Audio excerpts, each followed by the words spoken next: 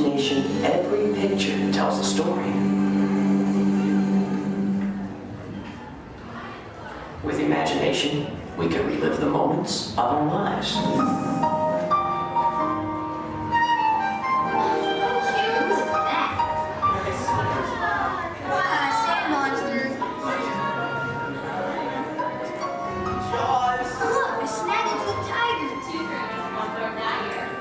Here's my little shortstop.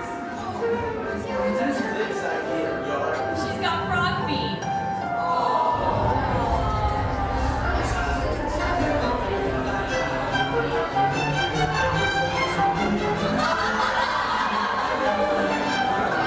You know, I think we should call this Jerry's picture.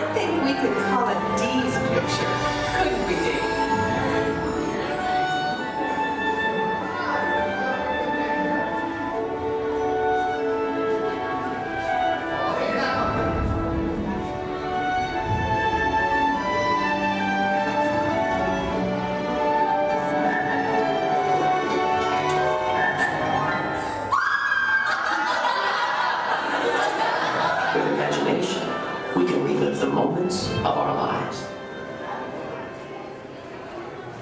With imagination, anything is possible. I'm gonna be a fireman just like my dad. It's Billy Cartwright stepping up to the plate. Bases are loaded. One, two, three, fresh to air it back.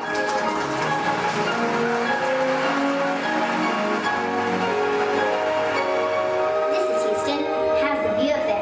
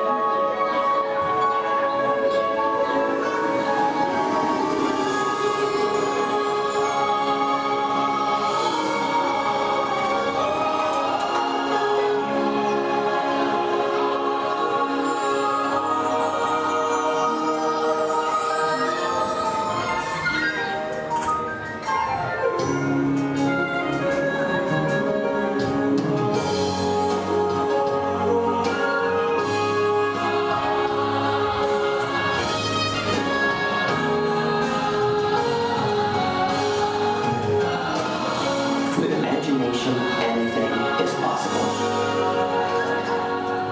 Well, imagine that.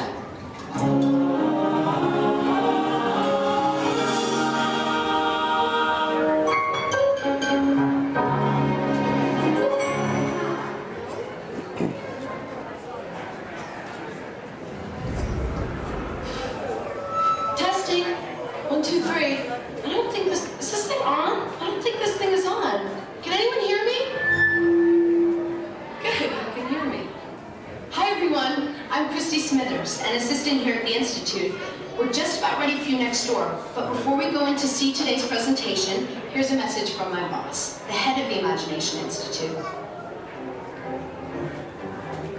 Hello, Dr. Nigel Chen here. Welcome, welcome, welcome to our annual open house. It is my pleasure to have you here, just as it is your pleasure to be here. For over 100 years, the Imagination Institute has honored the world's leading thinkers, dreamers, and innovators innovators with the Inventor of the Year Award. This year's recipient, Professor Wayne Zielinski, holds patents on numerous unique, one-of-a-kind inventions, including the hands-free phone helmet, the hands-free personal grooming helmet, and his newest creation, the video camera helmet, which, if I'm not mistaken, is also hands-free. But what brought Professor Zielinski to our attention was not headwear, but his incredible shrinking and enlarging machine. Although he's had some small setbacks, he has demonstrated a truly enormous gift for imaginativeness. Today, before receiving his award, the good professor will demonstrate for us his latest inventions, all developed right here at the Institute. Before we begin, I have one special reminder. Do remember, safety goggles must be worn during the presentation. But please, for your safety, do not put on the safety goggles until you are safely seated safely inside the theatre safely. Yes, right. Now, please gather up your personal belongings and move all the way into the auditorium. See you in a few minutes. Cheerio.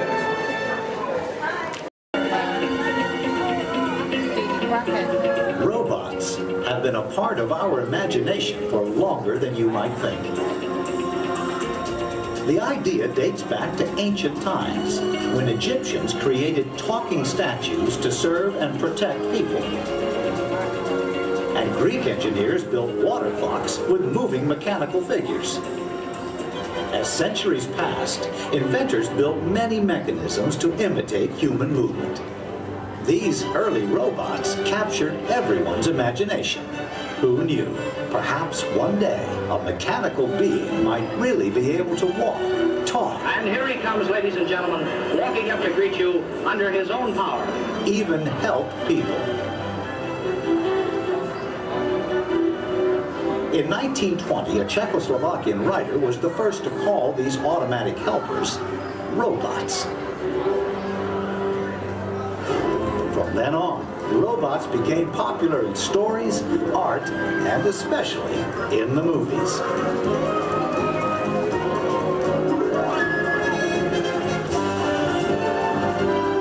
Movie robots often had fantastic abilities. And not all were helpful. Some were downright scary.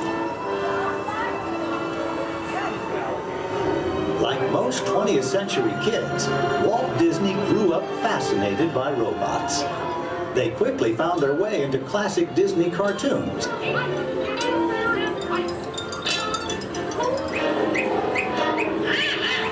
Walt's passion for robots soon took them out of cartoons and into real life. Whatever the man in the harness does, this figure will respond simultaneously in the same manner. Would you care for your life? I don't think we better. A little smoking on the stage. His magic kingdom became a welcome home for mechanical creatures of all kinds.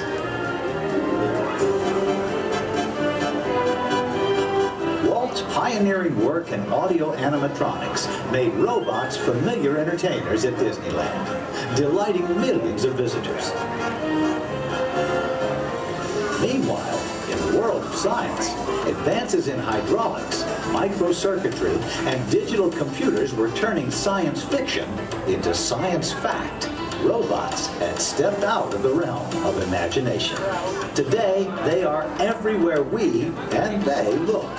In outer space, in factories, even in our homes. For years, the biggest challenge robotics engineers faced was something we usually take for granted, the simple act of walking. Of course, walking on 2 feet isn't always so simple, especially when we're young. Even as adults, walking has its ups and downs, because it requires well-developed balance and coordination. Making a humanoid robot walk on its own 2 feet is very complicated. Yet this is the challenge that Honda, the mobility company, took on almost 20 years ago.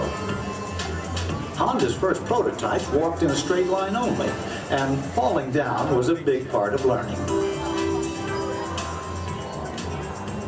The next prototypes had better balance, but turning was a very slow process. Step by step, the engineers persisted. They built more and more capable models, and finally succeeded in making the most sophisticated humanoid robot the world has ever seen. A machine designed to help people. Han's advanced step in innovative mobility.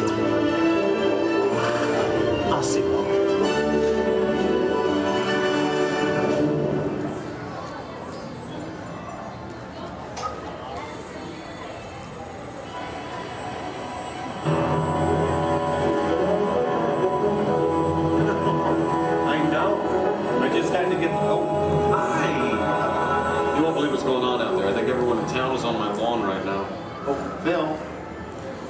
Stay out of the rose bushes, buddy. Okay. I'm sorry, I'm Captain McGuire. Welcome to the McGuire household.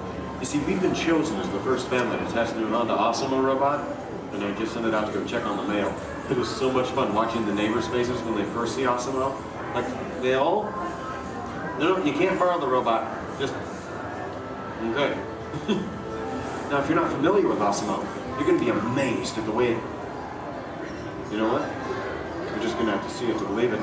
Of course, when we first met Asimo a couple of weeks ago, we learned that its name stands for Advanced Step in Innovative Mobility. Oh, here it comes now. Everyone, say hello to Asimo.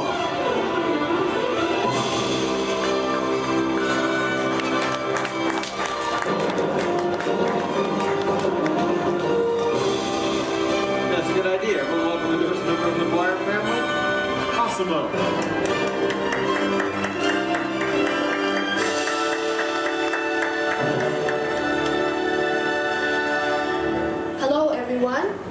Oh, Asimo. Did we have any mail? No, but your neighbor gave this to me. Ooh, I wonder if it's from Phil. Oh no, it's an invitation to Cassidy's birthday party. My kids will be very excited, Asimo. Thank you, that was great.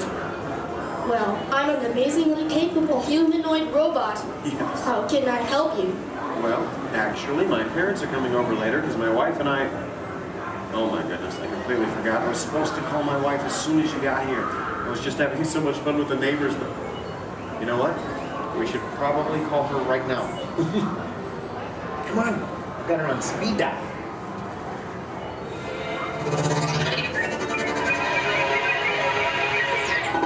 Hi, honey. Hi. Hey, look what just arrived.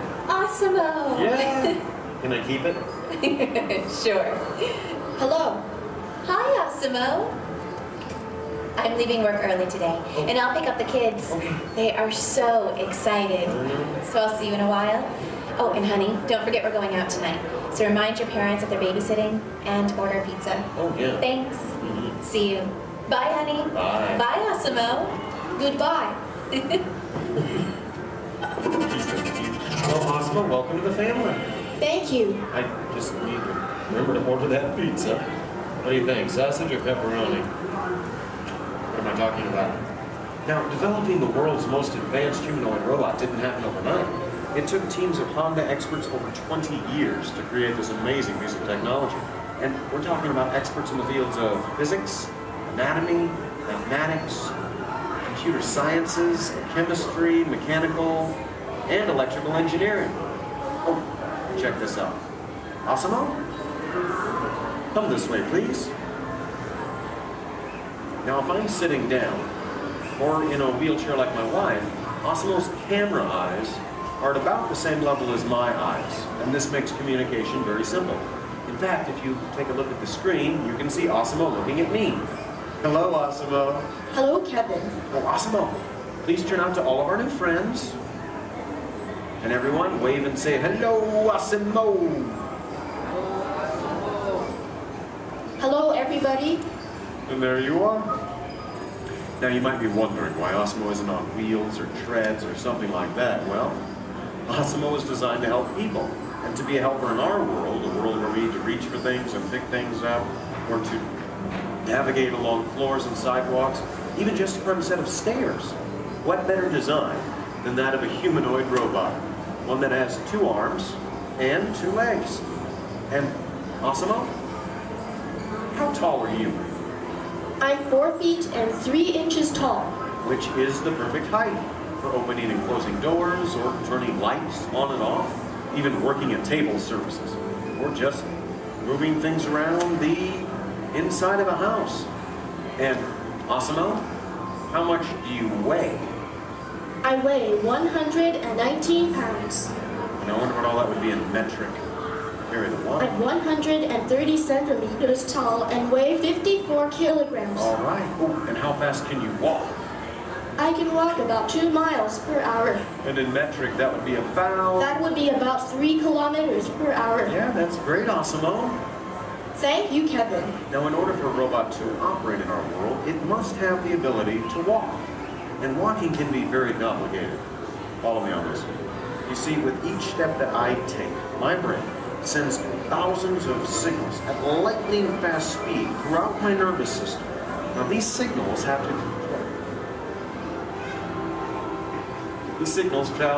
to the muscles, tendons, and ligaments in my legs, hips, arms, and shoulders, which all have to move in sync just for me to keep my balance. But the really amazing thing is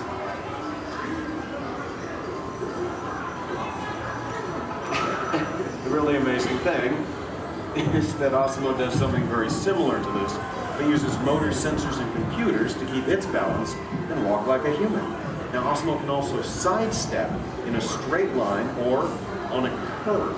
And this makes navigating through a house with all of its constantly changing obstacles very simple.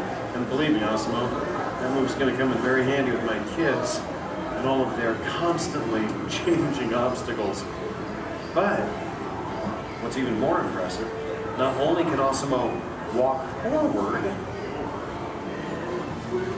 but Asamo can also walk backward as well, constantly adjusting its center of gravity with each step, just like us.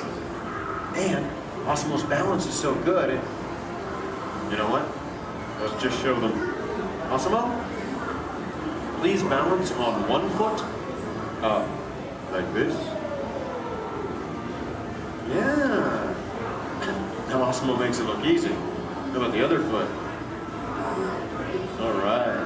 And Asamo must constantly analyze the data from all of its sensors and 34 separate servo motors. Well, Asamo, I guess it's true. There's really nothing you can't do, except fly, right? But I could play soccer. Yes, you can. You know, I think Molly left her soccer ball here, so yeah. Why not show everyone? Oh, hold on just a moment. Let me get some goalposts so we can make it official. All right, Asamo, bend it like Beckham.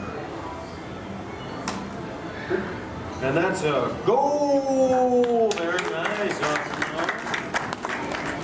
Yes. Now, it looks simple, but kicking the soccer ball actually requires some technically advanced balance, stability, and coordination. But you know, Asamo, with your ability to understand vocal commands and navigate effortlessly through the environment, it's easy to see how helpful you're going to be around the house. Oh, telephone. Okay, Asamo. I'll get it. Hey. Hey, is Asamo there? Yeah, right here. Hello. That is so cool. Asamo, we'll be home in like 5 minutes. Asamo, I told everyone in school they can come over and meet you. And I invited everyone in the neighborhood. They all see your video. Yeah, Asamo, you're a star. Bye, Asamo. Okay, bye, kids. I know. How about a bye, Dad? Bye, Dad. Love you. You're cool. Well, Asamo, looks like you're pretty popular with my kids. Oh, come on. You know what I'm talking about. Actually, what my kids are talking about is Asamo's DVD, Step to Safety with Asamo, in which it shows how we can use Asamo's unique walking ability to help teach young children safe ways of crossing the street. But Asamo can be helpful in many different ways. In fact, Asamo, did you use your wireless networking capabilities to go online and look for tonight's weather forecast? Yes, I will go online. Great. My wife and I are going out for our anniversary tonight, so good. Yeah. Partly cloudy, with a high in the mid-60s. Perfect. I'll just remind her to bring a sweater. We can have dinner on the patio.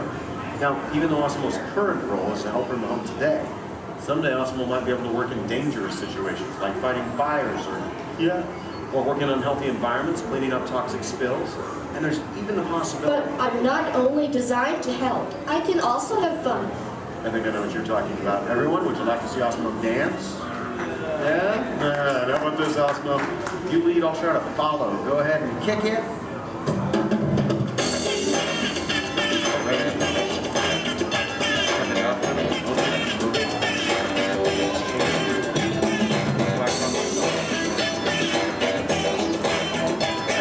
Sense of rhythm, maybe. I don't have it.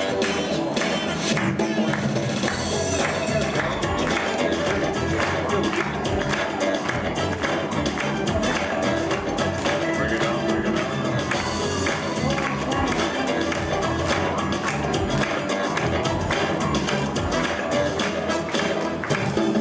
That was very nice, Osmo. We're taking this. Hey guys. It's on, Dorothy. Hello. Oh, hi dear. Hi, Mom. What are you doing? Trying to keep the rhythm. Tell them we'll be over in a while. Oh, your father says to tell you we'll be over in a while to watch the kids. Okay. That's about the robot. Oh, did that cute little robot arrive? Yes, Mom. Osmo's right here. Oh, good. Well, we'll see you soon. Okay. Make sure our room is ready. Make sure our room is ready. Dad, I can hear you. We can all hear you. I can hear you, Earl. We're good. Okay, honey. Bye. Bye. How do I turn this thing off, Earl? Use the remote. Use the button on the right. My parents and technology don't always mesh well. There you go. Oh, you know, this is the first time in a long time my parents have actually volunteered to watch the kids. I wonder why. It's a mystery. Anyway, if you'll excuse me a moment, I need to go check on that. Second, Osmo, could you do me a favor? Yes, Kevin. Could you go upstairs and look into the room on the right to see if it's ready for my parents? Of course. Great. Now, what you're about to see is one of Osmo's most challenging maneuvers, made possible by combining all of its onboard technology. The ability to climb a set of stairs with balance and precision is a culmination of over 2 decades of research and development. Now, first, Osmo stops momentarily at the foot of the stairs and adjusts its position by reading a mark on the floor using the sensor in its torso. Oh, are you all ready, Osmo?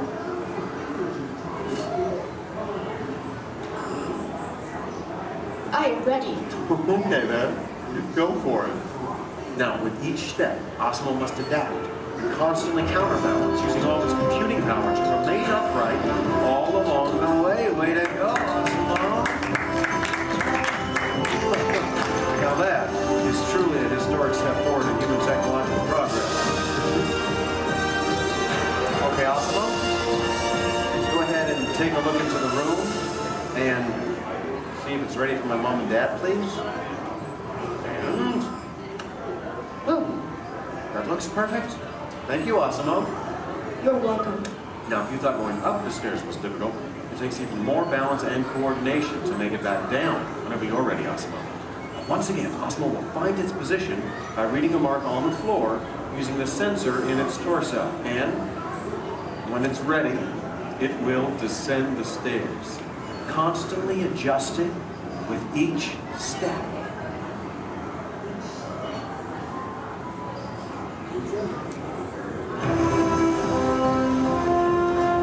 All the way down. That was amazing. Honestly, Osmo, I don't think there's anything that can top that. So, Excuse me. Yes? I can even run. That's right, you can. And we have the room. Okay, well, you get ready. I'm going to tell everyone. Folks, you're in for a real treat. This is something that I've heard about, but have never seen in person. You see, Osmo can actually run. Yeah. Okay, oh, and it looks like Osmo's getting warmed up, which is something we all need to do before any physical activity. I mean, no one wants to get a cramp in a servo motor. Now, in order for Osmo to run, both of its feet must leave the ground at the same time, if only for a moment. And Osmo is the only life-size humanoid robot in the world that can accomplish this, moving at speeds of nearly 4 miles per hour, or in metric, 6 kilometers per hour. Okay, Osmo, you just let me know when you're all warmed up and ready.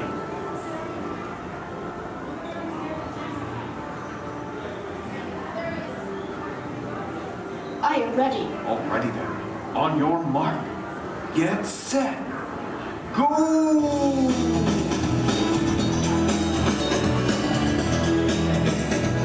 That was it, turn around. I want to show this to you in slow motion. Now this is truly an amazing accomplishment. Osimo's airborne, meaning both of its feet leave the ground for about 0.08 seconds, running very similar to that of a human. Very impressive, Osimo. Thank you, Kevin. Now if you'd like to learn more about Osimo, please visit the website osimo.honda.com. As for you, I think it's time to get you ready to meet the rest of the family. So why don't we say goodbye to all of our new friends? Excuse me. Yes? Please do not forget to order the pizza. Pizza for the... That's right. Thank you, Osimo. You're welcome. You know what, Osimo? I think this is going to be the beginning of a beautiful friendship. All right. And the kids are home. I hope you're ready to meet them. But before we go, let's say goodbye to all of our new friends. Goodbye, everybody. And everyone, let's hear one more time for Osimo.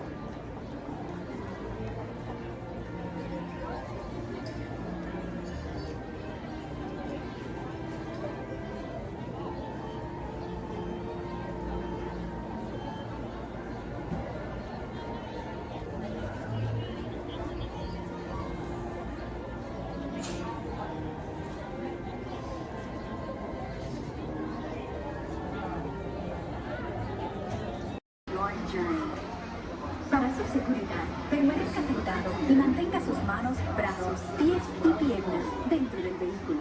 Y cuide a sus niños. Gracias. Please step carefully onto the moving platform. Then step into the car. For your safety, remain seated at all times, keeping hands, arms, feet, legs, and other appendages inside your car. And please stay by the other movement. Stay clear of the doors until coming. Please keep all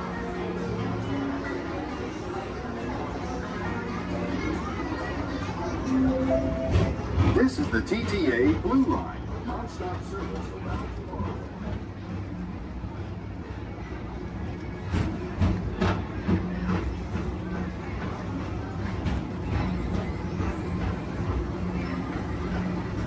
Greetings, intergalactic travelers. Welcome aboard the People Mover, presented by Enterprise. I'm Borak 5, your guide aboard this highway in the sky, the absolute best way to see Tomorrowland. And my stars, is there ever lots to see? From spacecraft to monster labs, there's really nothing like today in Tomorrowland. For your safety, if you have wings, jetpacks, or gravity polarizers, please do not take flight while on board. Thank you.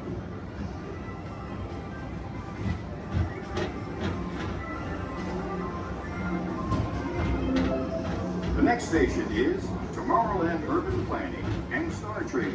Transfer to green and red lines. Don't worry, your express train keeps on rolling through the future, right by two of my favorite spots.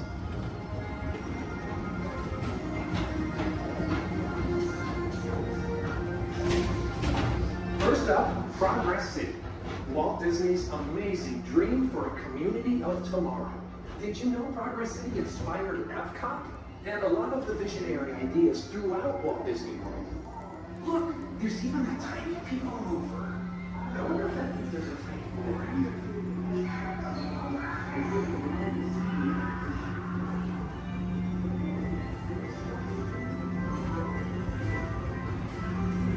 On your right is Star Traders, home to the greatest goods in the galaxy. Except actual stars. Those are no longer sold.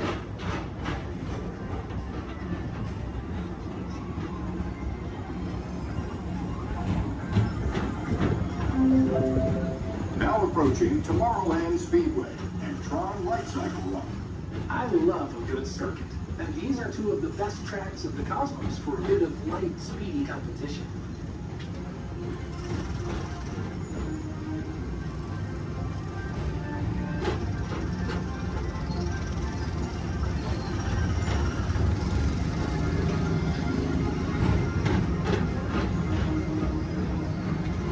Attention all visitors from Galaxy M31.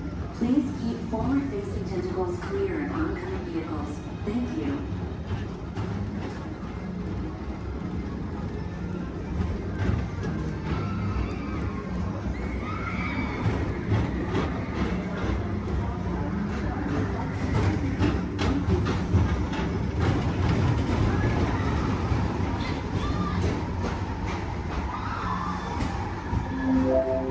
This is Starport 75. Or as we locals call it, Space Mountain. Our high-speed rocket port to distant deep space destinations.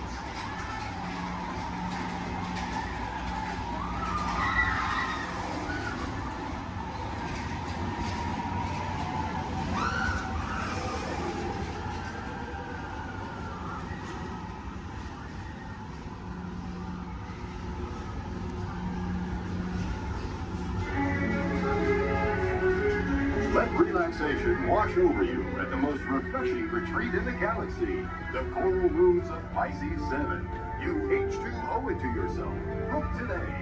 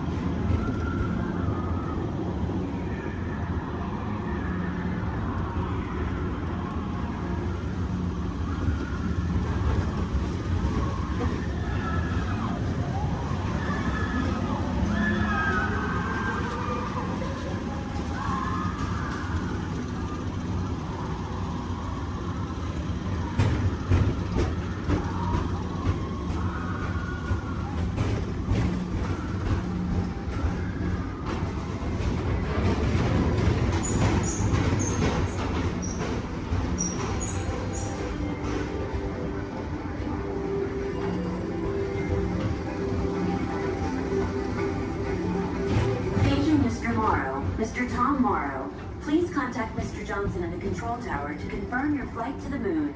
Thank you.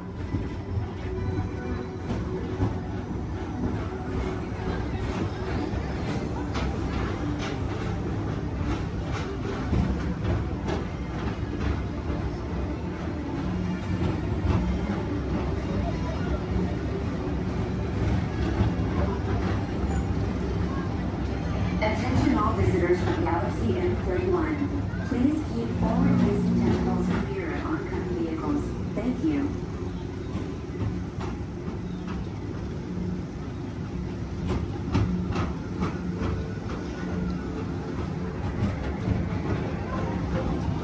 To your right is the Astro Orbiter, our celestial symbol of interplanetary harmony and fellowship.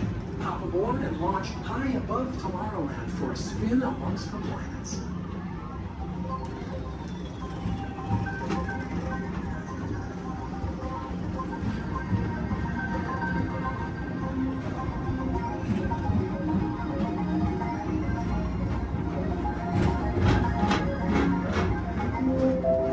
The next station is Walt Disney's Carousel of Progress. As usual, we'll be moving ahead, and so does the carousel. Like progress itself, this theater never stops, inspiring new generations to dream of a great, big, beautiful tomorrow.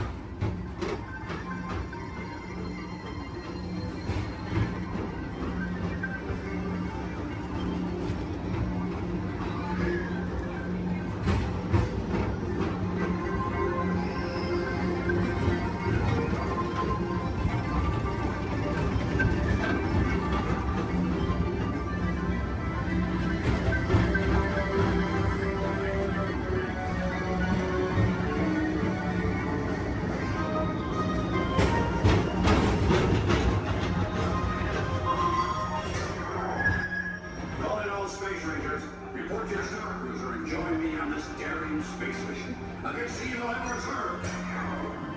Affirmative. We run it, Buzz. You can count on us.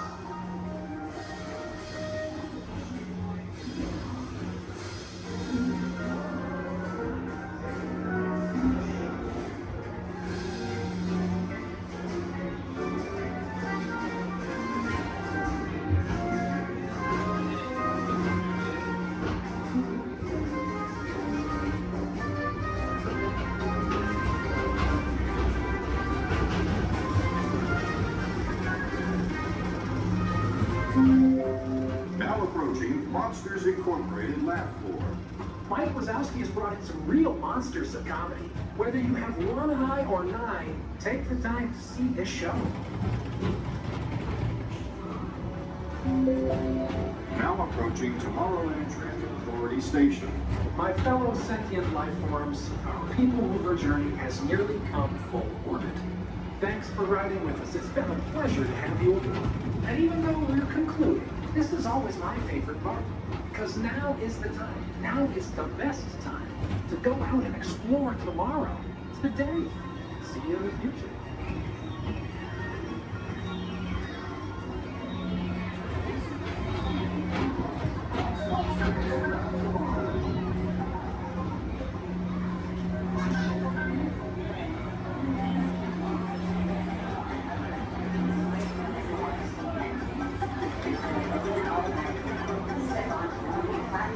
And exit by stepping away from the car. Thank you. Please keep arms and remain seated throughout your journey, keeping your hands, arms, feet, and legs inside your car. And please supervise your children. Stay clear of the doors, which will open and close automatically. Enjoy the trip. Para su seguridad, permanezca sentado y mantenga sus manos, brazos, pies y pies dentro del car. Y tira sus niños.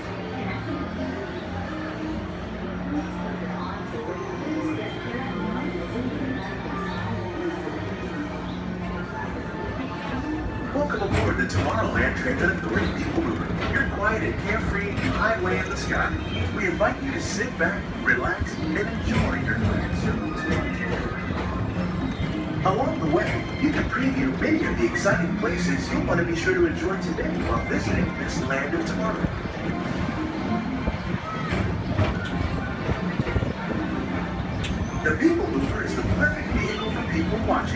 So keep your eyes peeled. You never know who you might see.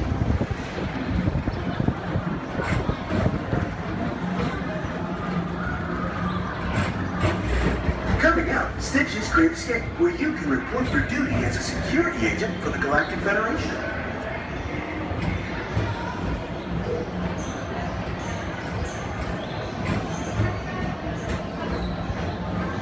Your mission is to keep Experiment 626, the biggest little mischief maker in the galaxy, under control. I don't think so!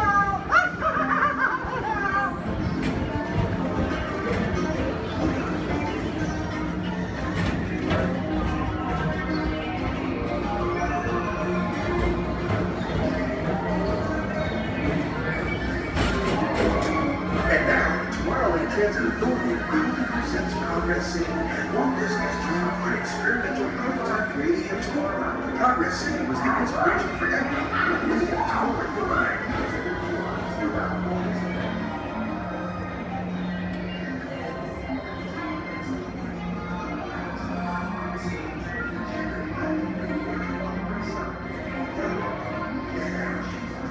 If your future includes shopping, then you'll want to visit Movie Stock Traders, where you'll find the greatest goods from around the galaxy. That's right! It's out as well!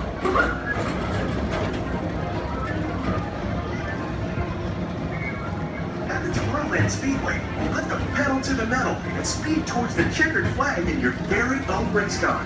Young or old, this is your chance to drive in the fast lane without worrying about getting a speeding ticket.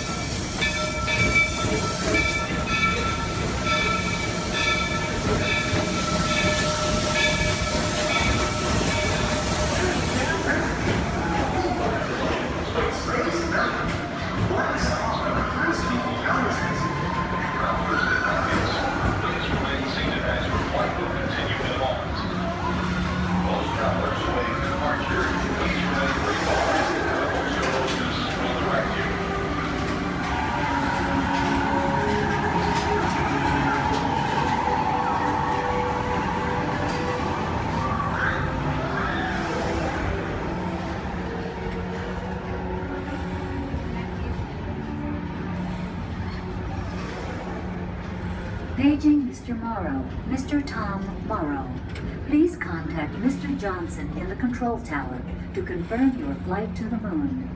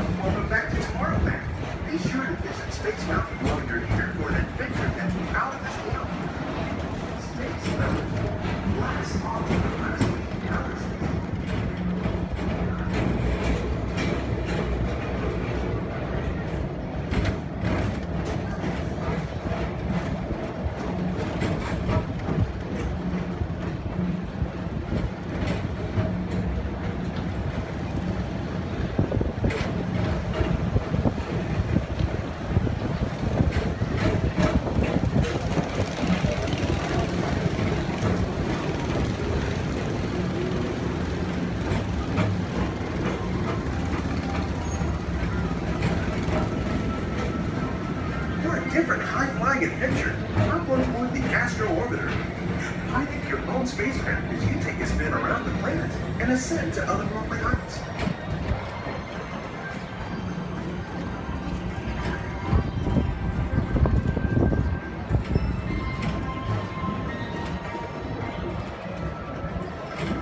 We're now approaching Walt Disney's Carousel of Progress. Inside this rotating theater, whole families welcome you into their home from yesterday and today, starting way back at the turn of the 20th century. First presented at the New York World's Fair, this legendary circular theater celebrates the progress that has made our lives better. It's a perfect reminder that there's always a great, big, beautiful tomorrow shining at the end of every day.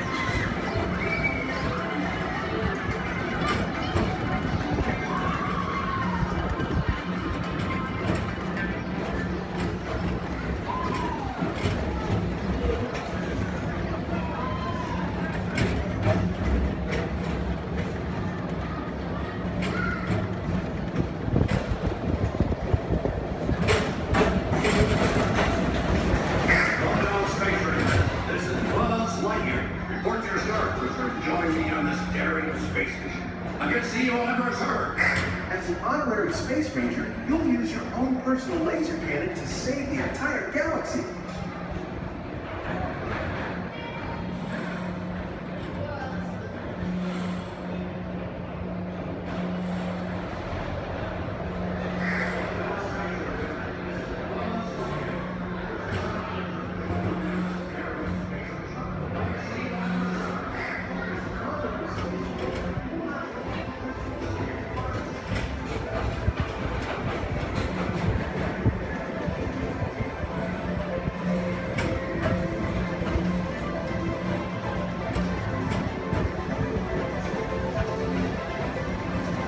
This time it's laughter they're after at Monsters Incorporated.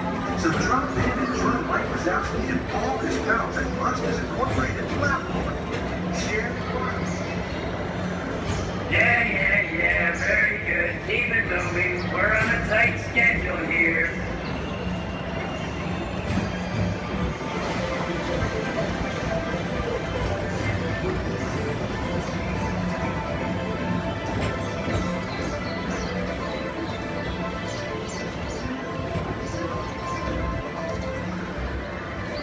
Thank you for joining us on the Tomorrowland Transit Authority People Tour.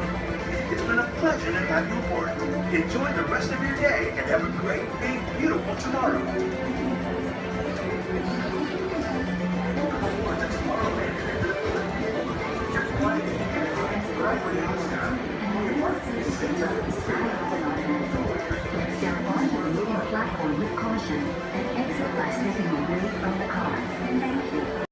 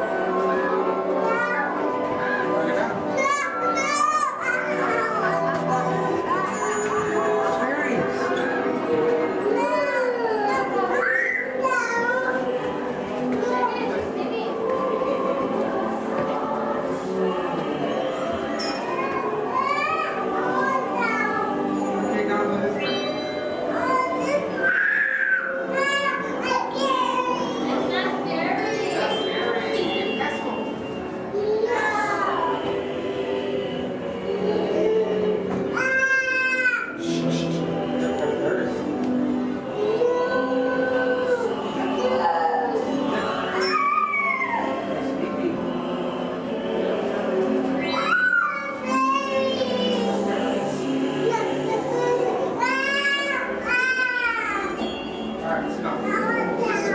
Okay, we'll go down.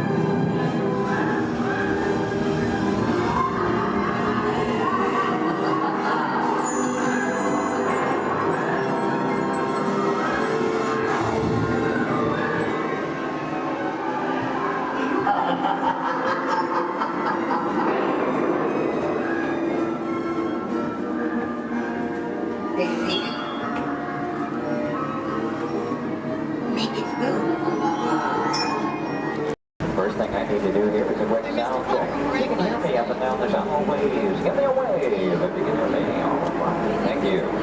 It's important that you need to pass along a few safety reminders here. Please be sure hands, arms, and feet remain inside the vehicle at all times this morning. Most importantly, that you remain fully seated throughout the entirety of our tour. And for the courtesy of those around you, we do ask that please be no smoking at any point. Now we also have just a little word of caution as well. For those of you on the right side of the shuttle, and that's the side I'm on this morning, now be aware we could be getting a little bit wet on the tour today, okay? However, for those of you on the left side of the shuttle who are smiling about that situation, now realize on the left side you could get soaked. On the left side is the wet side. In reality, you do need to do any seat rearranging. Please go ahead. Do that right now before we get underway. Once our shuttle goes into motion, I will ask everyone to remain fully seated throughout the tour. The left side is the wet side. The left I won't promise you so necessarily. However, the best chance to get a little bit wet on this tour is on the left side of the shuttle, so please take that into account. For those of you wanting to get wet today, that'll be your best opportunity. And I'd also like to take the opportunity to welcome you here to Disney's Hollywood Studios, the Florida counterpart of Walt Disney Studios in Burbank, California. My name is Jerry, and I'll be your guide on the tour today. Behind me at the wheel of our vehicles, our driver Ashley, and she'll be steering us behind the scenes of our working production facility. We'll be getting underway here in just a few moments. If you would, please listen to these additional safety announcements. Welcome to the Studio Backlot Tour. For a safe trip, please remain seated with your hands, arms, feet, and legs inside the tram. And be sure to watch your children. Thank you. Bienvenidos. Para que tengan un viaje seguro, permanezcan sentados, con las manos, brazos, pies y piernas dentro del tren. Y vigilen a los niños. Gracias. And with that, we are all clear. Thank you.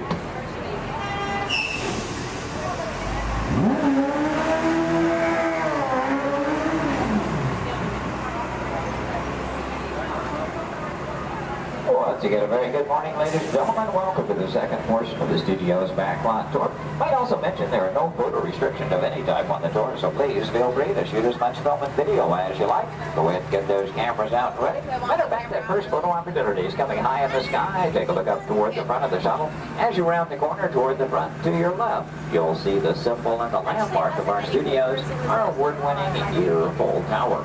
Now that tower takes its inspiration from the design of the water tank that Walt Disney had constructed for our Burbank Studios in 1939. The Yearful Tower stands in at 13 stories tall, topped off by a set of Mickey Mouse ears weighing 5,000 pounds apiece. And for anyone who might be curious, that's also a hat size of 342 3/8. Also off to your left, you see some automobiles, ramps, and so on. This is the rehearsal and staging area for our Lights, Motors, Action Extreme Stunt Show. We'll talk more about that show as we pass by its arena further along in the tour. Now here at the studios, we do feature sound stages, outdoor sets, state-of-the-art editing facilities, recording studios, just about anything else needed for the production of radio programs, television shows, and motion pictures. And over the years, we've had quite a lot of activity taking place. Now, for example, Anthony Hopkins and Cuba Gooding Jr. made use of our sound stages filming Instinct. And Tom Hanks was here, producing, directing, and starring in the 13 episodes of the HBO Emmy Award-winning miniseries From the Earth to the Bird.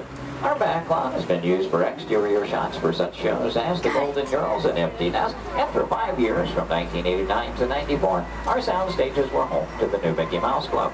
Now that show, by the way, served as the launching pad of several of today's young stars, including Justin Timberlake, Christina Aguilera, Britney Spears, Ryan Gosling, and Felicity's Kerry Russell. They all got their start right here on our sound stages.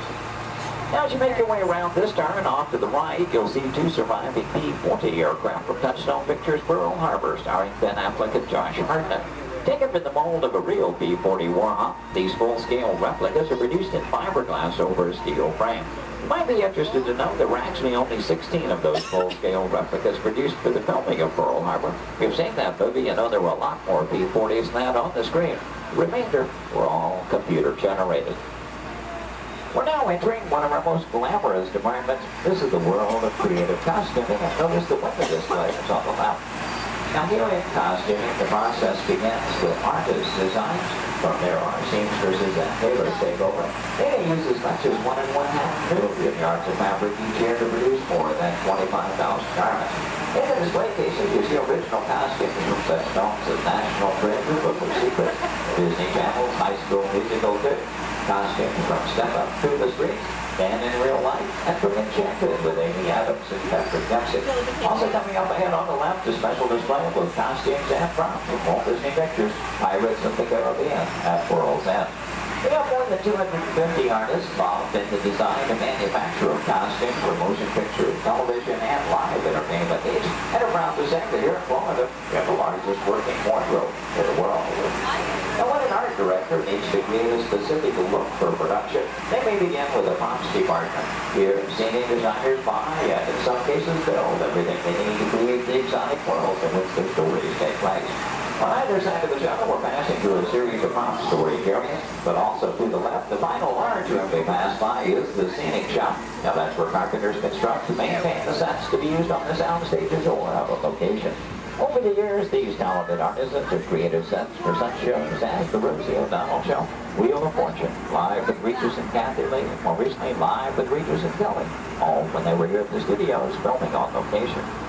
Also off to your left, we pass by 2 set pieces from Pirates of the Caribbean, Dead Man's Chest. You may recognize those as the bone cages from that film.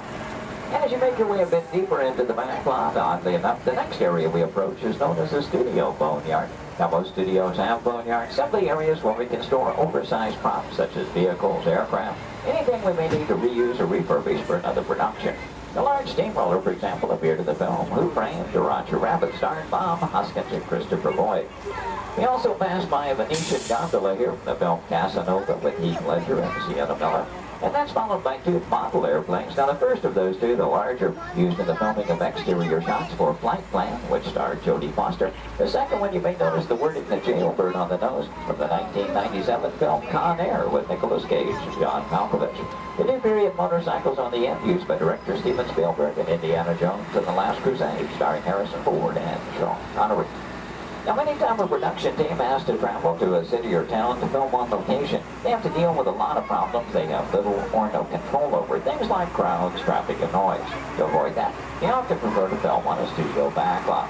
Now, normally we have quite a lot of activity taking place, and well, this week is really no exception. Among other things, we have been doing some special effects testing this morning in this large standing set off to the right.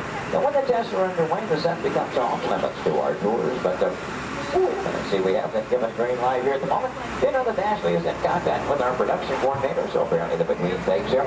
In case that gives us the opportunity to go inside the set, we'll get a look around and hopefully a good photo opportunity for you as well. Now, we will be going over a bumpy bridge, so please hold on to loose items like cameras and purses, and especially hold on to small children, please. For the safety of everyone, please remember to remain fully seated throughout the entirety of our tour.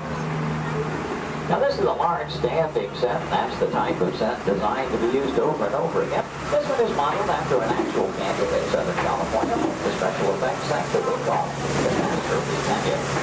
The large tanker truck is another large problem like goes out in the boatyard area. Not an easy task to get that truck into place. We actually had to hoist it up over the canyon wall and lower it with a crane. You know, one of the reasons that production teams like to film on a backlot is because of the things they can recreate and then even influence the weather. As a matter of fact, one of the effects they were testing earlier today was a rain effect. And I wonder, anybody still upstairs? You might run the canyon's rain effect for us? We would appreciate that. Now, why might we need such an effect? Well, let's say that our script calls for a real downpour and it happens to be a nice, bright, sunshiny day. Time is money in the movie-making industry, and camera crews can't just wait around for Mother Nature. When it starts to cameras to roll, that's what we want to call. Well, thank you very much. We appreciate that.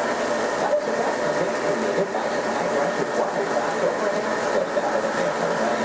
Then it's going to water upward and outward and the circular motion, giving it a little backward and the fall.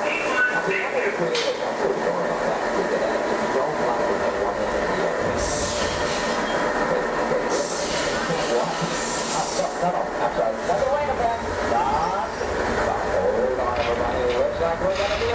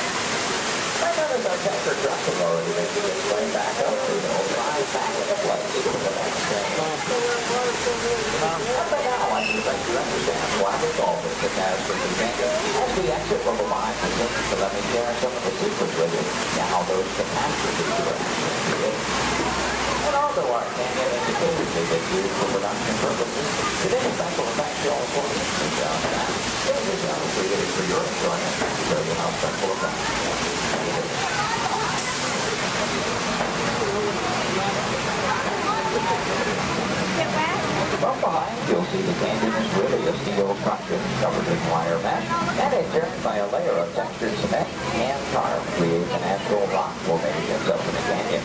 The small yellow pipes carry the gas to the fires up above. The large gray pipes the water to the flying block. Now to start that flood in motion, you'll see 3 large holding tanks up at the top of the canyon.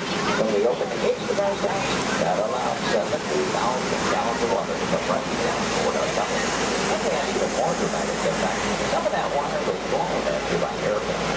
The earthquake effect created by large hydraulic shaker cables underneath the bridge. The Master containment was originally put together with the help of a Hollywood special effects team, so that what seemed to be an out-of-control disaster was really a very safe, computerized sequence of events. The entire sequence can reset in just 3.5 minutes. During that amount of time, the 70,000 gallons of water gets recycled to begin our show all over again. Now, as you make your way out from Miami Canyon, take a look ahead and off to the right. You'll see a special aircraft to us here and a bit of Disney history as well. This one is not a prop, it was an actual aircraft, known in airports throughout the country simply as the 234 Mickey Mouse. Among some of its earliest assignments were to shuttle Walt Disney and his Imagineers from Los Angeles to New York for the final planning stages of the 1964 World's Fair. That's where we premiered It's a Small World. Great moments with Mr. Lincoln and the Carousel of Progress. Then during the mid-60s, Walt made use of that aircraft on scouting missions over Central Florida, seeking the ideal location for our Walt Disney World resort. Now with a little movie magic here, we'll make our way from the canyons of California to the streets of New York City just by crossing our backlot area. As we do so, we'll also be passing by our newest attraction here on the backlot. You saw some warm-ups going on earlier. Now up ahead, the Mediterranean Village set in the large grandstand is the site of Lights, Motors, Action Extreme Stunt Show. That show is based on one of our most popular attractions in Walt Disney Studios Park in Paris, France. Lights, Motors, Action takes you behind the scenes. We show you how we create vehicle action stunts for the movies. Now you feel like you're right here on our set as the film crew shoots a series of highly orchestrated stunts using custom-designed vehicles and carefully controlled pyrotechnics. The resulting footage has been edited, mixed with visual effects and audio effects. We show you how we create a dramatic action sequence on film. To make that all possible, we worked with some of the world's top stunt directors and designed some high-performance vehicles capable of some pretty evasive maneuvers. Now this show involves automobiles, motorcycles, and jet skis. All in all, a very exciting adventure here. Do check your showtime guides. There are 3 performances scheduled today. The first one is at 11:50 this morning, just a little over 30 minutes from now. One at 2:45 this afternoon, and the final show of the day at 5:30 this afternoon. So if you've ever wondered how they create vehicular stunts for the movies, try to work one of those shows into your schedule today. Now they will start loading that show again 30 minutes before those scheduled showtimes. Off to the left, we'll pass by another series of props. Miniature cattle cars, small jeep, both unique props from the filming of Mighty Joe Young. The Acme Waste disposal truck from the live-action version of 101 Dalmatians, and the large silver space pod from the 1986 Disney film, Flight of the Navigator. Star Wars fans may recognize the sand skip from Return of the Jedi. The bright yellow submersible and mini helicopter both appeared in the Life Aquatic with Steve Zissou, which starred Bill Murray. This version of the Love Bug is Demolition Derby Herbie, currently appearing in Herbie Fully Loaded. And at the end of the grouping of vehicles, the large red space pod made its appearance in the Hitchhiker's Guide to the Galaxy. Now from the opposite side, you may notice that we're still circling around our Lights, Motors, Action set. Does in fact take up about 8 acres here on our backlot, premiered here on May 5th, 2005. Might also notice it looks very different from this side. From the opposite view, you were seeing all of the detailing of that Mediterranean village. And that, of course, was the audience or the camera's point of view. From this side, simply the steel structures that keep our backlot standing. We're only going to build what that camera needs to see. I might also take the opportunity here to mention our Fantasmic show tonight. That's our nighttime spectacular here at the studios. Fantasmic will be presented twice tonight. That will be at 9 p.m. and again at 10:30 p.m. this evening. Now, Fantasmic is an excellent and very popular show, also a limited capacity show. So I do recommend, especially for that 9 o'clock show, want to be there a good 45 minutes to an hour prior to showtime, proceeding in the amphitheater area. Once it fills up, it's all the folks who can see the show for any given performance. And as you make your way on around the turn, off to the right, see the entrance to Lights, Motors, Action. Looks like they're beginning to preload for that 11:50 show at the present time. You can work that one in your schedule. That'll be the easiest show to get into here today. And as you make your way on around the turn, take a look down the street, get a view of our very own New York skyline right here in Central Florida. Now this illusion is created by an old movie trick known as forced to perspective. The skyscrapers at the end of the street are actually just painted glass. The tallest of which are about 4 stories tall, a block and a half away.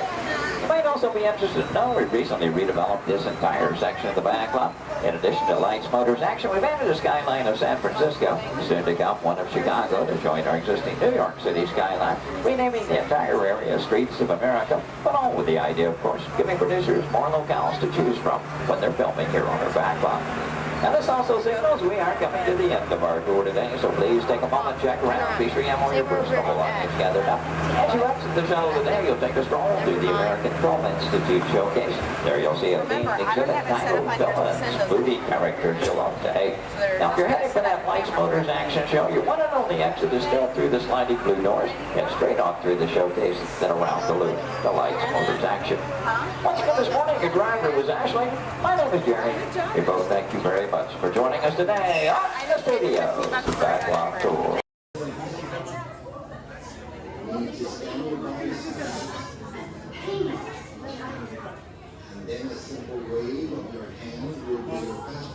Raise your hands for security clearance. And presto, the doors open for you. I now present to you Tannelier Tavon's private office.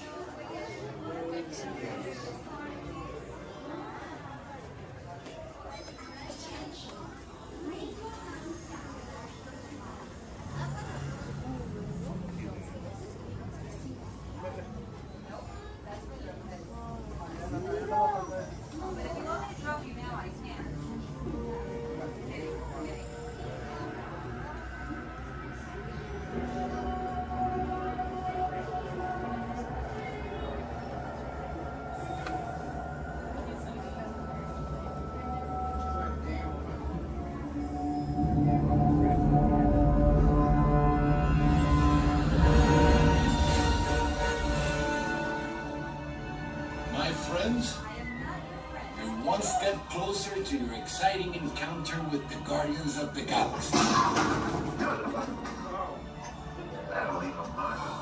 You're now standing in my private office. I know. Where I Carefully scrutinize each and every piece that comes to me from different parts of the galaxy that let's mute this guy.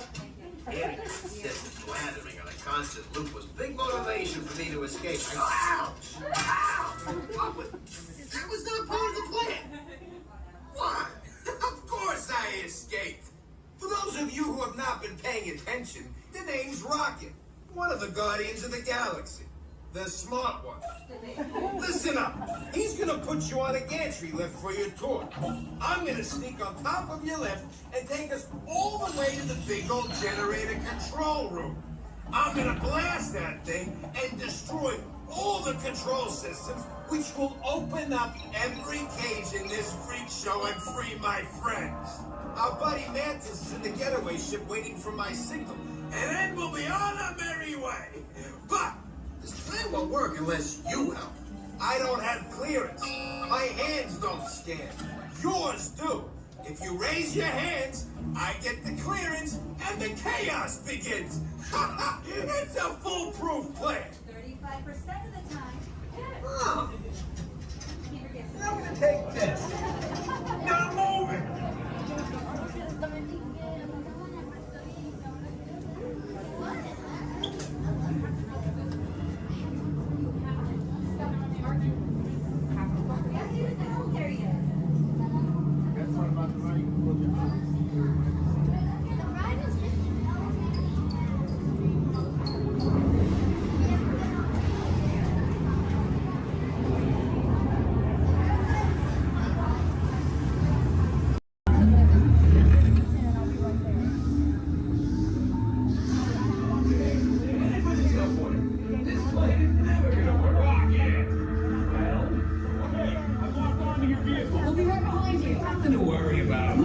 Stop this unusually large man.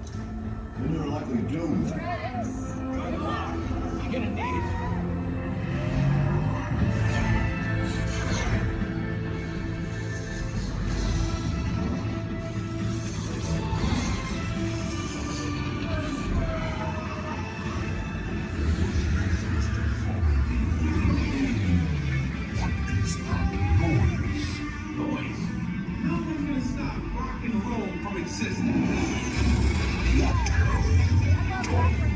What have we done? I think we're jumping back.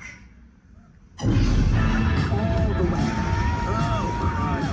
We've got the big bang. Let's see here. Gotta get that generator. It's the only way back. We got the generator.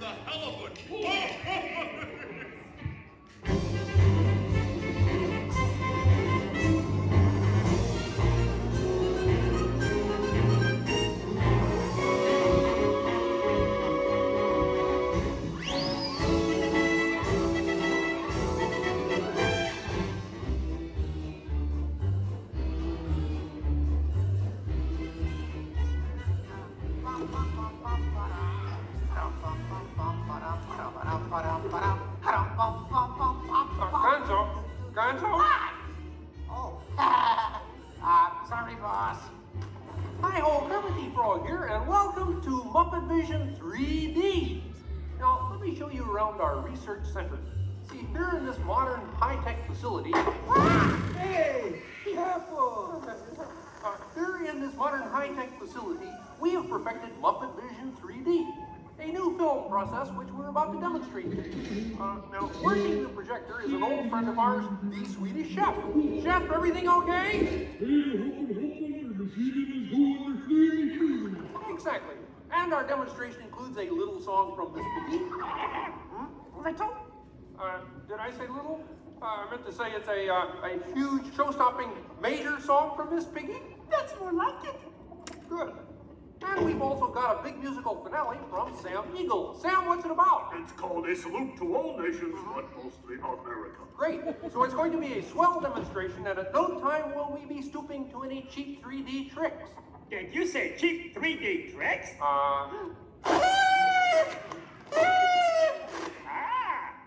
And here's something I wanted to spring on you.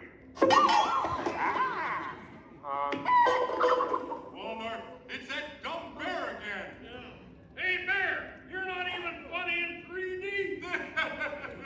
Oh, not you guys. How did you get here? We entered a contest. Yeah, we lost. Oh, yeah? Well, my new 3D act's gonna shower you all with humor. Waka waka. He's trying to drown us. What kind of act is that? An act of mercy. Well, listen, better luck next time, Fozzie. Okay?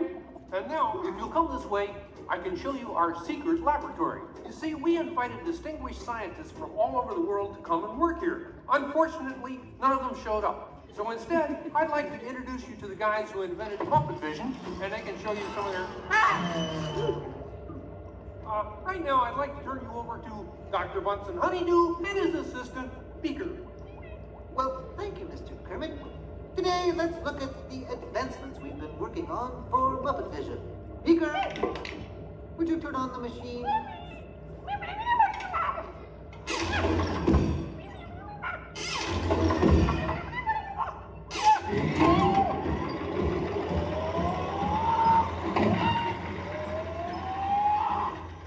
We at Muppet Labs have been able to grab hold of the future. The wheels of progress turn swiftly here as we strike upon ways to bring science safely to you. This user-friendly machine will now generate the first living 3D effect just by flicking a simple switch. I'm Waldo, the spirit of 3D. Thank you. There. Ooh, cute outfit. What's this? Don't you just hate it when your nose runs? You know, all these other people think I'm talking to them, but I'm really just talking to you. Well, I think that would be just about enough of Waldo, Beaker. You may deactivate. What? What are you... Watch it. Oh, dear, he won't deactivate. Ladies and gentlemen, there's nothing to worry about, but please keep your heads down. I'm bouncing on people's heads. Beaker, activate the inflatomatic. The what? You... Oh. Beaker, hurry. Great. Now I can start my own football team. Beaker, we'll have to try the vacuum Muppet. Yes.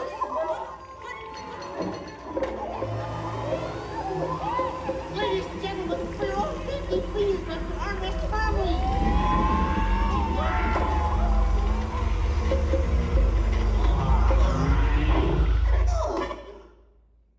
Hey, I'm free! Taxi! All right, now I'm getting out of this place.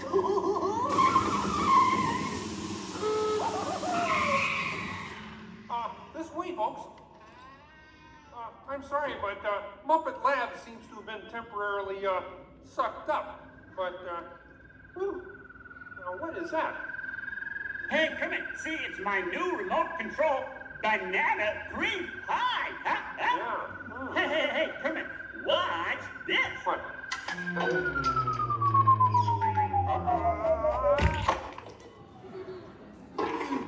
Ozzy, that's terrible. You're right. Needs more sugar. And now, ladies and gentlemen, for the first musical portion of our demonstration, we have Miss Piggy in a wonderful 3D number. That's you, penguins.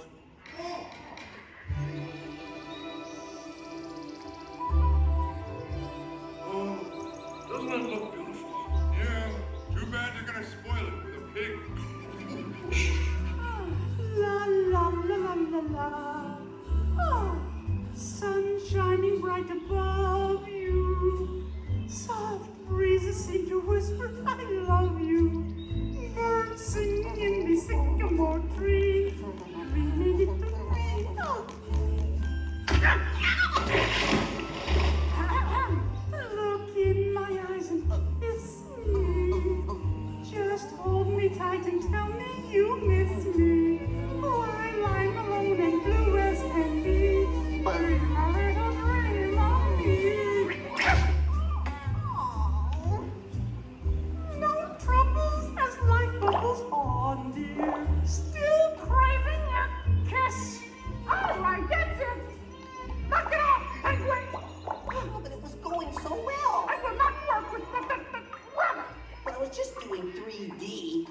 Guess I won't be needing this. What's that? It was for the big water skiing finale.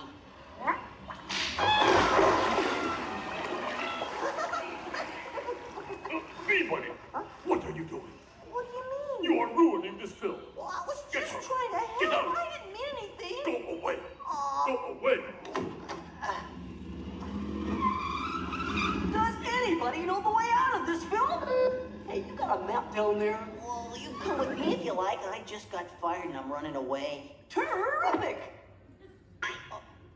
Let's go. Okay. Hey, Bean, what's up? I'm going away. Forever. Oh, great. Could you get me a sandwich? Would any of you people like anything? I mean, since he's going out, he could forever? Bean?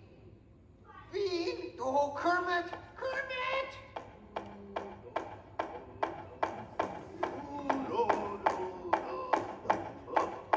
Hey, sweeter, that's a great effect. Hey, Fuzzy, Kermit! What is it? Bean Bunny ran away! Oh, no. Yes, Our ribbons.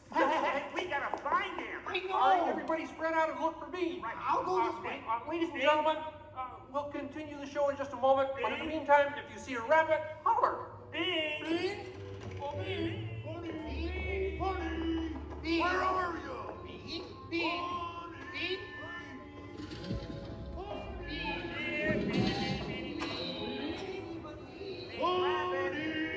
Hey, what's all the commotion about? Bunny ran away. Well, you know what that makes him? Smarter than us. Hey, anybody seen a bunny? I don't see a bunny. Where? Where? Oh, nothing up there but a bunny. A bunny? Bean! Hi, sweetie. Hey, Kermit, look! What? Bean, what are you doing out there? I'm running away. Nobody would let me help in the movie. Oh. This is a very moving moment. Yeah, I wish they'd move it to Pittsburgh. Hey, Bean! What are we doing sticking around here? Let's burn rubber! Who's that? He's Walton, 3D friend, and we're both leaving the movie. Right. Look at Bean! If you leave, you'll miss all the fireworks. Right, yeah! Fireworks? Ooh, okay, I'll stay. But I want to help. Gee, is there anything Bean can do in the final number? Oh, gosh, maybe Bean could set off the fireworks. That sounds great! Yeah, and I'll stay and help. I love fireworks! Well, okay. Sam, are you about ready? Yes, it's a glorious 3-hour finale. You got a minute and a half. Okay, everybody, get ready. Right. Ladies and gentlemen, the Muppets proudly present the final demonstration of Muppet Vision 3D.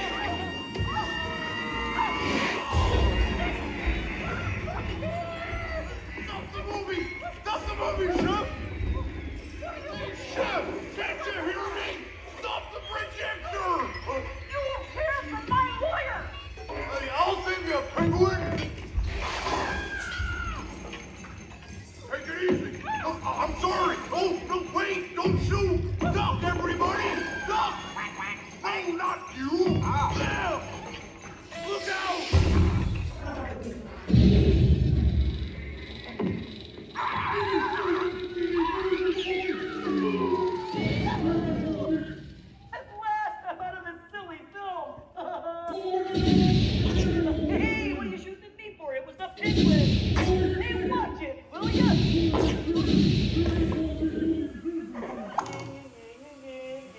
could hit me with a cannon? Hey, everybody, he's got a cannon!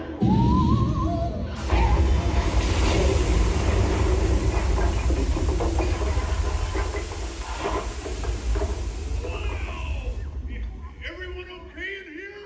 We surrender! We surrender! What an explosion! Ladies and gentlemen, I'd like to apologize for our slight technical difficulties, but I do wish to assure you that no one was hurt and this theater suffered only minor damage. So thank you very much for coming to see this demonstration of Muppet Vision technology, and enjoy the rest of your stay, and come see us again sometime.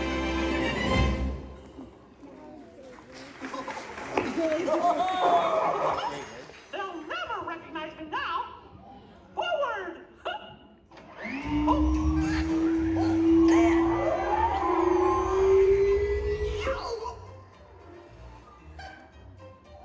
You idiot. Well, what do you think? We have time to go to the bathroom before the next show? We can't, you old fool. We're bolted to the seats. On behalf of Kermit the Game, thank you for joining us. Now please gather your personal belongings and waka waka. Uncle says the doors to your right.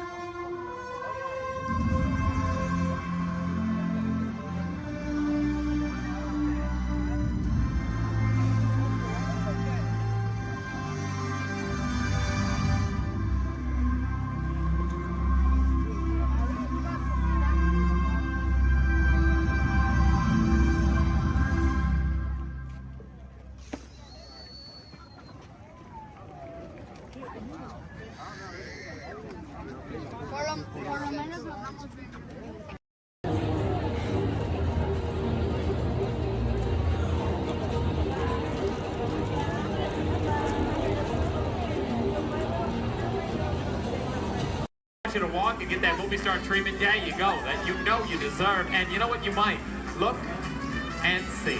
And see. This could be the start of something wonderful.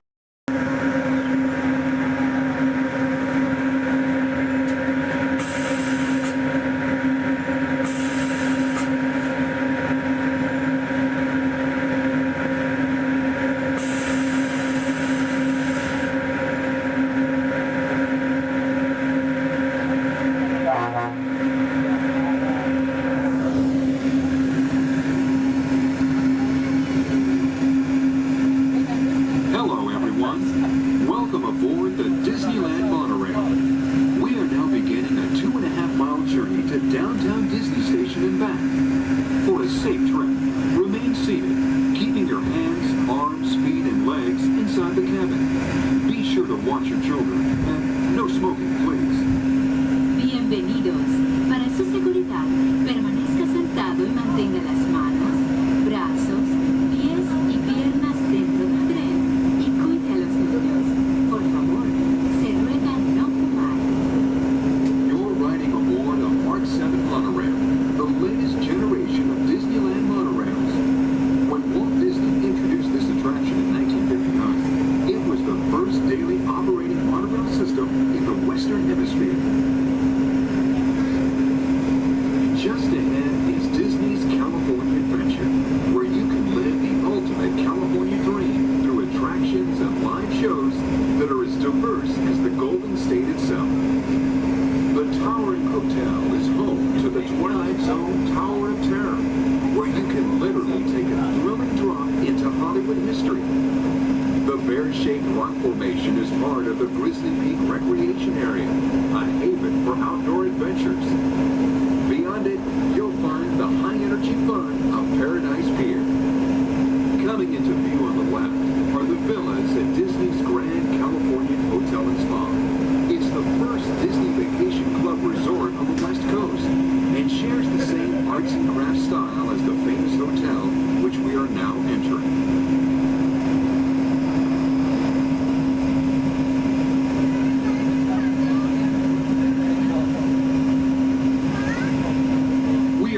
Arriving at Downtown Disney Station, gateway to the Downtown Disney District and the Disneyland Resort Hotels. If you will be leaving us here and returning later today, please hold on to your park ticket and have your hands stamped as you leave the station. You may reboard the monorail for a return trip to Tomorrowland up until 1/2 hour prior to Disneyland closing. Please remain seated until the monorail comes to a complete stop and the doors have opened. Then, gather your belongings, lower your head, watch your step, and exit to the left of the monorail. Thanks for traveling with us today, and we hope you enjoy your visit to the Disneyland Resort. For those of you continuing with us, we'll begin our return trip to Tomorrowland in just a few minutes. Thank you.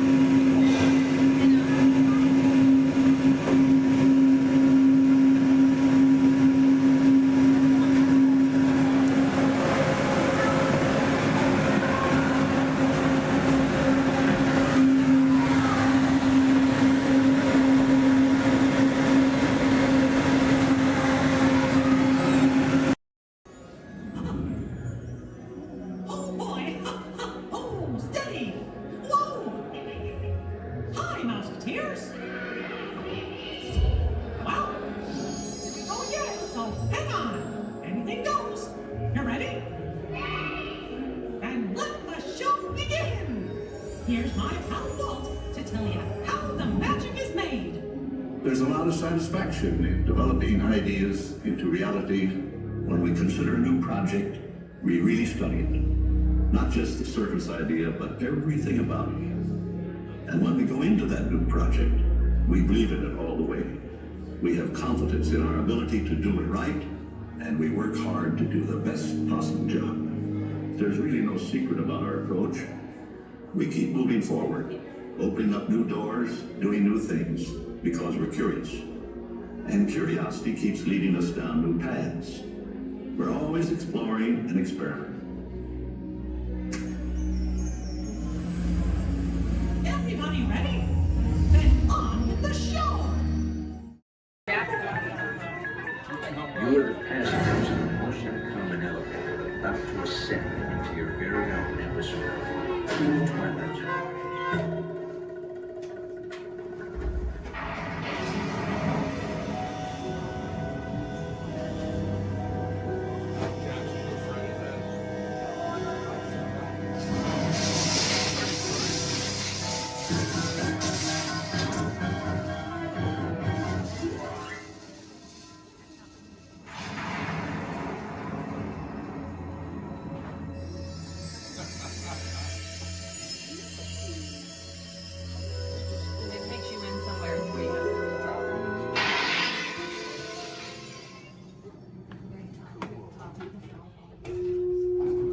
One stormy night long ago, 5 people stepped through the door of an elevator and had a nightmare. That door is opening once again, this time.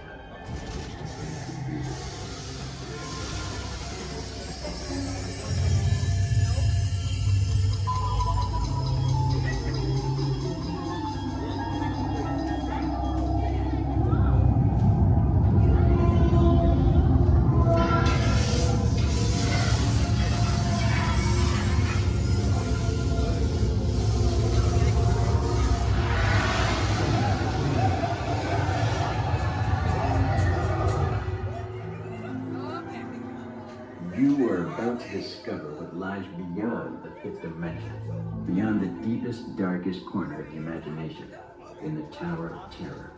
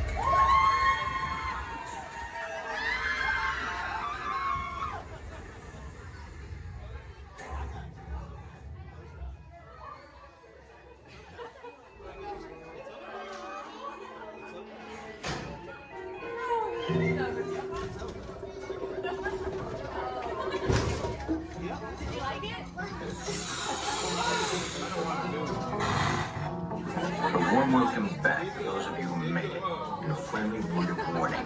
Something you won't find in any guidebook. The next time you check into a deserted hotel on the dark side of Hollywood, make sure you know just what kind of vacancy you're filling, or you may find yourself a permanent resident of the Twilight Zone.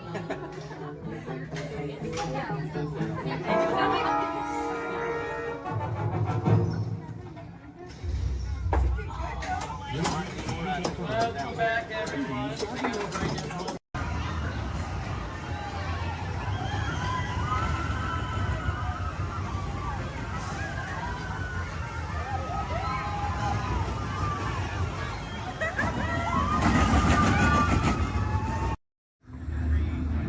Okay, they're headed for the jump point. This plan is never gonna work. Well, okay, I'm locked onto your vehicle. We'll be right behind you. Nothing to worry about. Unless we cannot stop this unusually large man. We are likely doomed. Good luck.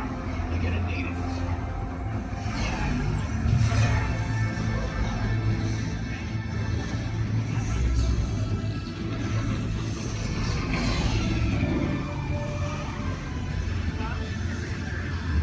Supposed to follow me. What is that noise? Noise? No one's gonna stop rock and roll from existing. What have we done? What have we done? I think we don't rock.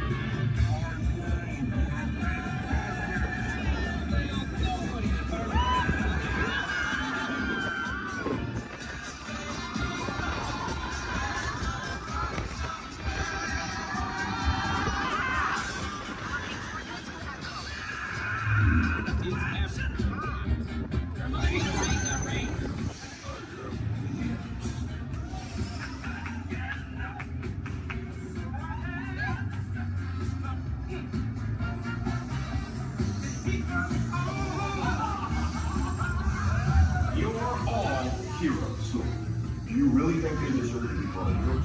Do you see how they dress? It's just a figure of speech, Drax. You are lying to them. Now I understand. Welcome to the Guardians of the Galaxy.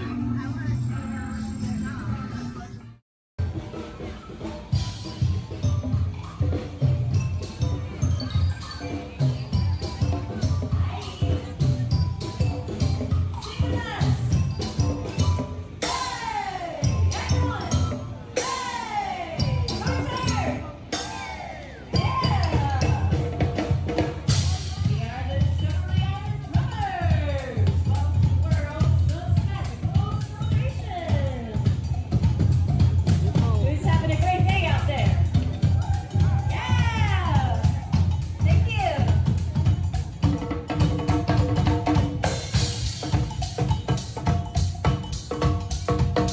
Hi!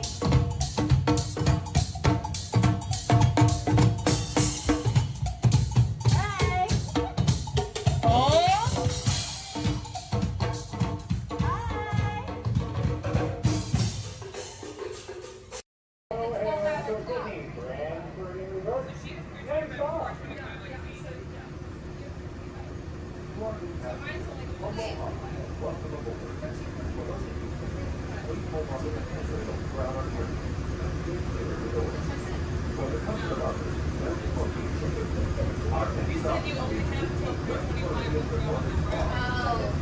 Sorry, I thought we were talking about. Okay, well, now I'm confused. Which one should we do first? Pirates is going on. So, like, as soon as we do Pirates, we have to make it to Space Mountain to make sure you can get to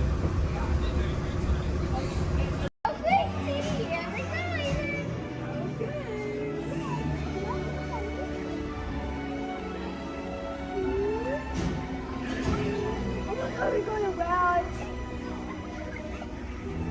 I went that side!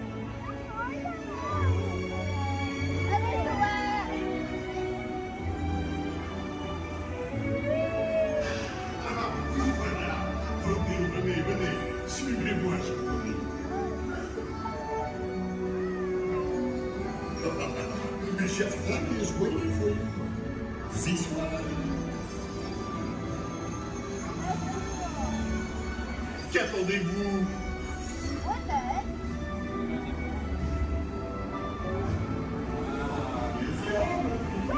Invité pour le dîner. What do I lay down? Cocoa? No.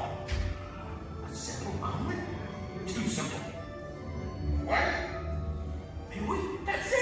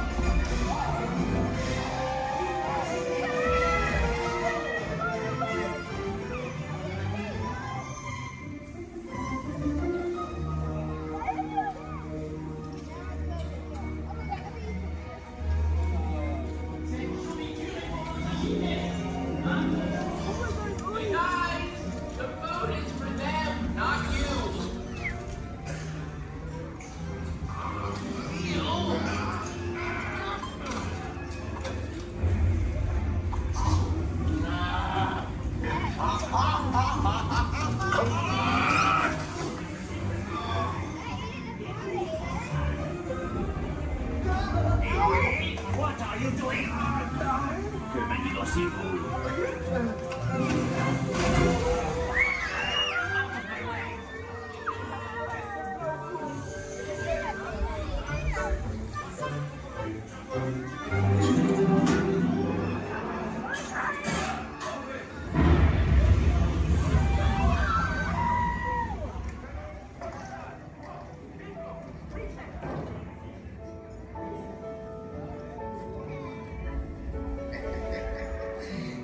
Hey!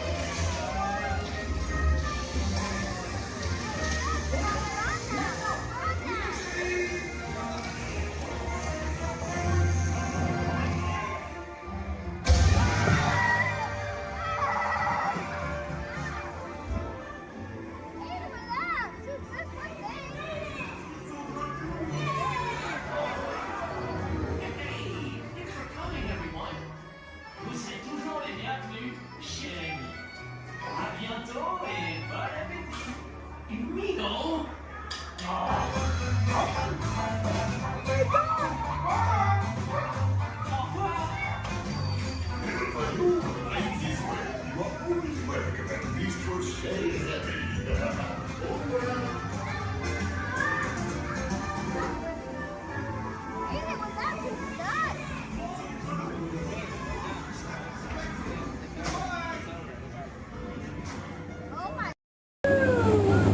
Please keep all hands, arms, feet, legs inside the boat and watch your children, or the crocodiles will. So who came to see some danger today? All right, we got some takers. It's right there, big white letters. Good thing I can read. You might have missed all signs of danger. Oh, look at this to the right. You'll see our first sighting of wildlife here in the jungle. Right there's a prime example of why some wildlife destroy their children at birth. We're now approaching ancient Cambodian shrines built by ancient Cambodian Shriners. This place is loaded with crocodiles. Speaking of crocodiles, to the left you'll see a Bengal tiger, known to jump over 25 feet, but don't worry, they're like 15 feet away, he should jump right over us. Watch out for Ginger, Ginger Snap. She's the one top cookie.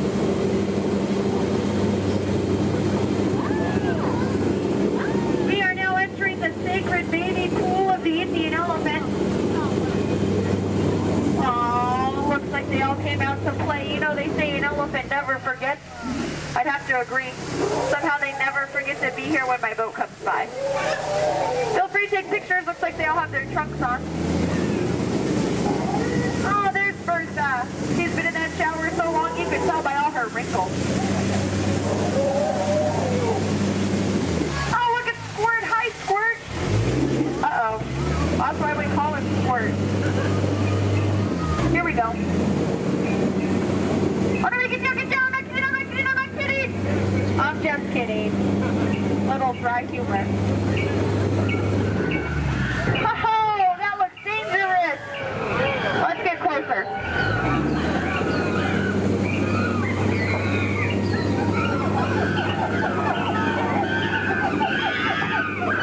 Looks like the gorilla took over this camp. Look what they did to that truck. Unbelievable. They left the lights on. What a shame. Uh-oh. The monkey has a gun. Let's get out of here. Woo! Now if you look over here to the left, real hard through the trees, through the bushes, you'll see absolutely nothing. Just ahead is beautiful Schweitzer Falls, named after the African explorer, Dr. Albert Falls. We'll be going over that later. Uh-oh. Everybody lean, lean, lean, lean, lean, lean, lean, lean, lean, lean, lean, lean. Woohoo! We are now on the Nile River, the longest river in the world. If you don't believe me, well then you're probably in the Nile. So here look, there's an African bull elephant. You can tell by his huge ears and enormous ivory tusks. Now, for those of you with a short memory, to your right, that's an African bull elephant. You can tell by his huge ears and enormous ivory tusks.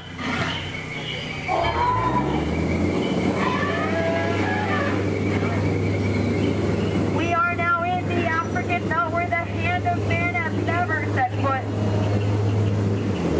Aww, look at the pride of lions protecting the sleeping zebra. That's how zebras sleep, on their sides, eyes open, surrounded by lions. He looks dead tired. We'll let him rest in peace. Oh no, there's that lost safari they were looking for. I told them not to mess with the rhinos. They always get their point across. In the end. Seems to be the low man on that totem pole.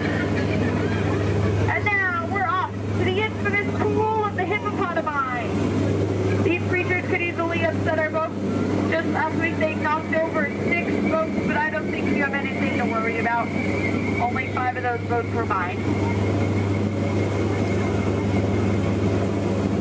Uh-oh, this doesn't look good. Oh no, these two are charging, coming here, I'm gonna scare them away.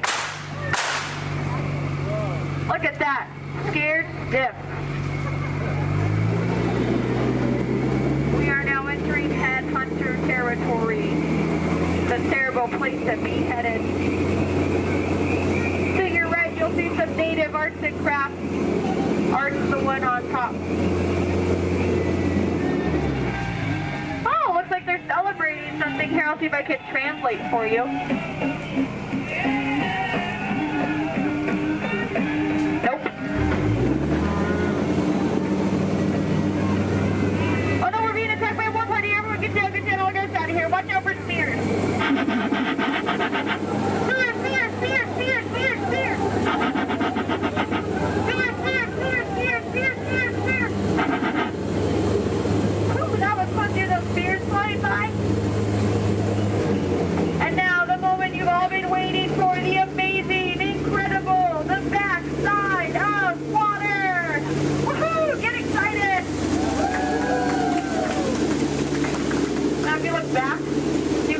outside of water.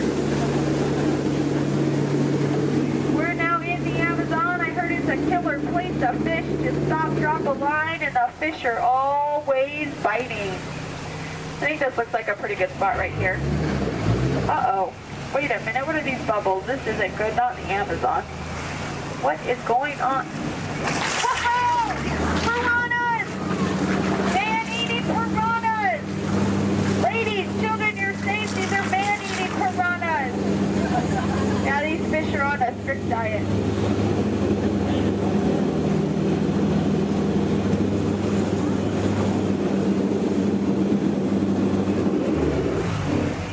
Here's Trader Sam. He's our head salesman here in the jungle.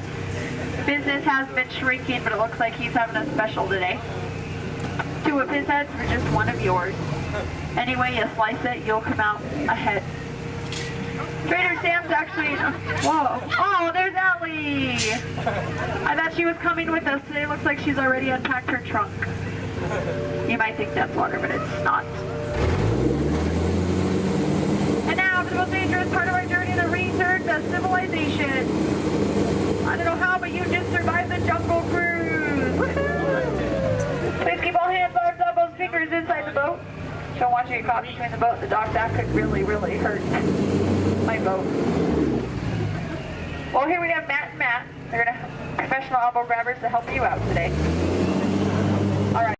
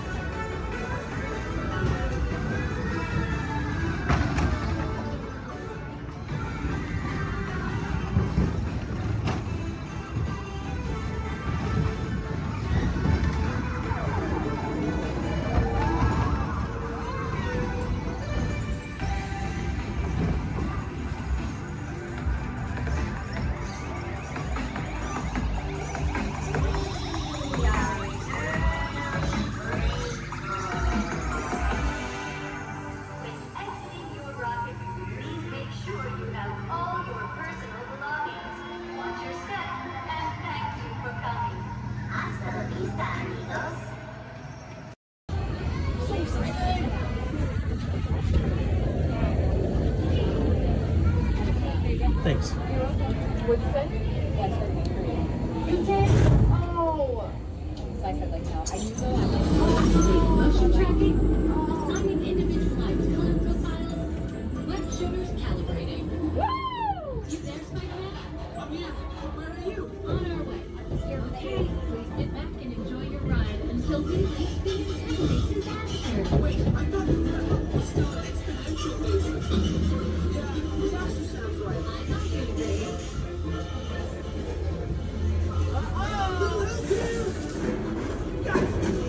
I'm glad to see you guys.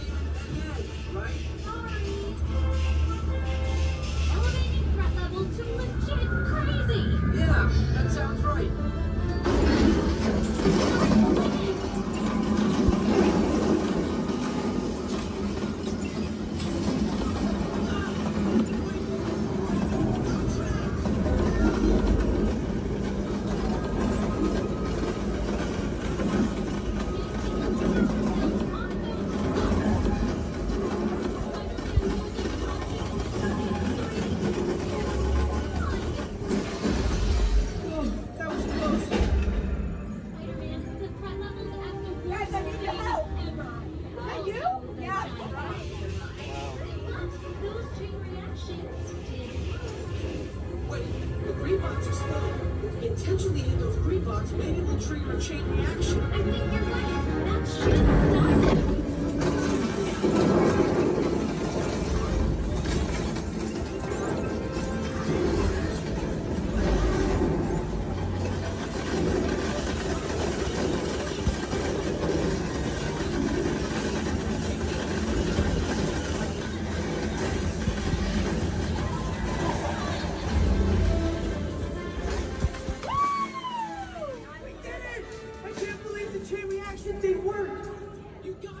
That should stop it. I'm very impressed, Spider-Man.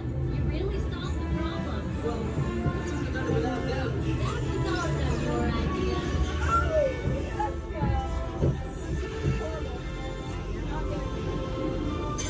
Dang it!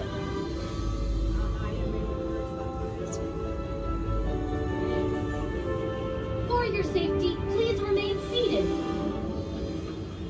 We failed. I didn't know better this morning. Jackson's been so good. My arms are tired. Reinforcements, remain seated inside the transport.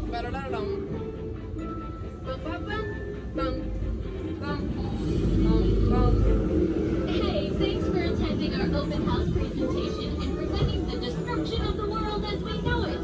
Please collect your wits and any personal belongings as you exit the vehicle. See you later. Just kidding, you'll never see them again. Yeah, but chances are you probably never saw them before, so who cares? Ladies and gentlemen, welcome aboard the world-famous Jungle Cruise, world famous for being world famous. My name is David, and I'll be your skipper, your tour guide, your social director, your dance instructor, and if you don't laugh at my jokes, your swimming instructor. For the next 2 weeks. Alright, the first river we're entering is the Amazon River, where everything is larger than life. You can tell to the left and to the right of the boat by these butterflies coming up over here. Now, these butterflies, just to let you know, have a wingspan ranging between a mild and tiny 12 inches to a whopping and amazing 1 foot. And over here to the right is Inspiration Falls. Now, people usually ask me in unison, why do you call it Inspiration Falls? How odd of you guys to ask. Well, the longer you stare at it,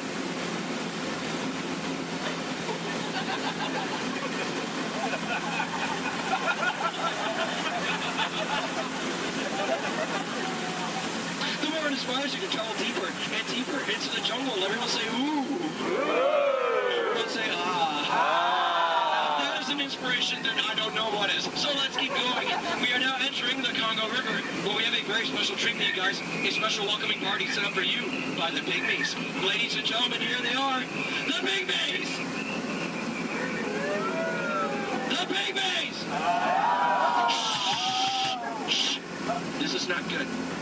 Usually they don't run off. Something really big must have scared them off. Yeah, that's not good. Okay, folks, no need to worry. That is a giant python. It spreads up to 24 feet, and it's actually quite friendly. So friendly, it might develop a crush on you. Now, let's see if we can scare off that bad boy by getting something over here from my cat. Oh, no. Folks, please do me a favor. For any of you wearing yellow, please do not make us sound like a banana. I find it very appealing. Don't laugh, that's not cool. Yeah, the picture and everything. Okay.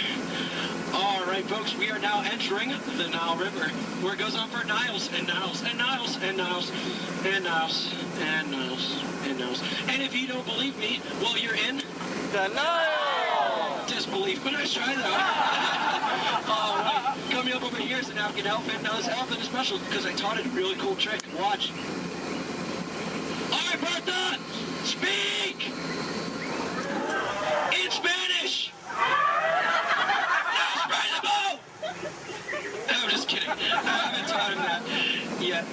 Over here to the right, you'll see a sandstone formation. Now, I like to point this out because most people take it for granted. Oh, come on! That joke rocks! Alright, we're now entering the African belt, where you'll find all sorts of animals such as wildebeest, impalas, zebras, giraffes, and lions. These lions over here are demonstrating the first law of the jungle, survival of the fittest. You're demonstrating it by protecting that sleeping zebra.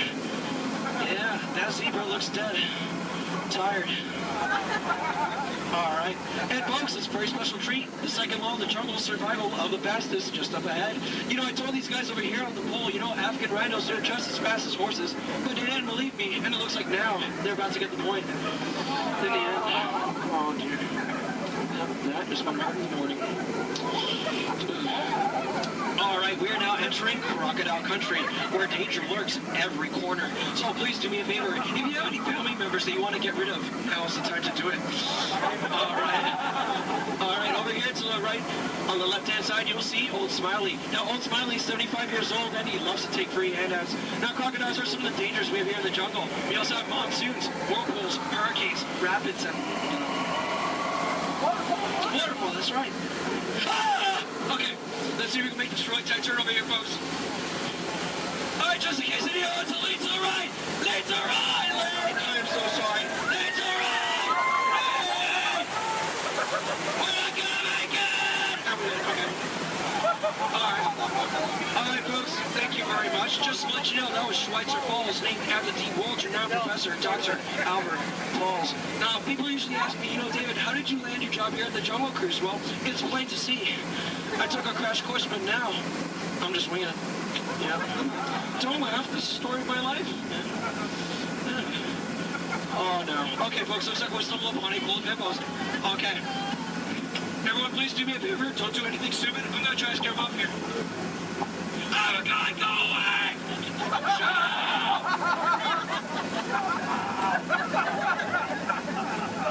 Thank you! All right. Oh, no. Oh, no, folks. Looks like we're now heading into headhunter territory. This is not a good place to be headed. You can ask my last crew over there. Yeah, they were just yelling the entire time. Oh, dear. All right, from my years of experience, I know when the natives are dancing like that, that means they're going to attack the boat. Usually they attack this side, so there's nothing to worry about if you're on this side of the boat. So, you know, keep your eyes peeled and see if we can avoid the attack here. Establish your attack! Don't worry about looking stupid, because I'm doing that for you.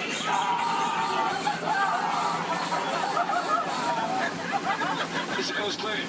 All right, good. Ladies and gentlemen, here's something you don't see every day. What you've all been waiting for, the amazing, the stupendous, the colossal, the eighth wonder of the world.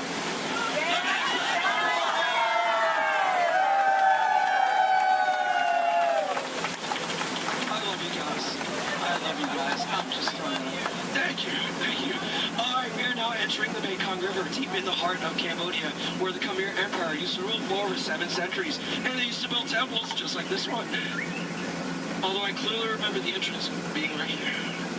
Okay, I don't like the look of this at all. All right, this path could lead to danger. It could lead to treasure. It could lead to doom. Should we go in? Yeah! Really? Oh, no? Well, I agree with you, but it looks like we don't have a choice, so keep your eyes open, because I'm going to keep mine closed.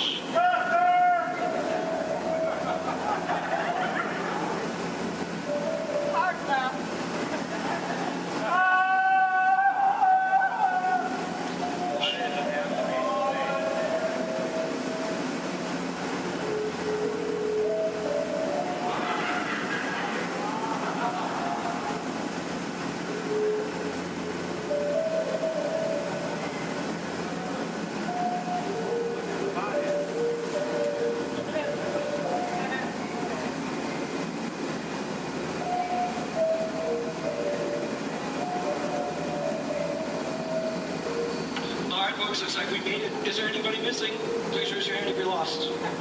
Oh, cool. Me too. Looks like we're on the same boat. Get it? Because we're... Never mind.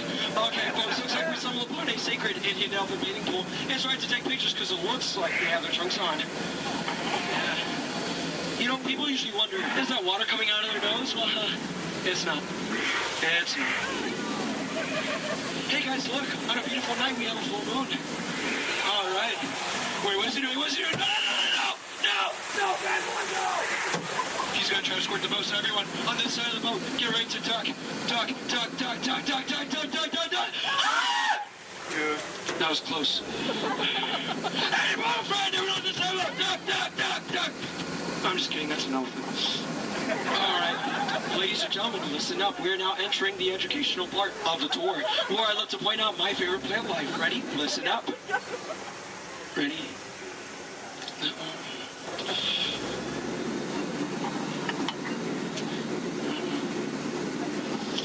No, and that one. Any questions? No? Which one's over here? The green one. All right, now over here is Trader Sam. Now, Trader Sam's a close friend of mine, and he has just been promoted to head salesman. Now, lately, his sales have been shrinking, so he has a very special deal for you guys. 2 of his heads for one of yours. Any takers?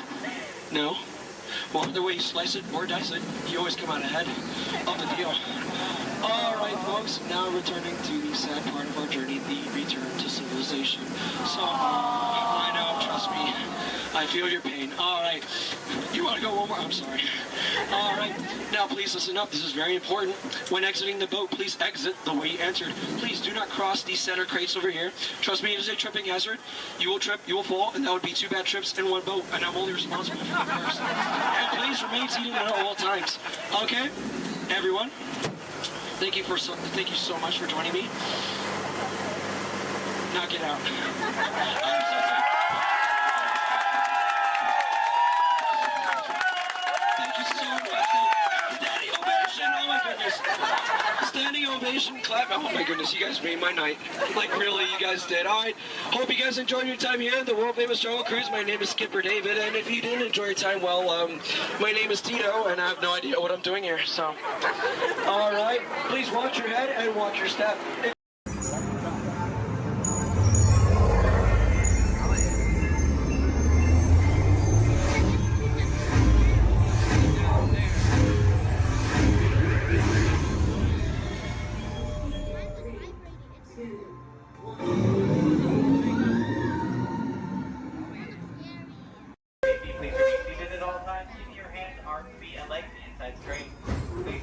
Children making sure they're seated and wait for the train openings, either fully on a lap or on a bench. Our next stop will be New Orleans Square Station. Do we want to, that's a scarf. Do we want to stop at Nora? No, do you want to go all the way around? Or do we want to stop at Nora? Welcome aboard the Disneyland Railroad. We're embarking on a grand circle tour of the Magic Kingdom.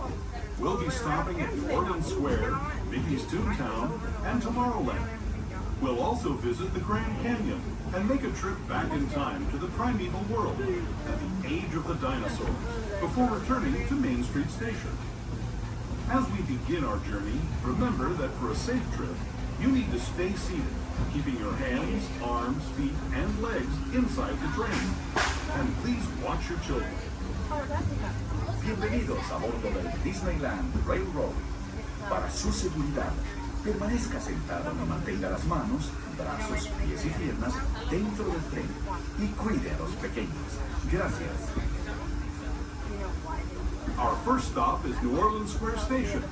But to get there, we need to pass through the wilds of Adventureland. It may seem peaceful through here, but trust me, it's a real jungle out there. Literally. So be on the lookout. You just never know what might be lurking along the rails.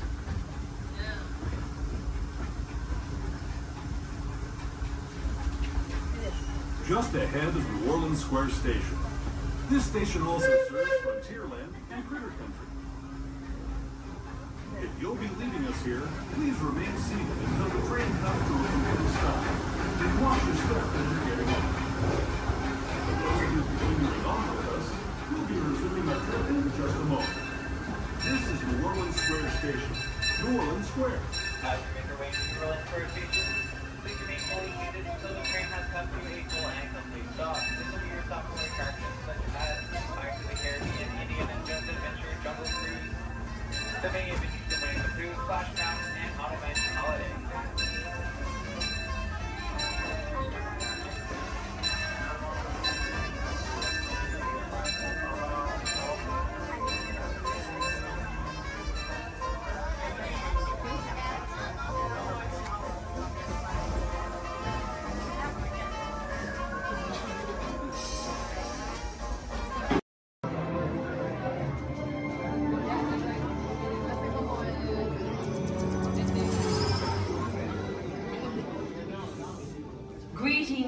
friends.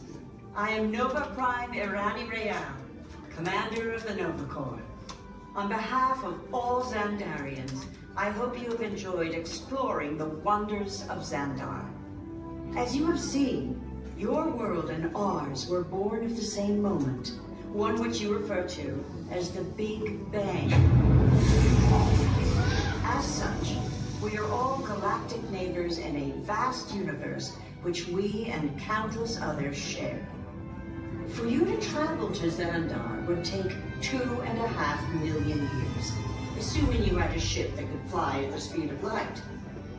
So we decided to come to you.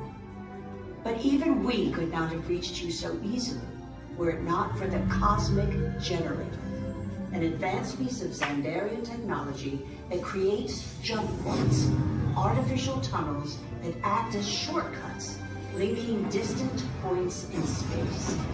It is our desire to share this wondrous technology with your people so that together we might explore new worlds and create a brighter tomorrow. And now, as the culmination of the wonders of Xandar, you will be teleported to a Nova ship above your planet for a demonstration of the Cosmic Generator.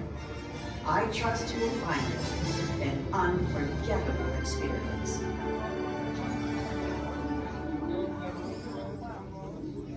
Welcome, people of Epcot, Epcoters, Epcotians, citizens of Epcot.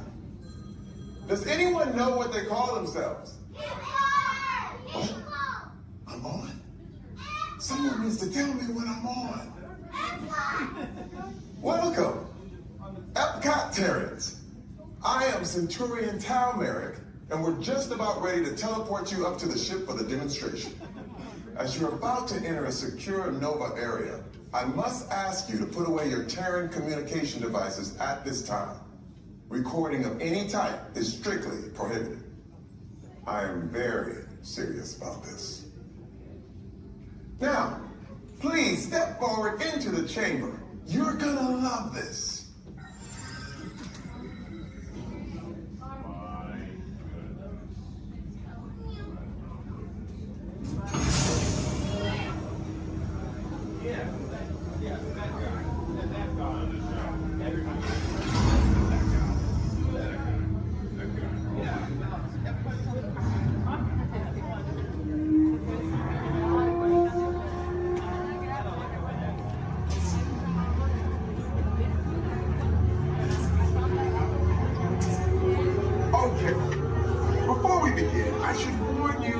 Never teleported Terrans before, but since your molecular structure is very similar to Xandarians, it should work. It'll work. So long as you are standing inside the lighted ring. You do not want to know what happened last time someone did not stand where I told them to, okay? Please make sure you're all the way inside that lighted ring on the floor. We must teleport you till you're all the way inside that lighted ring.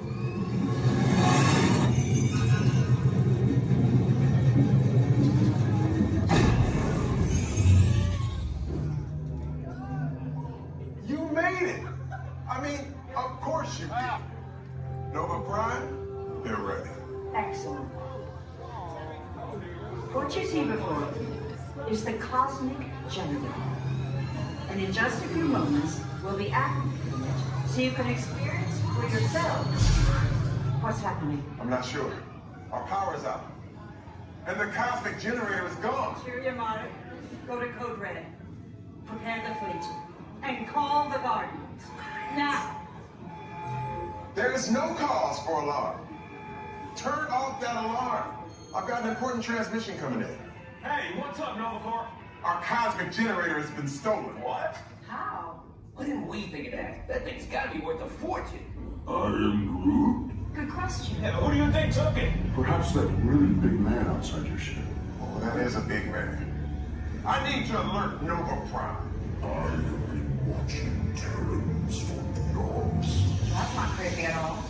This species has failed. Wait, whoa. We didn't even know there was a test.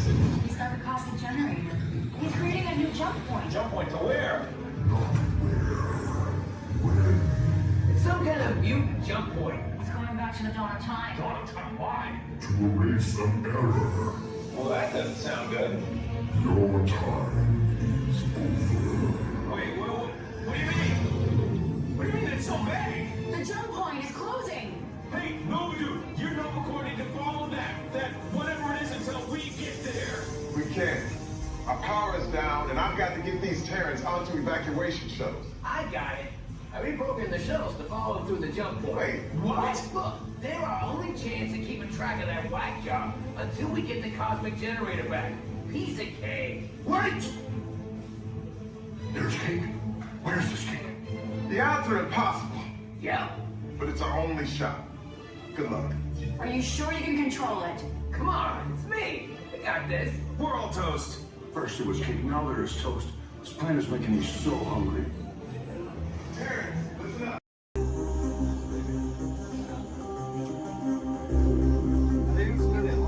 You see alligators on this ride? Yeah, space alligators. Also known as alligators.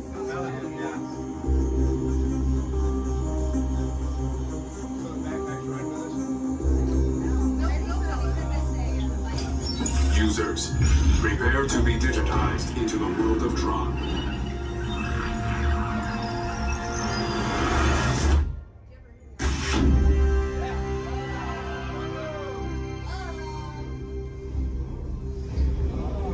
Team Blue, welcome to the grid. Proceed to gates.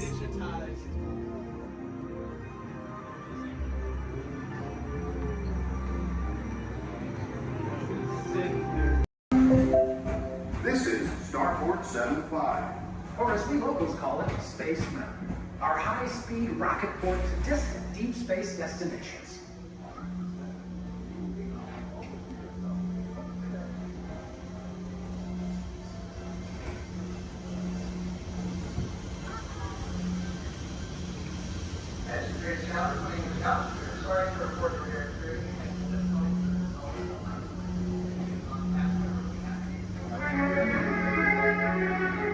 Let relaxation wash over you at the most refreshing retreat in the galaxy, the coral moons of Pisces 7. You H2O it to yourself. Book today.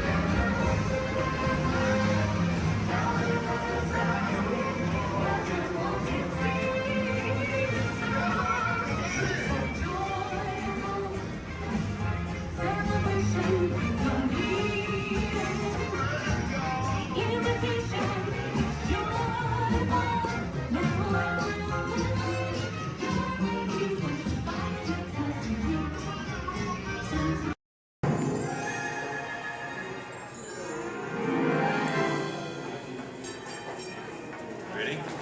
What card is that? Okay, keep your eye on it. Wait. Please. Blow on it.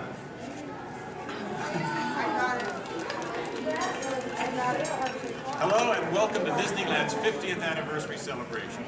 For this truly historic event, no ordinary host would do. No, the Disney folks wanted someone who's been here from the beginning. They wanted a household name. A name that means family entertainment. Donald, calm down. You're just too animated. I'm referring, of course, to to me, Steve Martin. Hi, I was Walt's friend, what? Oh, really? Well, I don't remember him calling that show the Donald Duck Club. Now just waddle along. As I was saying, the Disney folks came to me because I began my career right here at the magic shop at Disneyland. That's me, Disneyland class of 1960. Magician, prestidigitator, and seller of fake vomit.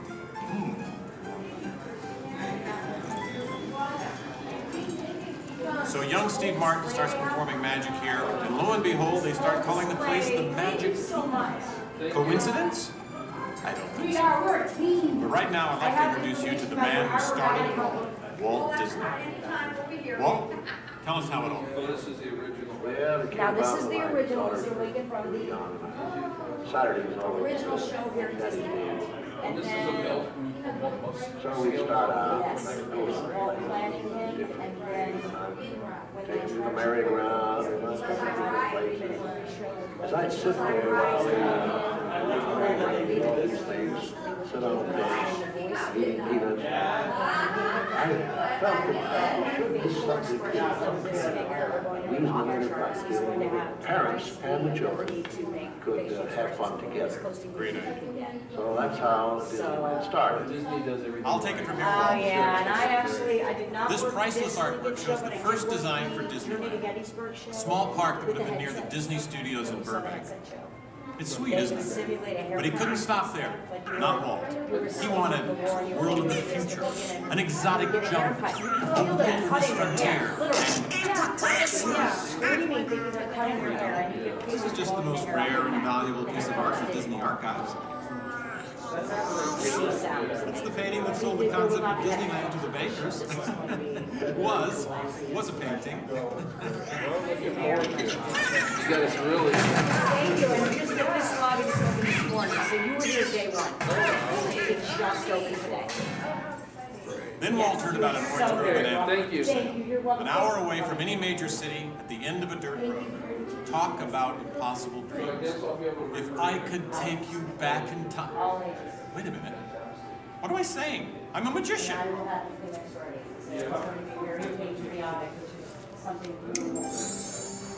Here is the actual orange grove 1 year from opening. And that's actually Walt Disney in the actual orange grove. Let's listen in on his top secret plans. 1, 2, 3. Aha! Some sort of code. I get it. Walt also had a code for all the trees on the property. Red ribbons for the big trees he wanted to save for Disneyland, and green ribbons for the ones he wanted removed. But, as fate would have it, the bulldozer driver was colorblind! Oops. So, Disneyland, less than a year from opening. No one in their wildest imagination could ever build an entire theme park here in just 1 year. Yeah, I'll show ya. Watch this, Magic Boy. That kind of sound. Keep going, boys. Faster, faster. That's it, good. That's it, good. Open it, go. Take it away, Walt. To all who come to this happy place, welcome.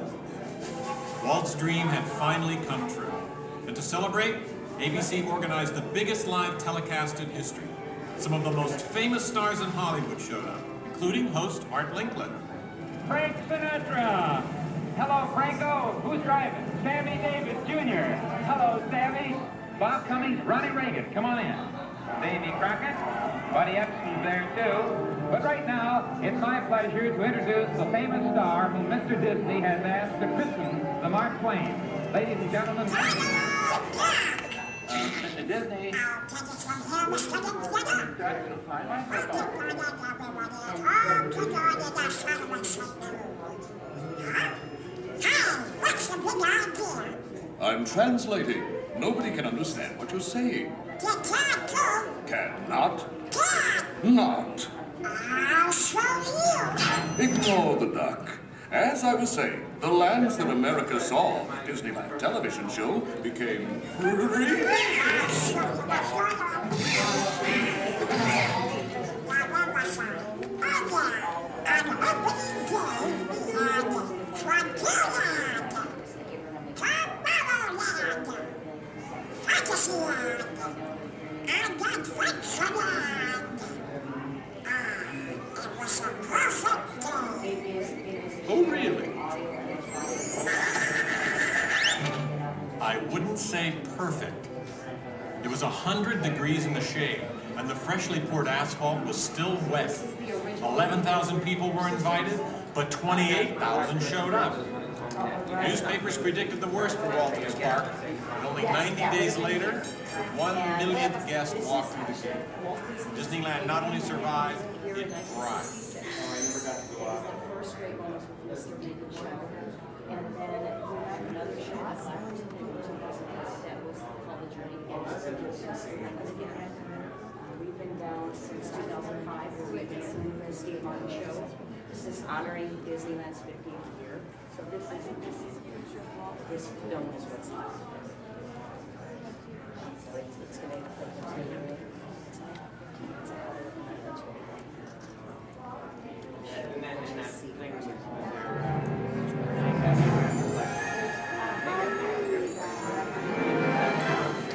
Walt wanted the magic of Disneyland to begin as soon as you walk through the gates. And your first stop is this turn-of-the-century street inspired by the small town where Walt grew up. He felt so at home here. He even had an apartment built for himself above the fire department, and it's still there today. Walt paid tribute to his father in one of the shop windows. In others, you'll find some of Disneyland's most important contributors. Nice try, Donald. Many shops have come and gone here over the last 50 years. Gone is the working pharmacy, and gone but not forgotten, my favorite, Hollywood Maxwell's corset shop, better known as the Wizard of Bronze. Yes, Disneyland is filled with nostalgia and memories, but that's only part of the magic. Let's not forget fantasy.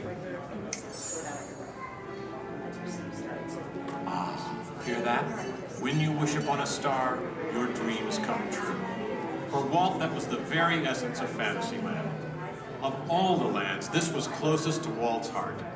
He even placed the Disney family crest right above the castle gate. Fantasyland was created by the same artist who created Disney's animated films at the studio.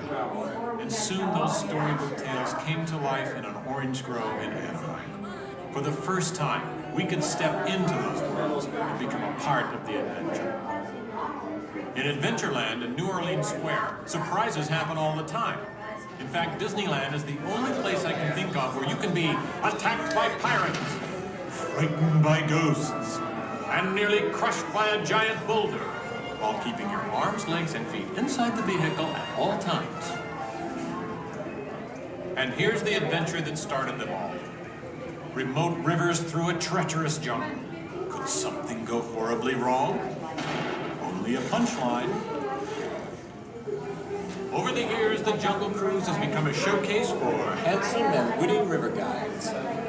Oh no! That big elephant is coming up to us and it looks like he's going to squirt us! Everyone in the back, get down! Don't worry, it never happens.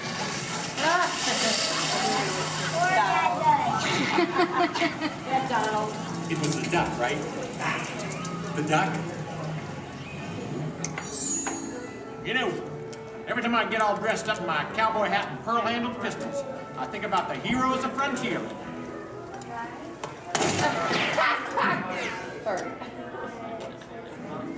You see, Walt believed it was important to pay tribute to the pioneers who blazed a trail across frontier America. And I agree. Especially when it involves saloon girls and blazing six-guns! In Frontierland, you could meet popular Disney heroes of the day, like Davy Crockett and Zorro. For a while, there was an authentic American Indian village. And in the little mining town called Rainbow Ridge, you could board a mine train or pack mule to explore nature's wonderland. And then the West got a whole lot wilder. Big Thunder Mountain Railroad was a thrilling addition to Disneyland's growing mountain range. The first peak was the Matterhorn, one of Disneyland's first e-ticket attractions. But the most out-of-this-world mountain of them all is right here in Tomorrowland. When Disneyland first opened, Tomorrowland gave us a preview of the amazing future futuristic world of 1986. Okay, so the 1980s didn't turn out that way.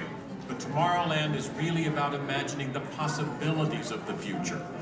So we got to go to the moon before real astronauts did. We got to travel through the mighty microscope on atommobiles, beyond the realm of normal magnification.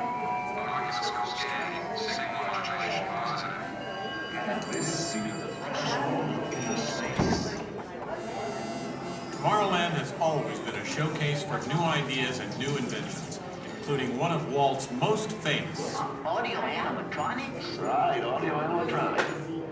And this technology wasn't just for the birds. Walt's idea got better and, as always, bigger. With my new wash day marvel, it takes only 5 hours. Not only could these robotic performers talk and act, they could jam. Hit it, boys!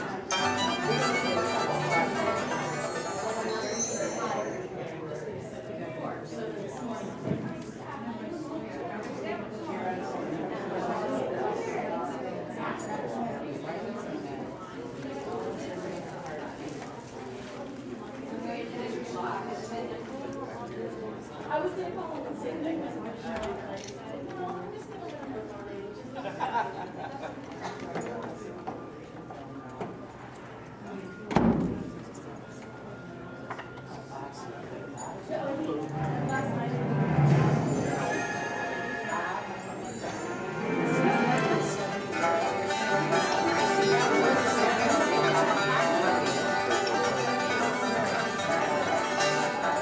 Yes, Disneyland has had thousands of great entertainers over the years, and not all of them have had servos and circuit boards. I learned a lot about comedy by watching Wally Boat, star of over 47,000 shows at the Golden Horseshoe Revue. And he was only one of the great homegrown acts that brought their unique magic to Disneyland over the years.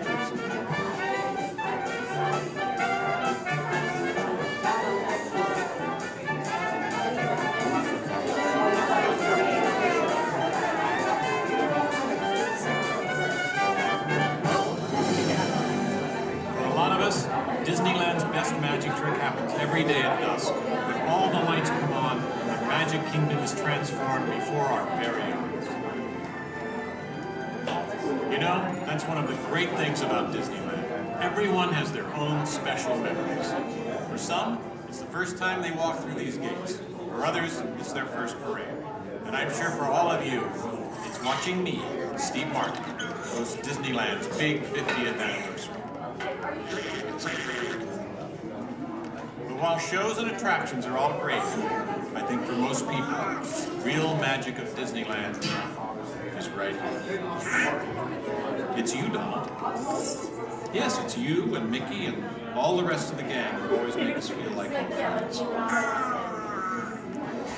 home. Shall we? Let's do it! Goodbye, everybody. You know, I have to admit, you would have made a perfect host next to me.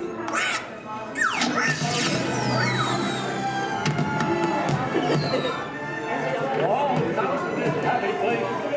Welcome. Disneyland is your land. Here age relives fond memories of the past.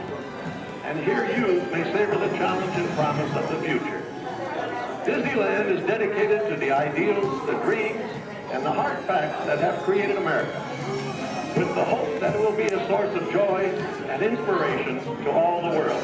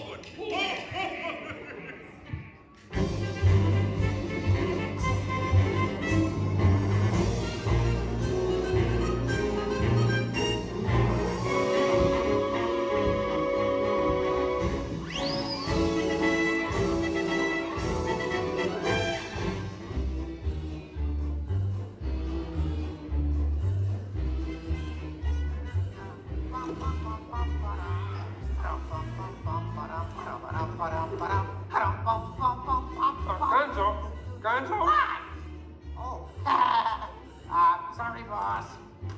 Hi-ho, Kermit Frog here, and welcome to Muppet Vision 3D. Now, let me show you around our research center. See, here in this modern high-tech facility... Hey, careful! Here in this modern high-tech facility, we have perfected Muppet Vision 3D, a new film process which we're about to demonstrate to you. Now, working the projector is an old friend of ours, the Swedish Chef. Chef, everything okay? Exactly. And our demonstration includes a little song from Miss Piggy. Little? Did I say little? I meant to say it's a huge, show-stopping, major song from Miss Piggy. That's more like it. Good. And we've also got a big musical finale from Sam Eagle. Sam, what's it about? It's called A Salute to All Nations, but mostly America. Great. So it's going to be a swell demonstration, and at no time will we be stooping to any cheap 3D tricks. Did you say cheap 3D tricks?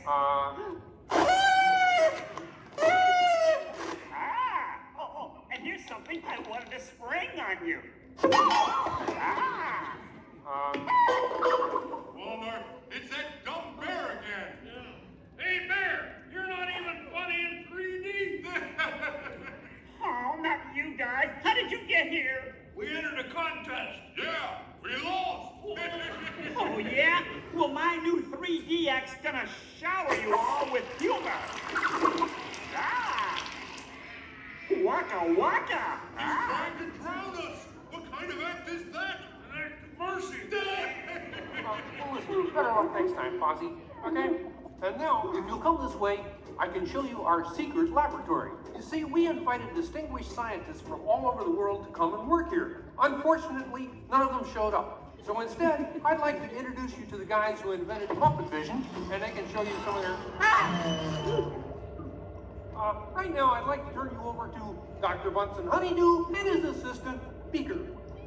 Well, thank you, Mr. Kermit. Today, let's look at the advancements we've been working on for Muppet Vision. Beaker, would you turn on the machine?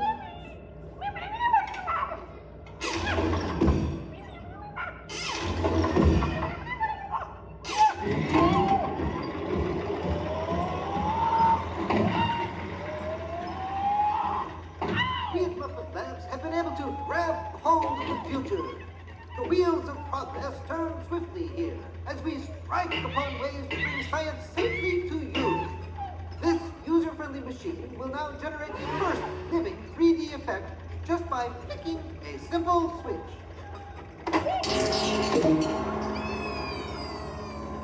I'm Waldo, the spirit of 3D. Thank you. Here. Ooh, cute outfit. What's this?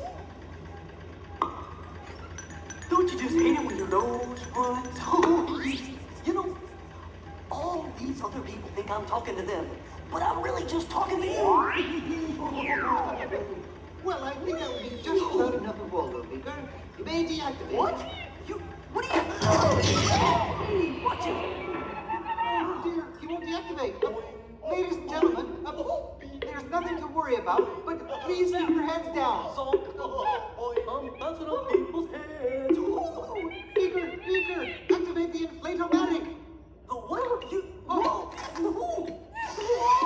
Hurry, Beaker, hurry. Great! Now I can start my own football team. Beaker, we'll have to try the vacuum Muppet. Yes.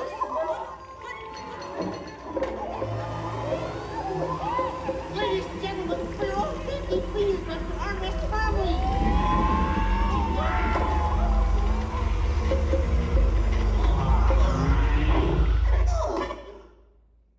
Hey, I'm free! Taxi! All right, now I'm getting out of this place.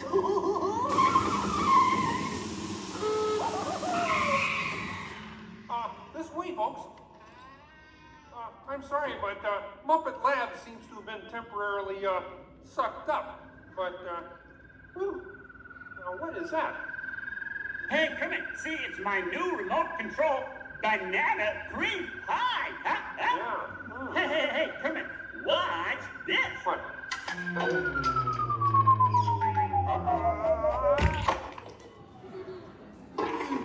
Ozzy, that's terrible. You're right.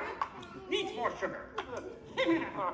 And now, ladies and gentlemen, for the first musical portion of our demonstration, we have Miss Piggy in a wonderful 3D number. That's you, penguins.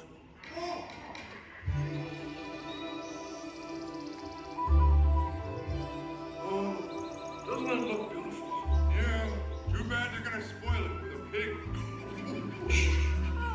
La la la la la la. Oh, sun shining bright above you. Soft breezes seem to whisper, I love you. Birds singing in the sycamore tree.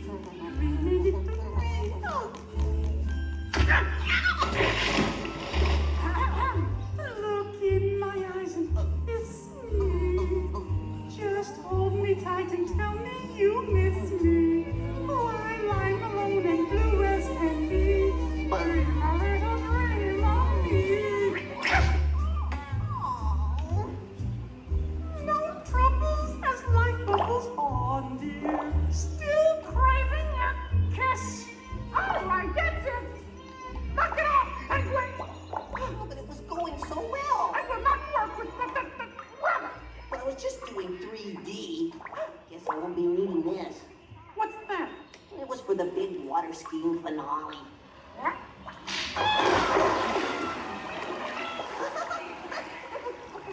Bee Buddy, what are you doing?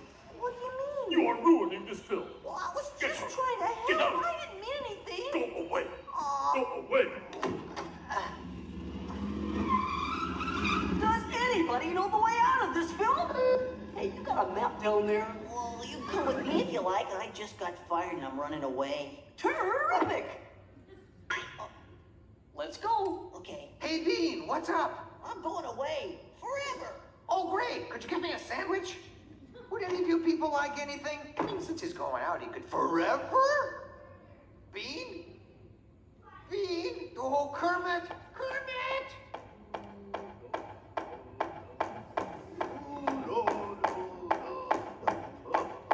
Hey, sweeter, that's a great effect. Hey, Fuzzy, Kermit! What is it? Bean Bunny ran away! Oh, no. Yes, our ribbons! We gotta find him. I know! All right, everybody spread out and look for Bean. Right. I'll go this way. Ladies and gentlemen, we'll continue the show in just a moment. But in the meantime, if you see a rabbit, holler. Bean. Bean? Oh, Bean. Bunny! Bunny! Bean! Where are you? Bean! Bean! Bean!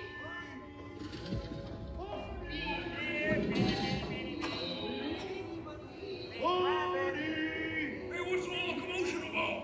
Bunny ran away. Well, you know what that makes him? Smarter than us.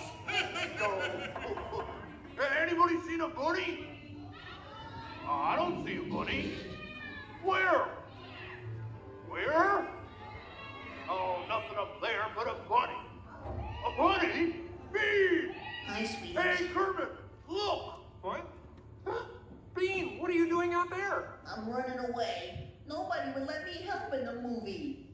Oh. This is a very moving moment. Yeah, I wish they'd move it to Pittsburgh. Hey, Bean! What are we doing sticking around here? Let's forever! Who's that? He's Walt, my 3D friend, and we're both leaving the movie. Right. Look at Bean! If you leave, you'll miss all the fireworks! Right, yeah! Fireworks? Ooh, okay, I'll stay. But I want to help. Gee, is there anything Bean can do in the final number? Oh, gosh, maybe Bean could set off the fireworks. That sounds great! Yeah, and I'll stay and help. I love fireworks! Well, okay. Sam, are you about ready? Yes, it's a glorious 3-hour finale. You got a minute and a half. Okay, everybody, get ready. Right. Ladies and gentlemen, the Muppets proudly present the final demonstration of Muppet Vision 3D.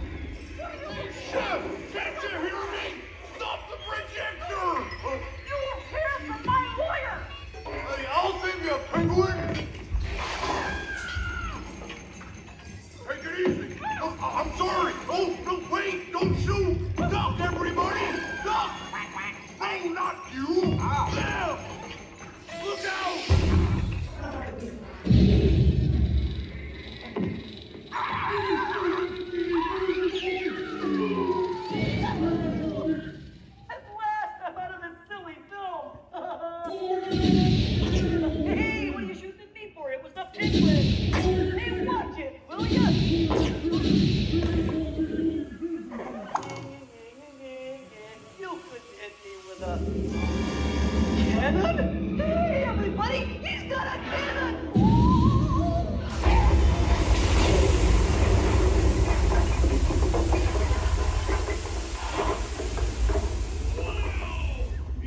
Everyone okay in here? We surrender! We surrender! What an explosion! Ladies and gentlemen, I'd like to apologize for our slight technical difficulties, but I do wish to assure you that no one was hurt and this theater suffered only minor damage. So thank you very much for coming to see this demonstration of Muppet Vision technology, and enjoy the rest of your stay, and come see us again sometime.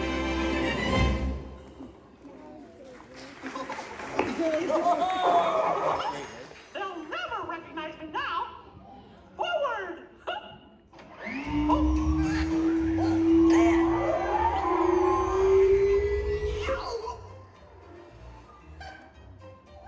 Cute ending.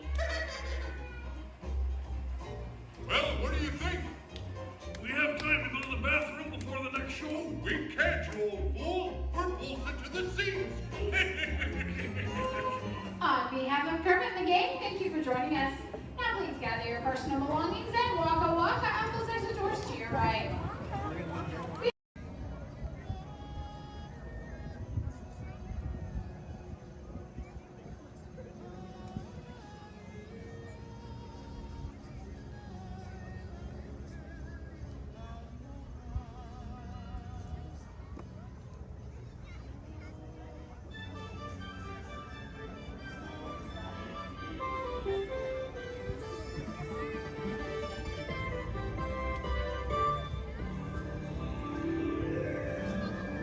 Guests of Disney's Polynesian Village Resort, aloha! Since 1971, the electrical water pageant has lit up the shores of Bay Lake, entertaining generations of dreamers from the young to the young at heart. As we celebrate 50 years of magic here at Walt Disney World Resort, we invite you to join us in this time-honored tradition. Enjoy the lights, the music, the magic of Disney's electrical water pageant.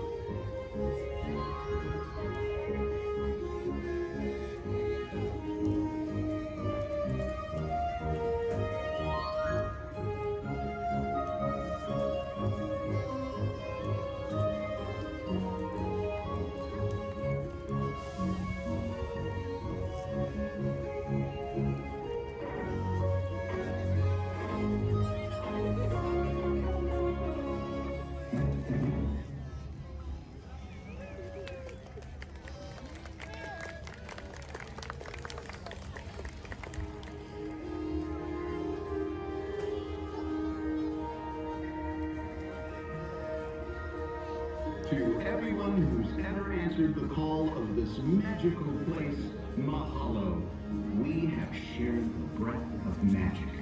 For 50 years, you have trusted us with your dreams, and tonight we hope you feel them twinkling in your eyes, enduring like the sparkle of Disney's electrical water pageant. From all of us to all of you here at Disney's Polynesian Village Resort, we bid you aloha and hope you wake tomorrow to find your dreams are even brighter in the light of a new day.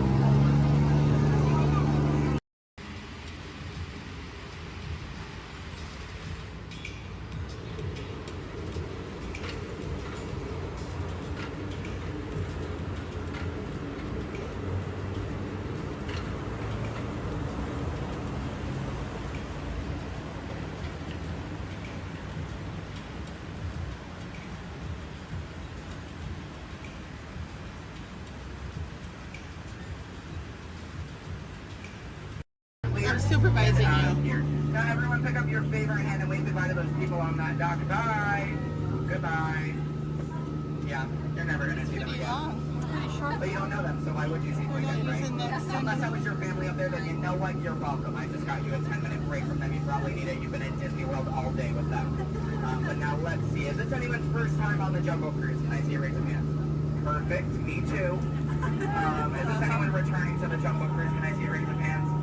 Perfect. I can't wait to be a sore disappointment for all of you and exchange a lot of awkward eye contact has already started. How beautiful. But hello everybody, welcome in. My name is Skipper Kevin. First name Skipper, last name Kevin. I'm going to be your best friend, guidance master, dance instructor, tour guide, dragon slayer, and if you don't laugh at my jokes, I'm going to be your swimming instructor. I said that just for you. I said that just for you because I knew you were going to interrupt me. Yeah, thank you so much. I really do appreciate it. Wow. But now here we are in the Amazon rainforest. If you look over to your left-hand side, you're going to see what I like to call an inspiration call. I call it that because the longer you stare into it, the more it's going to inspire you to go. Oh, deeper into the jungle, of course. Yeah, I don't know about you guys, but that certainly does look like inspiration to me. So much that I now feel inspired to take you guys into the Congo River. So why don't we see how far this boat can go?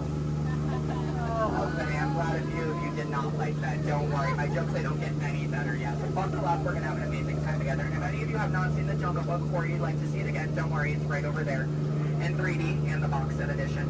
Yeah, it really was the bare necessities here in the jungle. Oh wow, this is awkward. I'm sorry guys, I was trying to throw you a surprise party, but it looks like no one's here. I can't see anyone. Canoe? Yeah, I cannot. It really is an either-or situation, if you get what I'm trying to say. I even brought out that giant python snake. I just would not recommend getting too close to him. He will develop quite a crush on you. It's what I like to call a constricting relationship. It never ends well. What in the jungle? Oh, sorry. I hope that did not alarm anyone. Those are just my roommates. Yeah, looks like they got into the explosives, but I'm sure they were just trying to find the bananas. They do find them very appealing. Yeah, they kind of go ape over them actually, but you know, I think we should make like a banana and split. So we're now going to head down the Nile River, which is the largest river in all of the jungle. It goes on for Niles. And Niles. And Niles, thank you. And if you don't believe me, you are in Denial. disbelief. I bet you believed you had that one. No. Yeah, you did. I heard you say it. But if you look right there, everybody pay attention. This is super cool, super rare. It's honestly an African bull elephant. You could even say it is a once-in-a-lifetime opportunity. You will never see one of those again in your entire life. A twice-in-a-lifetime opportunity. You will never see one of those again. How majestic that is, the common African elephant. Okay, but now here we are on our African belt, which has some of my favorite animals on it. If you look up behind those boulders, you're going to see those tall-neck cheetahs. Right here in the front, those are the ones that killed Mufasa. Over there, we have the scary-looking chickens. Look at all those chickens. And then we have that beautiful pride of lions protecting that sleeping zebra.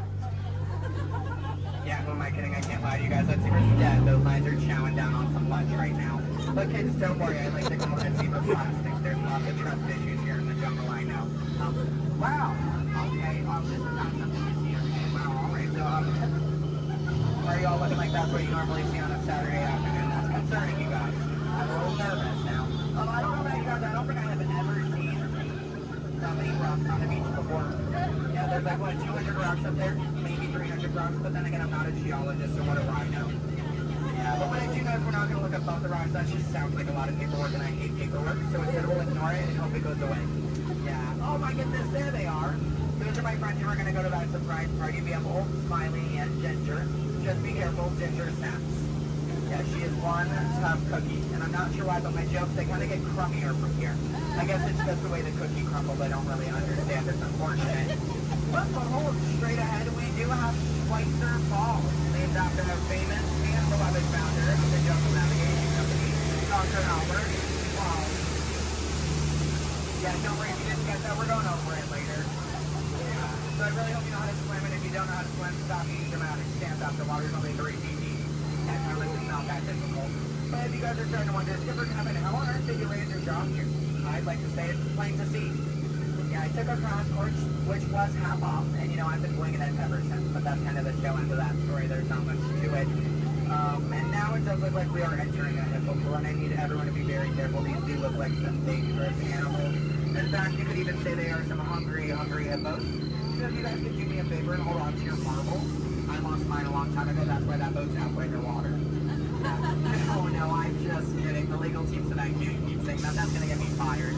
Yeah, the last time I took a boat out, I went to a volcano and everybody came back without eyebrows. But lucky for you guys, I took a wrong turn this time. But this is probably the point in the cruise where people start thinking my job is so easy, I let a monkey do it. But I promise you, that's not true. Those are chimpanzees. Yeah, there's a very clear difference between the two. Just don't ask me what it is. I have no idea, and I didn't think we'd actually see any, so that's kind of crazy. But lucky for you, I do have a very fun fact about monkeys. So apparently, humans eat more bananas than monkeys. But I don't know if I believe that. Because I don't know the last time I ate a monkey, do you? Yeah, that's bananas.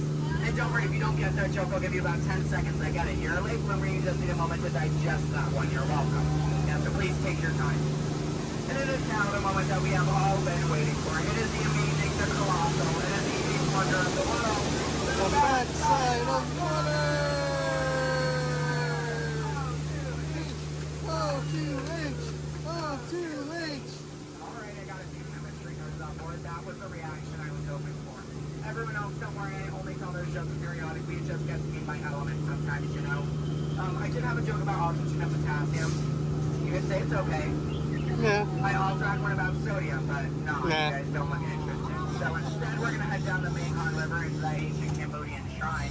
If you've never been in there before, be careful. There is a 10-foot drop. So make sure your seatbelts are buckled left to right and tug on that yellow strap. Yeah, if you're looking for your seatbelt, you can't find one, hold on tight. Let me know how that goes for you.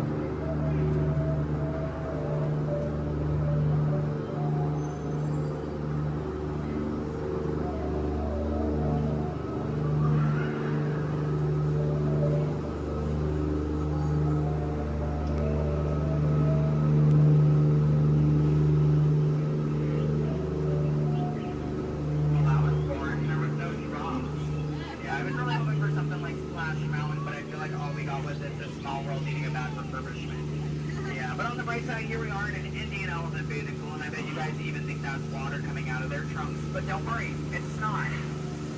Yeah, and as a double feature, if you look up ahead to your right, you're going to see those two baby elephants playing under a full moon. Yeah, I bet you don't see that very often, do you? No, I'm just kidding. Don't answer that. If you do see that often, I don't want to know why that's weird. Please keep that to yourself, okay?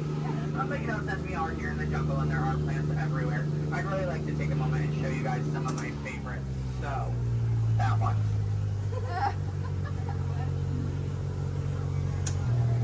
That one.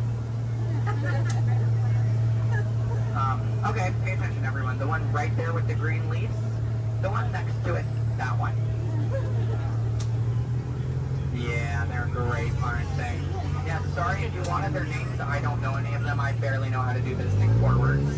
Yeah, so I can only give you so much. But what I can tell you is I'm sorry to let you know we're coming up to the end of our cruise. And you know that's happening because look to your left, that's a gift shop. Everything at Disney ends with a gift shop. It's how we steal your money. Yeah. And it's our Lost Bound gift shop, which is sponsored by everything you've left behind over the last 5 or so years. So thank you so much for keeping us in business. I really do appreciate it. And if you're curious about who's in charge of this gift shop, I know it can be kind of confusing because there's a sign that says back in 15 minutes by Sam. That sign's been there for a few years. I have not seen Sam. I don't think he's coming back. It's also not those monkeys, because you know that'd be a monkey business, and we don't monkey around here in the jungle. That's completely unacceptable. It's actually that elephant. Because did you guys know that elephants have the best memories in all of the jungle? I wish I had a memory like that. It'd really help me with my job. Oh, fun fact about elephants. Did you guys know that elephants can grow up to 4 feet? Which is super impressive. We only grow up to 2, 1 on each leg. And if you don't get that, look at your legs, look at theirs, you're going to see an extra pair. If you see any more than 2 legs on yourself, go to a doctor immediately. Yeah, that's not normal, okay? And then if you're looking in that gift shop and you see anything you like, you might notice we have a whole bunch of hats in all different shapes and sizes. Once you get off the ride, just ask one of us skippers about it because, you know, we're really great at capsizing. It's something I think we've honestly perfected. But what I can tell you is that if you did enjoy your time here today, my name is Skipper Kevin. I'm trying to give you my full name. And I do spell it a little weird, so I'm going to go ahead and spell it out for you. It is spelled H-E-L-P space M-E. do with that what you will, okay? If you did not enjoy your time here today, then you know what? That's unfortunate for you. You willingly got in my boat and wasted 10 minutes of your own time. My name is still Skipper Kevin. Thank you for leaving.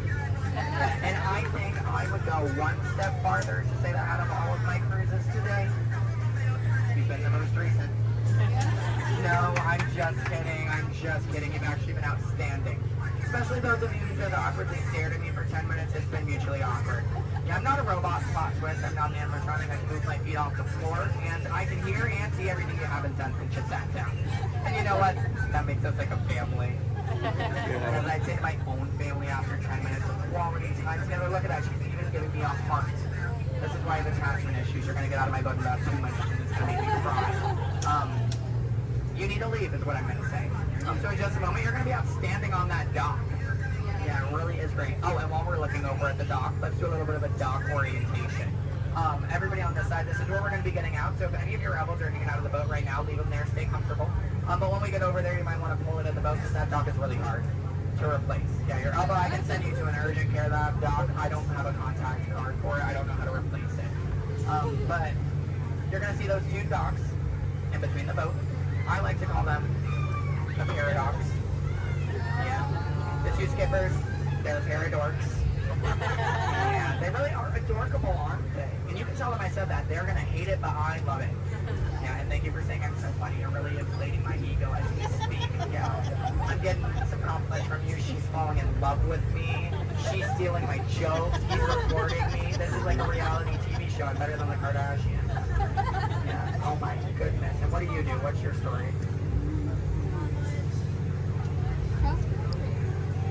Do you walk across the country? Yeah. You do? That's Iron insane. metal spreads. Do you? Yeah. What kind of metal? Golden ones, silver. Do you sell them? No, I just wear them. You just, but, so have you not won any? No. You haven't, yeah, you're not wearing any, so I kind of assumed. Yeah. When you get one, are you just going to wear it all the time? Yep. Oh, are you going to name it? Yeah. Why not? If it's going to be that important to you, I think it deserves a name. Why do you think your mother named you? I'm just saying, okay, your story's boring me now. What is your story? Talk to me, Miss Epcot Center. She's wearing a shirt that says Epcot. Is that your story? Yeah. That's it? Yeah, and I'm sticking to it. That was a pretty short story. Yeah. It's been a long life. Short story for a long life. Something about that doesn't make sense. Oh, goodness gracious. My friend in the middle with the Leia shirt. Hello. Are you a Star Wars fan? Good to know. What's your story? Alabama? My friend's from Alabama. He's bald. He normally works here, but he's not. His name's similar to mine. It's Brevin. I'm Kevin. We also have a Devin and a Heaven. If you can, yeah. How do you think we feel? You hear us on the microphone, you just hear a name, all you hear is Evan. We all come flocking too. Yeah, it's great. Okay, my friends in the back, why are you so quiet? You're so quiet. Are you having fun back there? Just making sure you're not asleep. I mean, your bucket has a little no. You're wearing sunglasses. You're wearing sunglasses. He's behind my engine. Can't see any of you. And then, what about you two over there with the extra set of ears? How you doing? Thank you are the nicest one here. No one asked me how I'm doing. Thank you. You are all horrible people. Just know that. Just know that, please. Except, well, no, you can love me all you want, but that doesn't mean you ask me how I'm doing. You know what? I think I'm ready to cut our time a little short together. So, now this is a word for legal. Make sure your hands, arms, legs, and feet are inside the boat. Parents, supervise your children. I don't have any. I don't want yours. Children, supervise your parents. I don't trust them. Neither should you. And then number 2 they're holding on means that we have to do this 2 more times because you guys just didn't make me feel good enough about myself. So hello everybody, welcome aboard the world famous Jungle Cruise. My name is Skipper Kevin and I would never do that again. That's treacherous. The only thing I'm going to do is make you 2 times farther from the exit for your inconvenience. You're welcome. And I really would like to tell you what my parents told me on my 18th birthday. They looked at me and they didn't say, Skipper Kevin, happy birthday. Why are you staring at me? That's all they said. Okay, well now that you We are tickets get out. Goodbye. Yeah. Yay. Stop. Don't stop. I need it. Yeah, go ahead, give me a standing ovation. I am a middle child. I love validation. Yeah, thank you.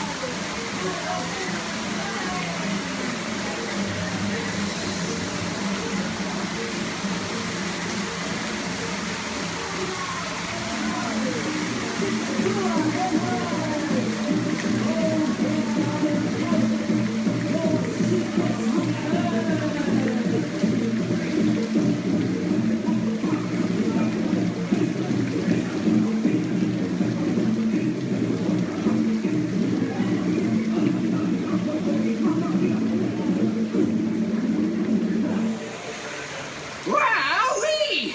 Phew, that's almost as much fun as New Year's Eve in the orange groves. My word, we did get a mite carried away, huh?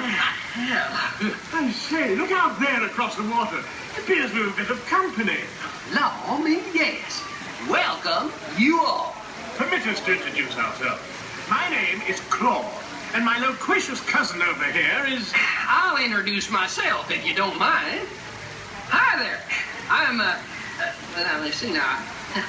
It's right on the tip of my beak. Clyde Birdbrain. Oh, yeah. I'm Clyde Birdbrain. Yo, I say, perhaps you good people have never conversed with toucan birds before. Well, neither did we, till one day we discovered this magic sunshine pavilion. By Jove, yes. I remember just how it happened, many, many bird baths ago. There we were in an explorer's launch on a mysterious river in deepest Adventureland. Off in the distance comes the fierce roar of an African lion. And as we round a bend in the river, a huge bull elephant bellows forth in protest of our intrusion. Suddenly, the treetops explode in a frenzy of outraged birds. Oh, come, you can jolly well do better than that. I can jolly well do one at a time.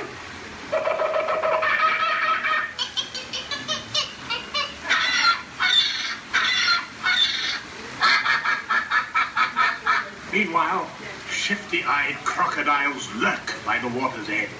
Lurk, lurk, lurk. And the giant python slithers down from an overhanging limb. What happened? What's wrong? I think snakes.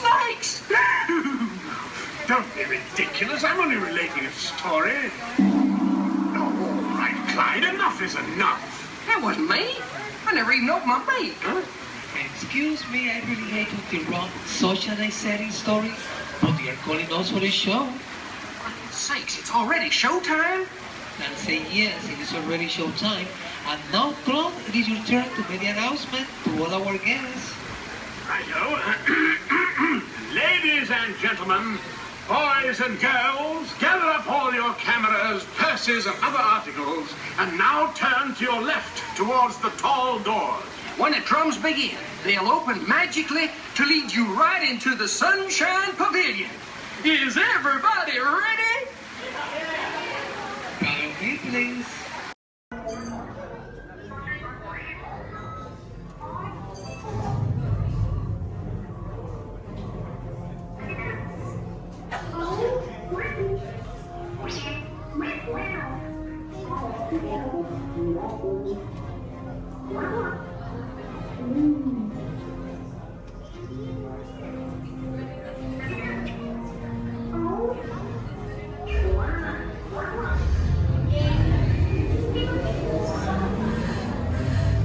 Incoming transmission from Ray.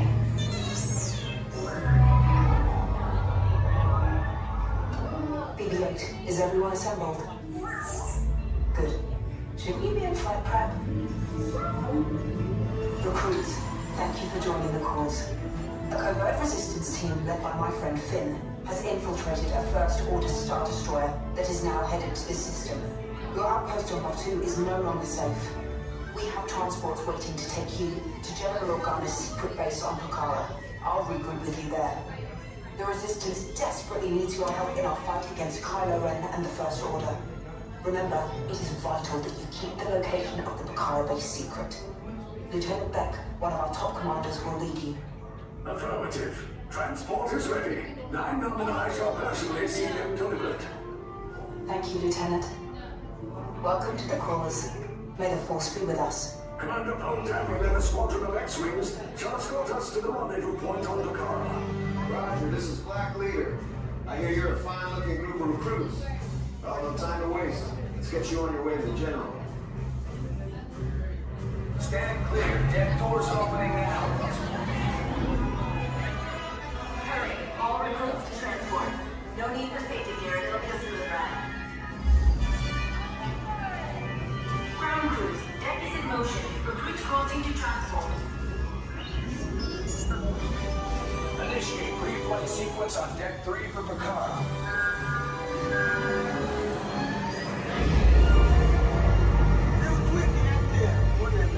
Affirmative. Deck 3, you are clear for launch.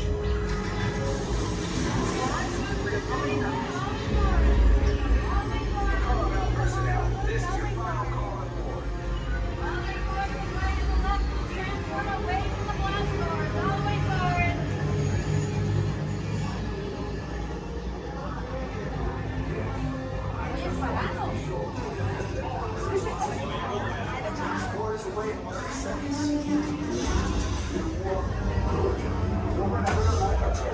Yes, check the hyperdrive also. Transport takes off in 20 seconds. Good. Airspeed sensor. Thank you, Nina. Black Leader, are you and your team ready? Affirmative. Engines are hot. Red 2, blue 5, reporting. Red 2, check. Blue 5 standing by. Engage propulsors and hold on, recruits. More ships. Launch.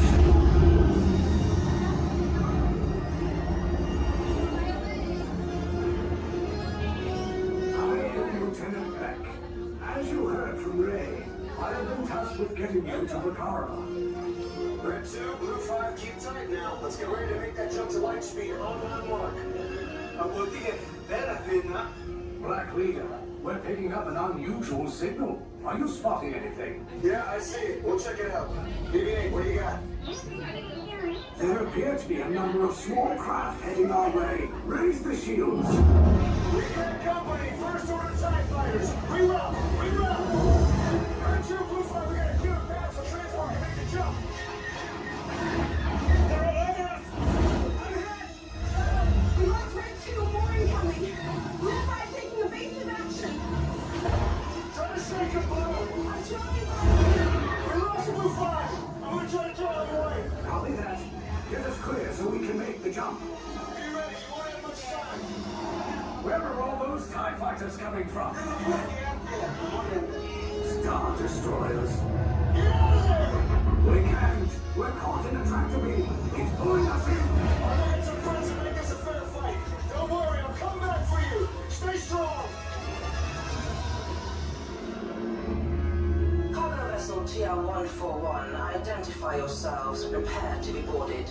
This is TR-141. We are a civilian vessel. By whose authority are we being detained?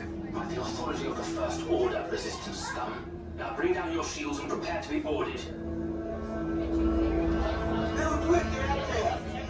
They'll want the location of our secret base. Tell them nothing.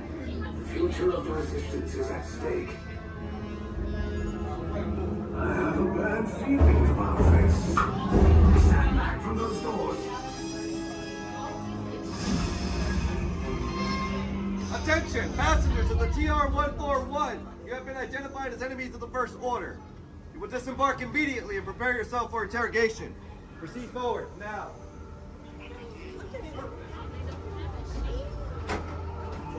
Go that hallway to your right for interrogation.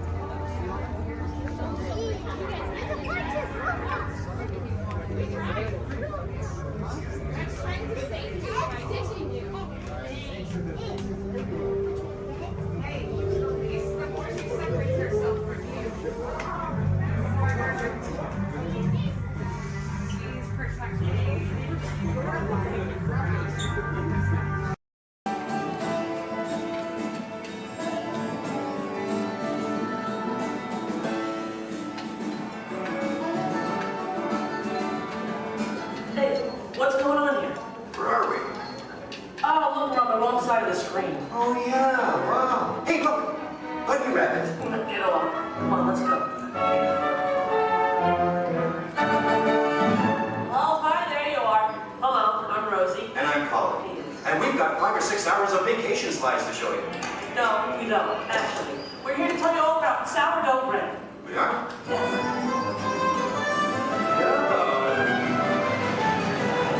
Okay, let's get started. Did you know that a traditional sourdough baking process goes back to the California Gold Rush? You're reading this, aren't you? No, of course not. I did some research. I made a few notes. So, my little encyclopedia, what exactly is sourdough? Well, it's a type of bread that doesn't use yeast as a leavening agent. These miners had agents? I don't think so. Look at them. Isn't it nice to see the guys helping with the dishes? Now, Colin, did you know to make sourdough bread you need a chunk of what's called starter or mother dough? Wouldn't you need mother dough and father dough? No, just mother dough. These guys here used to carry a chunk of it with them in their bedroll to keep it warm. Well, that's an image I'll carry with me through summertime. Well, we're not talking five-star restaurant here, we're talking grub. They would take the dough, put it on a stick, and cook it over the campfire. Isn't it true they used to strain their coffee grounds through a sock? I hope not. Oh, I love these guys.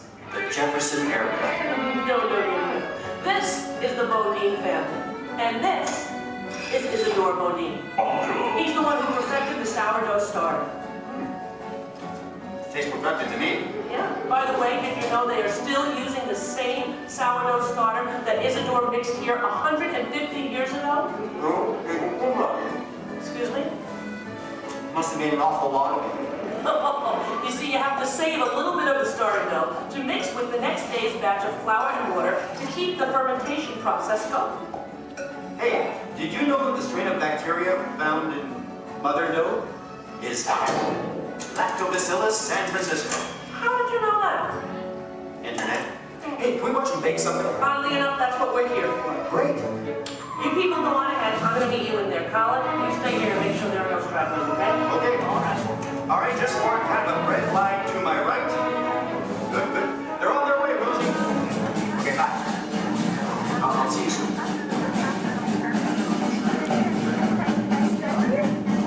Okay, everybody, here we go. Come on in. There's plenty of room. Gather around the window right here. Make sure you can find a spot where you can see me on one of the screens. Come on, Colin. They can find their way, okay? It's not the California Trail. We lost a couple of the coyotes along the way. Oh, that's so sad. Oh, well, but you did. Yeah. This is the bakery. That should be obvious to everyone. Even look right on. What's that? Oh, and I have one for you. Is it me?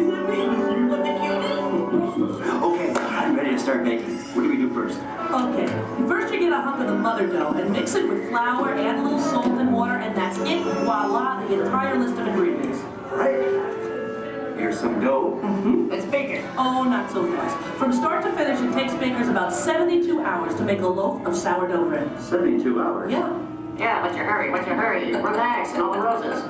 Okay, so what's next? Well, you know, bakers actually think of dough as a living thing. So after it's been beaten up and kneaded by the mixer, it needs to sort of relax and calm down. Seems pretty relaxed to me. Yeah. In fact, almost catatonic. Right. I internalize all my tension. Well, what happens then? Well, then we drop it into that funnel over there, above the divider. The divider cuts it into nice, even pieces. So for this, it has to be relaxed? Yeah. Okay, fine. Oh, what happens then when it goes down that conveyor belt? Well, it goes into the rounder. Do you know what the rounder does? Oh, makes it into squares? No. Tetrahedrons? No. Polygons? Is that your final answer? Okay, so now the dough is round. Yes. Then we have my favorite machine, the overhead intermediate proofer. Wow, it's like a little Disney ride for bread. Attention, please keep your little butts in the vehicle at all times.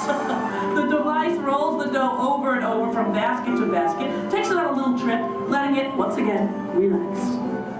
This is the most laid-back bread on earth. Come on, Rose, you're teasing me. Can't we bake it? No, not yet. Next, the bakers lay the dough on screens and put the screens into oven racks. Then we bake it. Not yet. You'll have to go around the corner to the next window to find out more, okay? And you go on ahead. I'll stay here and get the stragglers. You stay with the nice lady. All right. All right. Everyone, follow me. Follow him, everybody. And you relax, okay? Okay. Come on.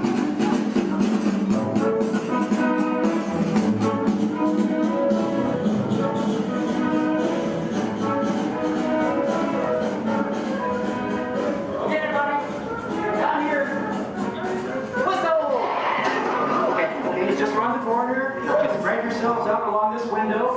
All right. Everyone, can you see me? Oh, nice shirt. All right.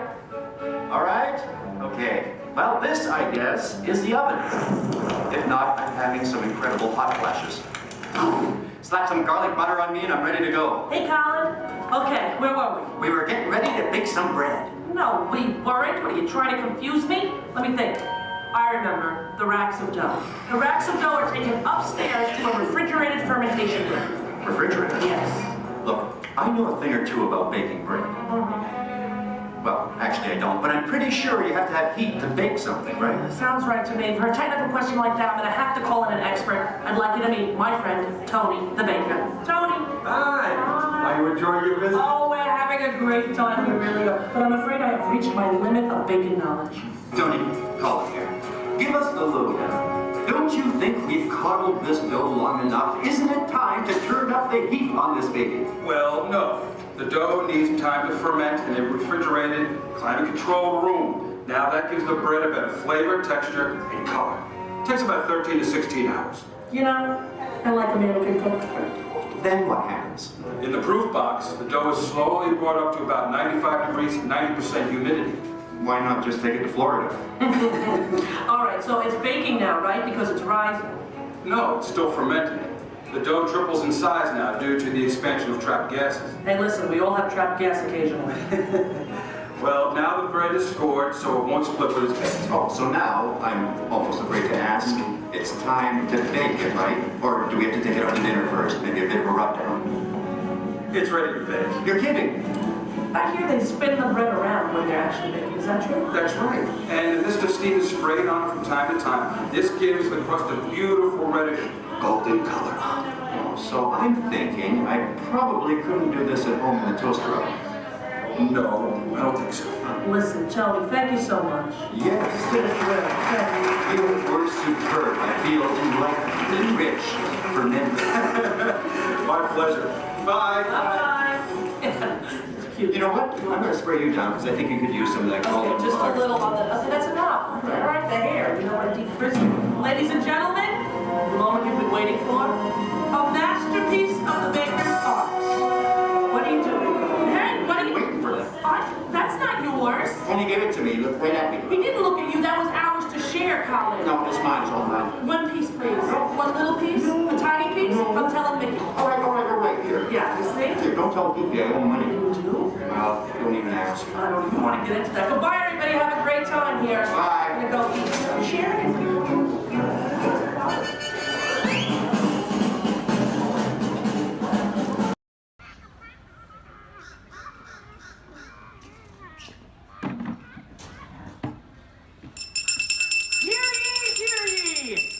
James Jefferson, the town crier of Liberty Square.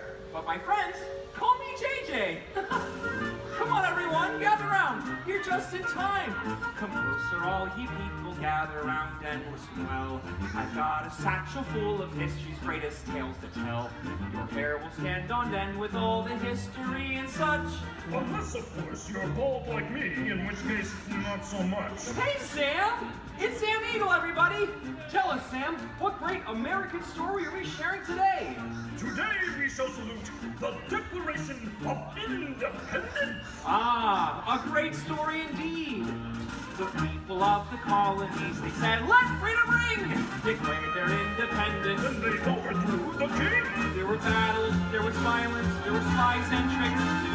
We won't speak about all that. This is wholesome through and through. Right, let's bring out some friends to help us. Hey there, that's your cue. Welcome! Hiya! Woo! Great moments in history. Tra-la-la-la-la. Great moments in history. And this one features more. And here's what you will take away in all your minds and hearts. Great Great moments in history. Great moments in history, but just the American parts. Hi-ho, and welcome to Great Moments in History. But just the American parts. That's right, Sam. And as the official Liberty Square historian, I have drafted tributes to every important event in American history. JJ, please remind everyone which great moment we are sharing today. The Declaration of Independence! Excellent! I read it every night before bed, and so should you. And now I will recite from memory the entire Declaration of Independence. When in the course of human... Excuse me, Sam? Kermit, you are interrupting America. Sam, the gang and I were talking, and we had some ideas to make your show more entertaining. Entertaining? In a theme park? Yeah. Highly unusual. Aw, please, Sam? JJ, I could use a little help here. Sure, Kermit. Let's put this to a vote. All those in favor of making Sam's story a little more entertaining, say aye. Aye. The ayes have it. Oh, it appears democracy has spoken. All right, Kermit, you and your band of weirdos can go. Okay. But please, do it with dignity. Oh, sure, Sam. We always do things with dignity. Hey, Kermit, the all-chicken chorus is ready for their big number. The cluck heard round the world. Hit it, girls! Too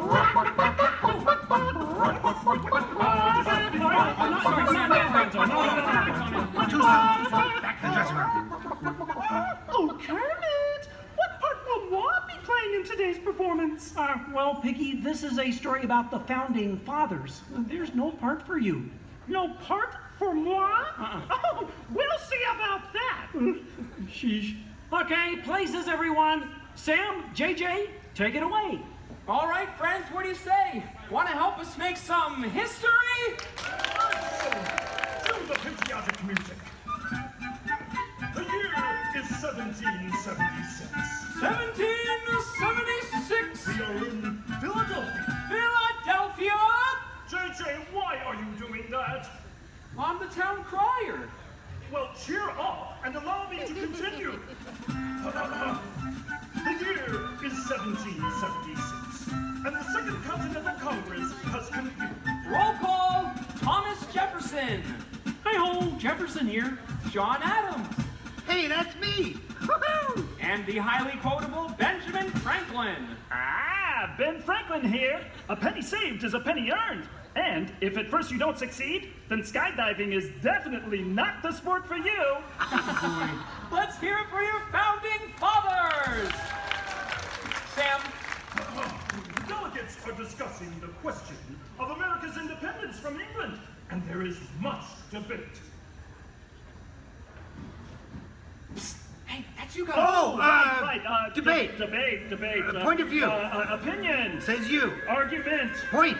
Counterpoint. Order. Needle point. Order. I'll take 2 hot dogs with extra mayo. A banana sounds appealing. Waka waka. You get on with it. Okay, Sam.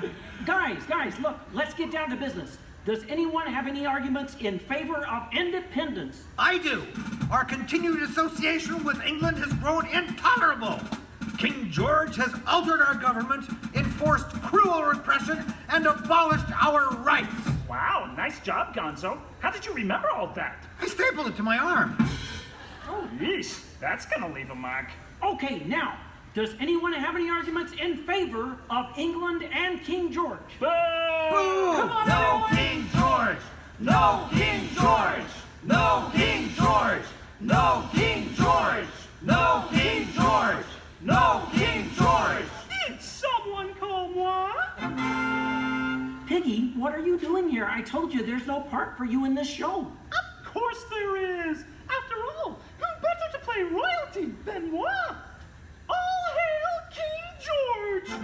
Piggy, women aren't kings, they're queens. Fine. All hail Queen Georgette! Good grief. I protest. This is not historically accurate. The king was not at the Congress. You got a bear playing Ben Franklin. And doing a great job at it. Let's hear it for the bear, huh? Go Fozzie, go Fozzie, go Fozzie, go Fozzie, go Fozzie, go Fozzie. Continue, please. Oh, Sorry. Sorry, Kermit. King George, Queen Georgette, you are not a good ruler. Who? What? Yes, you. You mistreat the colonists. You raise taxes. You are drunk with power. You might even say she's intoxicated. That was pretty good. Queen Georgette, can't you see? The colonists are angry. We are angry. The colonists are irate. We are irate. The colonists are revolted. We are revolting. And say that again. We are revolting. Sorry. Okay, it's time to vote. JJ, if you please. All right. All those in favor of declaring their independence from England and Queen Georgette say aye! Aye! The ayes have it. Let's declare our independence. Yeah! Queen Georgette, it appears you lose. Wait, what? I lose? Well, sure, Piggy. You see, in the American Revolution, England loses, which means the king, or the queen, loses. Excuse me? It is I, Georgette Washington, and I cannot tell a lie. I look fabulous! Piggy. This is a Oh boy, nice outfit. Enough of this nonsense. Can we please move on? Sure, Sam. Now, we need someone to write the declaration. We need someone with the brains, someone with the wit. Someone with a pen. Sheesh. Okay, I, Thomas Jefferson, will write the declaration. But I'm going to need everyone's help. Let's start with a list of demands, shall we? I demand a new cell phone, a bigger dressing room. I want a case of rubber chicken. Somebody say chicken. Okay, girls, hit it. A case of banana.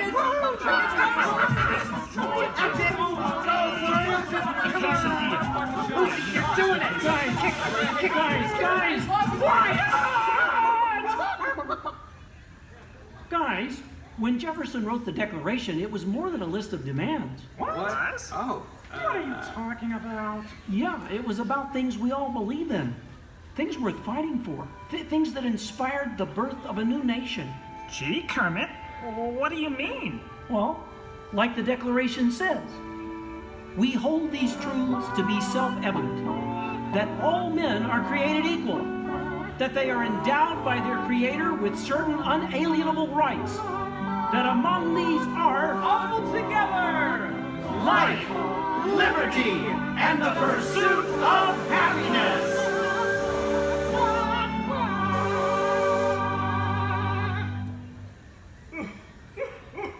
Sam, why are you crying? I thought that was pretty good. It wasn't good. It was glorious. Yes! Way to go, everyone. Hey, Sam, looks like now you're the town crier. Just ring the bell. Let freedom ring! Great moments in history, the 4th day of July.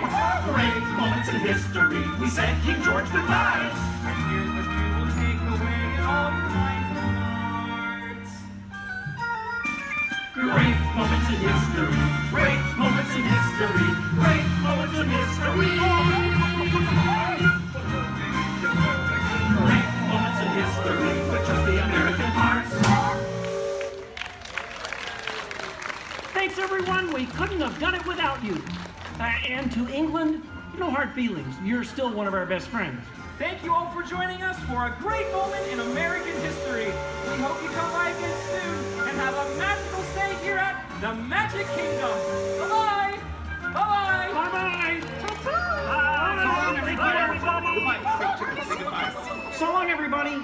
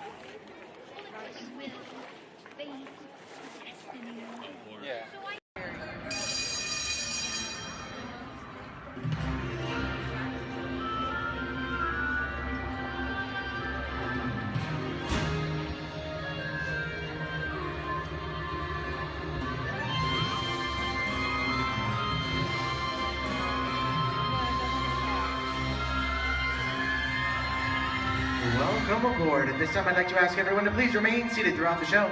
Please keep your arms, hands, legs, and feet inside the vehicle at all times. Don't forget to supervise your children.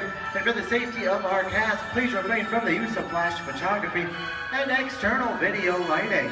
Now that we've taken care of business, let's talk about me. My name is Justin, and I will be your guide for this magical journey into the movies. It's the perfect job for me because I love movies.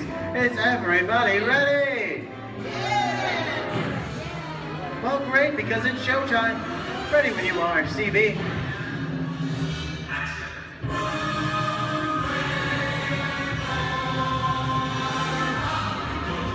And we are rolling.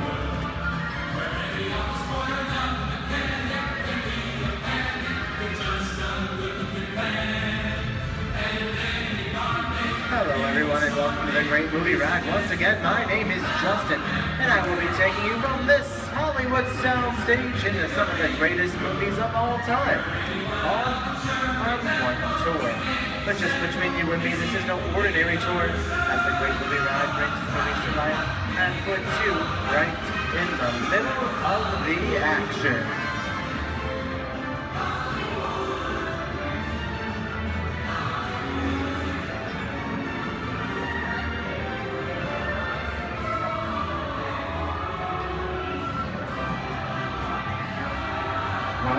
I don't know about you folks, but I just love the great Hollywood musicals of the 1930s. This scene is from one of my favorites, the Busby Berkeley classic Footlight Parade, starring James Cagney, Ruby Keeler, and Dick Powell.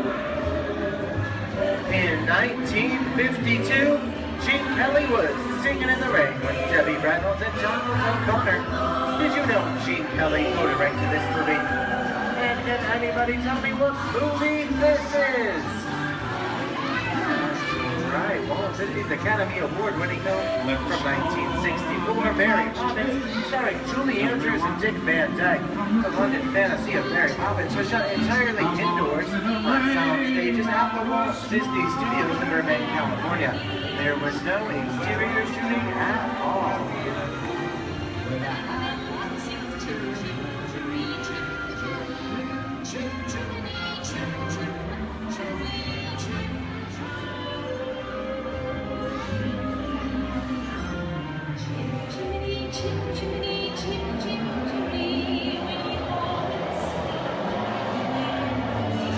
Hold on to those wallets and purses, folks.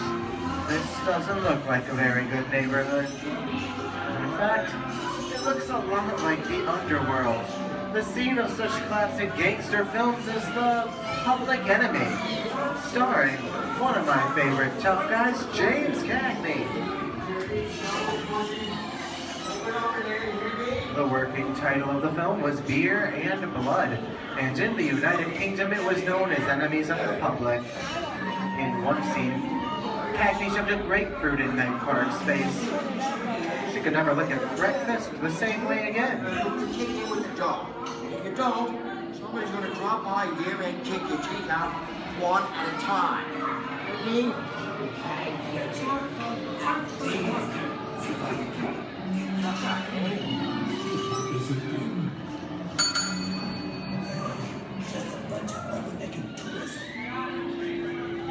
Sorry about the delay, folks, but I don't want to run a red light, even if it is just a movie. You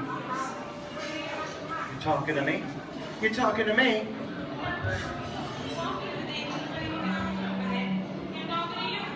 I'm not supposed to leave my vehicle. I said get up. Okay, Muggsy, whatever you say. I'll do it anyways. I've seen this movie before. Well, the heat's on. See, you can't see. Connor's going to get out of here, so do we. Since we're not in here, you're gonna get hurt. I can't just walk out. Here they come, Bus! Get out, you grinders!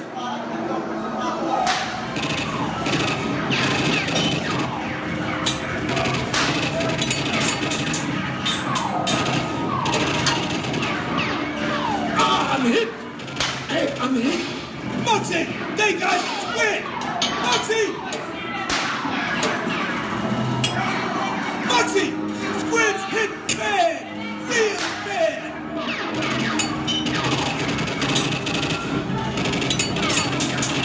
Everybody just inside. Remember, red lights against the law, nobody never break the law. Kick it. Watch this. No more red light. Muggsy!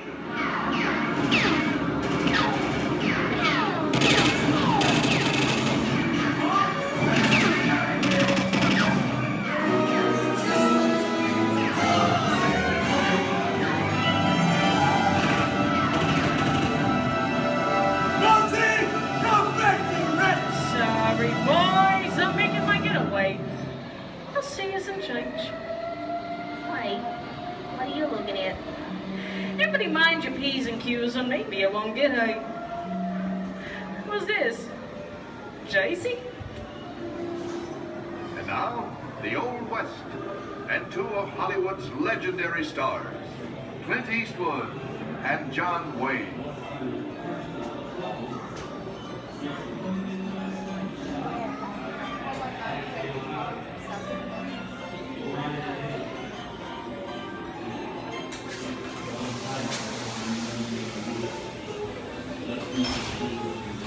Sleepy little gainer. That's some mighty tough territory you're heading into, Pilgrim. I'd think about turning back if I was you.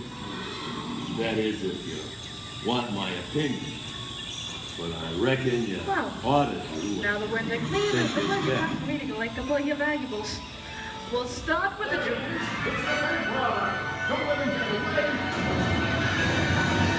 You're gonna have to catch me first, Copper.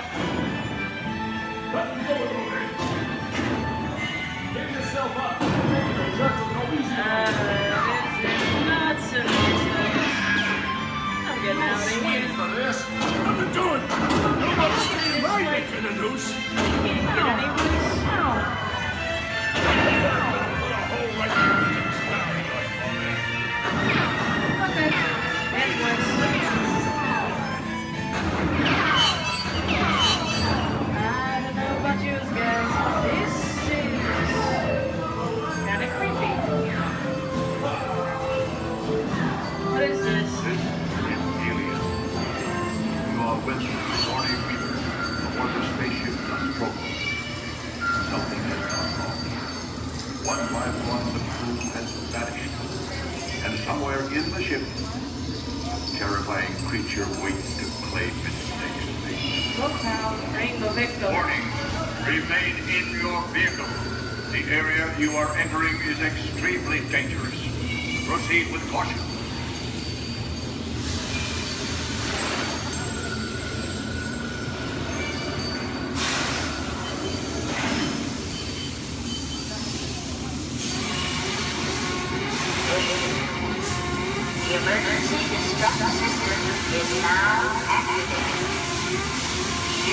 destiny, silence, death. The option to override automatic detonation expires. Silence, 5 minutes.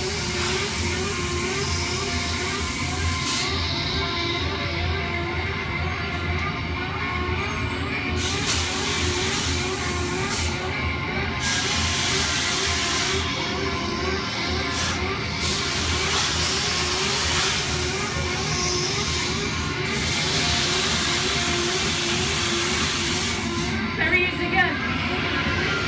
Okay, some creepy really makes you one day, right?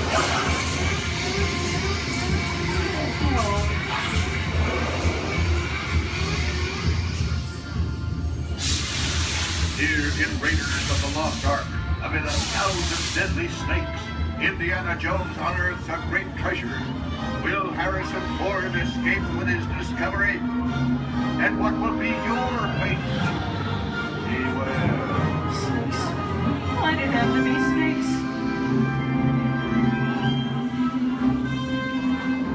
The dust of 3,000 years lies undisturbed in this ancient burial chamber. On the chest, the great stone god, priceless jewel. Good Lord, that's you guys. Time for me to get back to work.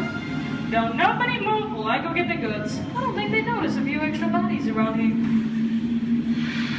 But the jewel is guarded by a curse, and those who dare defy that curse must pay with their lives.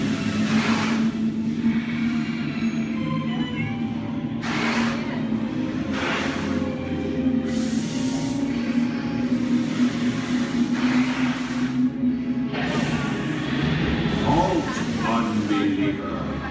Disturb the treasure of the gods, and you shall all lose your lives.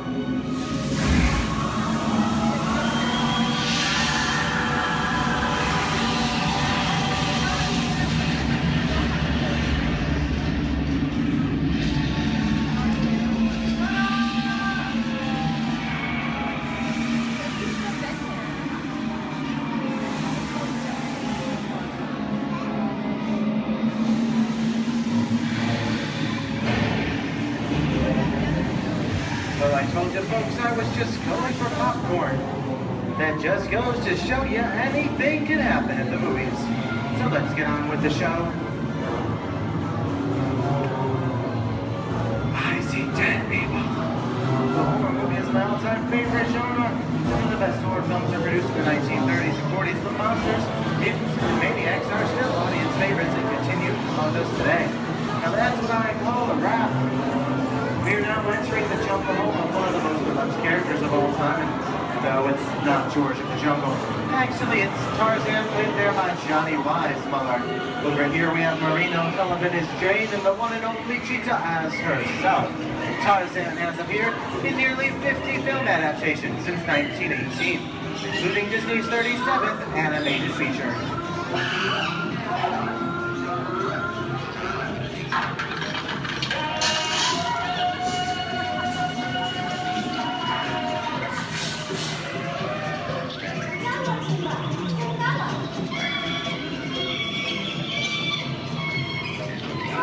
Louis, I think this is the beginning of a beautiful friendship. Best last line of the movie ever. Humphrey Bogart to Ingrid Bergman in the classic romance, Oscar Blanco. Inside of us, both of you belong to victim. What nothing keeps you maybe not today, maybe not tomorrow, but soon, the rest of your life. It always had past. It didn't have it. You lost it until you came to Casablanca. You got it back last night.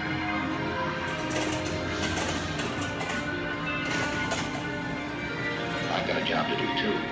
Where I'm going, you can't follow. What I've got to do, you can't be any follow. Those I'm no good at being noble. It doesn't take Here's much one of my favorite movie stars, Mickey Mouse in one of his greatest roles, The Sorcerer's Apprentice in Fantasia. When the movie came out in 1940, Walt Disney promised to add new musical sequences in the future. His nephew Roy kept that promise 60 years later with the release of Fantasia 2000.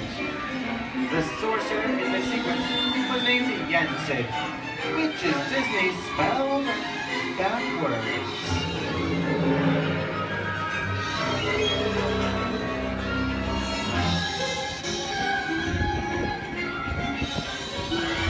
I don't have a feeling we're not in Kansas anymore. How often do you get to say that? I'd say we're definitely somewhere over the rainbow in one of the most beloved movies of all time, The Wizard of Oz.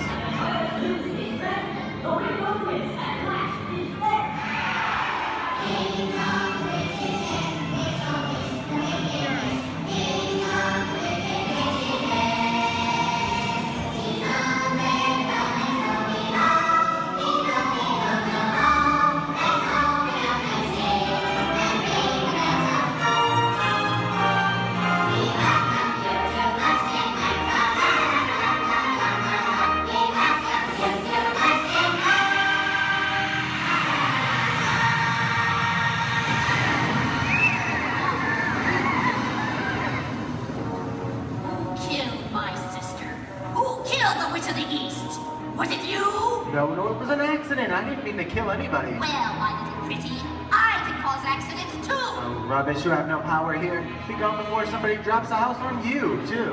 Very well. I'll bide my time. But just try to stay out of my way. Just try. I'll get you, my pretty, and your little dog, too. How we get out of here. What do you folks think? Which way do we go? Follow the yellow brick road. Follow the yellow brick road? Now, why didn't I think of that? Sing along, folks. You know the words.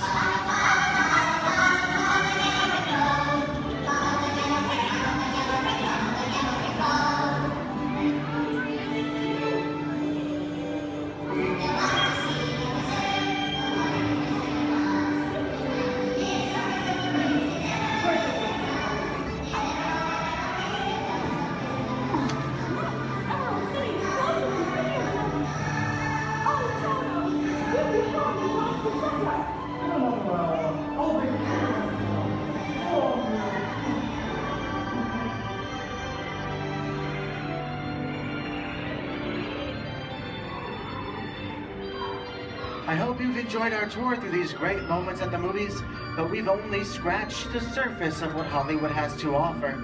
There are thousands of other great movies out there just waiting for you to discover. And here are just a few of my favorites.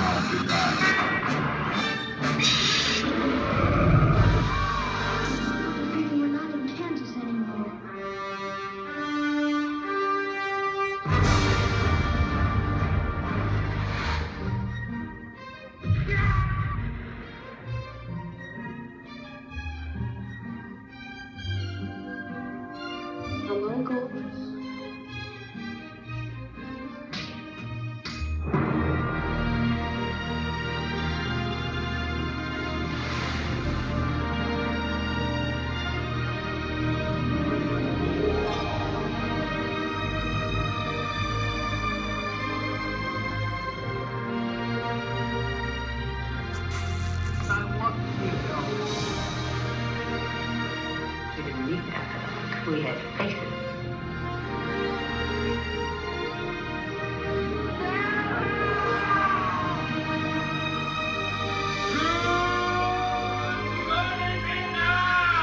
Person goes to Disneyland. It's going to be a bumpy night for us.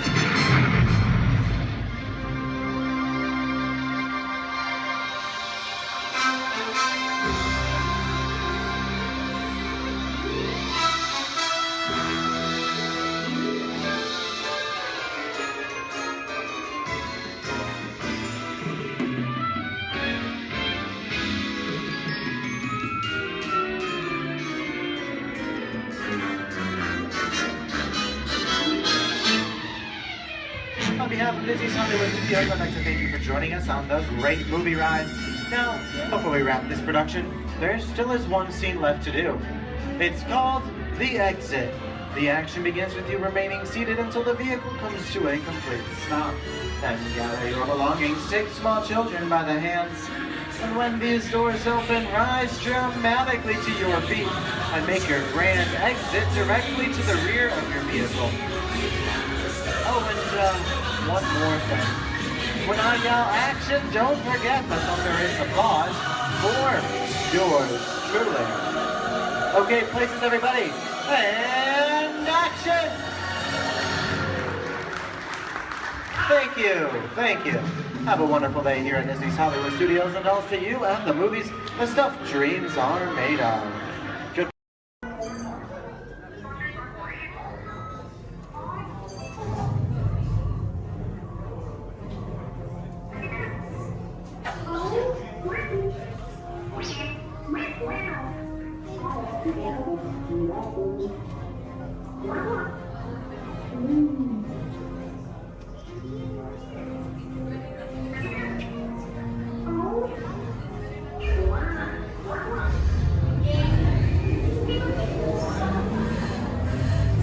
Incoming transmission from Ray.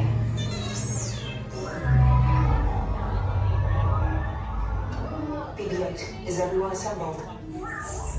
Good. Should we be in flight prep? Recruits, thank you for joining the cause. A covert resistance team led by my friend Finn has infiltrated a first-order Star Destroyer that is now headed to this system. Your outpost on Batu is no longer safe. We have transports waiting to take you to General Organa's secret base on Pucara. I'll regroup with you there. The Resistance desperately needs your help in our fight against Kylo Ren and the First Order. Remember, it is vital that you keep the location of the Pucara base secret. Lieutenant Beck, one of our top commanders, will lead you. Affirmative. Transport is ready. 9 and I shall personally see them delivered. Thank you, Lieutenant. Welcome to the crawlers.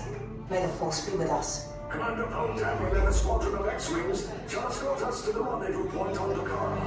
Roger, this is Black Leader. I hear you're a fine-looking group of recruits. No time to waste. Let's get you on your way to the General. Stand clear. Deck doors opening now. Hurry, all recruits to transport. No need for safety gear. It'll be a smooth ride. Ground crews, deck is in motion. Recruits crossing to transport. Initiate pre-flight sequence on Deck 3 for Pucara.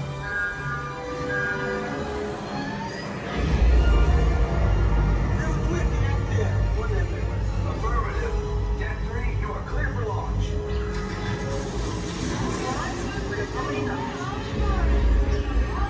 Pucara personnel, this is your final call on board. Transport away from the blast doors. All the way forward.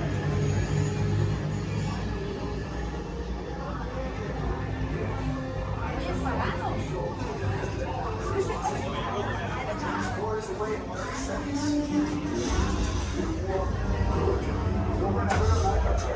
Yes, check the hyperdrive also.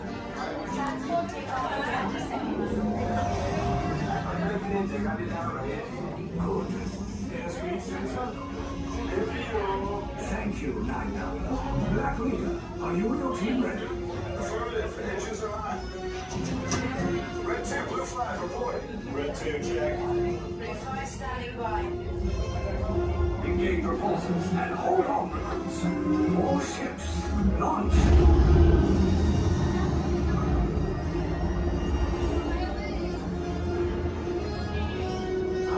Lieutenant Beck.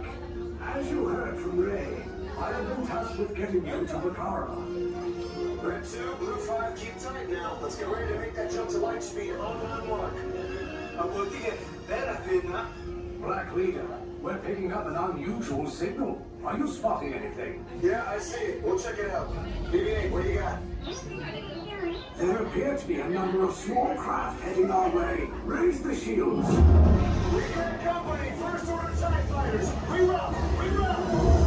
Red 2, blue 5, we got a clear path so transport can make the jump. They're all over us! I'm hit! We lost Red 2, more incoming. Blue 5 taking evasive action. Try to shake him, Blue. I'm trying. We lost Blue 5. I'm gonna try to draw him away. Copy that. Get us clear so we can make the jump. Be ready, you won't have much time. Where are all those TIE fighters coming from? Star Destroyers. Get out of there! We can't. We're caught in a tractor beam. It's pulling us in. I'm gonna get some friends and make this a fair fight. Don't worry, I'll come back for you. Stay strong. Cargo vessel TR-141, identify yourselves and prepare to be boarded. This is TR-141. We are a civilian vessel. By whose authority are we being detained? By the authority of the First Order resistance scum. Now bring down your shields and prepare to be boarded. They'll want a location of our secret base. Tell them nothing. The future of the resistance is at stake. I have a bad feeling about this. Stand back from those doors. Attention, passengers of the TR-141. You have been identified as enemies of the First Order. You will disembark immediately and prepare yourself for interrogation. Proceed forward, now.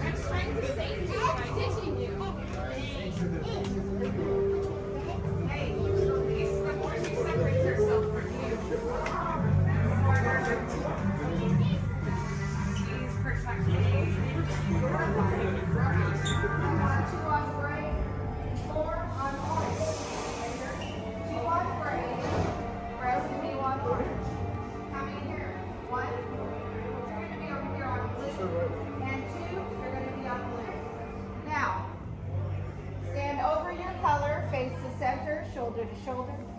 Now remember the color you've been assigned: blue, red, gray, and orange. It'll be an important part of your interrogation process.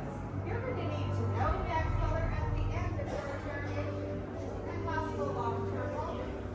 How many? Let me assign blue. Quickly to the end of the hallway. How many? 4. Let me assign red. How many? Yeah. This cell door opens, so we'll call you in by your assignment. And you will tell us everything. No, oh, you're going to have a tough time in interrogation. Get on your color. There you go. Scoot over, Blue. Make a look for him. Get on your color. Not the lights, on the color. Where you go? Now, Frank, into your side. Ori,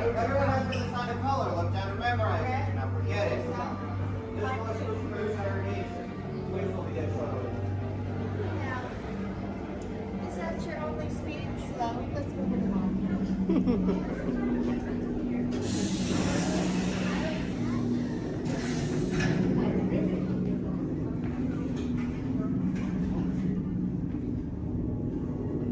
Leave us. Yes, General. Enemies of the First Order. We will soon snuff out your meager resistance.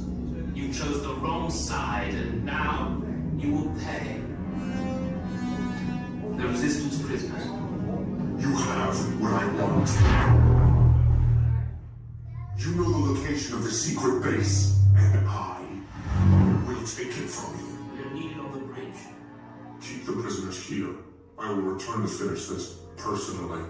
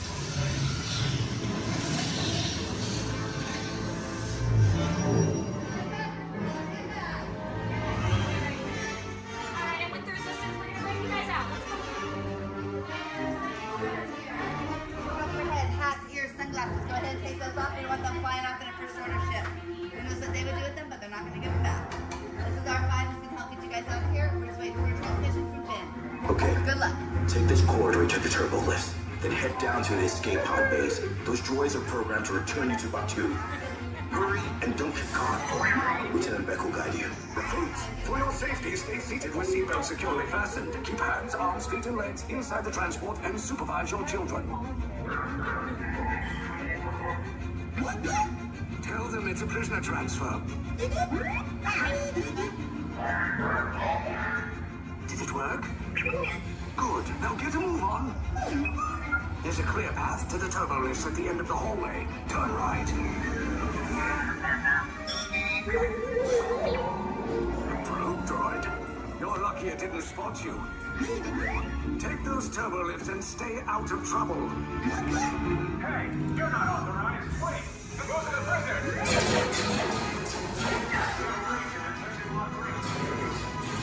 Your cover is blown. Find an alternate route. Who picked these two droids anyway? Detention approach. Prisoners not seen on the other team. Having on! Fire!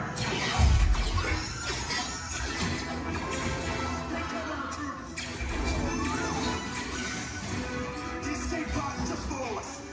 Take those down. Copy. Hurry! No, not up! I said down!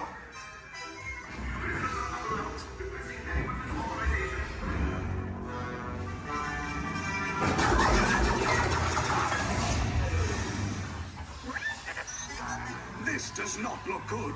Try to find another way down to the escape pods. The Resistance will attempt to rescue the prisoners. They have neither the resources nor the courage to engage us.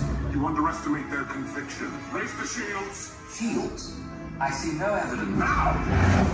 Sound the alarm! All personnel to their stations! Sir, the prisoners have escaped. How brave, but ultimately hopeless. There's nowhere to run.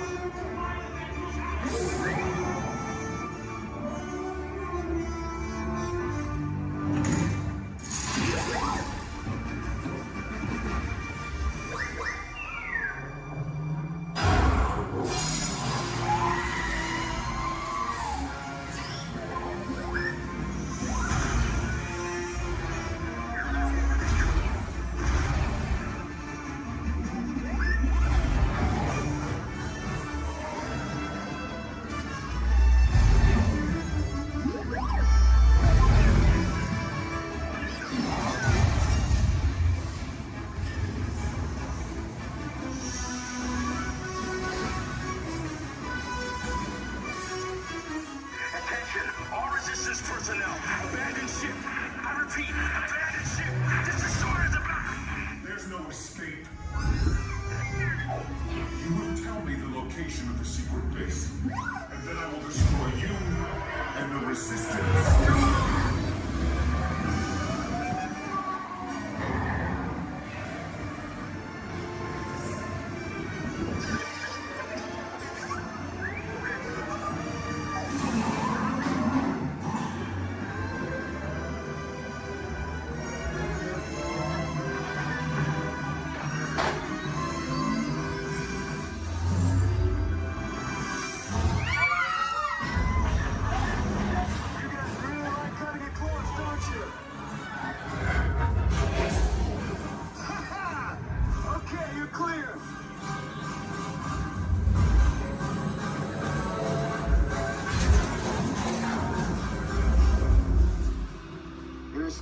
Came in a little off target. Ground crews will meet you outside the wreck. All right, nice job, recruits. Not what you signed on for, but hey, you're Resistance now. I think I have that authority. Right, Beck? Where's the lieutenant? I need eyes on Beck. Line up. Scout for his copy. More escape pods down in Sector 4. Verification pending from Key Command personnel. Where's the lieutenant? I need eyes on Beck. Lieutenant back here. Beck! You're alive! I should hope so. Great job, recruits. Thanks to your heroism, the location of the Resistance base is secure. Bravo! Yes, R5, you too.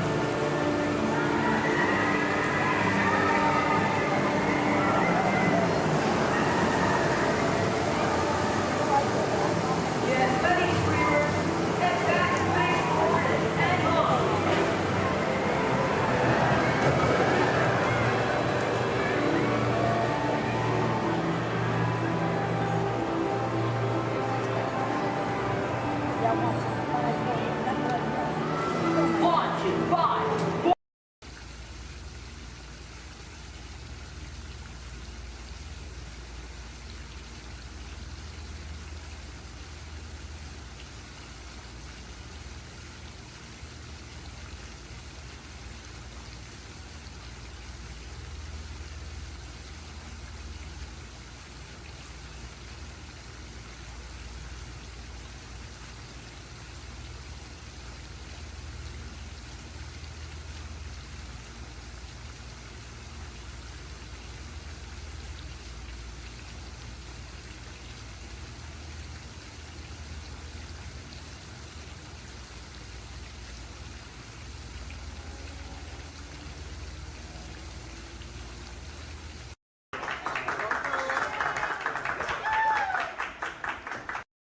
My name is Alexis. How's everyone doing this wonderful evening? Good. That was the most believable I've heard all night. But we're going to try it again anyways, folks. How's everyone doing this wonderful evening? Great. All right. Once again, my name is Alexis. I'm going to be your storyteller and captain for the evening. Just as a friendly reminder, please keep your hands, arms, and fingers inside the boat because Monstro does not like finger food. Oh, my folks, it looks like we are being swallowed by Monstro the whale. This is the very same whale that swallowed Pinocchio. But not to worry, folks, because Pinocchio was a smart little puppet. He lit a fire in here that made Monstro sneeze, and Monstro sneezed so hard that he blew his tail right off. Now, Monstro's not half as scary as he used to be. Haha. Around the bend to your left, you'll find the cave of the big bad wolf. And across the way, the homes of the 3 little pigs, the one made of straw, the one made of sticks, and the one made of 100% wolf-proof brick. Just beyond this bridge to your left, you'll find the village of Alice in Wonderland. Alice's home is the one in the corner with the thatched roof, and if you follow the small cobblestone walkway, you'll find the home of the White Rabbit. This is where Alice fell down and began her adventures in Wonderland. To the right in the center of the canal, you'll find London Park, made famous by the film Peter Pan. This is where Wendy, John, and Michael, with a hum of Tinkerbell and a few happy thoughts, followed Peter Pan all the way to Neverland, where you never have to grow up. Straight ahead, you'll find the city of Agrabah, city of mystery and enchantment. The busy marketplace below is where Aladdin and Jasmine first met, and Aladdin, being that prince of thieves that he is, he not only stole bread that day, he stole Princess Jasmine's heart. Aww. And it's underneath these rose-covered arches where Aladdin and Jasmine took their first magic carpet ride into a whole new world.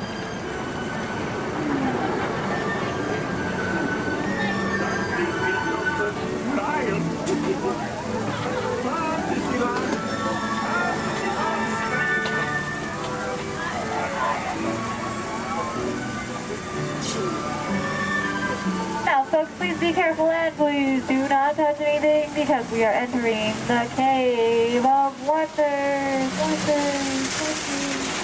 As Aladdin and Abu discovered, this cave holds one treasure more important than all the others. A magic lamp complete with its very own genie.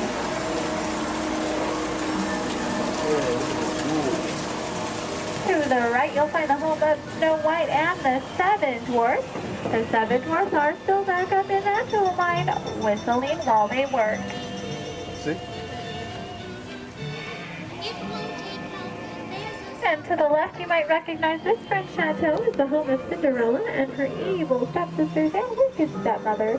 But not to worry, folks, because Cinderella now lives in that pink castle high atop the hill, where her and Prince Charming have lived. Does everyone know the rest of the sentence? Happily ever after. To the right, folks, in case you are like Dory from Finding Nemo with a short-term memory, you'll find the city of Agrabah, city of mystery and enchantment.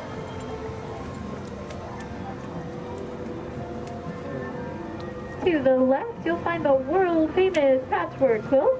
This patchwork quilt is comprised completely out of desert flowers, and it, along with every other plant and tree here in Storybook Land, are 100% real.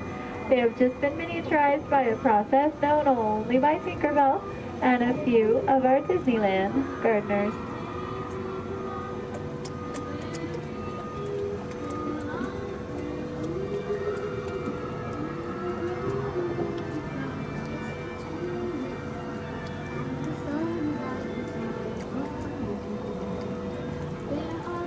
Coming up on your left, you'll find the humble home of Mr. Mole, and just beyond that is the not-so-humble home of Mr. Toad.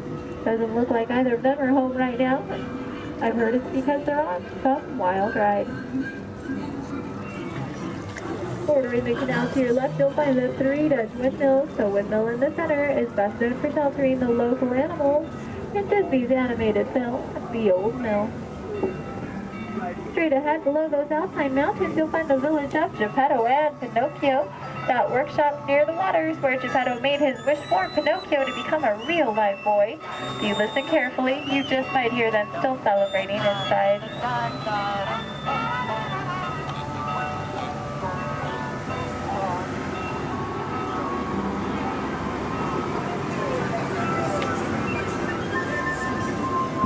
Coming up on your right, you'll see the ship of Prince Eric. The sandy beach nearby is where Ariel took her first steps on land and saved Prince Eric. That castle on top of the beach is where her and, you guessed it, Prince Eric, now lives happily ever after. And it is behind this waterfall that you'll find the Kingdom of Kingdom.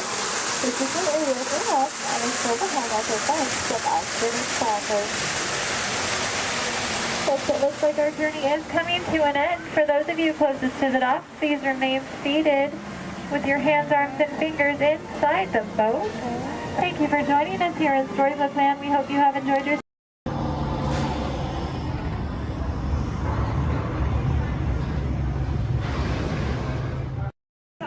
My name is Christina, and here at Sea Base I do have a few reminders. There's no eating, no drinking, no smoking, and absolutely no flash photography. Thanks, guys. The equipment you see here hanging in the water is called a hydrophone. Hydrophones help us to hear things beneath the sea. Today this is going to help us hear a very special guest. Does everybody know who that guest may be? Shout it out. That's right. Crush is going to come out and ask us a few questions about the human world, and we may have a few questions for him about the turtle world. So please think about the questions you may want to ask Crush. I do know Crush is out catching a wave, and he asks, on the count of 3, as part of a year of a million dreams, we are going to have Joseph count out from South Carolina. 1, 2, 3, and everybody else, scream out, "Hey Crush." Ready? Joseph? Hey, Chris. Hey Righteous! Righteous! Dude! Oh, dude, I totally heard my name while I was catching that totally tasty wave, and I was just totally... Whoa.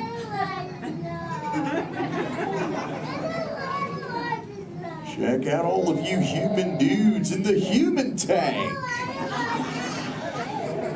Hello, dudes! Oh, they live. Hey, dudes! Whoa, there's a little Brahmin sub-level. Awesome! You know, where there's little dudes and dudettes, I bet there's some fellow moms and pops. Let's hear from all the moms and pops! Yeah! Awesome! Let's meet some humans up close. Hey, there's a dude here with a light lid and a gray shell. Hey, dude. What's your name, miniman? Mitchell. Mitchell. Mighty Mitchell, dude. Where are you from, dude? Kansas. Whoa. Never heard of it. That's cool, though, Mitchell. Do you think any of your friends back home knew you would be talking to a turtle? Not really, no. Yeah. Well, dude, if you told me earlier I'd be talking to a human, I'd have been like, no way. Hey, Mitchell, dude, it's really nice to meet you. I'll just assume the feeling is mutual, dude. Totally, dude. Hey, there's more humans on this side. There's someone with a blue lid and an orange shell, I think, right in the front here. What's your name, dude? Michaela. Mini Michaela, who brought you here today? Your mom. Where's the mom to Michaela, dude? Oh, way in the back. Sorry to get stuck with the cheap seat. Standing room only, dude. Sorry. Hi, name's Crush. What's your name? Shelly. Shelly. Oh, that's the name of my wife.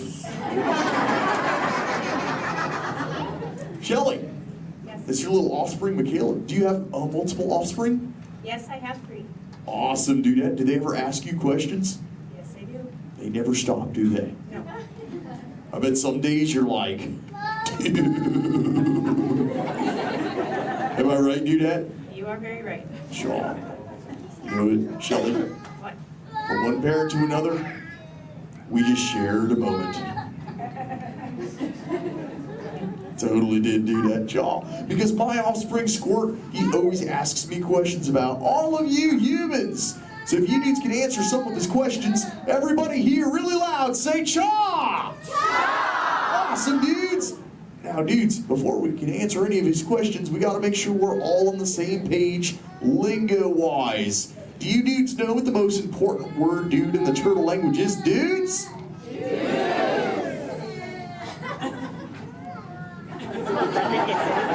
That's right, it's totally dude. Because dude can be used in so many different ways. Example, if something is totally awesome, you say dude like this. Dude! Let's try that, dudes, really loud on 3. Here we go. Uno, dos, 3. Awesome! But when you get bummed out, you go, dude. Try that one, dudes. Whoa, you're bumming me out. But no worries, dudes. If something is bogus, yet semi-humorous, you say dude like this. Try that, dudes. Dudes, you are totally talking turtle. Now here's Squirt's question numero uno. He saw some humans at the beach and he came back to me. He said, Dad, what is up with humans? What do you dudes do when you're at the beach? Shout it out, everybody! Oh, you swim, dudes! How many humans here swim? Raise your fin if you're a human that swims, dudes. Lots of human swimmers here today, dudes. Most excellent. There's even a dude sitting on the front row bench on the corner of this side. He's wearing a white shell. Where are you going? There he is. What's your name, dude? Brian. Brian, dude, you swim? Yes. Awesome. Brian, when you swim, do you prefer to swim real fast or to take it easy and take the turtle's pace? The turtle's pace. Turtle's pace. No shame in the turtle's pace, right, Brian? No shame. Awesome, dude. Hey, Brian, I've got a question for you, dude. All right. Does this look familiar? Yes. I'm Brian. Yes. Awesome, Brian. Thanks for your help, dude. Hey, dudes. I just realized I am the only one here asking questions. Does anyone have a question for me, dudes? Raise your fins, and I shall try to find you. Who's got questions, dudes? Let's go up front near the center. There's a dudette wearing a white shell. Right up front here. Hey there, dudette. What's your name? Madison. Minnie Madison. What is your question? How do turtles swim? How do we swim? Well, we got these awesome flippers that push us through the water, Madison. It's totally awesome. In fact, a sea turtle like me can swim up to about 20, 25 miles an hour. And that's like, whoa. Totally, dude, Chaw. Hey, if you dudes want to see how fast that is, say Chaw! Awesome, dudes. I'm going to swim so fast, you'll be like, no way. And I'll be like, oh, way. All right, dudes. I'm building up the speed now. Here we go, dudes. Check it out. Right. Dude. Whoa, dudes, that was bogus. Yet semi-humorous. What do we say, dudes? Totally. But you know what, dudes? I've got other questions. Who else wants to ask me a question, dudes?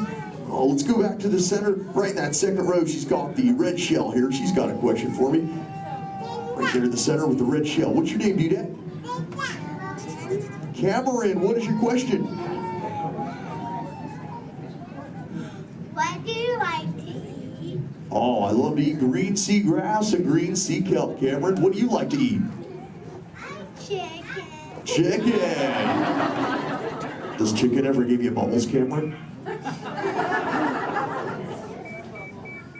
Sometimes green seagrass gives me bubbles, dude. It's kind of Vegas.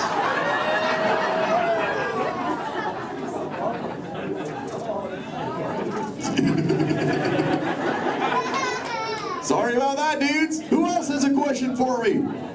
Whoa. Let's go over towards this side near the center. He's got the dark shell in that second row. Really dark shell in the second row, sub-level. What's your name, dude? Cameron. Another Cameron? Interesting. Guess they're running out of names in the human world. Well, Cameron, dude, what is your question? What is it like in the water? Oh, wet. Cameron, have you ever, what? How do you ever feel in it? How do I, wet. Well, have you ever been in the water, dude? Yeah. How do you feel in it? Good. Good. Oh, awesome. Well, oh, and wet. Well, that makes sense. Cameron, dude, what do you wear in the water? What you're wearing now? No, I wear a swimsuit. Oh, a swimsuit, Cameron, dude. Check it out, dude. Sports said this is called a swimsuit right here. Check it out, dude. This is what Cameron wears. Awesome, dude. That's what you wear, right, Cam? No, it's a boy wear. It's what? It's a boy wear. This isn't for boys?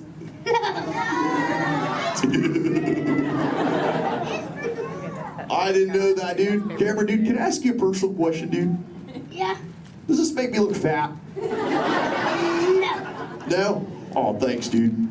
Cameron, dude, remember, when you get older, you'll find that will always be the correct answer to that question. Totally. What, dudes? No, dudes, the name's Crush. Where you see Little Blue? On the other side? No way, dudes. That'd be awesome if she were here, dudes, but she's totally not. Hey. Whoa, Little Blue. I know you. Jaw. Hi, I'm Dory. Totally. I remember you. You're Mush. Little Blue, the name's Crush. Well, what brings you here on this fine day? What brings me here? Jaw. My fin, silly. Watch. Woo ha, chee ha, woo. Ow, ow, yeah. Ow, ow, ow. Wow, that really clocked me there. Am I bleeding? Little Blue, I hope not, but... Look. It's a people tank. Hi. Hola. Ooh, bonjour. Welcome. Ni hao ma. Ohio. Hi. You're like a little linguist, Little Blue. You know, I just taught these human dudes how to talk turtle. It'd be so awesome if someone could teach us all how to speak whale. I can speak whale. Awesome. Okay, everyone, repeat after me. Hello.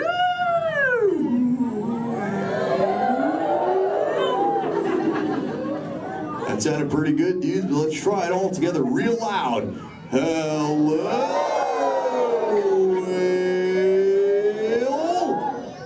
Awesome. You know, sometimes you speak whale and there are like 80 whales swimming around you. Not today. What do you mean, dude? No whale. Where? You see one behind me?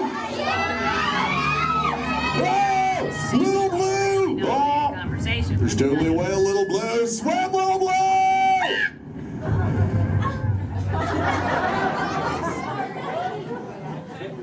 Tell the whale to go away. Help her out, dudes, and say, go away, whale.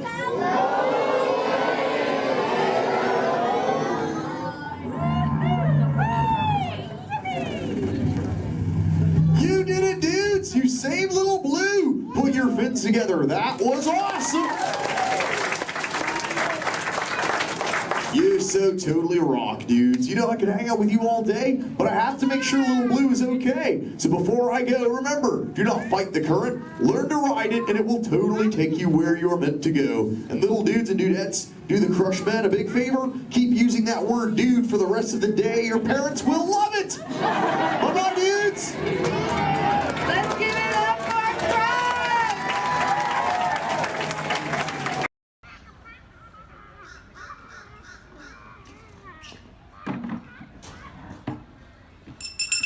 Hear ye, hear ye!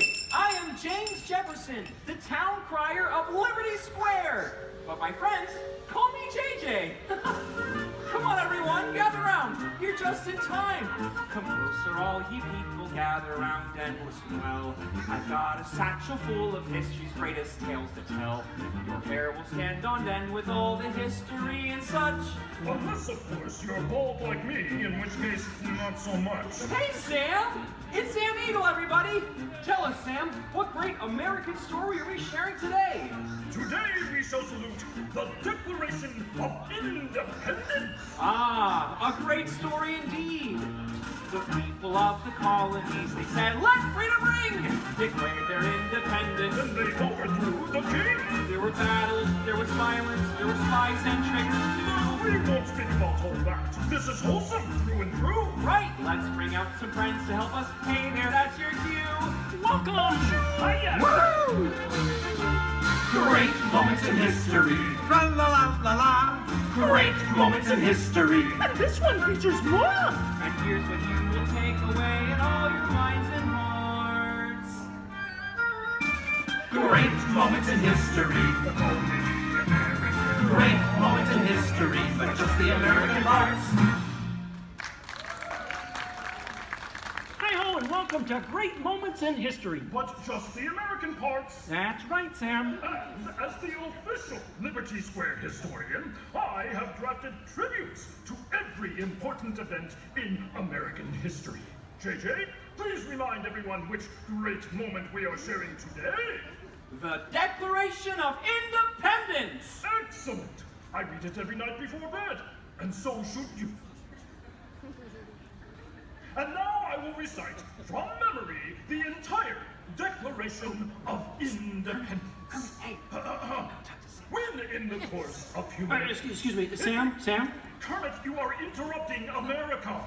Sam, the gang and I were talking, and we had some ideas to make your show more entertaining. Entertaining? Mm-hmm. In a theme park? Yeah. Highly unusual. Aw, please, Sam? JJ, I could use a little help here. Sure, Kermit. Let's put this to a vote. All those in favor of making Sam's story a little more entertaining, say aye. Aye. The ayes have it. Oh, it appears democracy has spoken. All right, Kermit, you and your band of weirdos can go. Okay. But please, do it with dignity. Oh, sure, Sam. We always do things with dignity. Hey, Kermit, the all-chicken chorus is ready for their big number. The clock heard round the world. Get it, girls! Too soon.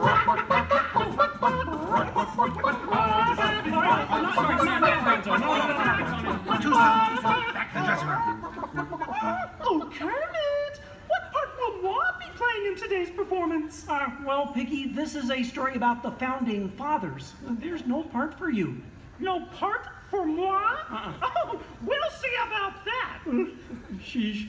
Okay, places, everyone. Sam, JJ, take it away. All right, friends, what do you say? Want to help us make some history? Do the patriotic music. The year is 1776. 1776. We are in Philadelphia. Philadelphia? JJ, why are you doing that? I'm the town crier. Well, cheer up and allow me to continue. The year is 1776, and the Second Continental Congress has convened. Roll call, Thomas Jefferson. Hi-ho, Jefferson here. John Adams. Hey, that's me.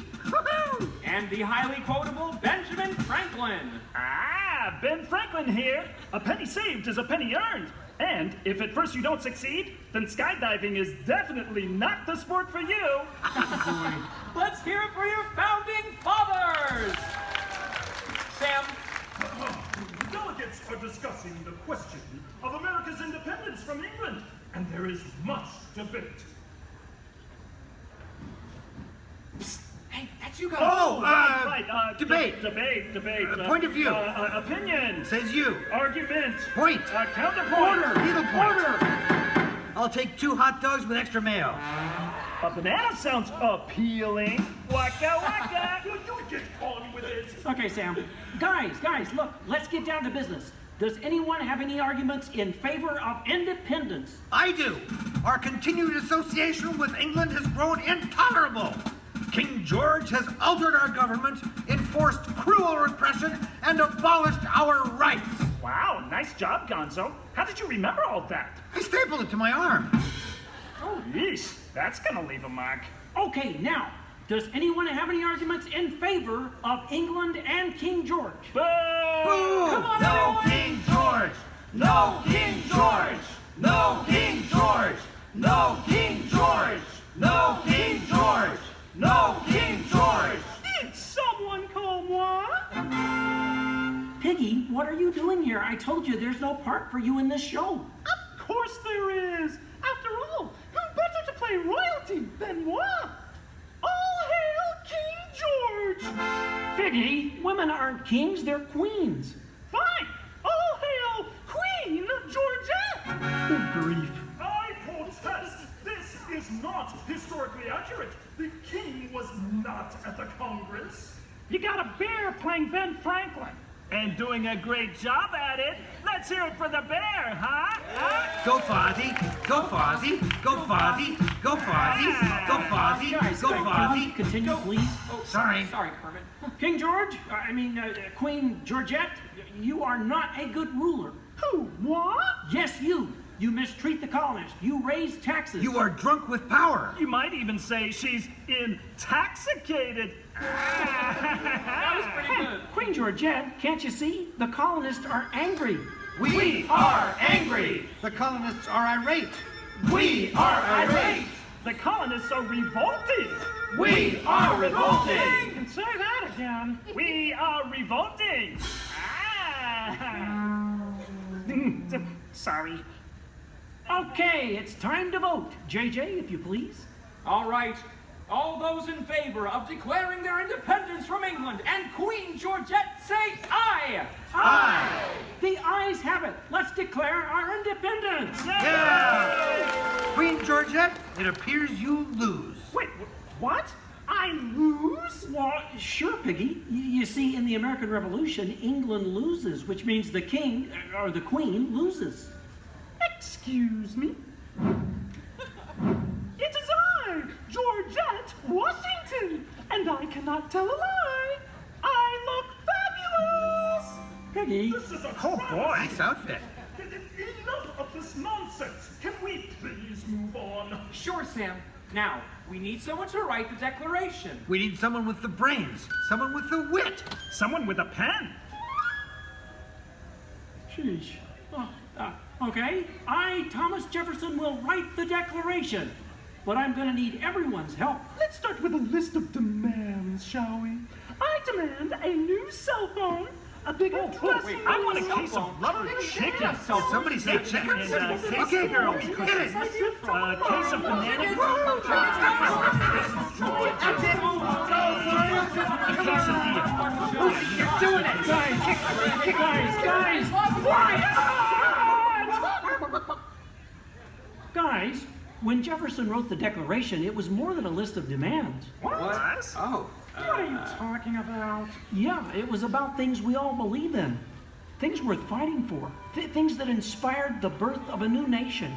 Gee, Kermit, what do you mean? Well, like the Declaration says, we hold these truths to be self-evident, that all men are created equal, that they are endowed by their Creator with certain unalienable rights, that among these are All together! Life, liberty, and the pursuit of happiness.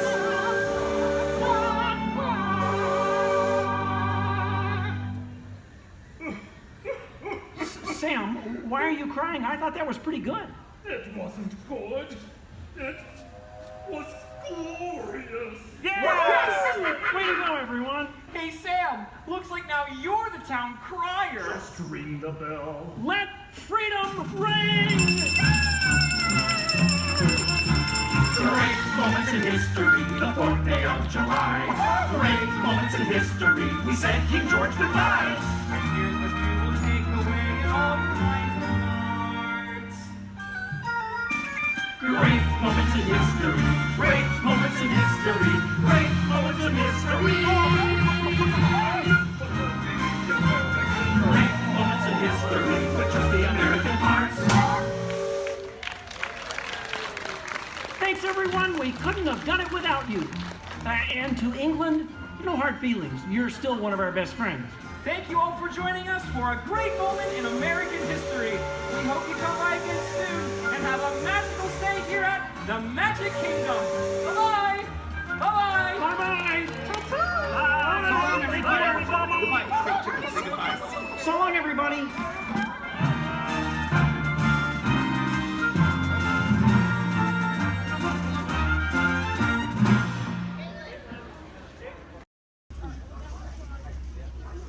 Everybody make sure we're staying seated. Sante Sun Award, and that does me. Thank you. There's another word we like to say out here in Harambe, which is Tuwende, and Tuwende means let's go. Jumbo, everyone. My name is Julia, and I will be your safari guide today. A few quick safety reminders before we head on in. Just make sure to keep your hands, arms, feet, and legs inside the truck, and make sure everyone is staying seated for the entire safari ride. Above you, you'll see that animal spotting guide. That'll help you identify some of the animals that we might be seeing out there today. So go ahead and look it over for a quick second, see if you can find any of your favorites. That's also a great time to get any cameras or phones out and ready, as the roads are going to be pretty bumpy and we won't be able to stop for every animal.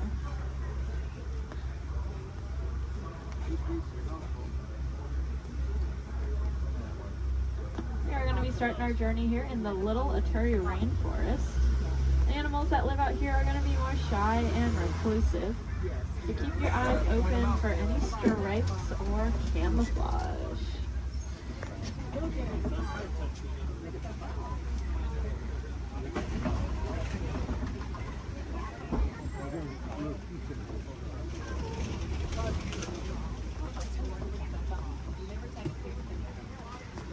Like off to the right, there's that oak coffee.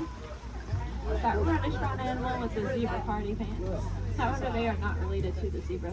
They are the only living relatives of the giraffe.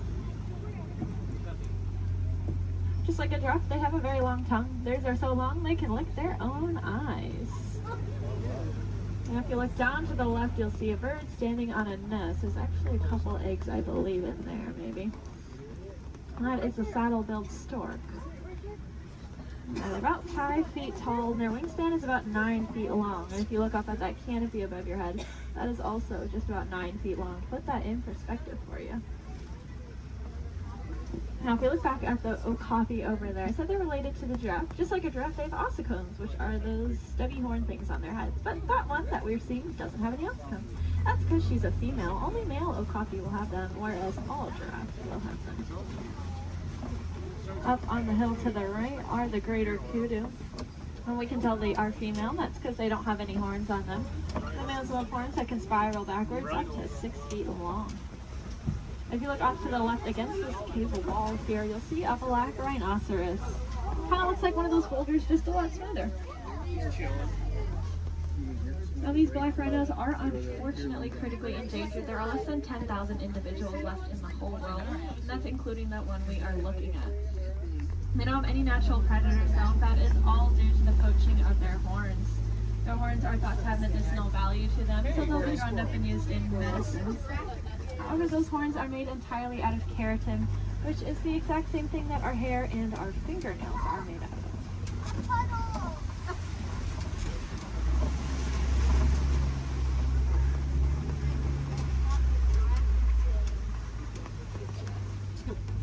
I said the animals that live out here are all going to use camouflage. We saw how they use their colors or patterns to blend into the trees around us.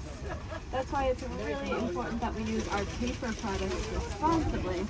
Since our paper comes from the trees that these animals' lives depend on. Looks like we are getting to the edge of the forest here. We're gonna make our way down towards the Swampy River. The animals that live here naturally spend most of their time underwater, which will keep them cool and camouflage, so keep your eyes open on the surface for any bubbles or ripples that you might see. Looks like off to the right there are some pink-backed pelicans. We get that name for that slight pink coloring on their back. That'll be there all year round. It'll get brighter during mating season though. I like to say it's because they're putting on their blush. And if you look off to the left, you'll see a boat of the Nile hippopotamus. Make sure we're staying seated, friends. Make sure we're all staying seated. These hippos can hold their breath anywhere from 5 to 8 minutes at a time, which is going to allow them to sleep underwater. They'll float up to the surface every couple of minutes, take a big breath of air, and then sink back down, all fall completely asleep. They are herbivores, meaning they only eat plants. They'll come out towards nighttime and graze on about 80 pounds worth of grasses. And they'll go back in the water.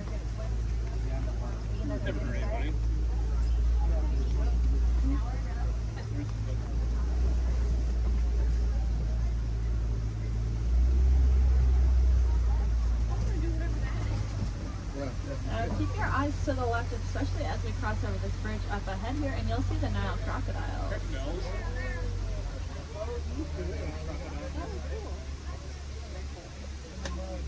Three of them.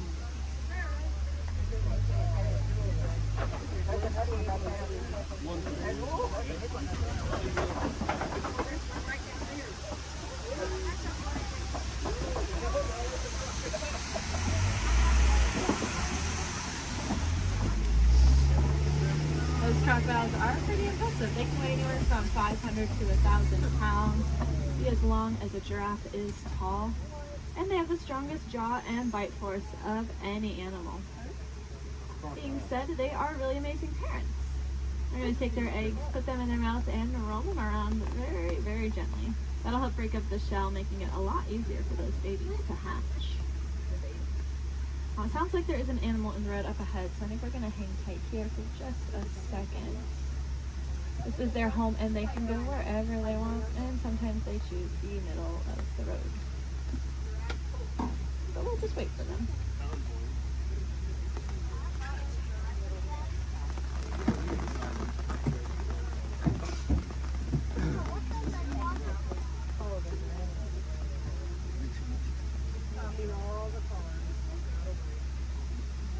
Does anyone know how to tell the difference between an alligator and a crocodile?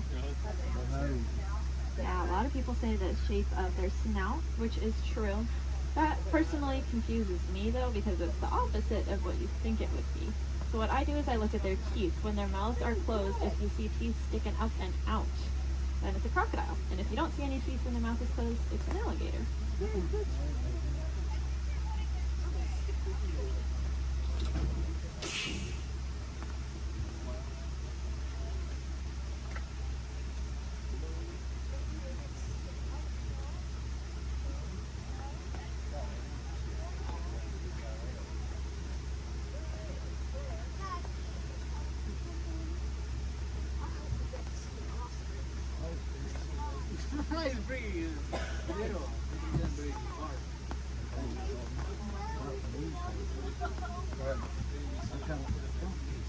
Well, thanks for your patience here. Hopefully the animal moves soon.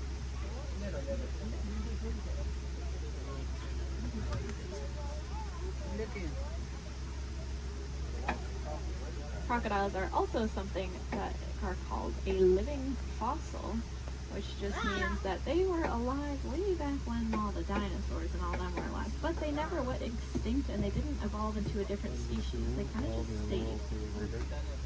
A lot of other animals like that, like horseshoe crabs, cockroaches, they're all living fossils. But so are those crocodiles and alligators.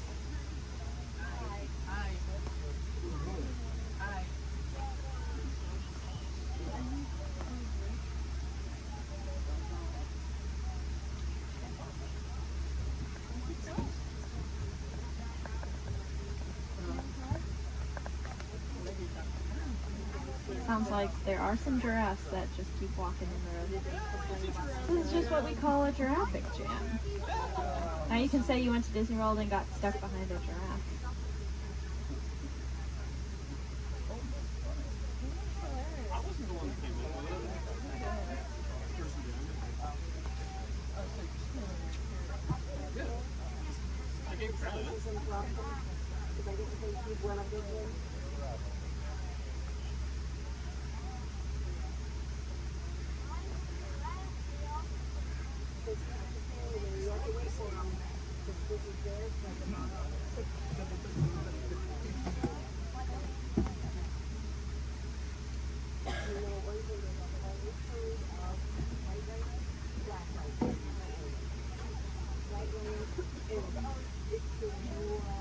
Sounds like the giraffe has moved, but now there's a different animal on the road. The animals really like the rain, so they are very active. Okay, it sounds like maybe we'll be back on the move soon. I think all the animals are out of the road, at least at this very second. But I don't want to jinx it. But that's good news for us, because that means once we get down into the savannah, there's going to be a lot of cool animals really close to see. Alright. See how far we can get.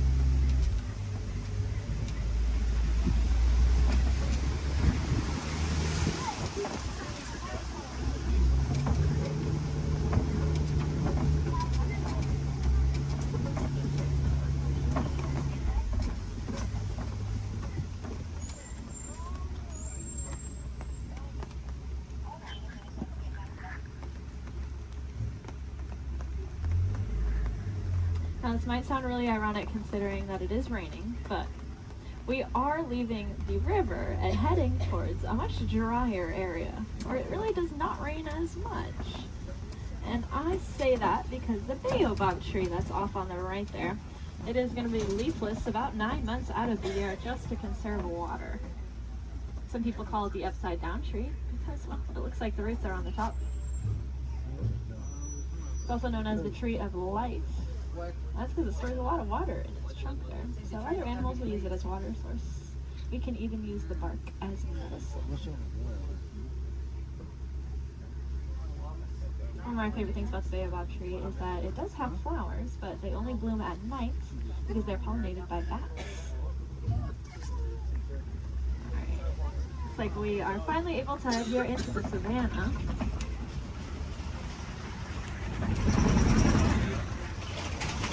Now you may notice the trees are starting to thin out quite a bit, and that's because it doesn't rain as much out here, like I said. So the animals here can't really rely on camouflage in the same way, and so they're going to be very agile and flighty. Most of them can run within an hour or two of being born. And that is something I personally cannot even fathom, being able to run within an hour or two of being born. Crazy. Looks like here to greet folks is this Maasai giraffe off to the right. They are, of course, the tallest land animals, averaging at about 18 feet tall. You can see that really long, dark tongue. That dark coloring is there to act like sunscreen. And that's because giraffes eat most of the day. And by most of their day, I don't mean like half the day. I mean they eat about 20 to 22 hours. Out of that 24-hour time period, they're going to spend eating. So that tongue is that dark coloring just to protect it, since it is out about 20 hours a day.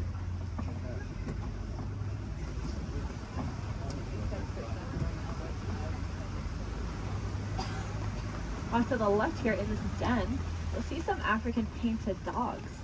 They are the most successful hunters out here with an 80 to 90% success rate.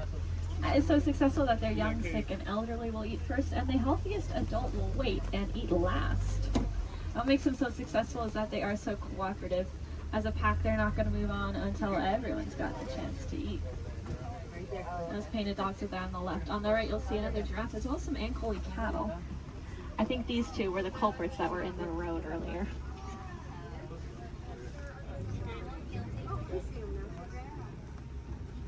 Those cattle have those really large horns on them that look pretty heavy, but they are hollow with a honeycomb-like structure on the inside.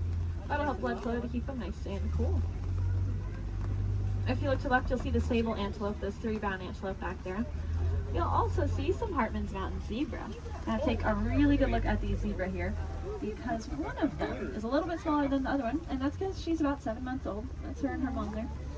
And if you look at her legs, though, her legs are just as long as her mother's, and that's because zebras are born with their legs fully developed. Running, as I said, is very important out here, so those zebra babies are born with long, lanky legs, ready to run within half an hour of being born. Their stripe patterns are going to be unique to them in the same way that our fingerprints are unique to us. That's actually true for a lot of animals, not just those zebra. It's true for those painted dogs we saw, and it's also true for these giraffes up here.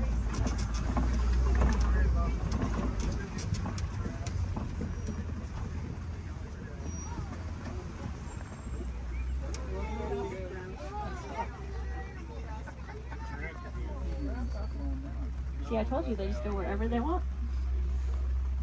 Oh, look, the zebras are in the road now. Over here they're in the road too. Yes, look over there. Zebras are in the road over there. Now, since giraffes spend most of their day eating, they also spend most of their day standing up. They don't really like to sit down. It's very vulnerable for them. They even prefer to give birth standing up. So that's about a 6-foot drop for those baby giraffes. I like to say the first thing a giraffe experiences in life is gravity. Of course, when you're born already about 6 feet tall, I guess it really doesn't matter that much. It also is going to kickstart their heart, that drop. So maybe it's a good thing.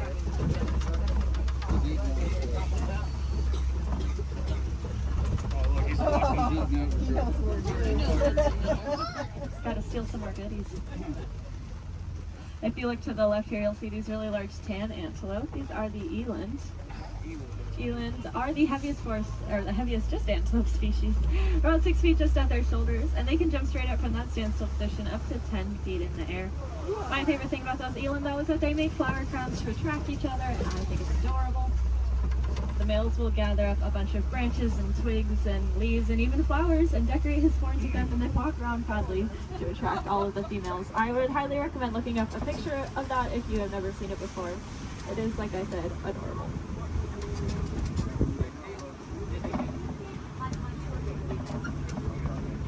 Now off to the right, there's going to be a path. We're not going down that path, but if you look down it, you'll see some little tiny antelope called the springbok. They get that name because they can jump about 6 feet up and 13 feet across. When they do that, it kind of looks like ping pong balls hopping across the savannah. It makes it really confusing for those predators out there. Now, all the animals that live out here have a very important job to do. They're going to be the landscapers. So those antelope will be the lawnmowers, giraffes will prune back the trees, and then larger animals will be the bulldozers. They'll knock over trees. And if you look around us, looks like there have been a whole bunch of trees knocked over. There's really only one animal I can think of, though, that is large enough to act as a bulldozer and knock over an entire tree. Let's see if we can find them. There's also a really large watering hole. There they are. Like off to the right is an African elephant. We are going to get a really good look in a second, though, so I don't mind looking over to the left because there are some mandrills walking around. Mandrills are the largest old world monkeys, and they have that distinctive blue coloring on them. Might remind you a little bit of Rafiki. Let's see, I promised to give you this elephant here.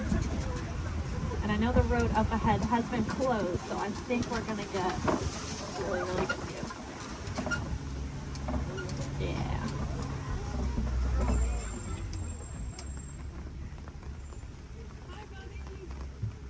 Elephants are, of course, the largest land animals. Also very, very intelligent. You can see him using that trunk. They have about 40,000 muscles in that one trunk. To put that in perspective for you, we have a couple hundred different muscles in our entire bodies. They have 40,000 in that one trunk. That is kind of unbelievable to me. And it's going to allow them to do a lot of really cool things, though. You see them eat with it. They also drink water, kind of like a straw. And sometimes they'll suck up a bunch of dirt or mud and then spray it on their backs to help protect their skin from all those natural elements.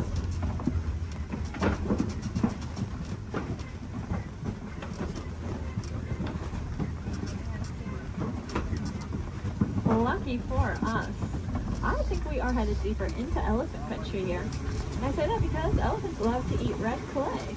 If you look around us, it looks like we are surrounded here by this red clay. It's very nutritious, so they'll eat it as an extra form of nutrition, just like how we might take a vitamin or a supplement every day. And there are some tusk marks over to the right and some footprints down to the left.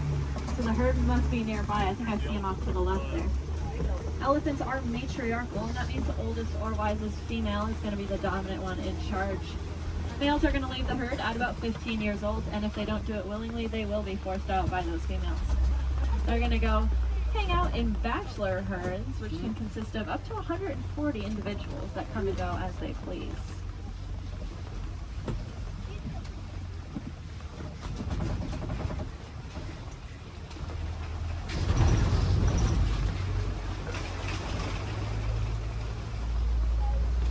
Keep your eyes to the left.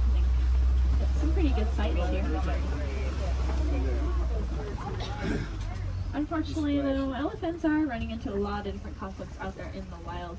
They are losing their homes for various reasons and getting forced closer and closer to people, specifically farmers and their crops. Not knowing any better being elephants, they see those crops as yummy treats and they eat them, or they stomp all over them, which of course upsets the farmers, putting the elephants in danger. Luckily, we did some research recently and learned that elephants are afraid of bees. They're very sensitive skin and do not like to be stung. So now out in Kenya, farmers are building fences out of beehives. That scares off the elephants, which keeps them safe, and in turn keeps the crop safe and the farmer's livelihood. And the farmer gains a new crop, which is, of course, the honey from the bees. And if you like honey, you can look up the Elephant Safe Honey Project and learn a little bit more about how you can support that. If you look to the left here, you'll see the greater flamingos. They are the largest flamingo species, but the lightest in coloring. They're going to get that pink coloring from the brine shrimp that they eat. There's a protein in there called beta-carotene, and that's what'll turn them pink. It's the same thing that's in carrots.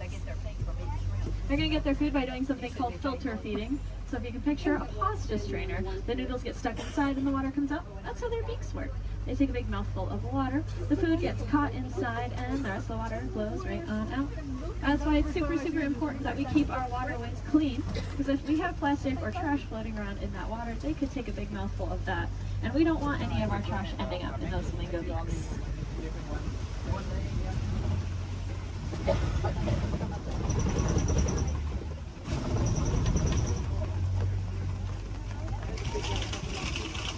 Looks like this side of the savannah is getting a little bit more tree coverage here, which leads me to believe there might be some cats nearby. Please help them out while they are hunting. So keep your eyes open. I know I've seen cats roaming around on the hills up ahead before. Look down that path though on the right. You see a white rhinoceros.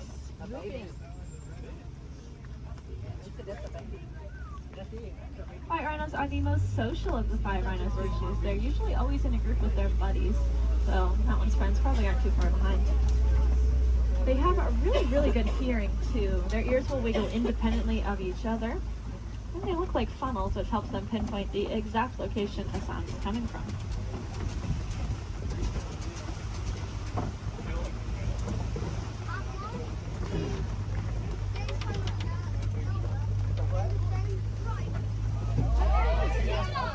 It's like up to the left behind that orange rock. See cheetah. Cheetahs are the fastest land animals. They can go from 0 to 60 miles per hour in 30 seconds or less. They're going to use their tails to help them steer, very similar to a boat's rudder. And they're the only cats that are going to hunt during the day instead of at night. That's just because they don't have very good eyesight at night, so if you can picture what we see at night, that's about the same as what a cheetah can see at night.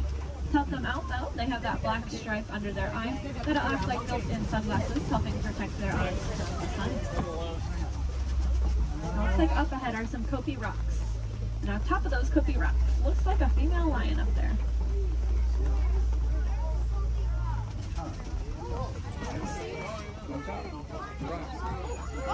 The second tallest rock on the top of it. She's laying up there. Females are going to be the ones that go out and hunt. The males are going to stay behind to protect their territory and any cubs they may have. Males have a mane on them, which is about 20 pounds of hair, just protecting his neck in case of any of those conflicts. Would you be able to see him again? Big animal? Male lions also have the loudest roar of any animal. You can be heard up to 6 miles away.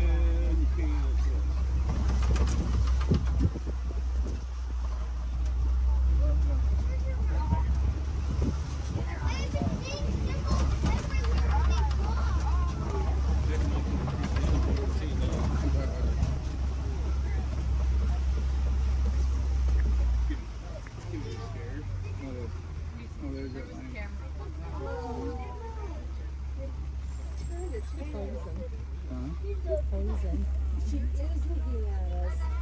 That is so cool.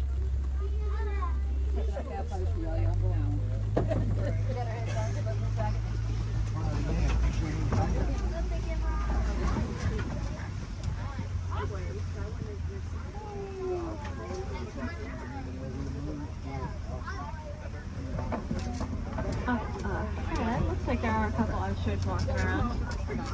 They are the largest and fastest birds in the world, but they cannot fly.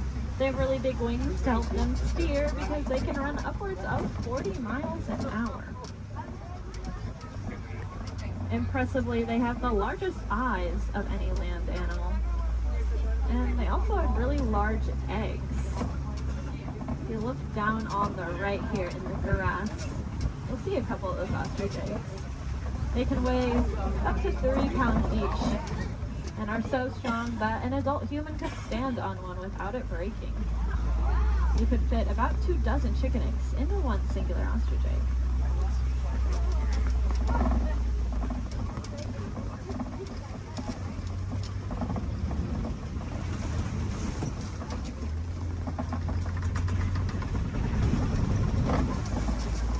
Up ahead is the warden's post. The warden takes care of all the animals out there on the reserve. There's some special ones up here with them. I bet they're all hiding under this porch from the rain though. These are the Nigerian dwarf goats. They look like cute little babies, but this is them full-grown adults. They really do not like that rain.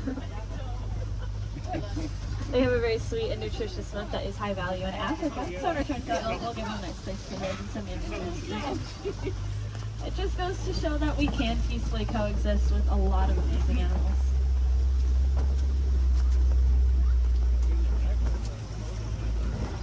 Unfortunately, those gates do signify the end of the reserve and our return back to the village. I really hope you enjoyed that safari. More than that though, I hope you learned something new. If you did, maybe you can tell your family and friends those fun facts that you'll learn when you get home.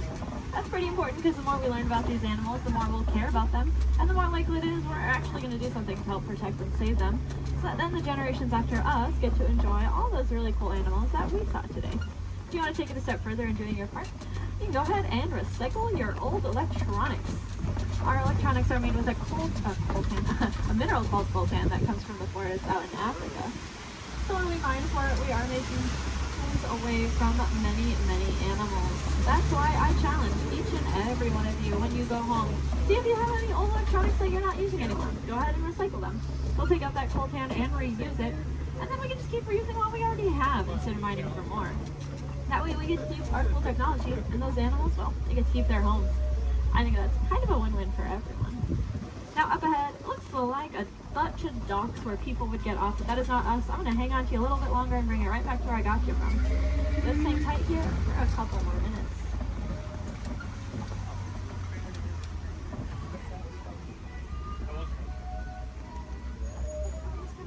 He's people watching.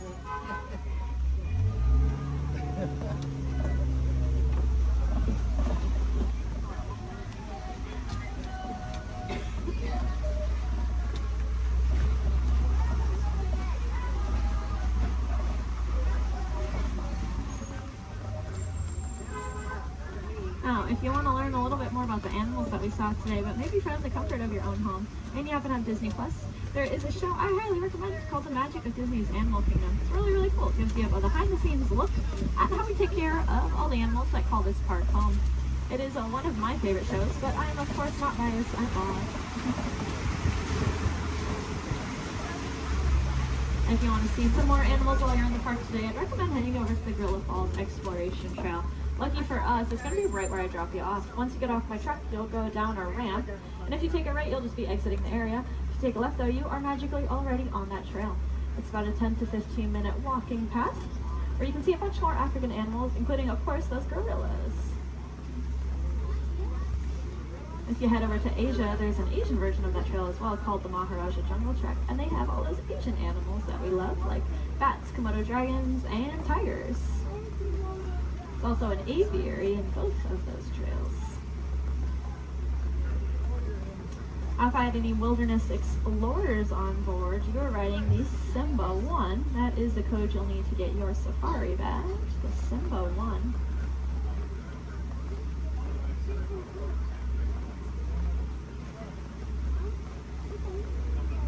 You might have also heard a train. That would be Rafiki's Planet Watch. That train is about 5 minutes long, and it takes you up to another little area. There's a petting zoo up there, so you can cuddle some of your favorite animals. There's also a drawing area where you can learn how to draw a Disney animal from a Disney animator.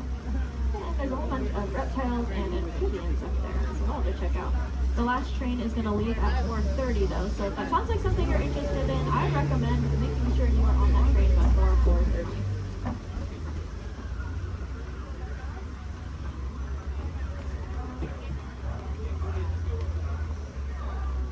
Looks like we are almost there. Thank you for your patience. I know that was a little bit longer than expected.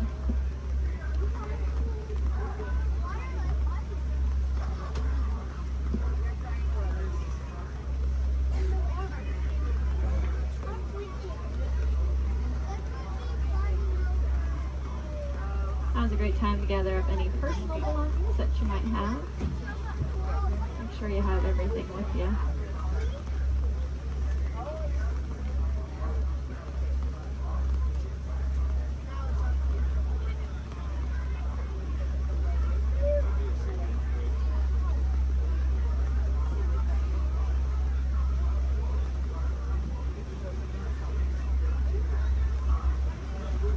Here in Harambe, we do not like to say goodbye because it is far too sad and final. Instead, we say Kwaherini, which means to go well. So Kwaherini, my friends. Again, my name was Julia from Fort Collins, Colorado. I really hope that y'all had just as much fun out there as I did.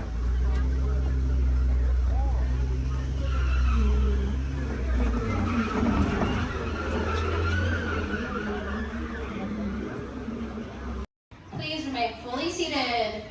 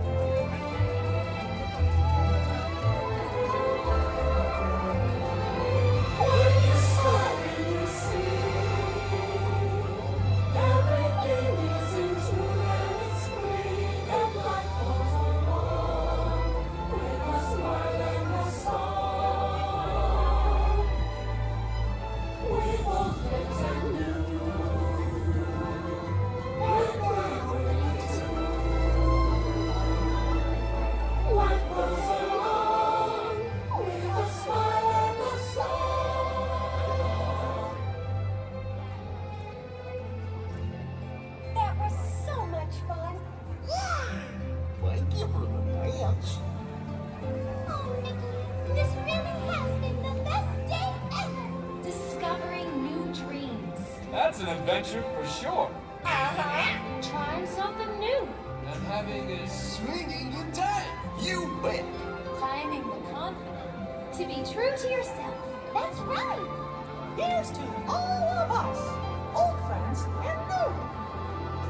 Warm hugs for everyone. Oh, this is what I love about the friendship fair. Wherever you are and wherever you're from, we're so glad you're here. The best is yet to come. Today we make history with our friends, family. We've just begun. Once in a lifetime, a chance to explore.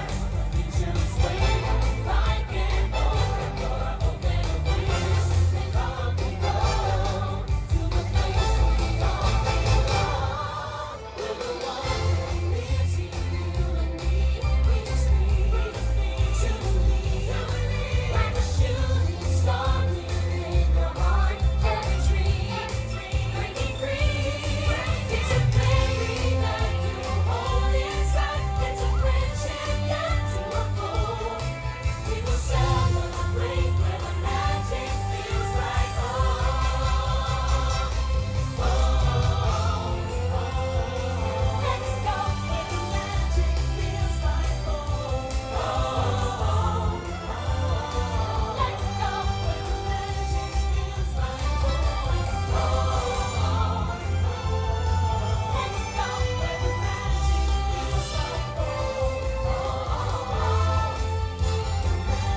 feels like home.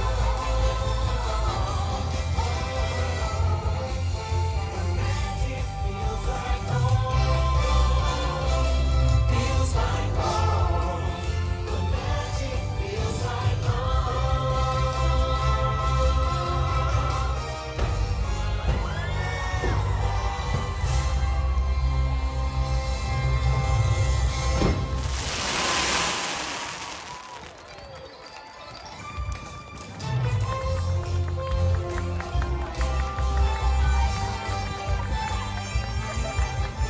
Thanks to all of you, old friends and new, for celebrating with us today. See y'all real soon.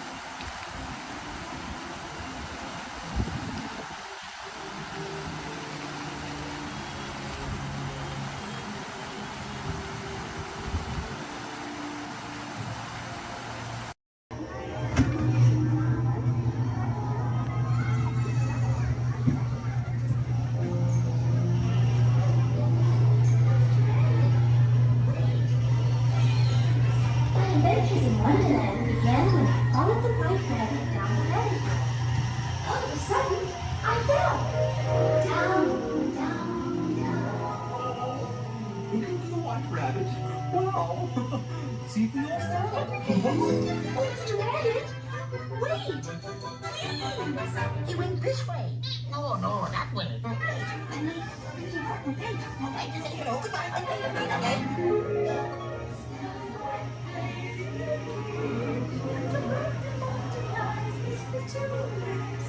And the sun is like a toy.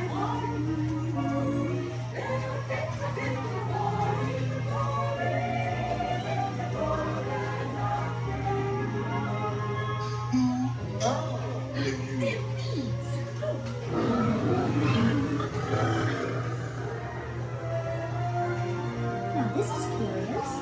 I wonder if the rabbit came in here. I'm not sure. When I am, you do. But wait! Don't go, please!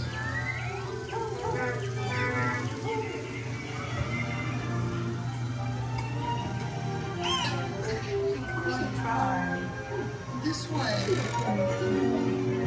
So let the babies ready. They're making a glasses red.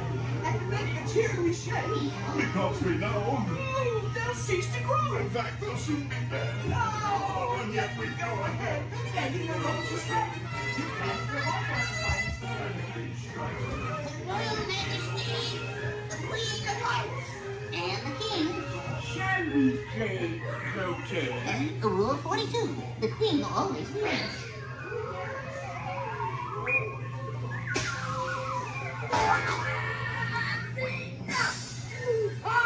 With their heads! Off your heads!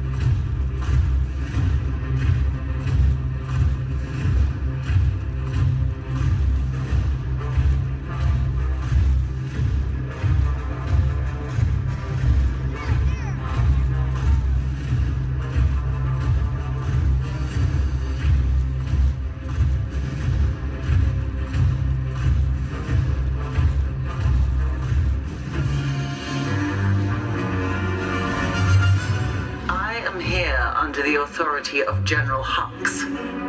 You are here under the authority of me. Stand proud.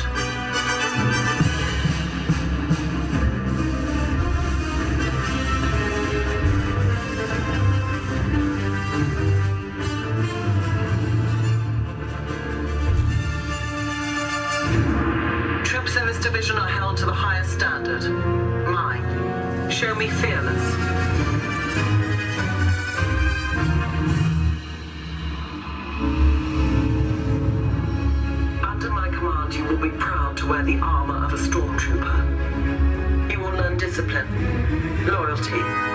what it means to be a stormtrooper.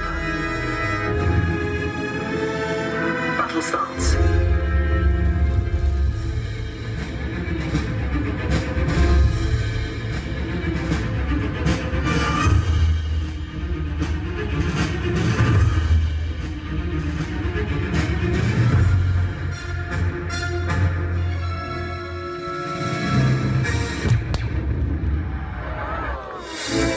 Acceptable. Attention. We do not tolerate traitors, nor those who hide them. Move out.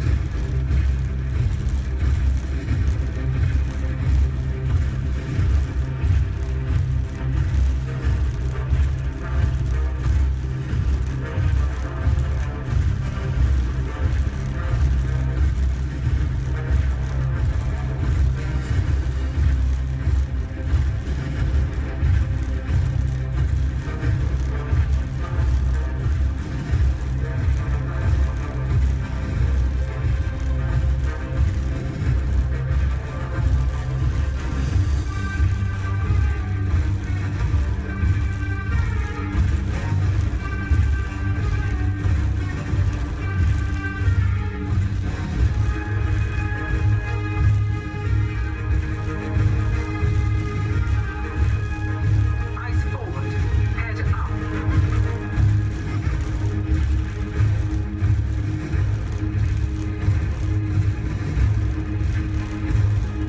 Advance.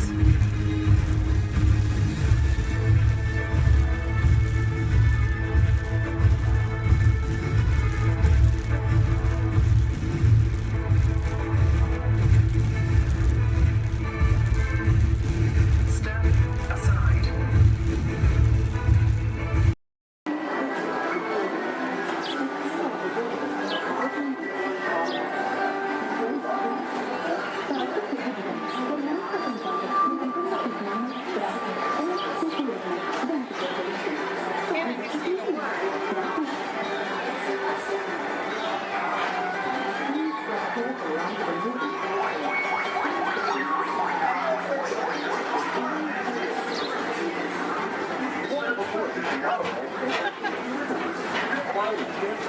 Highway of the South. We invite you to sit back, relax, and enjoy your grand little tour of Florida. Along the way, you can preview many of the exciting places you want to be sure to enjoy today while visiting Disneyland of Toronto.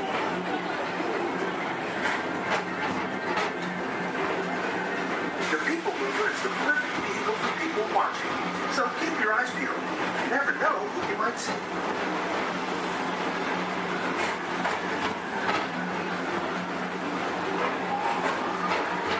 Coming up, Stitch's Great Escape, where you can report for duty as a security agent for the Galactic Federation.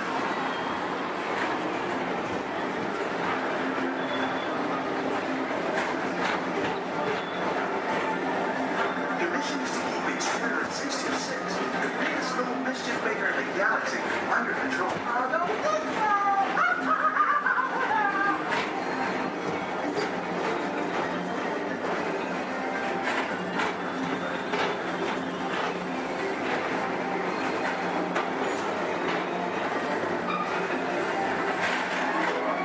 And now, Tomorrowland Transit Authority proudly presents Progress City, Walt Disney's dream for an experimental prototype movie into power. Progress City was the inspiration for Epcot, and many of its forward-thinking ideas have been realized throughout Walt Disney World.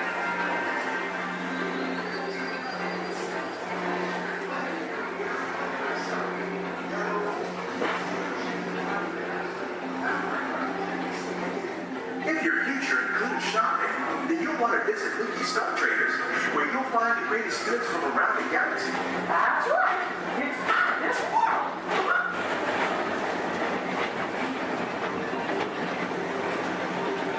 At the Disneyland Speedway, put the pedal to the metal and speed towards the checkered flag in your very own race car.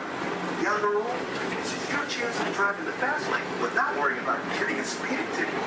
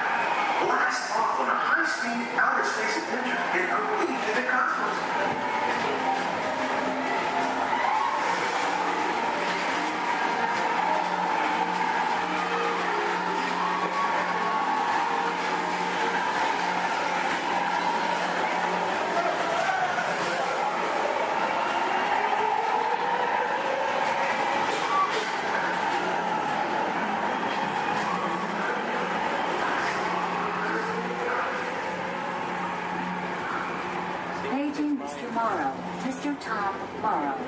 Please contact Mr. Johnson in the control tower to confirm your flight to the moon.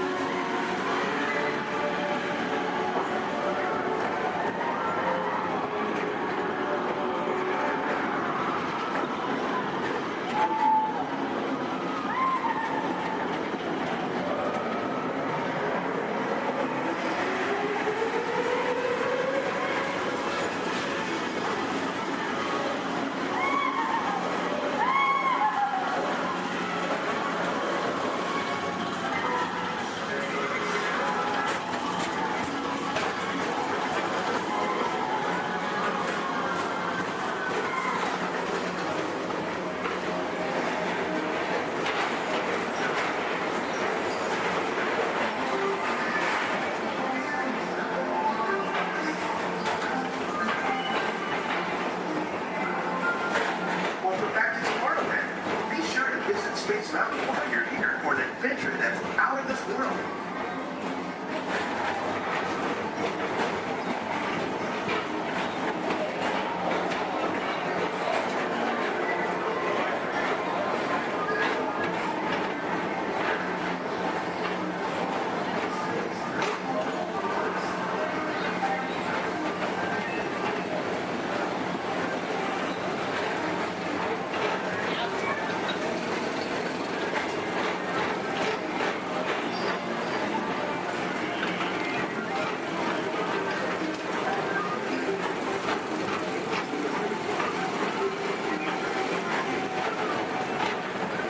For a different high-flying adventure, hop on board the Astro Orbiter. Pilot your own spacecraft as you take a spin around the planet and ascend to otherworldly heights.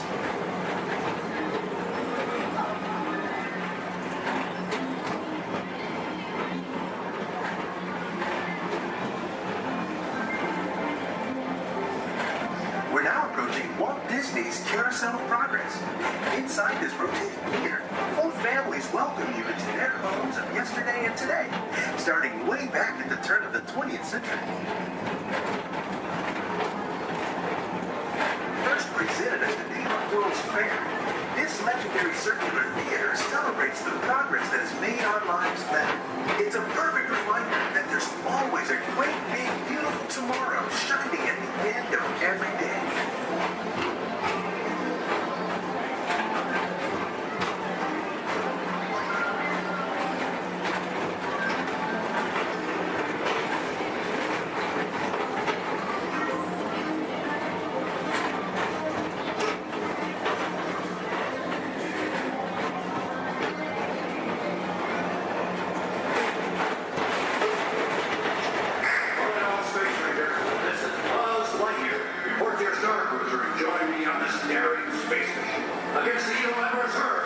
As an honorary space ranger, you'll use your own personal laser cannon to save the entire galaxy.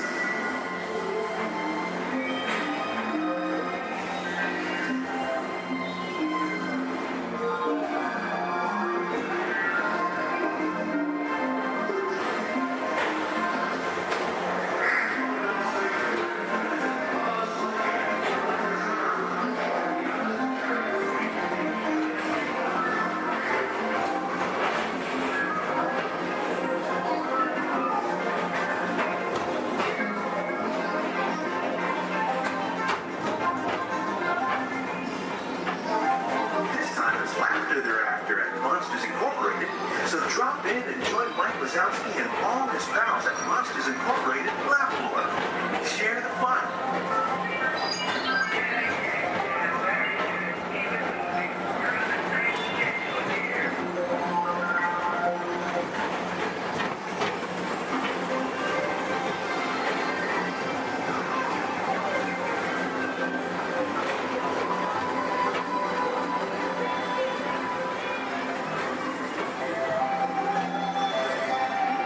Thank you for joining us on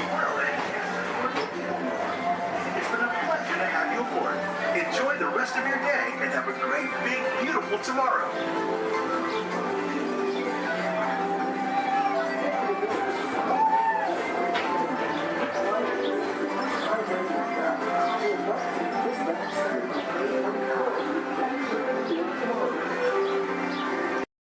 Good evening, friends. Look around you. There is a special magic that flows through this land. A magic of fantasy, swirling with pixie dust, made more brilliant by the light that lives within you. It inspires us to wish upon stars, follow our hearts, and find our happily ever afters. Tonight, as we gather together under the spires of this majestic castle, our dreams ignite the magic to create a beacon shining out and celebrate 50 years of the most magical place on earth.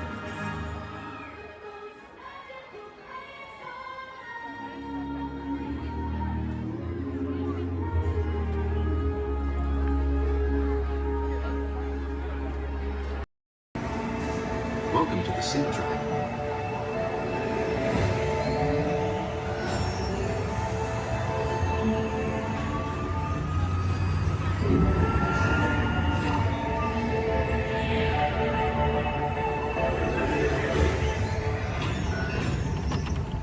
We'll begin with the capability test to see how your vehicle designs perform under challenging weather and surface conditions. Monitoring road surface. Connecting to OnStar. SIM card performance data acquired.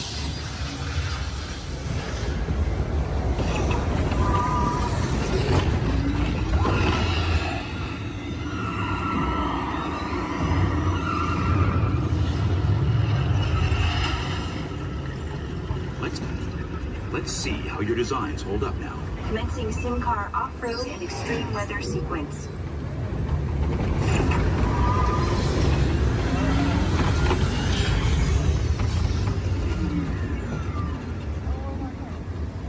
Capability test results displayed and verified. Now let's see how your vehicles compare when it comes to their efficiency.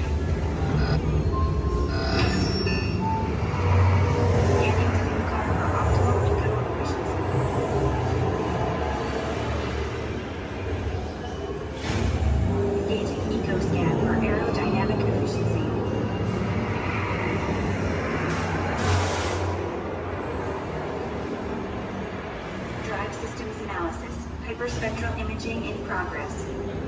Calculating total enviro impact.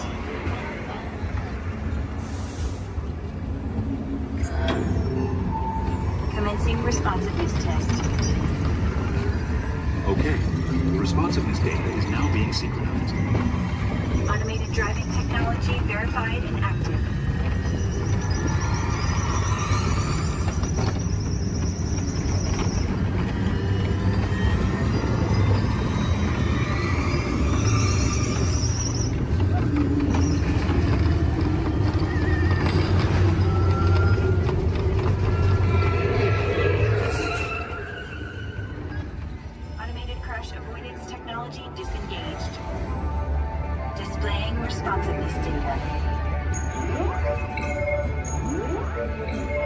Here comes the final test.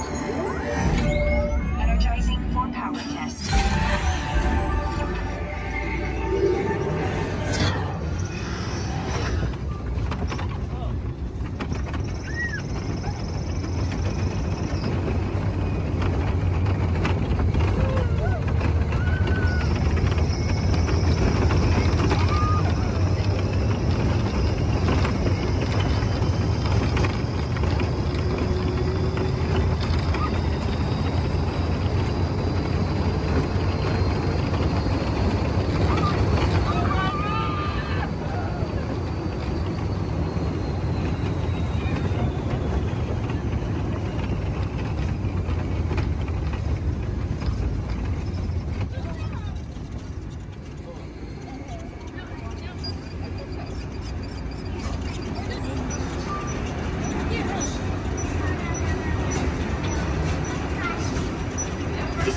power test results.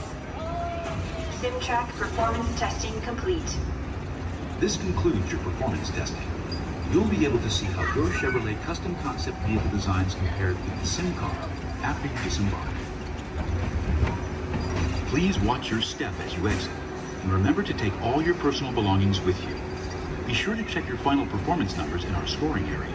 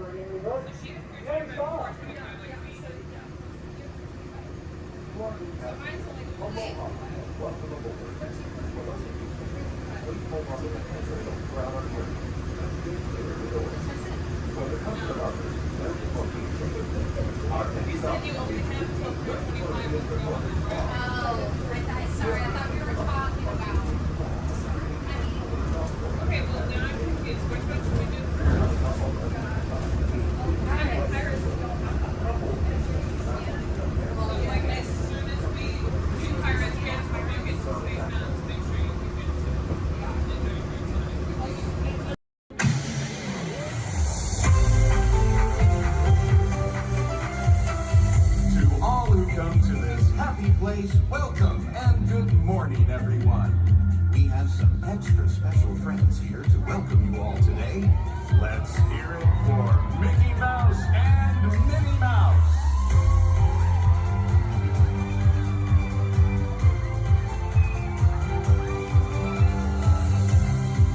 Well, hi, everybody. Good morning. Gosh, it sure is great to see so many amazing friends. It certainly is. Oh, I have a feeling today is going to be the best day ever. You said it, Minnie. And now that we're all together, we've got a surprise for you. When everybody heard that you were going to be here, they just had to come and give you a great big Magic Kingdom welcome. And here we come now. Hot dog! Now that everybody's here, I think it's time to start the day. And that means we're going to need just a little bit of magic. I bet these folks can help with that. Oh, I know they can. On the count of 3, everybody shout, "Let the magic begin." Are you ready? 1,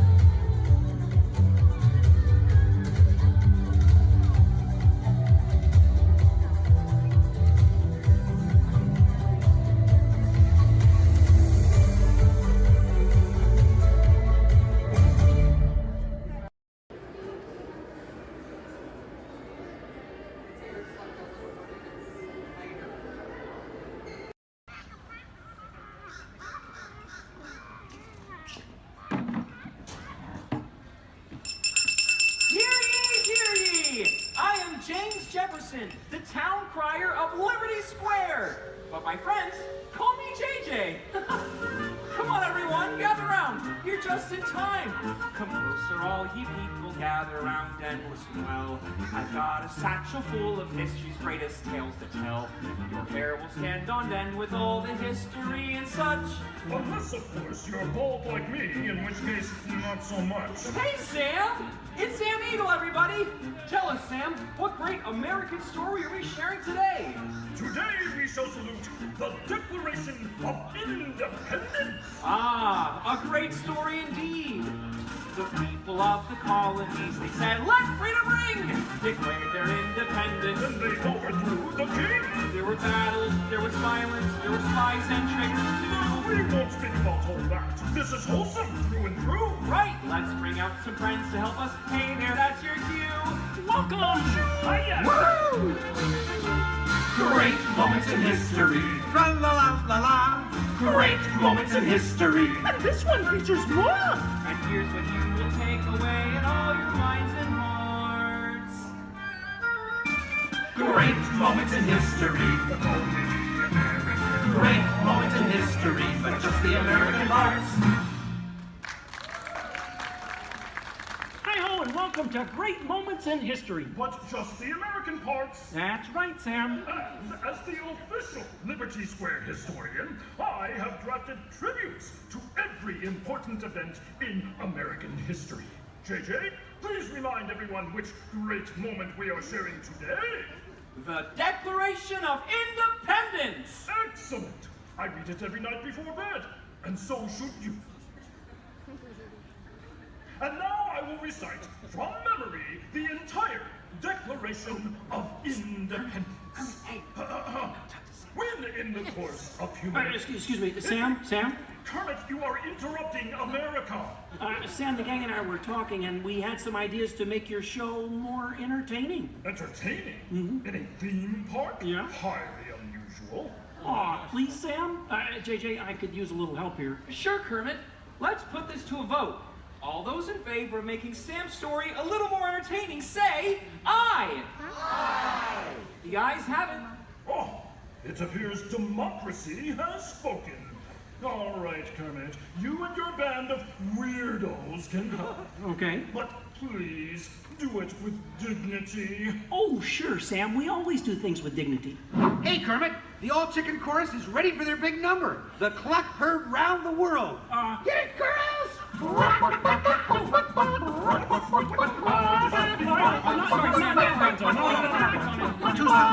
Back to the dressing room. Oh, Kermit! What part will Walt be playing in today's performance? Well, Piggy, this is a story about the founding fathers. There's no part for you. No part for moi? Oh, we'll see about that. Sheesh.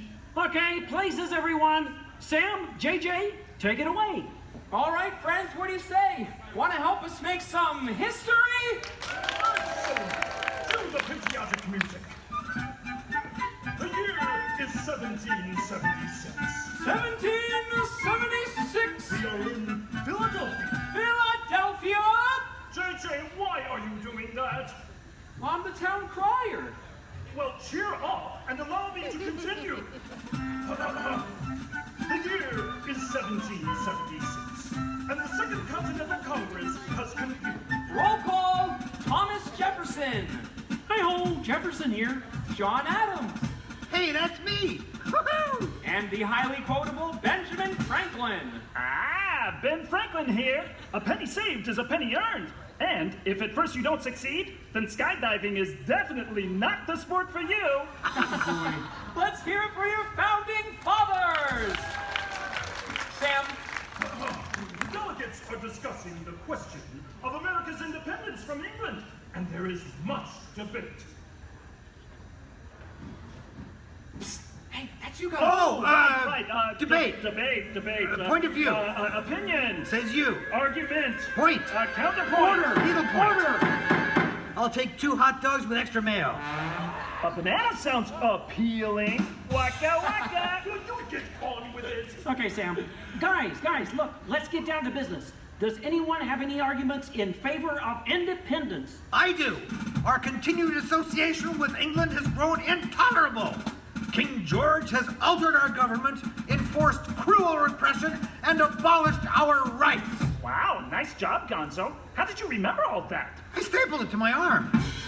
Oh, yeesh. That's gonna leave a mark. Okay, now, does anyone have any arguments in favor of England and King George? Boo! Come on, No everyone! King George! No King George! No King George! No King George! No King George! No King George! Did someone call moi? Piggy, what are you doing here? I told you there's no part for you in this show. Of course there is. After all, who better to play royalty than moi? All hail King George! Piggy, women aren't kings, they're queens. Fine. All hail Queen Georgette! Good grief. I protest! This is not historically accurate. The king was not at the Congress. You got a bear playing Ben Franklin. And doing a great job at it. Let's hear it for the bear, huh? Go Fozzie, go Fozzie, go Fozzie, go Fozzie, go Fozzie, go Fozzie. Continue, please. Oh, Sorry. Sorry, Kermit.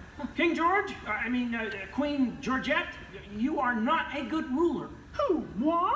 Yes, you. You mistreat the colonists. You raise taxes. You are drunk with power. You might even say she's intoxicated. That was pretty good. Queen Georgette, can't you see? The colonists are angry.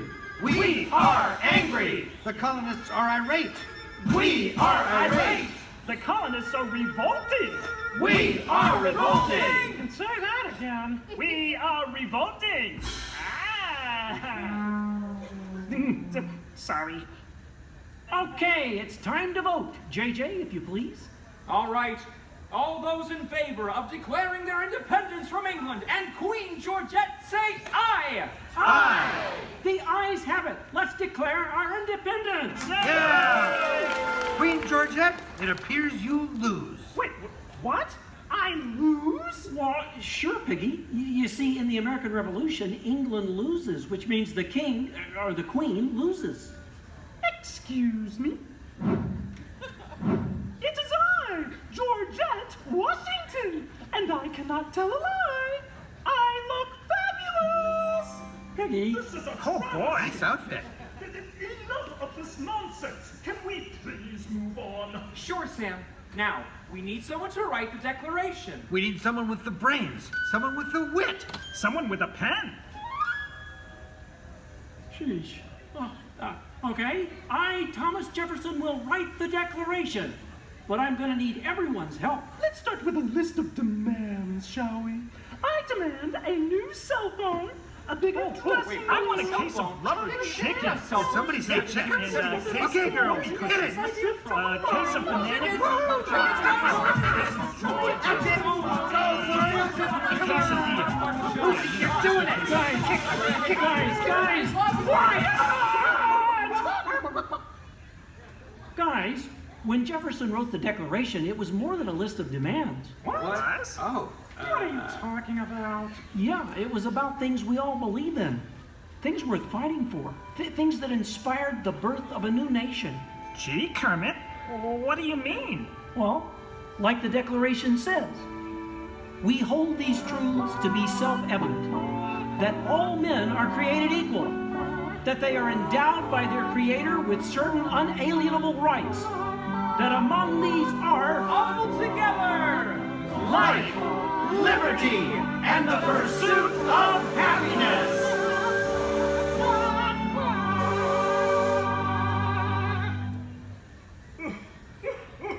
Sam, why are you crying? I thought that was pretty good. It wasn't good. It was glorious. Yes! Way to go, everyone. Hey, Sam, looks like now you're the town crier. Just ring the bell. Let freedom ring! Great moments in history, the 4th day of July. Great moments in history, we said King George goodbye. And here's what you will take away in all your minds and hearts. Great moments in history, great moments in history, great moments in history. Great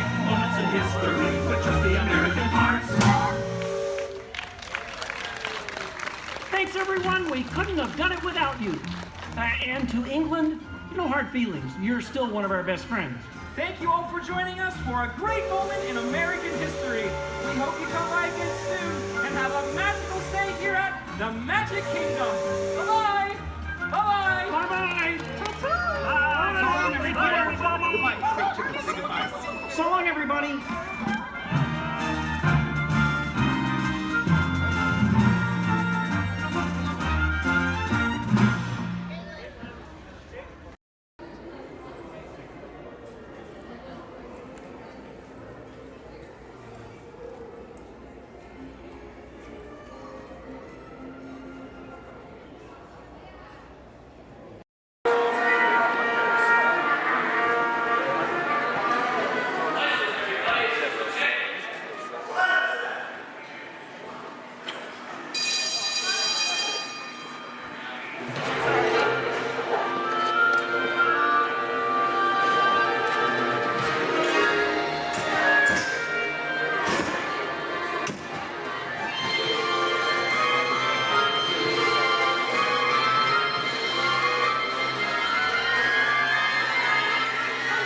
Welcome aboard. At this time, I'd like to ask everyone to please remain seated throughout our show, and please keep your arms and hands inside the vehicle at all times.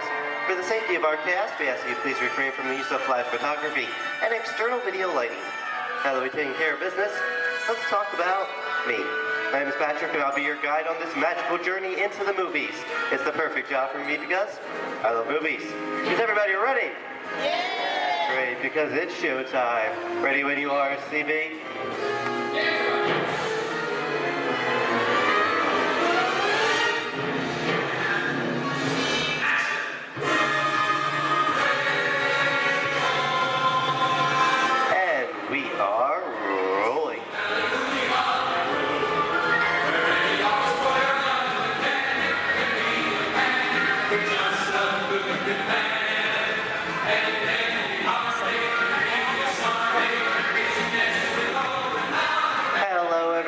Welcome to the Great Movie Ride. Once again, my name is Patrick, and I'll be taking you from this Hollywood soundstage into some of the greatest movies of all time, all on one tour. But between you and me, this is no ordinary tour because the Great Movie Ride brings these movies to life and puts you right in the middle of the action.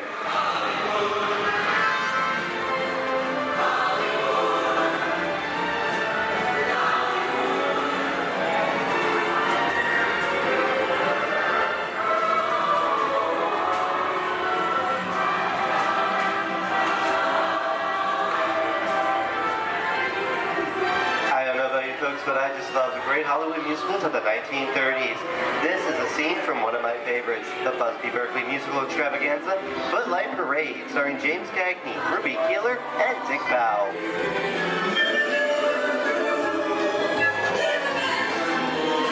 In 1952, Gene Kelly was Singing in the Rain with Debbie Reynolds and Donald O'Connor. Did you know that Gene Kelly co-directed this movie? Who can tell me what movie this is?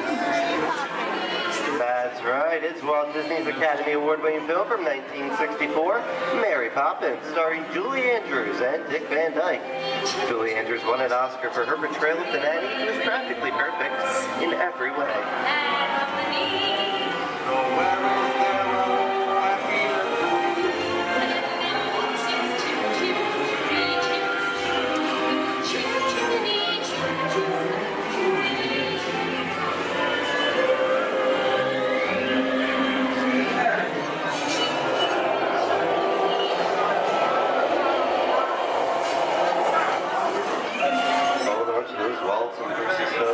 This doesn't look like a very good neighborhood. It looks a lot like the underworld.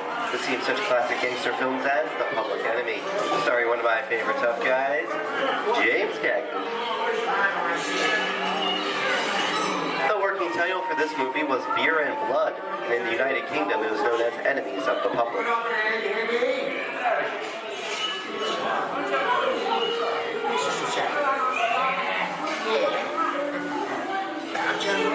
Very nice time. Judge comes around, he's going to leave you some beer. You're going to check it. And you're going to kick in with the dog. If you don't, somebody's going to drop by here and kick the teeth out one at a time. With me? I get you. Sorry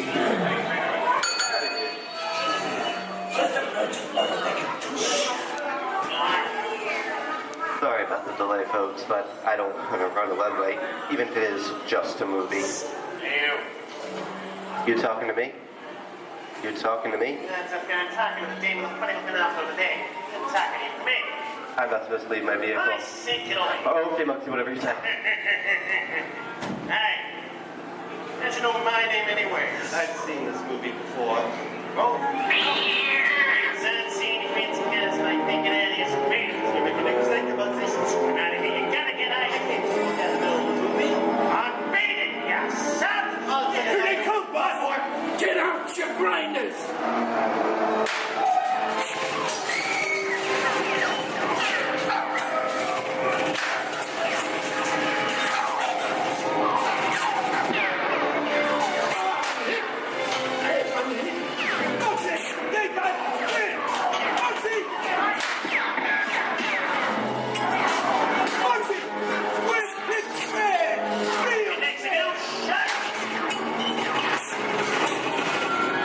Everyone just sit tight. Running a red light against the law. I never break the law. Lady, watch this. No more red light.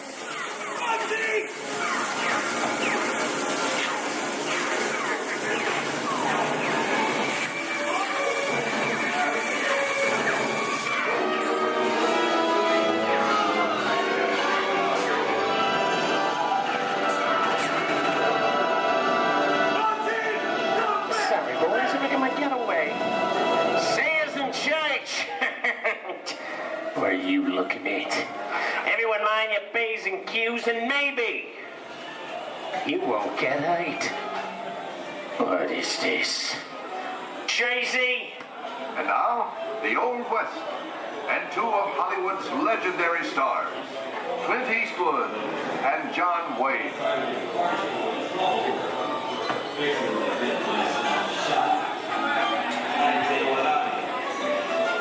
Go right ahead, if that's what you're going to do. A long time ago, I made me a rule. Let people do what they want. Sleepy little bird. That's some mighty tough territory you're heading into, Pilgrim. I'd think about turning back if I was you. That is, if you want my opinion. Well, to be clear, it's a perfect time for me to collect up all your valuables. Starting with the jewelry, going on with the cold hard cash. Perhaps work... Hey! I don't like this neighborhood, Cabba! This is nuts. Nuts! Tell us I'm getting out of here. Get yourself up. Looking at this one. Can't get any worse.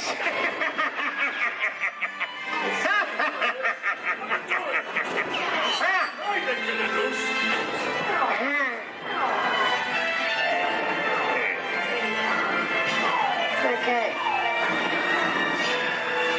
It's twice.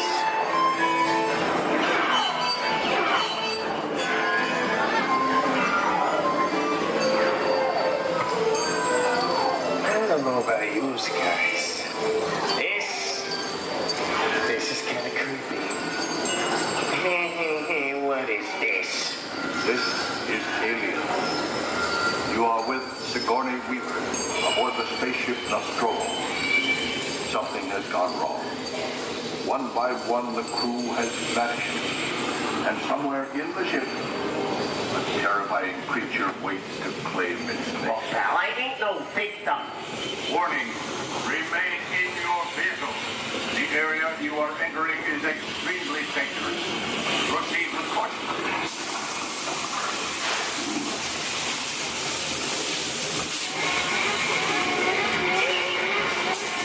Emergency destruct system is now activated. Ship will detonate in T-minus 10. The option to override automatic detonation expires in T-minus 5 minutes.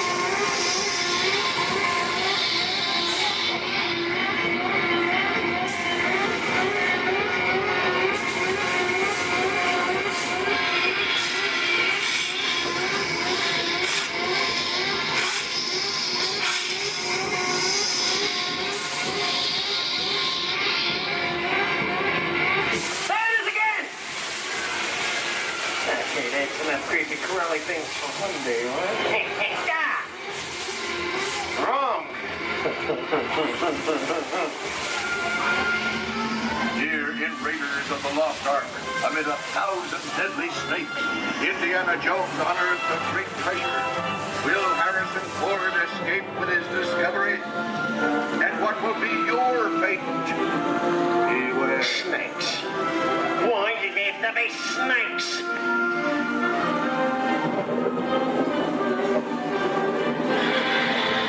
The dust of 3,000 years lies undisturbed in this ancient burial chamber.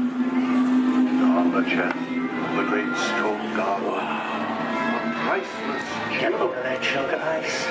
Time for me to get back to work. Don't nobody move while I go get the goods. I don't think they've noticed a few extra bodies around here.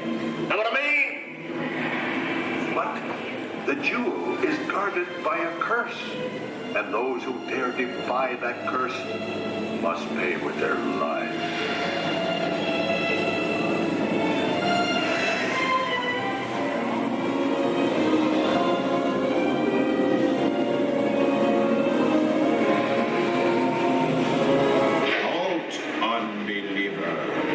Disturb the treasure of the gods, and you shall all pay with your lives.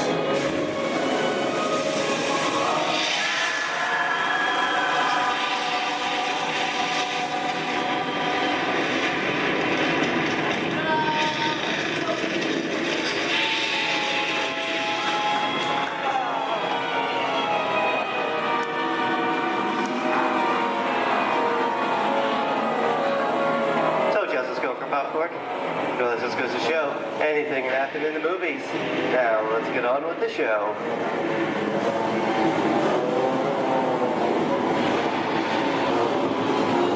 Ooh, I see dead people. The horror movie is my all-time favorite genre. Some of the best horror films were made back in the 1930s and 40s, but monsters, mutants, and maniacs are still audience favorite and continue to haunt us today. That's what I call a wrap.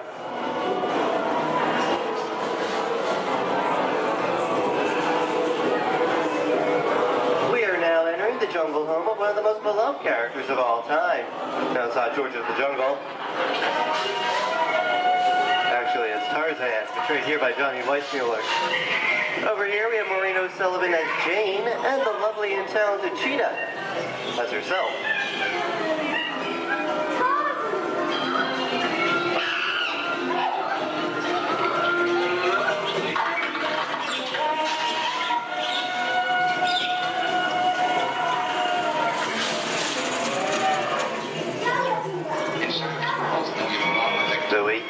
I think this is the beginning of a beautiful friendship.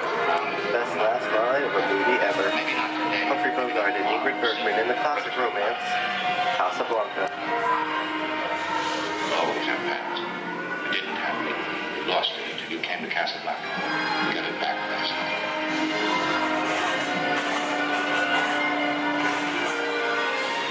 I've got a job to do, too. Where I'm going, you can't follow. What I've got to do, you can't be any part of. I'm not good at being noble, but it doesn't take much to see that the problems of three little people don't amount to a hill of beans in this crazy world.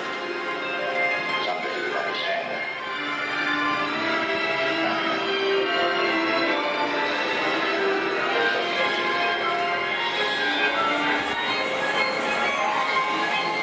And here's one of my favorite movie stars, Mickey Mouse, in one of his greatest roles, the Sorcerer's Apprentice in Fantasia.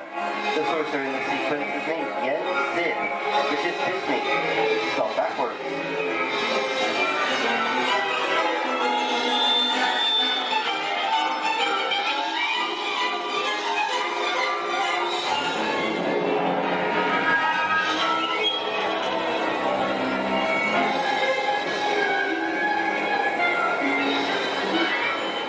Toto, I have a feeling we're not in Kansas anymore. How often do you get to say that? I'd say we are definitely somewhere over the rainbow in one of the most beloved movies of all time.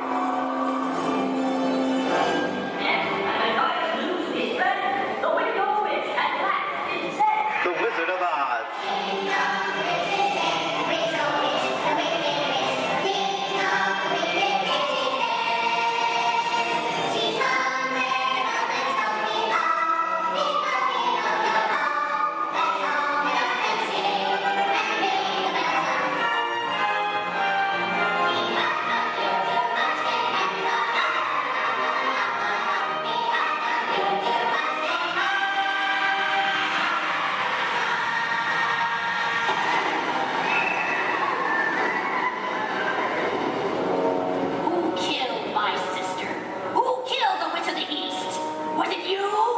was an accident. I didn't mean to kill anybody. Well, my little pretty, I can cause accidents too. Oh, rubbish. You have no power here. Be gone before someone drops a house on you, too. Very well. I'll bide my time. But just try to stay out of my way. Just try. I'll get you, my pretty, and your little dog, too. I wonder how we get out of here. What do you folks think? Which way should we go? Follow the yellow brick road. Follow the Yellow Brick Road? No, what I think of that. Bring along, folks. You know the way.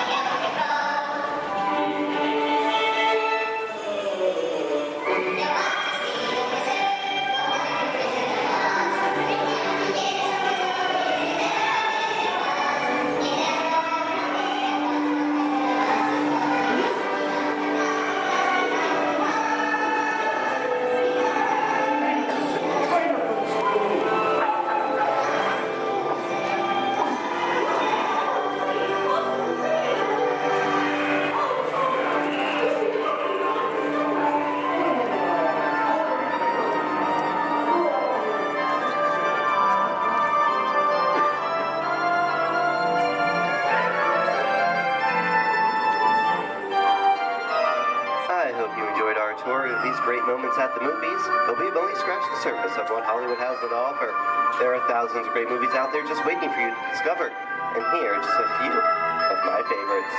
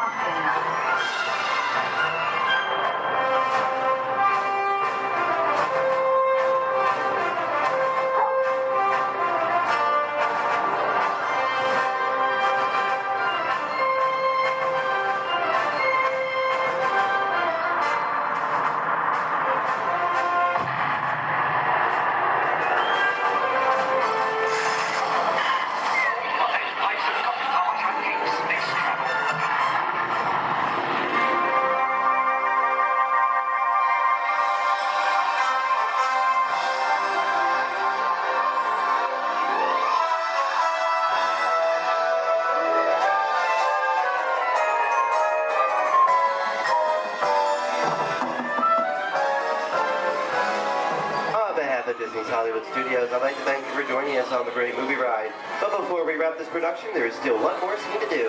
It's called The Exit. The action begins with you remain seated until we come to a complete stop. Then gather all your personal belongings and take small children by the hand.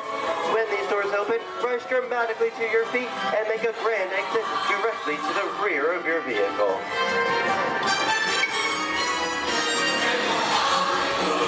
Oh, and one more thing. When I yell action, don't forget the thunderous applause for yours truly. All right, places, everybody, and action! Thank you, thank you. Have a wonderful day here at Disney Hollywood Studios, and we'll see you at the movies. The stuff movies are made of. Goodbye, everyone.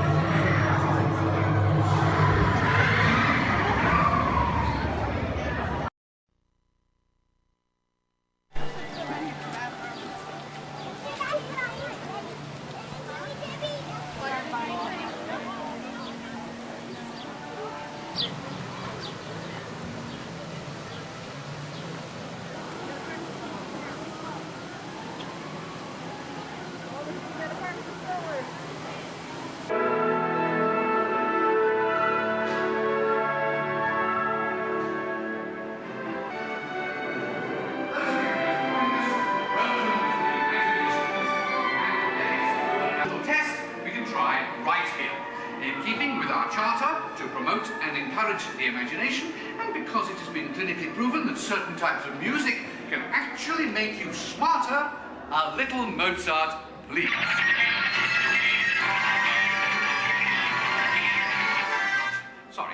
Sorry, that was the wrong type of music. And for those of you who might have dropped a few IQ points, just follow the people in front of you and we'll get you some help.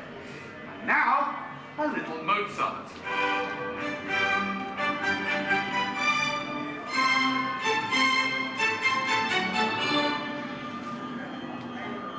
Dr. Chen, please pick up line 4, line 7, and 9. Telecommunications. Dr. Nigel Chen, here with a quick one of my imagination. Please remain seated with your hands and arms inside the vehicle at all times.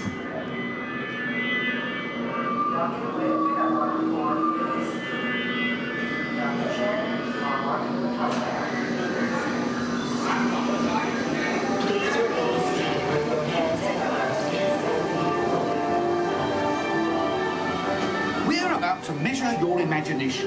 So relax as the scanner sees what's in your heads just now. Scanner on.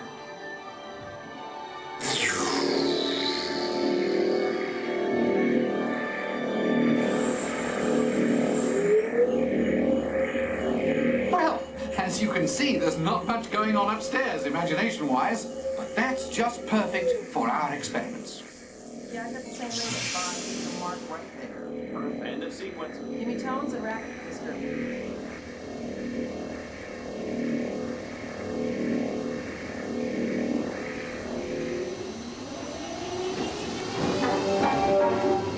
We begin with an exercise in sound.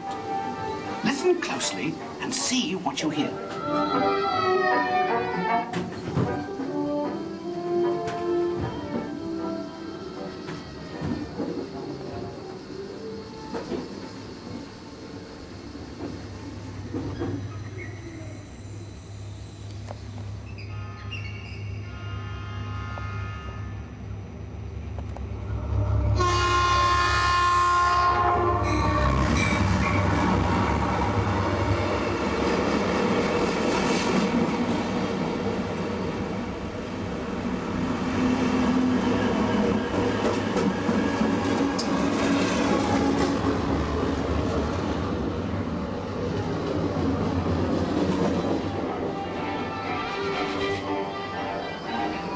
Is this looking glass actually magnifying, or is it your imagination? Here, one quickly learns that when the laws of physics and common sense are shattered,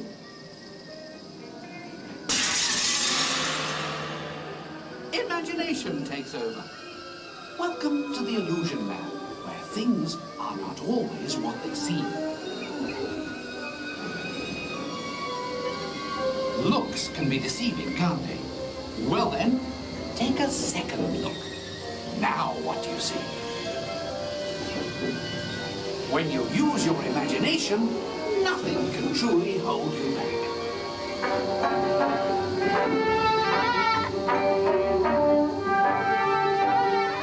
In the next experiment, let color work its magic on your imagination.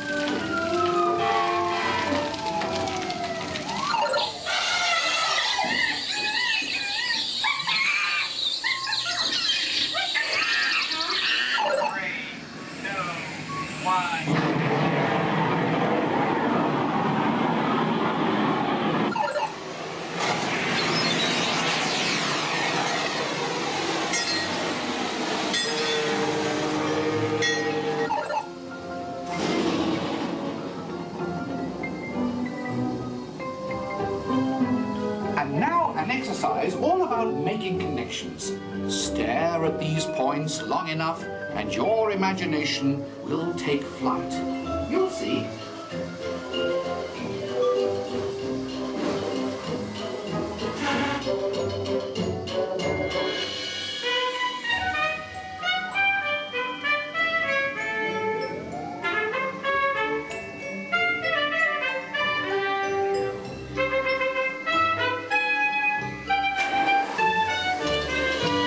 Look at the world from a different angle, and anything is possible in the gravity lab.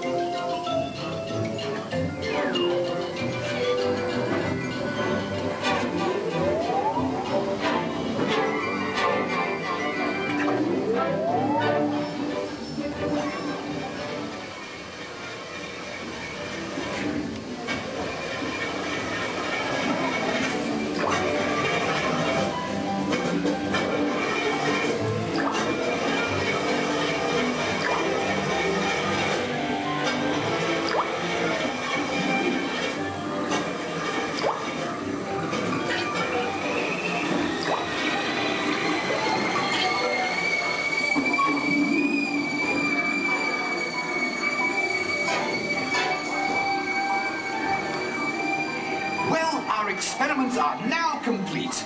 Time to run you through the scanner once again. Who knows what we'll find in your imagination this time?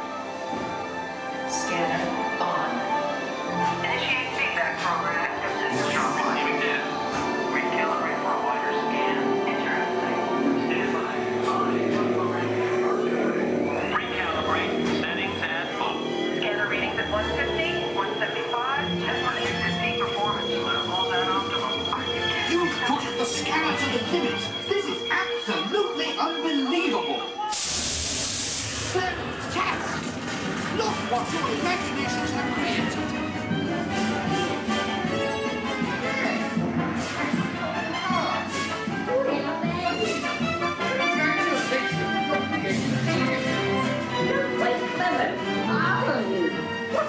brilliant burst of creativity. Incredible! Awesome! Absolutely fabulous! I couldn't have imagined a better...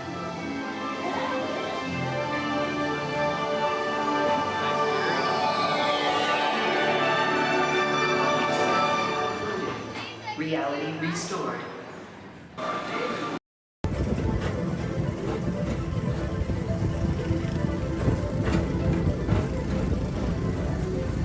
Attention all visitors from Galaxy M31. Please keep forward-facing tentacles clear of oncoming vehicles. Thank you.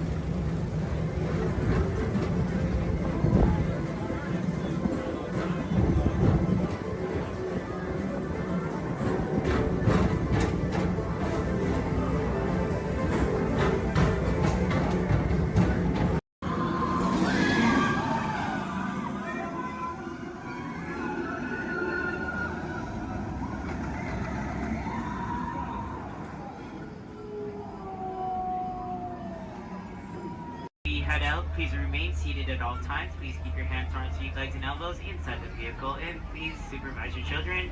This is a one-way trip to Main Street, USA, and enjoy your ride.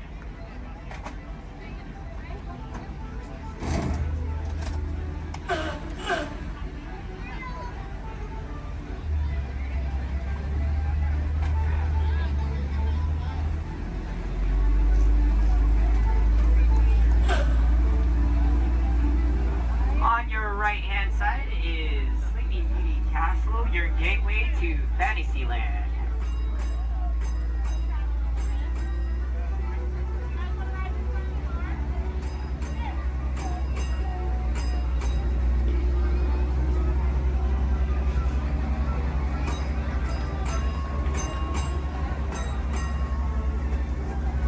Coming up on your right-hand side is Frontierland and Adventureland. Beyond that, Critter Country, Darling Square, and Star Wars Galaxy's Edge.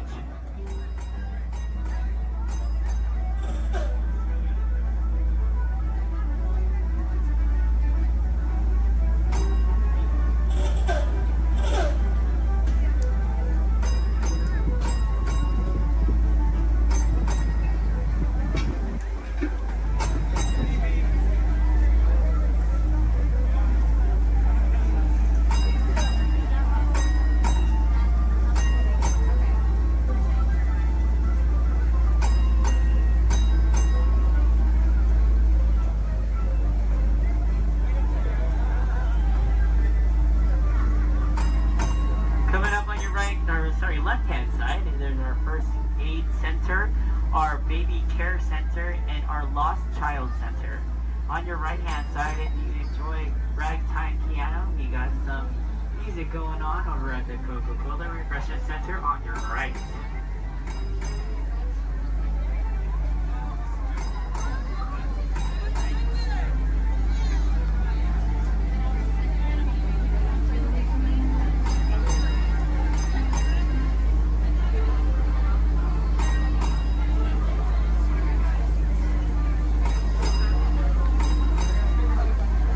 If you get hot later, on your right-hand side is our Dips and Grill ice cream parlor.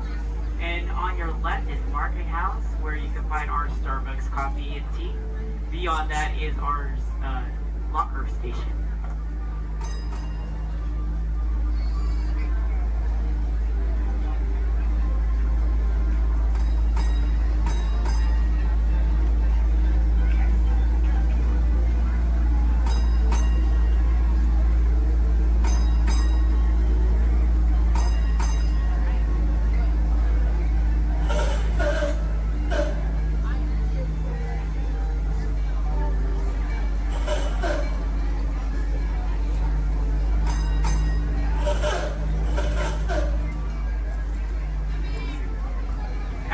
To our final destination in front of Disneyland City Hall.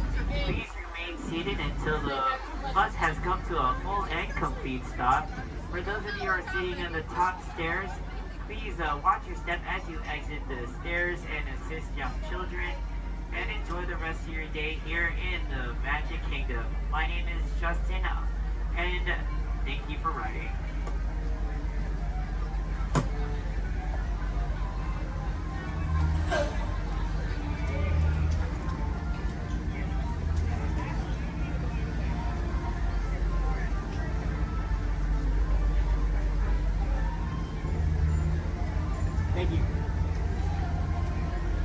Please remain seated, folks. I do need a park deck right over there. Yeah. Please remain seated, folks.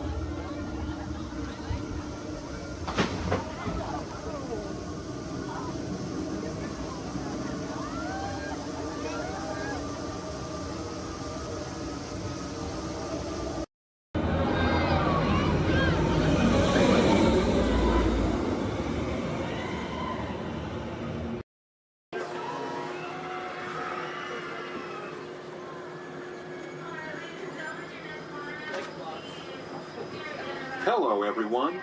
Welcome aboard the Disneyland monorail. We are now beginning a 2.5-mile journey to downtown Disney Station and back. For a safe trip, remain seated, keeping your hands, arms, feet, and legs inside the cabin. Be sure to watch your children, and no smoking, please. Bienvenidos. Para su seguridad, permanezca sentado y mantenga las manos, brazos, pies y piernas dentro del tren y cuide a los niños. Por favor, se ruega no fumar. You're riding aboard a March 7 monorail, the latest generation of Disneyland monorails. When Walt Disney introduced this attraction in 1959, it was the first daily operating monorail system in the Western Hemisphere. Just ahead is Disney's California Adventure, where you can live the ultimate California dream through attractions and live shows that are as diverse as the Golden State itself. The towering hotel is home to the Twilight Zone Tower of Terror, where you can literally take a thrilling drop into Hollywood history.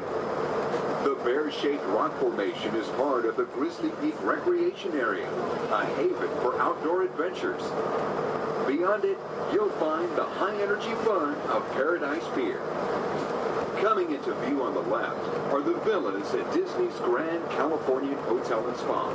It's the first Disney Vacation Club resort on the West Coast and shares the same arts and crafts style as the famous hotel which we are now entering.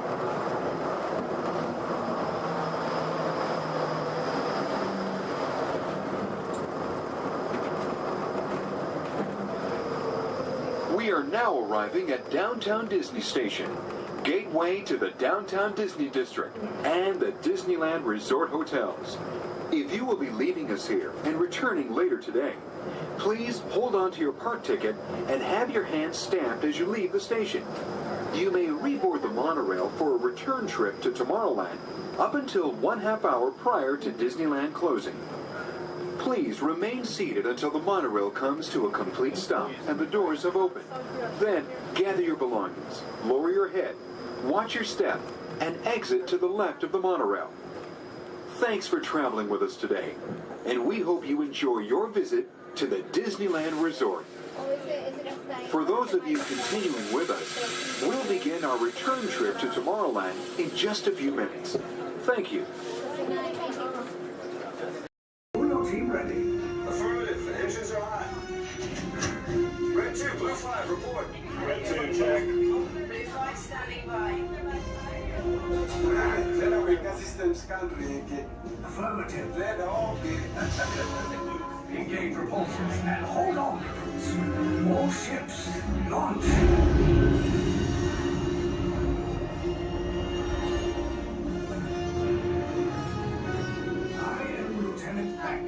As you heard from Ray, I have been tasked with getting you to Bakara.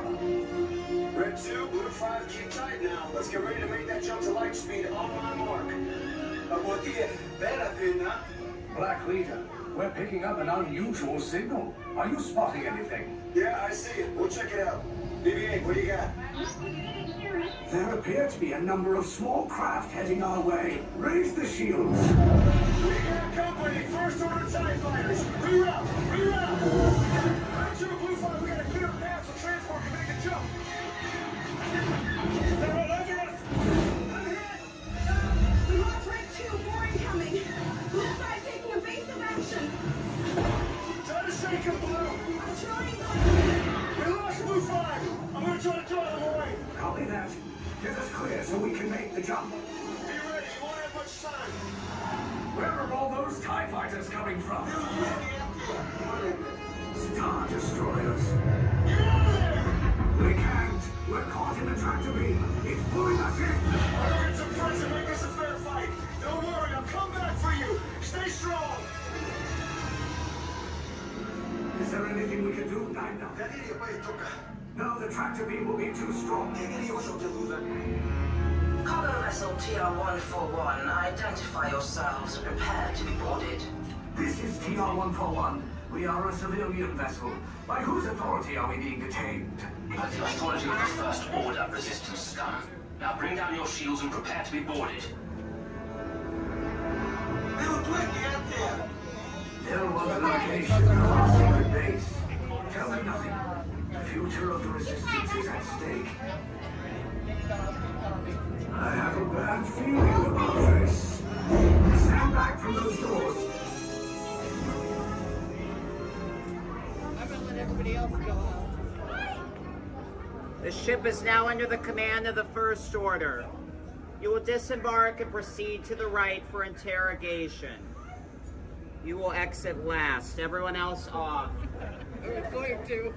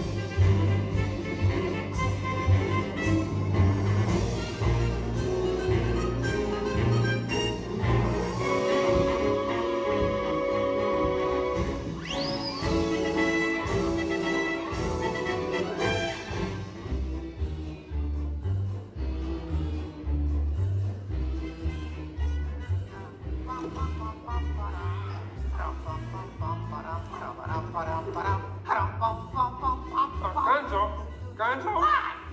Oh. Sorry, boss.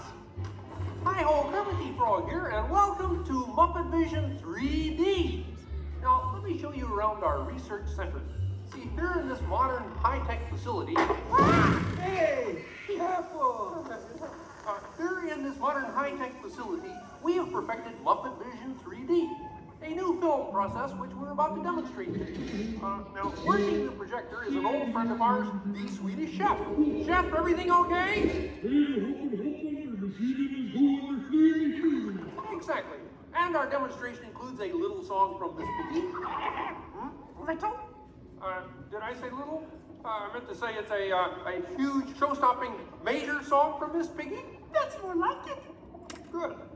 And we've also got a big musical finale from Sam Eagle. Sam, what's it about? It's called A Salute to All Nations, but mostly America. Great. So it's going to be a swell demonstration, and at no time will we be stooping to any cheap 3D tricks. Did you say cheap 3D tricks?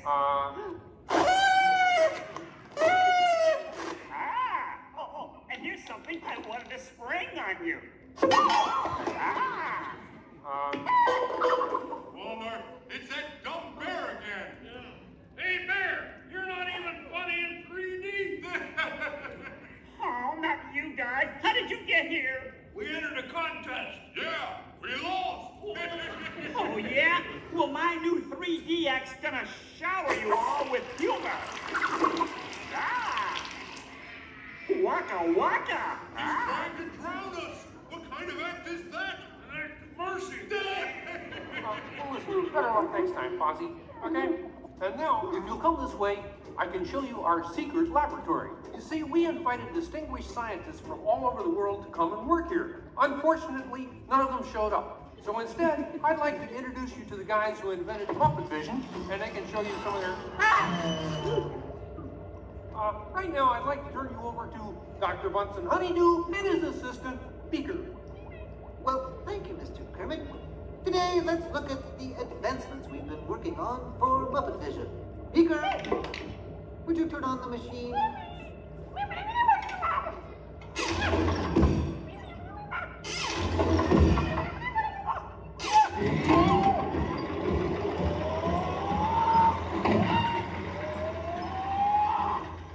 We at Muppet Labs have been able to grab hold of the future.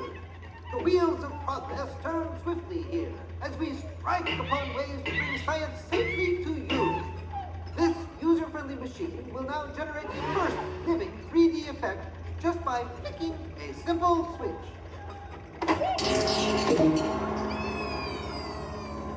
I'm Waldo, the spirit of 3D. Thank you. There. Ooh, cute outfit. What's this? Don't you just hate it when your nose runs? You know, all these other people think I'm talking to them, but I'm really just talking to you. Well, I think that would be just about enough of all of it. You may deactivate. What? What are you... Hey, watch it! Oh, dear, he won't deactivate. Ladies and gentlemen, there's nothing to worry about, but please keep your heads down. Bouncing on people's heads. Beaker, activate the inflatomatic. The what? Beaker, hurry. Great. Now I can start my own football team. Beaker, we'll have to try the vacuum muppet. Yes.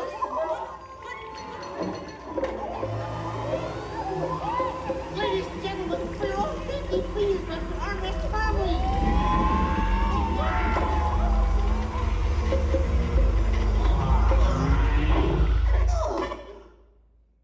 Hey, I'm free! Taxi! All right, now I'm getting out of this place.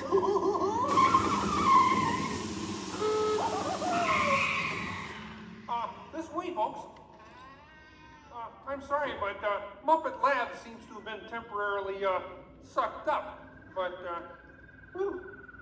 what is that? Hey, come in. See, it's my new remote control banana cream pie. Huh? Yeah. Hey, come in. Watch this. What?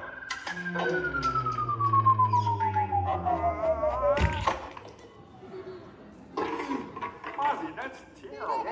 You're right. Needs more sugar. And now, ladies and gentlemen, for the first musical portion of our demonstration, we have Miss Piggy in a wonderful 3D number.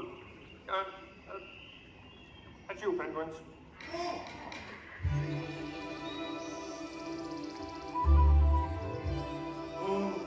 Doesn't it look beautiful?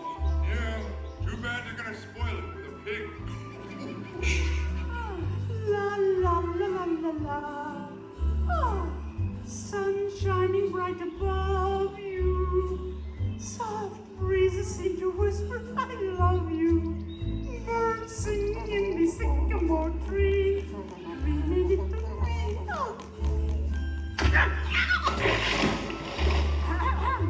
Look in my eyes and kiss me. Just hold me tight and tell me you miss me. While I'm alone and blue as can be. Dream a little dream of me. No troubles as life bubbles on, dear. Still craving a kiss. All right, that's it. Knock it off, penguin. Oh, but it was going so well. I will not work with the But I was just doing 3D. Guess I won't be needing this. What's that? It was for the big water skiing finale. What?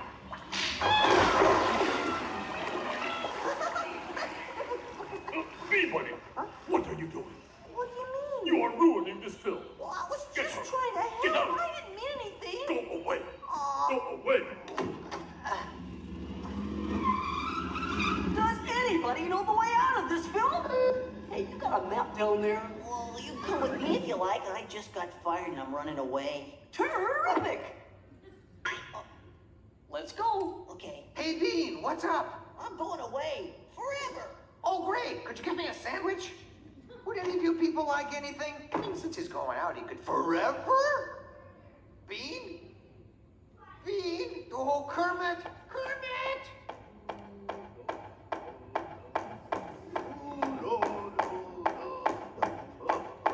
Hey, sweeter, that's a great effect. Hey, Fuzzy, Kermit! What is it? Bean Bunny ran away! Oh, no. Yes, our rickets! Hey, we gotta find him. I know! All right, everybody spread out and look for Bean. Right. I'll go this way. Ladies and gentlemen, we'll continue the show in just a moment. But in the meantime, if you see a rabbit, holler. Bean. Bean? Oh, Bean! Bunny! Bunny! Bean! Where are you? Bean? Bean? Bean?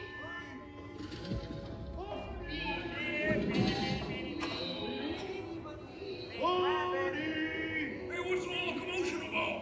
Bunny ran away. Well, you know what that makes him? Smarter than us. Hey, anybody seen a bunny? I I don't see a bunny. Where? Where? Oh, nothing up there but a bunny. A bunny? Bean! Hi, sweetie. Hey, Kermit, look! What? Bean, what are you doing out there? I'm running away. Nobody would let me help in the movie. Oh. This is a very moving moment. Yeah, I wish they'd move it to Pittsburgh. Hey, Bean! What are we doing sticking around here? Let's burn rubber! Who's that? He's Walt's 3D friend, and we're both leaving the movie. Right. Look at Bean. If you leave, you'll miss all the fireworks. Right, yeah! Fireworks? Ooh. Okay, I'll stay, but I want to help. Gee, is there anything Bean can do in the final number? Oh gosh, maybe Bean could set off the fireworks. That sounds great. Cool. Yeah, and I'll stay and help. I love fireworks. Well, okay. Sam, are you about ready? Yes, it's a glorious 3-hour finale. You got a minute and a half.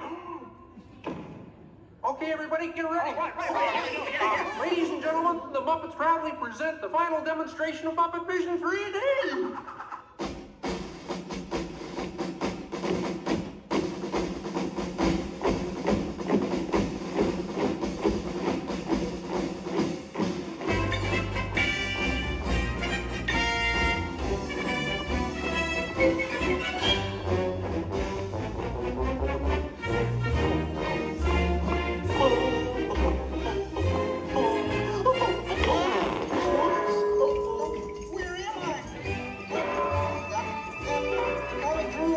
What are you doing? Get back into place. On me. Here's the TV section. Oh boy. Whoa! Is it over yet? Can we start again? Sorry. Bean, the fireworks!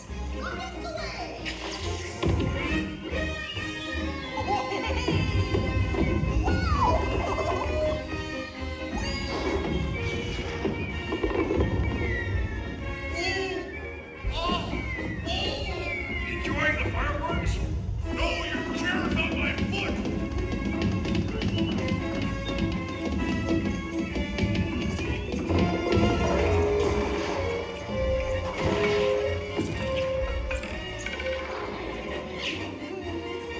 What's this?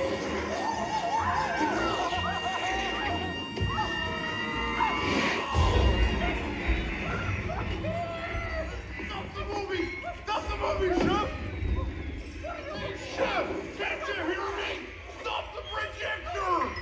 You'll hear from my lawyer. Hey, I'll save you, penguin! Take it easy! Oh, I'm sorry! Oh, no, wait! Don't shoot! Stop, everybody! Stop! No, not you! Them! Look out!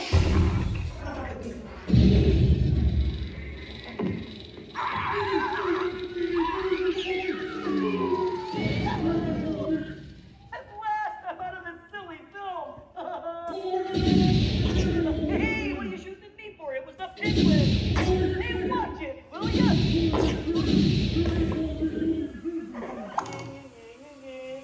You could hit me with a cannon? Hey, everybody, he's got a cannon!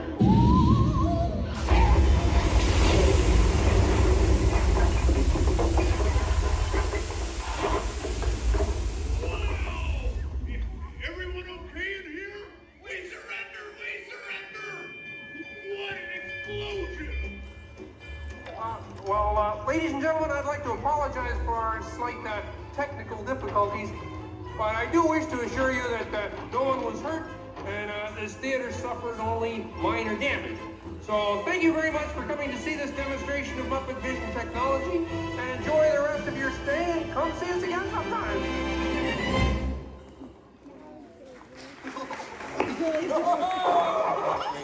They'll never recognize me now. Forward!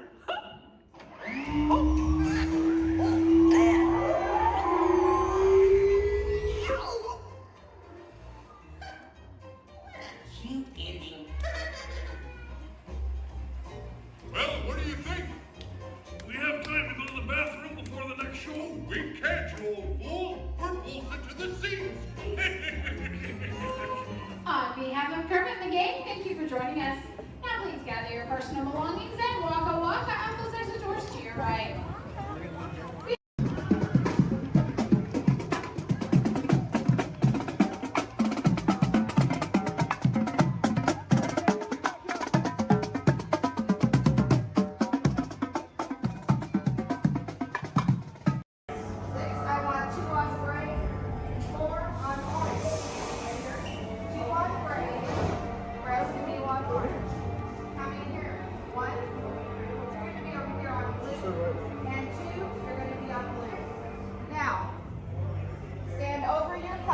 face the center, shoulder to shoulder. Now remember the color you've been assigned: blue, red, gray, and orange. It'll be an important part of your interrogation process. You're going to need to know that color at the end of your interrogation and possible long-term motive. How many? Maybe assign blue. Quickly to the end of the hallway. How many? 4. Maybe assign red. How many? Yeah. This cell door opens, I will call you in by your assigned color. And you will tell us everything. No, oh, you're going to have a tough time in interrogation. Get on your color. There you go. Scoot over, Blue. Make a little room. Get on your color. Not the lights, on your color. Where do you go?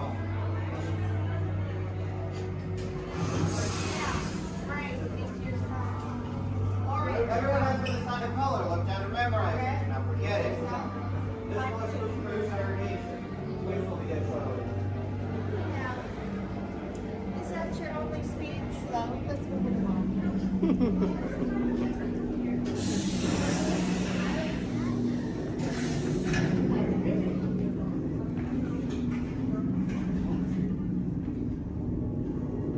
Leave us. Yes, General. Enemies of the First Order, we will soon snuff out your meager resistance. You chose the wrong side, and now you will pay. The Resistance prisoners. You have what I want. You know the location of the secret base, and I will take it from you. We are needed on the bridge. Keep the prisoners here. I will return to finish this personally.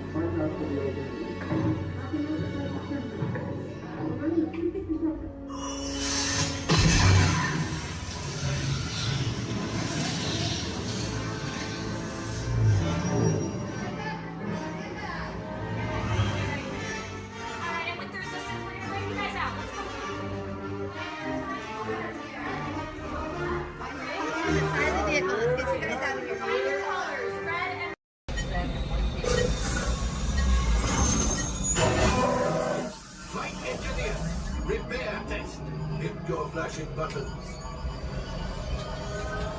You better be faster when you're in real trouble. Right, pilot, push the flashing button to take off. Pilot on the left. Move your stick to fly right and left. I was trusting. Pilot on the right. Pull back on the stick to fly out. And push forward to fly down. Oh, watch it! True effects flying this thing look easy, eh? Weapons are online. Left pilot, hit the boosters. Now let's go get that coaxial. Right pilot, make the jump to light speed.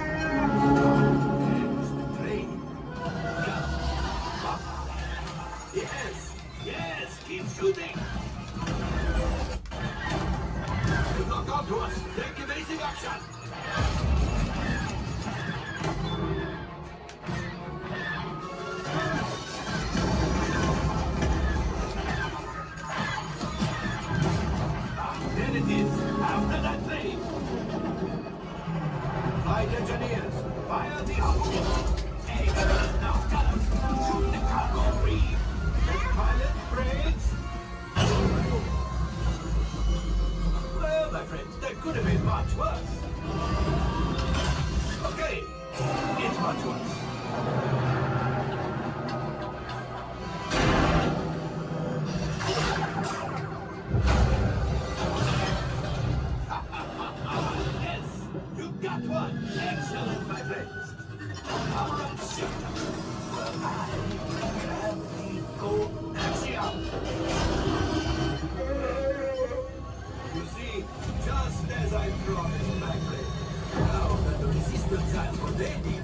Maybe did something for Pando. Pilot, line up behind the train so we can harpoon that last car. First, shoot the train. Yes, keep mashing those controls. Oh, so close. Keep reeling.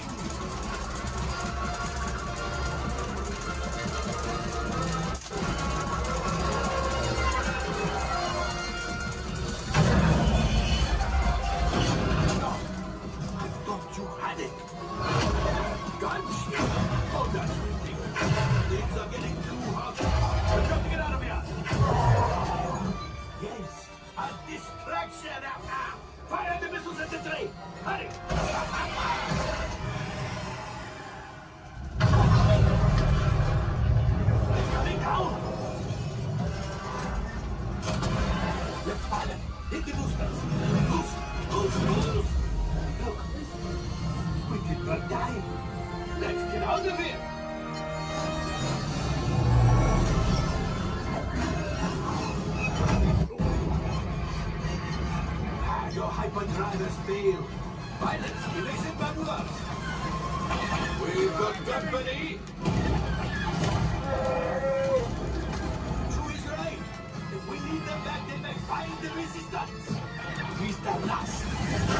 Did it. Watch out! Oh, that's going to be a mark. Great job, Patrick. You retrieved one container of coaxium. This would greatly help the resistance. You have heard the First Order and made Chewie proud. Now, after my modest profit, your cut minus what you owe me for damaging the Falcon is, hey, not bad.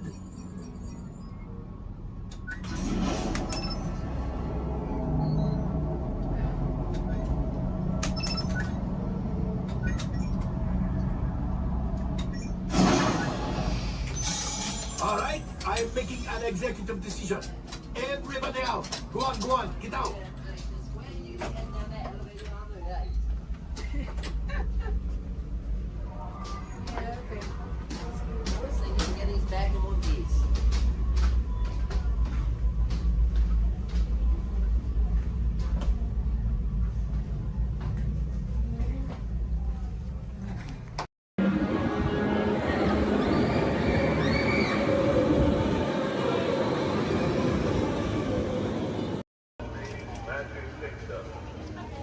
Passengers will stand by to board.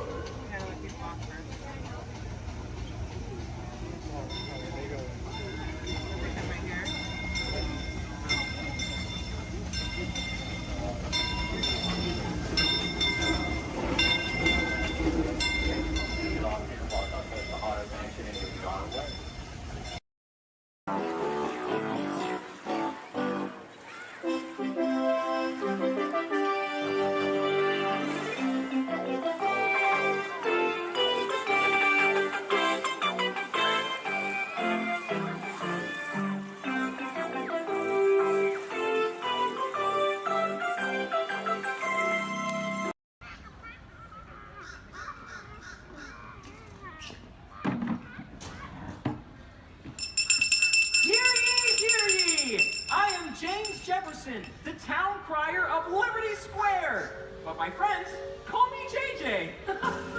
Come on, everyone, gather round. You're just in time. Come closer, all ye people, gather round and listen well. I've got a satchel full of history's greatest tales to tell. Your hair will stand on end with all the history and such. Unless, of course, you're bald like me, in which case, not so much. Hey, Sam! It's Sam Eagle, everybody! Tell us, Sam, what great American story are we sharing today? Today we shall salute the Declaration of Independence! Ah, a great story indeed! The people of the colonies, they said, let freedom ring! Declared their independence. And they overthrew the king! There were battles, there was violence, there were spies and traitors too. We won't speak about all that. This is wholesome through and through. Right, let's bring out some friends to help us. Hey there, that's your cue. Welcome! Hiya! Woo! Great moments in history. Tra-la-la-la-la. Great moments in history. And this one features more. And here's what you will take away in all your minds and hearts. Great moments in history. Great moments in history, but just the American parts. Hi-ho, and welcome to Great Moments in History. But just the American parts. That's right, Sam. And as the official Liberty Square historian, I have drafted tributes to every important event in American history. JJ, please remind everyone which great moment we are sharing today. The Declaration of Independence. Excellent. I read it every night before bed, and so should you. And now I will recite from memory the entire Declaration of Independence.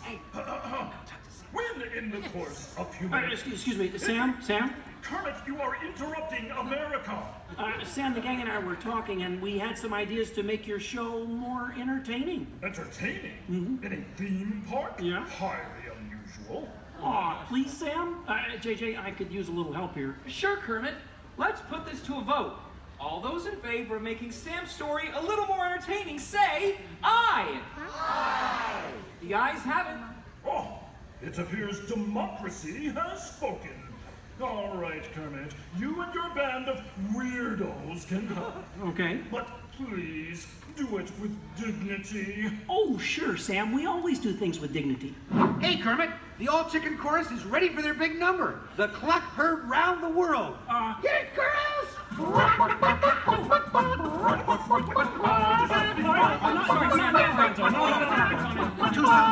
Back to the dressing room. Oh, Kermit! What part will Walt be playing in today's performance? Well, Piggy, this is a story about the Founding Fathers. There's no part for you. No part for moi? Oh, we'll see about that. Sheesh. Okay, places, everyone. Sam, JJ, take it away. All right, friends, what do you say? Want to help us make some history? Cue the patriotic music.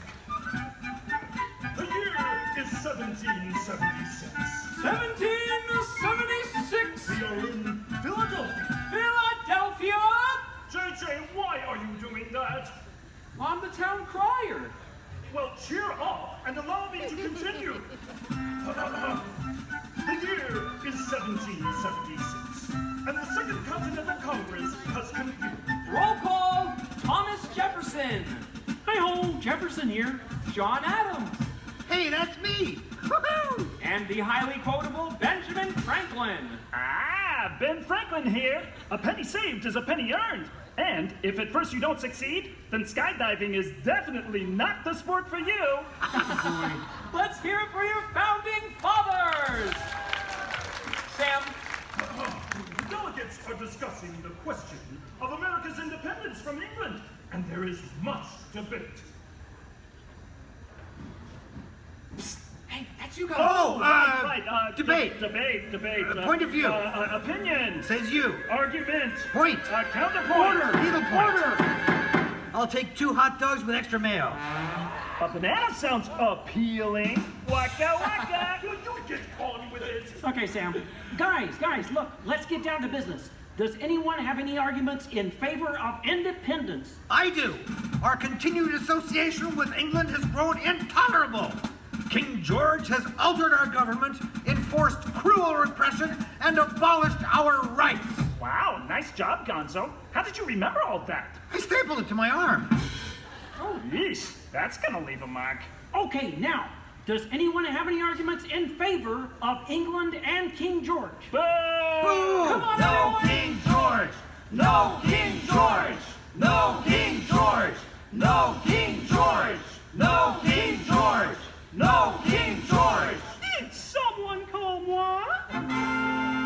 Piggy, what are you doing here? I told you there's no part for you in this show. Of course there is. After all, who better to play royalty than moi? All hail King George! Piggy, women aren't kings, they're queens. Fine. All hail Queen Georgette! Good grief. I protest. This is not historically accurate. The king was not at the Congress. You got a bear playing Ben Franklin. And doing a great job at it. Let's hear it for the bear, huh? Go Fozzie, go Fozzie, go Fozzie, go Fozzie, go Fozzie, go Fozzie. Continue, please. Oh, sorry. Sorry, Kermit. King George, Queen Georgette, you are not a good ruler. Who? What? Yes, you. You mistreat the colonists. You raise taxes. You are drunk with power. You might even say she's intoxicated. That was pretty good. Queen Georgette, can't you see? The colonists are angry. We are angry. The colonists are irate. We are irate. The colonists are revolted. We are revolting. And say that again. We are revolting.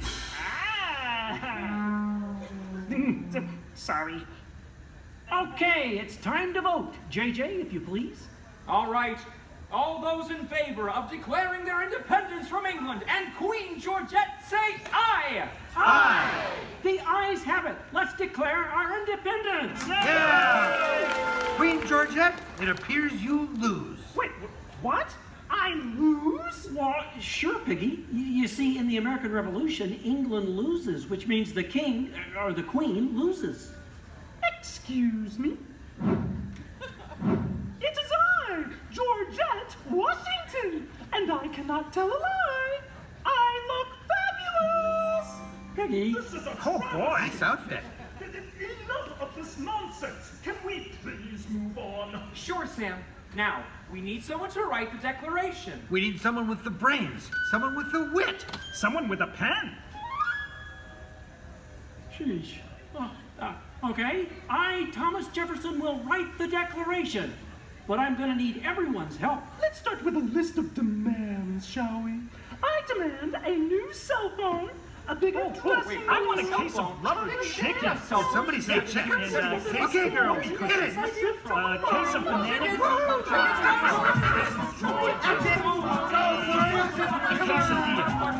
You're doing it! Guys!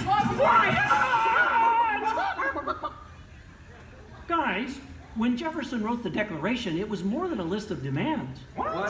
Oh. What are you talking about? Yeah, it was about things we all believe in. Things worth fighting for. Things that inspired the birth of a new nation. Gee, Kermit, what do you mean? Well, like the Declaration says, we hold these truths to be self-evident, that all men are created equal, that they are endowed by their Creator with certain unalienable rights, that among these are all together life, liberty, and the pursuit of happiness.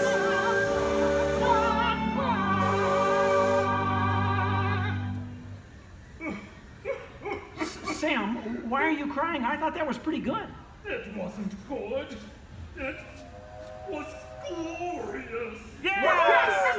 Way to go, everyone. Hey, Sam, looks like now you're the town crier. Just ring the bell. Let freedom ring! Great moments in history, the 4th day of July. Great moments in history, we said King George goodbye. And here's what you will take away in all your minds and hearts.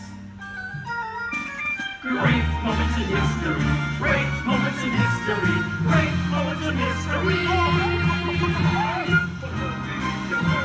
Great moments in history, but just the American hearts. Thanks, everyone. We couldn't have done it without you. And to England, no hard feelings. You're still one of our best friends. Thank you all for joining us for a great moment in American history. We hope you come by again soon and have a magical stay here at the Magic Kingdom. Bye-bye. Bye-bye. Bye-bye. Bye-bye. So long, everybody.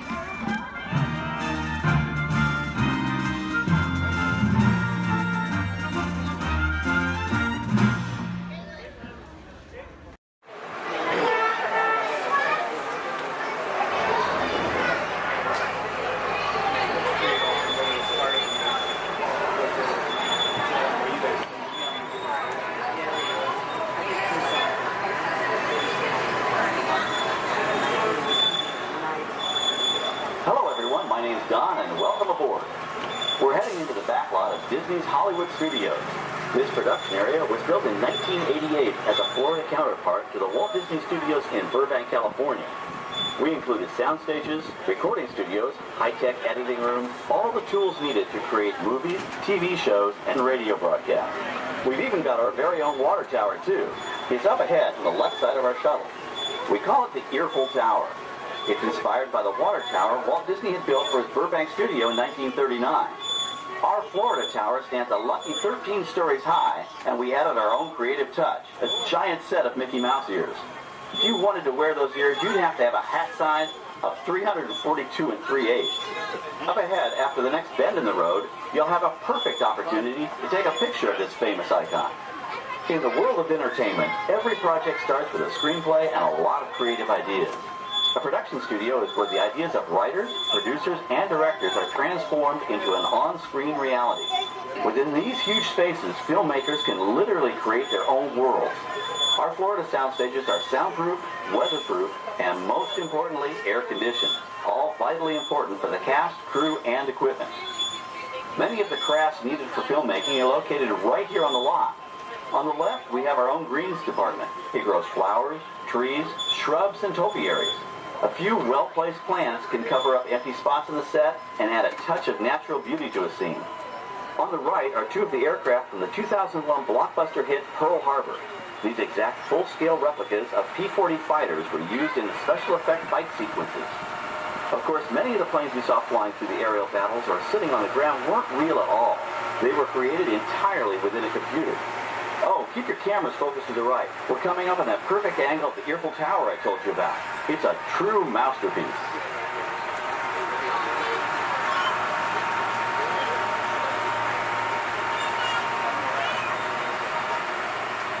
We're entering one of our most glamorous and colorful departments, creative costuming.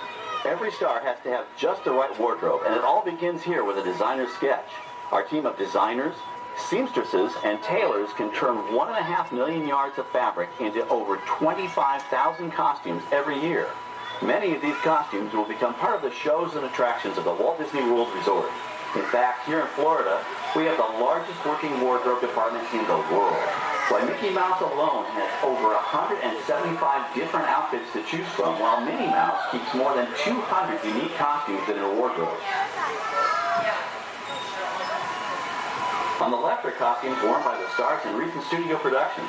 You'll probably recognize some of those costumes from the big screen.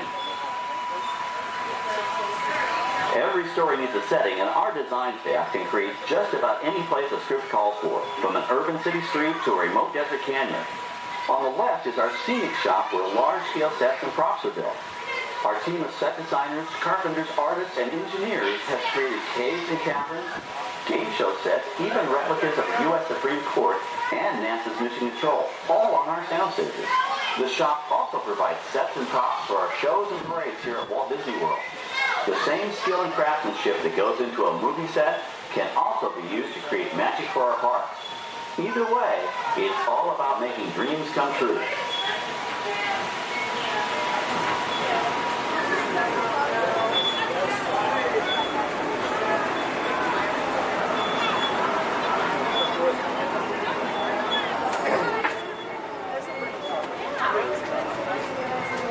Now we're entering a zone we call the Boneyard.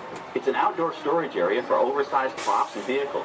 Cars, trucks, boats, planes, we often save these props in case we need them for future productions. In this backlot collection, you may find real working vehicles, non-working mock-ups, and even large-scale miniatures used in special effects shots. Large-scale models create a more convincing illusion on camera. We even place small cutout passengers in the windows of the plane.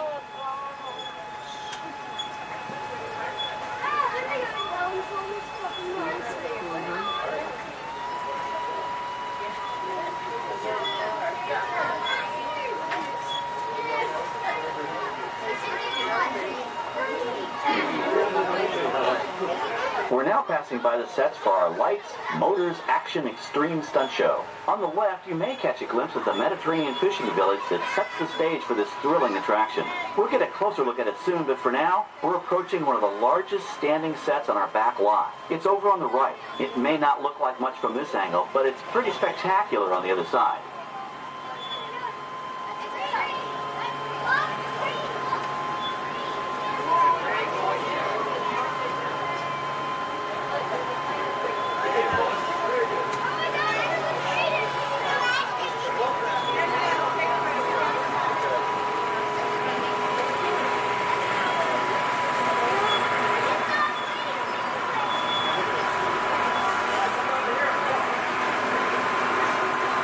is great, folks. The production crew has just given us clearance to enter the set.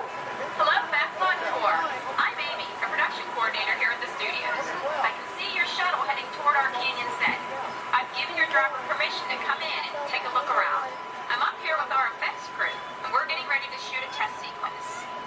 Oh, on the way in, you're going to be crossing a wooden bridge, and things may get a little bumpy, so please, hold on to your belongings, especially hats, cameras, and glasses, and keep an eye on any small children in your party.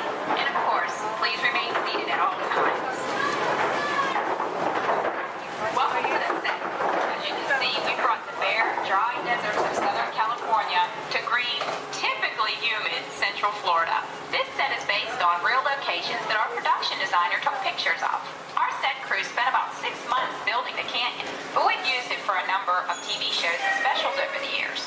For our upcoming production, the script called for a tanker truck. We found this one in our backyard, but it was too big to drive into place. So we picked it up with a crane and set it down here. We're up on the overhead platforms, and I see our director has arrived. As soon as the rain effect is ready, we'll begin the sequence.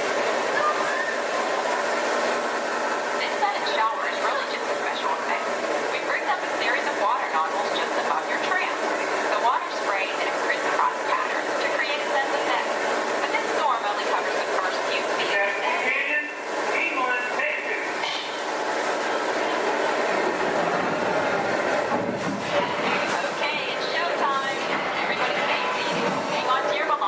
Watch your children.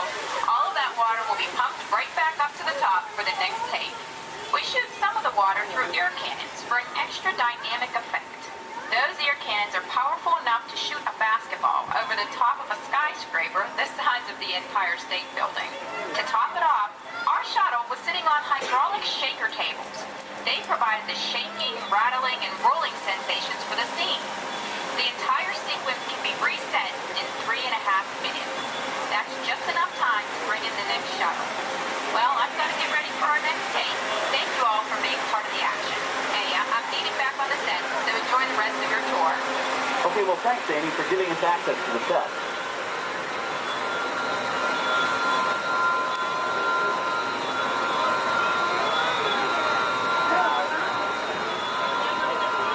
On the right, we have an authentic piece of Disney history. That Gulfstream 1 was known at airports across the country as November 234 Mickey Mouse, but we just call it the Mouse. In 1964, Walt Disney and his hand-picked team used this plane to scout locations for what he called the Florida Project. Soon, they secretly began purchasing thousands of acres of land, which became the Walt Disney World Resort in 1971. During the creation of the resort and later Epcot, the Mouse shuttled studio executives and Imagineers between Burbank and Orlando, making it the most used executive aircraft in the country. Appropriately, the mouse retired here in 1992. As Walt used to say, it was all started by a mouse. In this case, the 234 Mickey Mouse. On our right, we once again sweep past the magnificent Mediterranean village of our lights, motors, action extreme stunt show. This high-octane attraction is based on the hit show from the Walt Disney Studios Park in France. In this action-packed production, you'll feel like you're right there on the set during the filming of a spy thriller, complete with custom-built cars, motorcycles, even jet skis. You'll experience the split-second timing, coordinated driving, and fiery special effects that make action movies a real blast.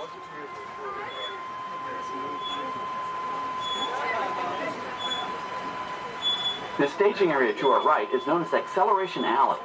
Here, the custom-built stunt show vehicles rev their engines up to 70 miles an hour before making their high-speed entrances onto the stage for our lights, motors, action extreme stunt show. Of course, these are professional stunt drivers. We hope you'll enjoy their daring driving skills, but please, don't try them yourself.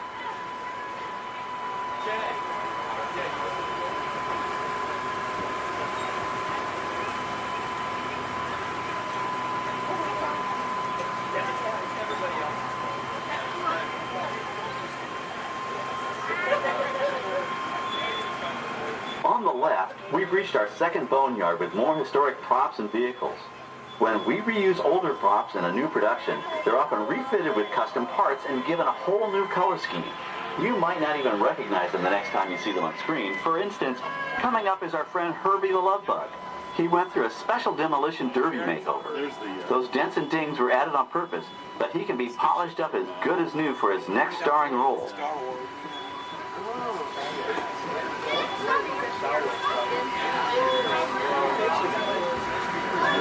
On our right, we now have a very different view of the fishing village set. From this point of view, you can see that there is no inside to the buildings. They are just false fronts or facades. In the movie business, set builders only create what the camera has to see. It's an old movie trick dating all the way back to the silent era. To add to the sense of realism and avoid the cost of set building, many of today's television shows and movies film on location in cities and towns across the U.S. But out in the real world, you've got to contend with noise, traffic, crowds, and various visual elements that may or may not belong in your film. Here on the backlot, we can avoid these problems because we created our very own flexible urban environment. Our Streets of America facades can stand in for a small town or a giant metropolis. As we come around the last corner on our route, you'll see the skyline of New York City in the distance. It's really a series of painted flats, expertly designed to fool the eye and the camera. We can dress and decorate these streets to look like any city we want, from Chicago to San Francisco. Depending on the choice of vehicles, props, and costumes, we can even turn back the clock and set our story in a different time. And what's more, these sets are built with Florida weather in mind. They're made to withstand 100-mile-an-hour winds. You're welcome to visit our Streets of America anytime during your visit today and get an up-close look at the skills of our set designers and builders. We've just about reached the end of our tour. Our final stop is the American Film Institute Showcase, where you can see the actual costumes and movie props used in some of Hollywood's most famous films. There are some pretty amazing items in there, so feel free to take all the time you like. Please stay seated until our tram comes to a complete stop and check around you for any personal items that may have fallen during our trip. Well, as they say in Hollywood, that's a wrap. Thanks for joining our backlot tour, and we hope you'll come back to visit us again soon. Alright, we're going to stop up here in just a moment. I'll open these doors. I'm going to exit out through those blue automatic doors into the Amplified Showcase tour.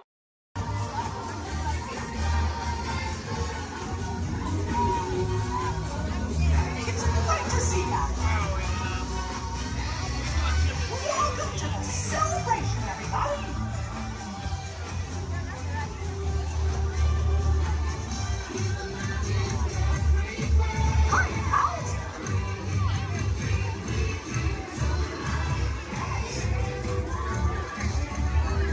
It's great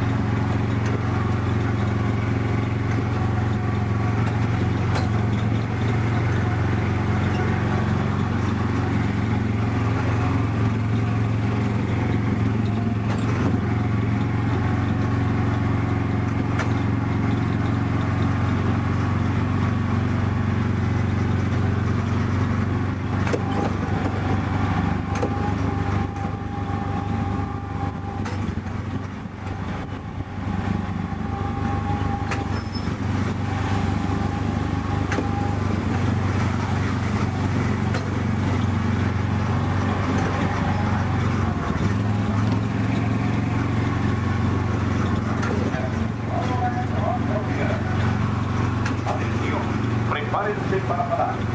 Se están acercando a la zona de desembarque.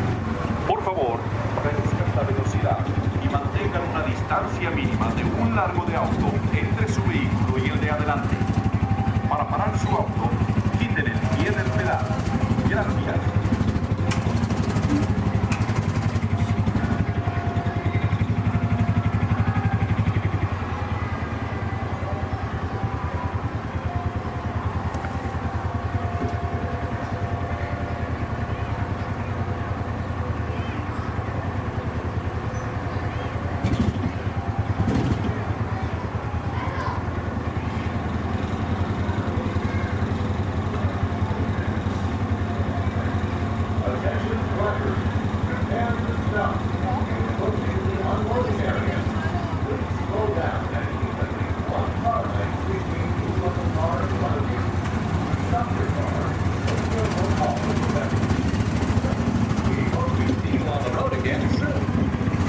Atención, prepárense para parar. Se están acercando a la zona de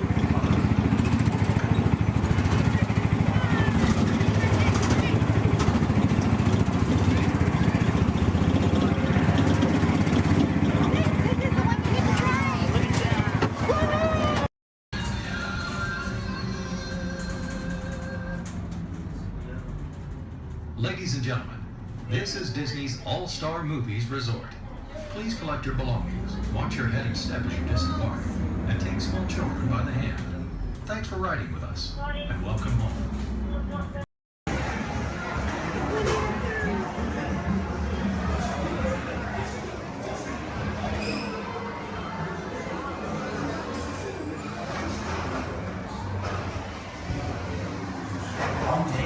Hungry Acre Wood, the East Wind traded place.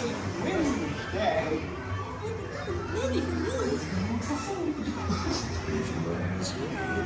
He'll never reach there. Mommy! Oh dear! Kind of a tight there,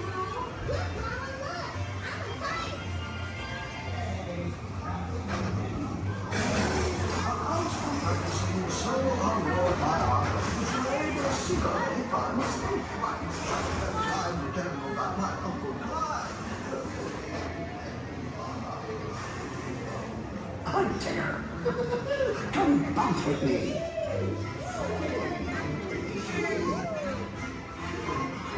Music makes you feel just great, doesn't it?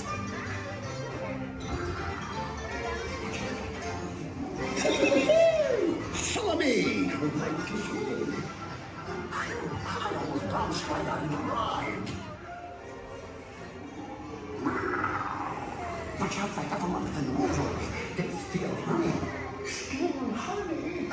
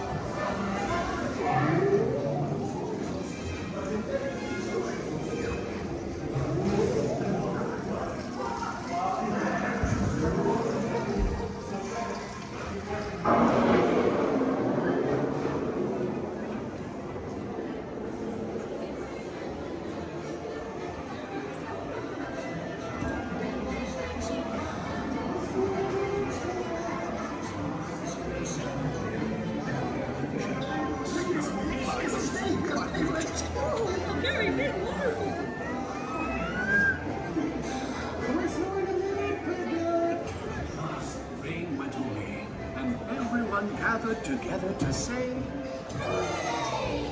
Hooray for Pooh, too!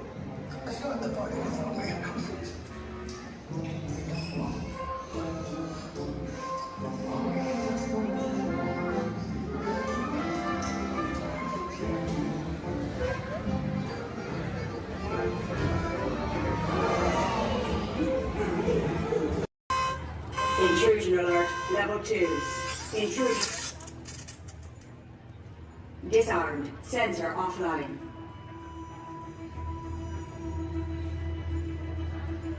Nothing to see here. Move along.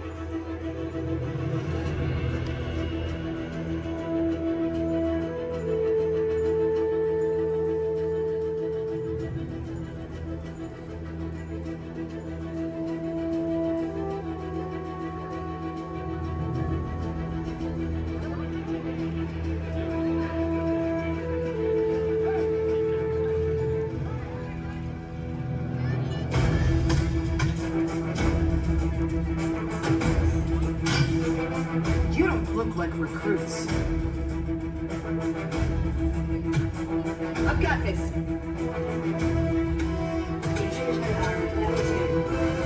All units alerted. My turn.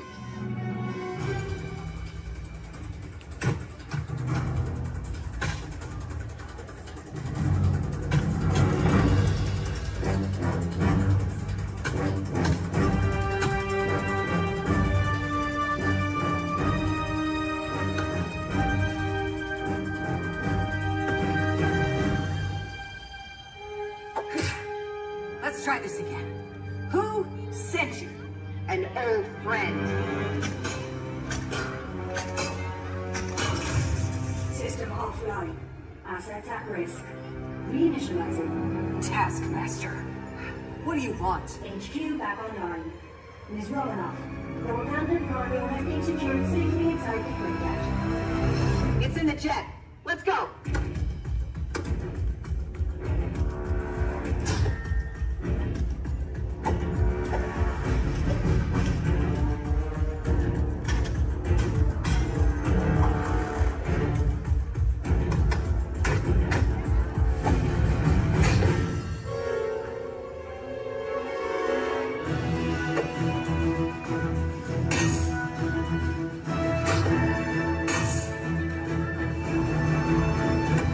Incoming call from Mr. Stark. Friday, don't put him through! Yeah, she put me through. Hi, Nat. Everything okay? You need help? I don't need help! Yeah, I said help. Intruders, step aside.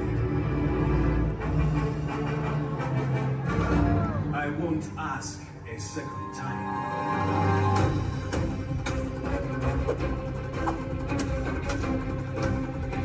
Friday, please introduce our guest. The Taskmaster. Origin unknown. Be ready. Taskmaster has the ability to master and replicate your fighting skills. It's annoying. This is a fight you cannot win.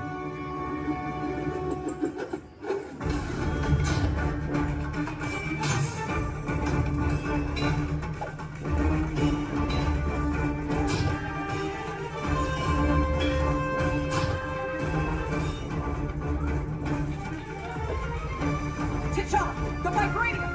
Leave it to me.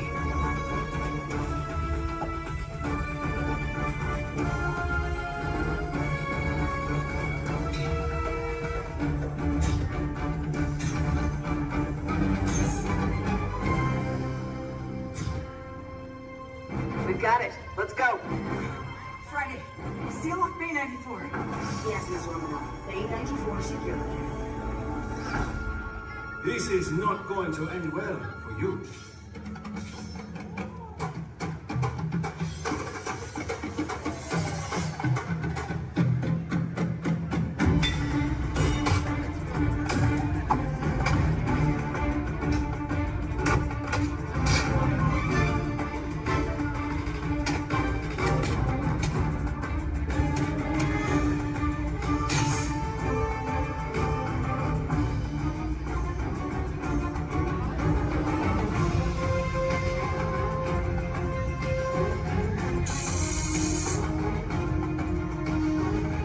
Looking for this?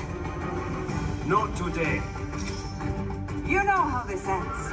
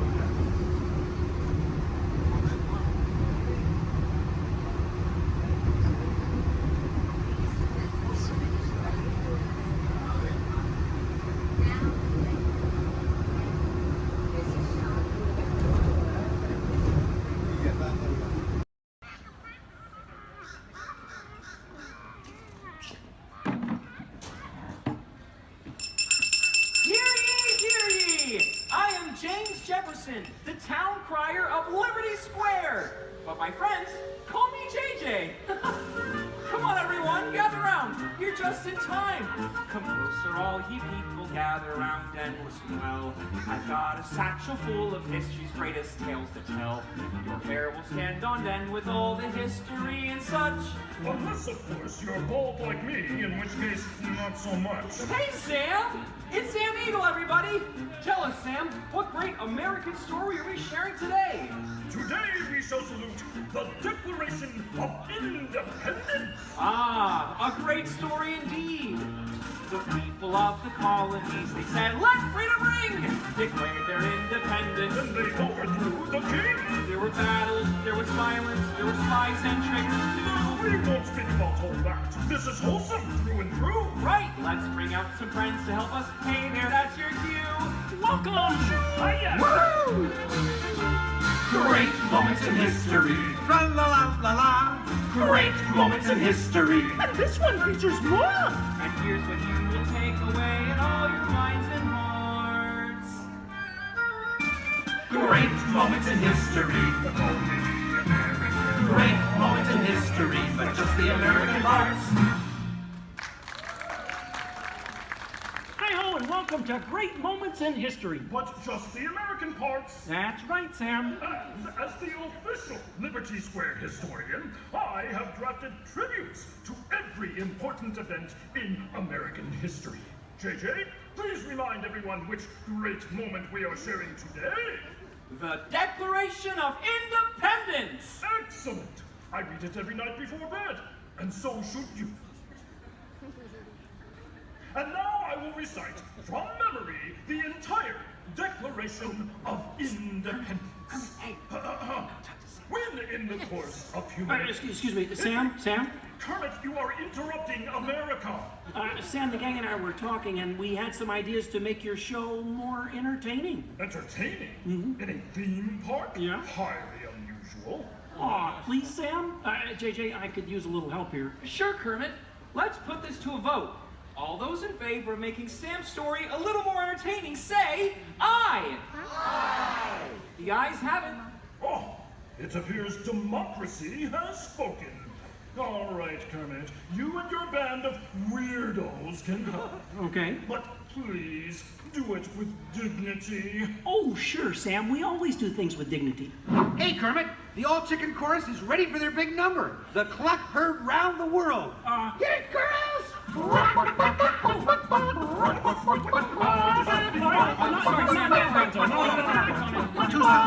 Back to the dressing room. Oh, Kermit! What part will Walt be playing in today's performance? Well, Piggy, this is a story about the founding fathers. There's no part for you. No part for moi? Oh, we'll see about that. Sheesh. Okay, places, everyone. Sam, JJ, take it away. All right, friends, what do you say? Want to help us make some history? Cue the patriotic music. The year is 1776. 1776. We are in Philadelphia. Philadelphia? JJ, why are you doing that? I'm the town crier. Well, cheer up and allow me to continue. The year is 1776, and the Second Continental Congress has convened. Roll call, Thomas Jefferson. Hi-ho, Jefferson here. John Adams. Hey, that's me.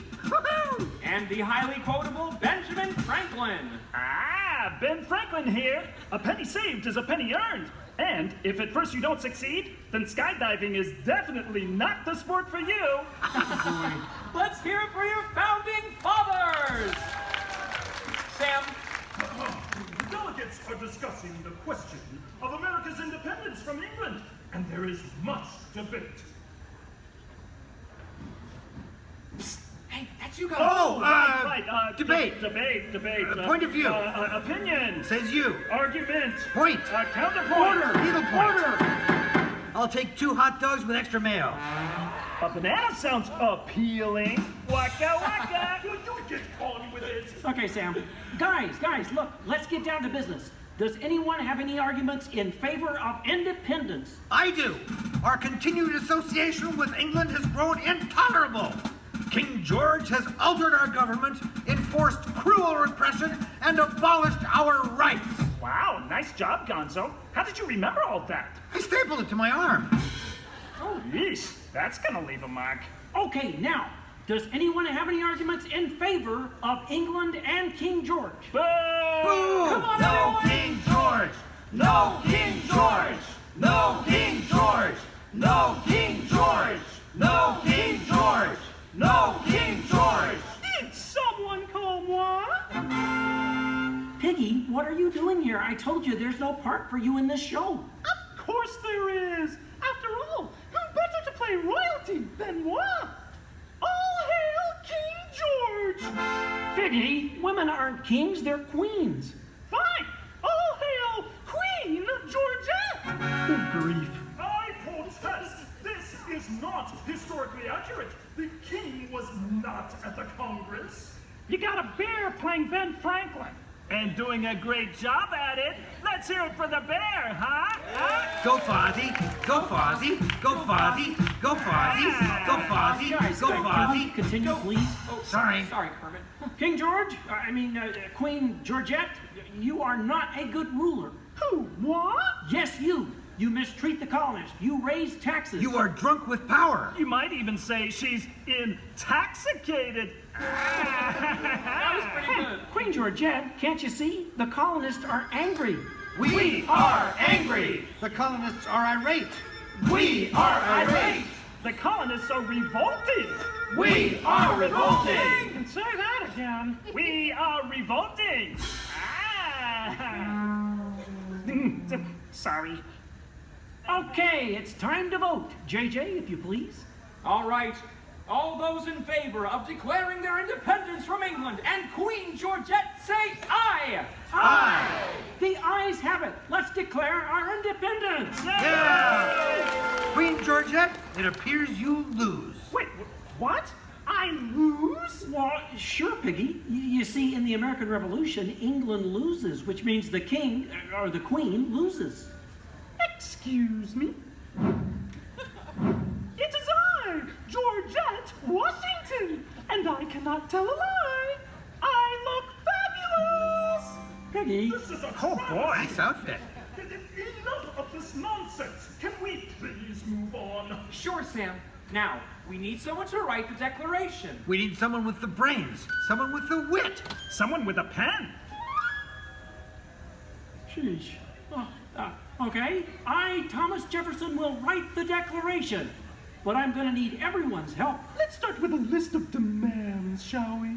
I demand a new cell phone, a bigger dressing room. I want a case of rubber chicken. Somebody say chicken. Okay, girls, hit it. A case of banana.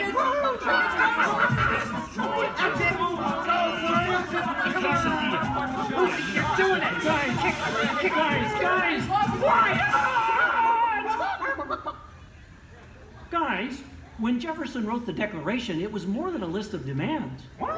Oh. What are you talking about? Yeah, it was about things we all believe in. Things worth fighting for. Things that inspired the birth of a new nation.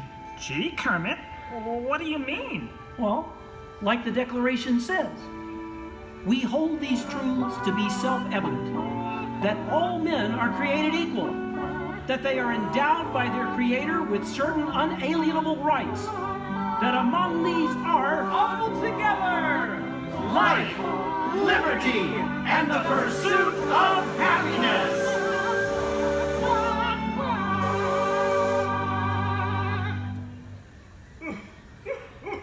Sam, why are you crying? I thought that was pretty good. It wasn't good. It was glorious. Yes! Way to go, everyone. Hey, Sam, looks like now you're the town crier. Just ring the bell. Let freedom ring! Great moments in history, the 4th day of July. Great moments in history, we said King George goodbye. And here's what we will take away in all your minds and hearts. Great moments in history. Great moments in history. Great moments in history. Great moments in history with just the American parts. Thanks, everyone. We couldn't have done it without you. And to England, no hard feelings. You're still one of our best friends. Thank you all for joining us for a great moment in American history. We hope you come by again soon and have a magical stay here at the Magic Kingdom. Bye-bye. Bye-bye. Bye-bye. Ta-ta. So long, everybody.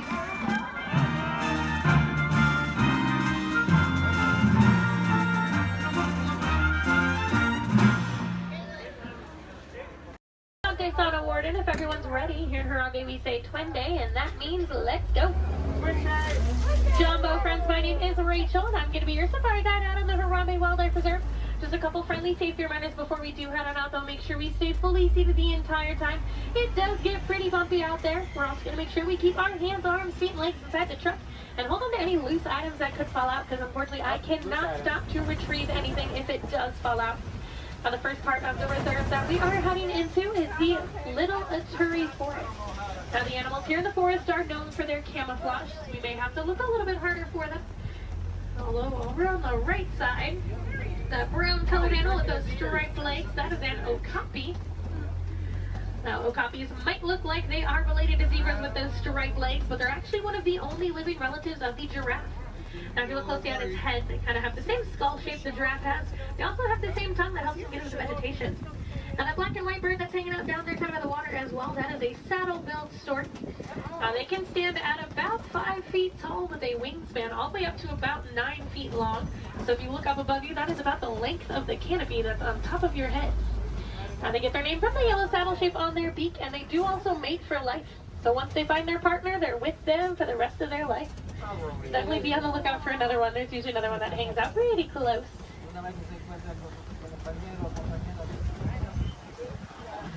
Looking a little bit quiet on this part of the forest. So let's see if we can head up, see what else we can find. Looks like there is some movement up ahead, so I'm going to head over that way.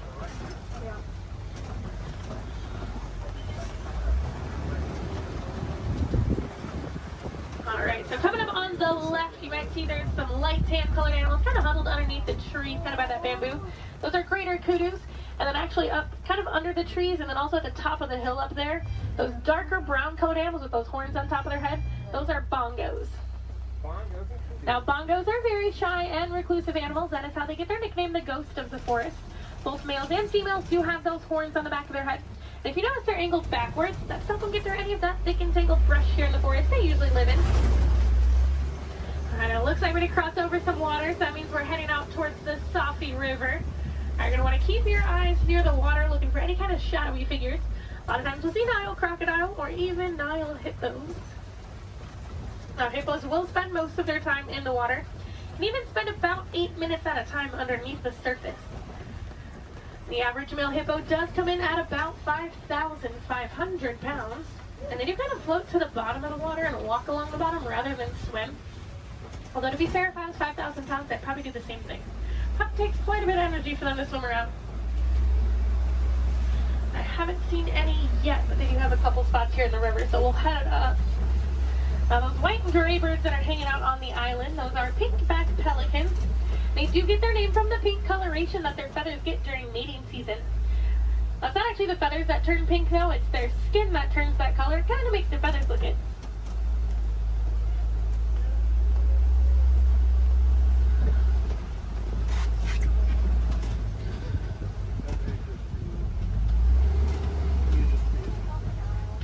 The hippos are being a little bit shy right now, but I do know we are heading towards crocodile territory. Aha, down there on the left, there are some crocodiles down there. Now, the average Nile crocodile does come in at about 16 feet in length, weighing about 500 pounds. Although they can grow to be about 20 feet long, and I do know there's at least one down there that's a little bit over 700 pounds. Now, when it is super hot, you will see them hanging out with their mouth open. That's because, unlike you and I, they can't sweat. So they do open their mouth. It does help them regulate their temperature, keep them a little bit cooler. You'll notice a lot of the animals here in Africa actually have some sort of natural cooling capabilities. It does get pretty hot out there. Now we are going to start making our way out towards the savannah. That does happen to be one of the largest parts on the reserve. Also home to some of the more famous animals like lions, elephants, and giraffes. So hopefully we'll see some of those out there today. Now coming up on the right side of the truck though, this tree that almost looks like it was planted upside down. That is a baobab tree, also known as the tree of life or the upside down tree. And they will remain leafless or dormant up to 9 months out of the year, and that's to help conserve any kind of water or energy the tree does have. And I'm already seeing quite a bit of movement down there, so we're going to head down, get a little bit closer to everything. Now, unlike the animals in the forest, the animals out here on the savannah do rely on speed and agility to protect themselves. Even giraffes can run at about 30 miles per hour. That is a pretty funny run if you've ever seen it. Kind of see the head move way before you see any other part of the body move. Alright, coming up, those animals with those really big horns hanging out there on the right, those are Ankole cattle, also known as the Watusi cattle, after the Watusi tribe that did first domesticate them. They are one of the only domesticated animals here on the reserve, and those horns might look really big and heavy, but they are actually mostly hollow with kind of a honeycomb structure on the inside, so they are fairly light. Now these zebras that are hanging out here pretty close, these are Hartman's mountain zebras. If you look closely underneath their neck, you'll see a little flap of skin. That is called a dewlap. Now that does help them regulate their temperature. They're also the only zebra species that has it, so it does help us identify them as Hartman's mountain zebras. Now a group of zebras is called a dazzle. And if you've ever wondered if a zebra is black with white stripes or white with black stripes, just look at their nose. If they have a black nose, they're black with white stripes, and if they have a white nose, they are white with black stripes. Alright, we are going to slowly start making our way towards those giraffes.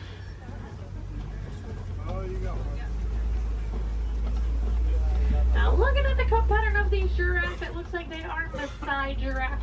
Once we get up there, they do have that kind of jagged puzzle-like coat pattern. Also over on the left, kind of hanging out in the back by the trees over there, those are sable antelope. If they do look at all familiar, they are the emblem of the Harambe Wildlife Reserve, so you might have seen their pictures out and around in the village out there. There we go, coming up on these giraffes. That one that's actually scratching its head right there, that's a baby giraffe. Get a little itch. Now the reticulated giraffes will have a much smoother, almost net-like pattern to them. They can stand at about 18 to 20 feet tall. That does make them the tallest animal in the world. Now even their young come in at about 6 feet tall when they are born. So they're already fairly big when they're babies. I believe that little one came in at about 5'11", so he was already really, really tall, definitely taller than I will ever be. Now these two animals that are hanging out here on the right, they're both Patterson's eland. Now that darker colored one that's a little bit bigger, that is a male, and then the lighter colored one, that's a female.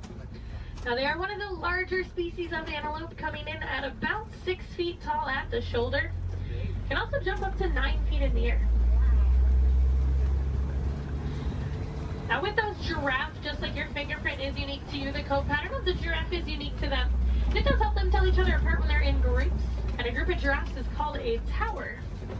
Seems to be a pretty fitting name for something so tall. They do also only sleep for about 30 minutes a day. The rest of the time is pretty much spent eating.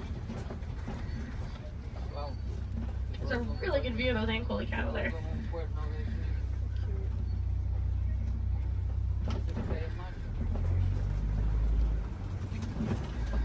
Alright, let's see if we can head up a little bit farther into the savannah, see what else we can find.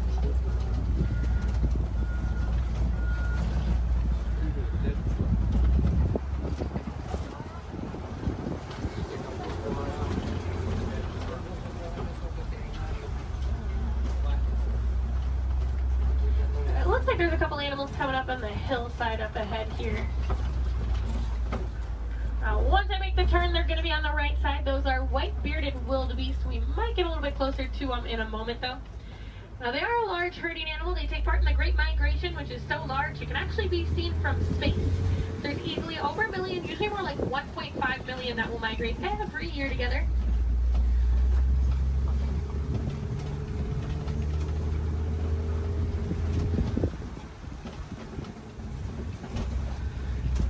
Alright, you can kind of see him there. Now we are also coming up on some knockdown trees just up ahead, so we're going to head over that way. Usually that is a pretty good indicator that there's an elephant or two nearby. Now, elephants are known as nature's bulldozers, so you can always kind of assume. Actually, it looks like there is one up ahead of us. I'm going to see if we can get a little bit closer to it.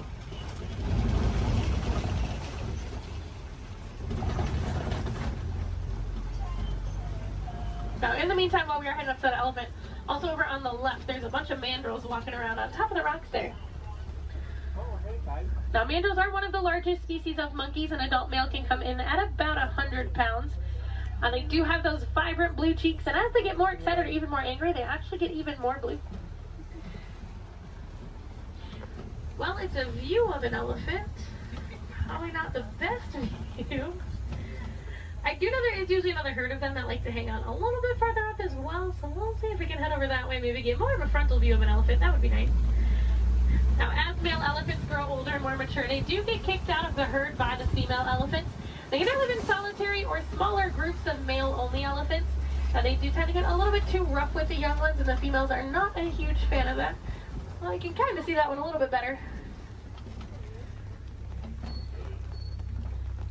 Now, we can also tell that's an African elephant, not only because we're in Africa, but if you look at the ear shape, it almost looks like the continent of Africa. Makes it super easy to identify. Let's see if we can head up and find the herd. Thanks to our team's conservation efforts, they found that elephants are afraid of bees. So because of that, farmers have been putting up beehives around their crops.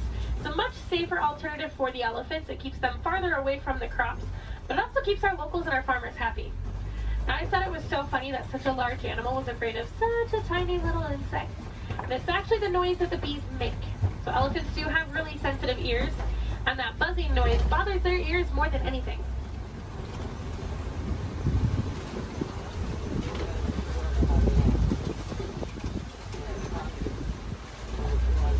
And I am seeing some tusk marks in the red clay, so hopefully that is a good sign that the herd has moved through here fairly recently. Now, just like you and I might take a multivitamin every day, the elephants do eat that red clay. It gives them a little more nutrients they may not always get from their daily diet. Female elephants do also have one of the longest gestation periods, coming in at about 22 months. So I'm not sure I blame the females for wanting to kick the males out after a while. Personally, I might do the same thing if I had to go through that. Looks like there were a few of them moving up ahead, so we're going to see if we can get a little bit closer to them.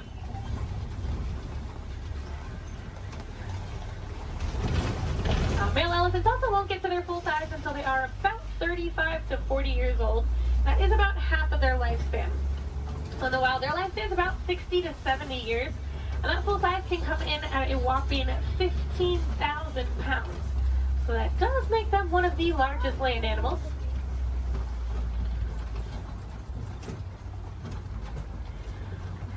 And they do also have really sensitive skin, so you will see them throwing dirt and mud up on their back. That acts as a natural sunscreen for them.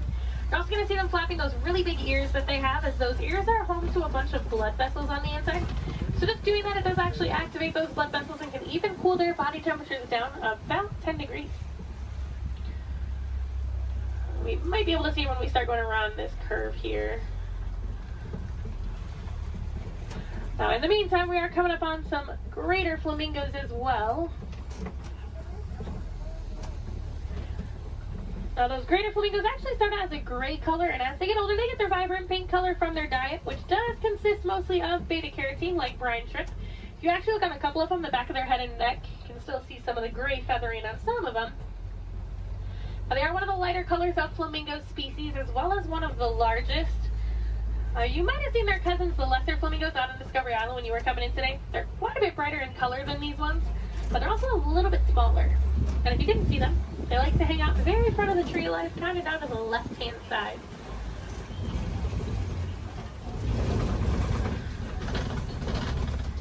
Looks like those elephants are wanting to be shy, but we are coming up on some white rhinos. Now, white rhinos don't get their name from their skin color. They get it from the Afrikaans word weit, which means wide. Now, if you look, they have a very wide mouth. Now, they're also one of the larger rhino species, coming in at about 5,000 pounds.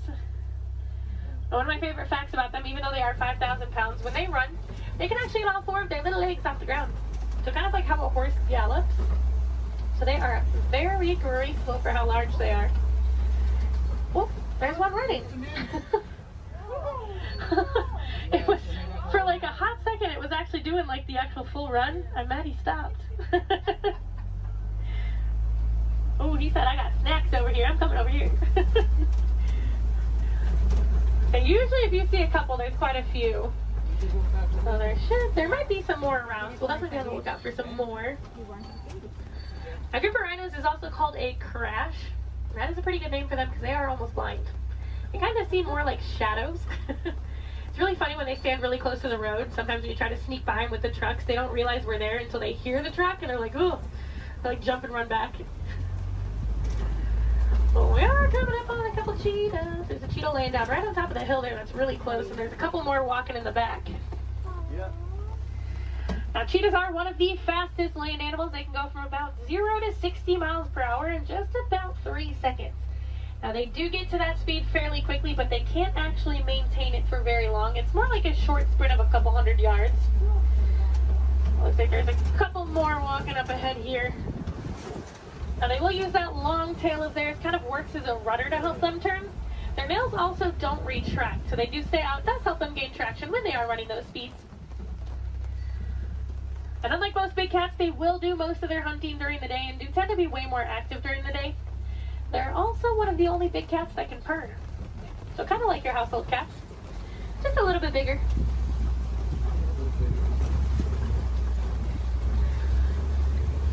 Oh, it looks like there's some lions hanging out on top of the Kobe rock.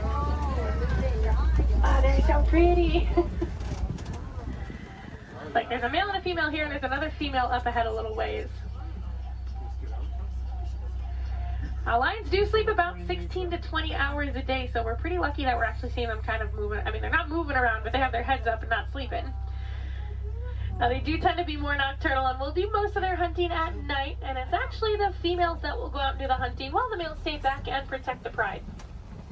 During the day, their eyesight is pretty much identical to ours, but at night, it gets about 6 times better. So they have super good eyesight at night. Now, when they vocalize, they can vocalize up to 5 miles away. You can hear it. So if you do plan on staying here all the way up until park close, I highly recommend while you're walking out to your car, keep your ears open because sometimes you will actually hear them vocalizing. It's really cool. Now I know everyone's excited about the lions, but there's a really cute little brown and white animal over on the right. And that is a bontebok. Now he's related to the white-bearded wildebeest that we saw earlier, and within 5 minutes of birth he can stand. But about 10 to 15 minutes they can also walk and run. That's a super good survival technique for them. That way once those little ones are born, they can get up and get on the move as quickly as possible. Now also hanging out in the trees there on the right, those are waterbuck. Now waterbuck do drink an excessive amount of water, hence the name waterbuck. But they also have kind of an oily, greasy feel to their fur. Now that is supposed to help them be a little more waterproof when they are hanging out in the water. Now we're coming up on some fairly big burrows. We'll be on the lookout for warthogs. Actually, down in that burrow there on the left, there is a warthog. Now, warthogs are one of the largest land burrowing animals. They like to back up into their burrows, just like that one's doing. That way it keeps their tusks out, so if anything tries to sneak up on them, they can try to deter that animal. They've also been known to recycle other animals' burrows, so they might find when an animal has an abandoned and call it their home. Isn't the ever so lovely ostriches over there, too? Now, while we are heading over there, it looks like those ostriches have also dropped some eggs there on the right. Now, individually, each one of those eggs can weigh about 3 pounds, and they are so strong that just about any one of us can stand on them, and absolutely nothing would happen. Are you guys going to stay off of the road, or no? Okay. Now, ostriches are the largest species of bird. They are flightless birds, though. They use those wings to help them turn, kind of like how the cheetah uses its tail. They can run speeds of about 30 to 40 miles per hour, so they are fairly quick. They always look so confused, too. This makes me laugh. They are notorious for long animal stops, so when you can sneak by them when they're that close to the road, it's your lucky day. Alright, it looks like the warden's post is coming just up ahead of us. That does unfortunately mean our safari is coming close to an end. But the warden has adopted some Nigerian dwarf goats that like to hang out here. Now they do help our warden keep the grass looking nice and the weeds down low, and in return they produce some milk that the villagers here find very sweet and actually high in value. So that does allow the village to rely less on the wildlife out there. They are small, but they won't get any bigger than that. They are full-grown adults. And they are one of the many examples of how humans and animals can live in harmony together. It just takes a little bit of effort from us. Some small things that you guys can do at home but make a huge difference for these animals. Planting some native trees or plants in your yard. Maybe building a few bird houses here and there, or even some bat boxes. A lot of these animals, including the elephants that we saw, are losing their habitats due to mining for metallic ore, otherwise known as coltan. And that's found in many of your small electronics, so things like cell phones, laptops, tablets, anything like that. So next time that brand new shiny iPhone comes out and you guys decide to go and purchase it, just make sure you recycle the old one. That will help keep mining down to an absolute minimum and saving those habitats for those beautiful animals out there. And if I have any wilderness explorers on board, you guys have been on board the Simba 1. That's S-I-M-B-A 1. And I am going to get you guys back up to that dock that we originally came from, so you're going to have to bear with me for just a little bit longer. Hopefully we should be able to buzz through some of the docks fairly quickly.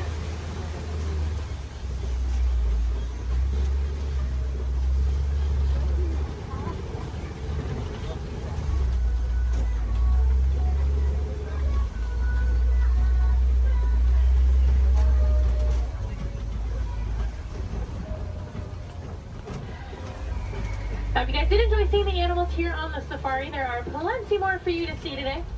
Now, actually, when you guys get off of the truck, when you hop down that little pathway there and go down the hill, if you guys take an immediate left, you'll actually be on the Gorilla Falls Exploration Trail. Now, over there, they have naked mole rats, meerkats. They have an underwater hippo viewing pool where you can usually get a little bit closer view of some hippos, as well as silverback gorillas. If you're heading over to Asia, right behind Tully River Rapids, you'll find the Maharaja Jungle Trek.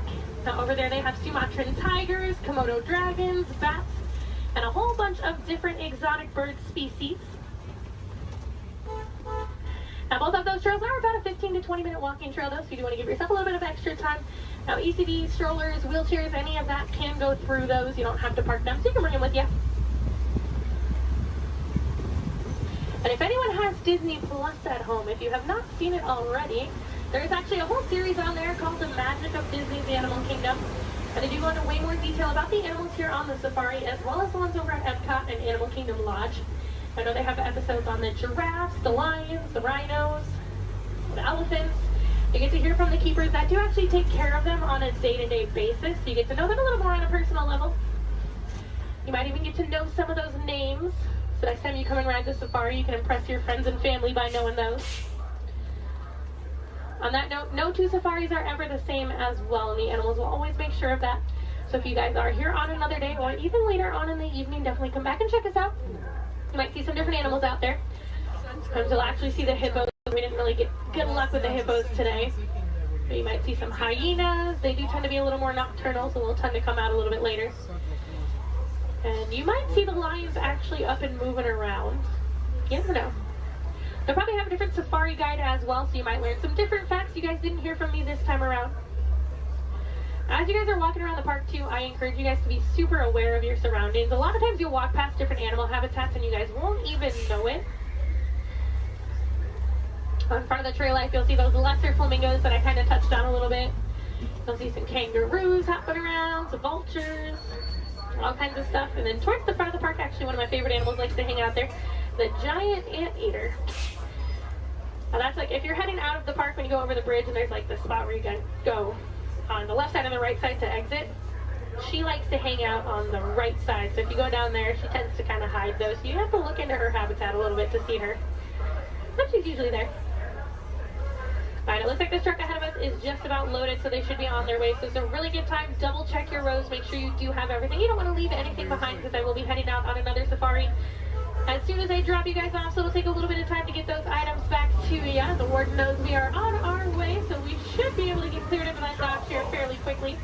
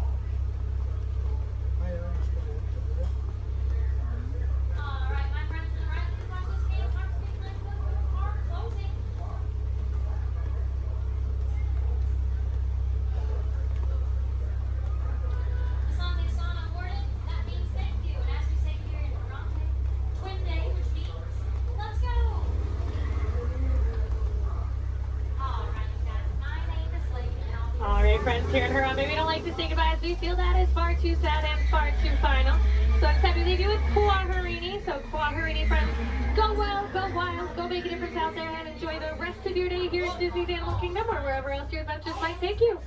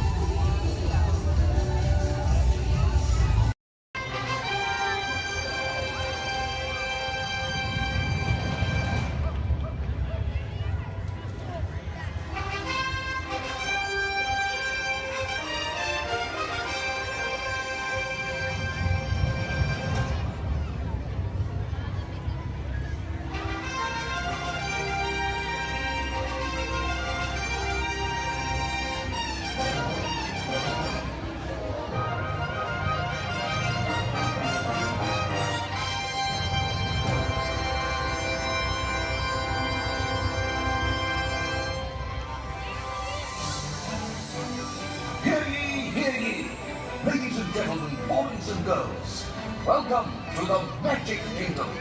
You are warmly invited to join Mickey Mouse and his Fantasyland friends for a magical celebration in the streets. Dreams will come true, hearts will soar, and you will become a part of the magic. For the time has come to take your places and prepare to welcome the wondrous and wonderful Disney Festival of Fantasy Parade!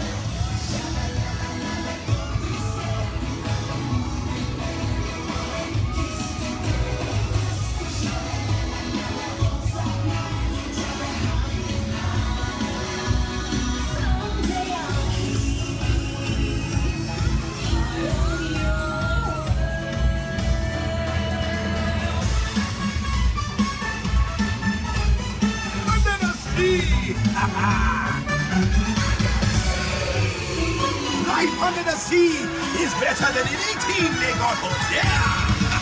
Under the sea, with the sun.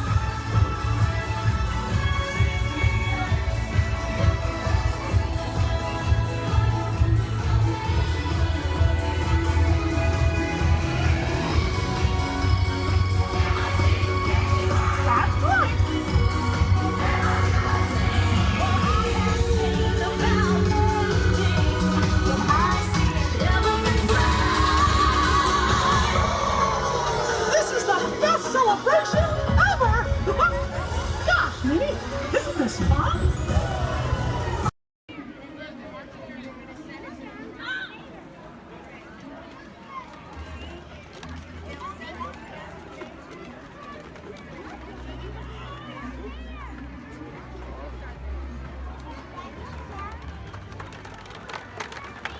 Go Empire! Yay!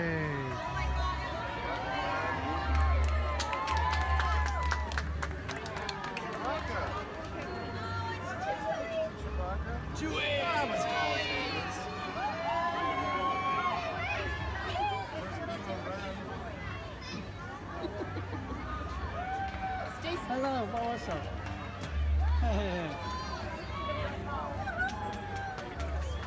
Oh, ito siya.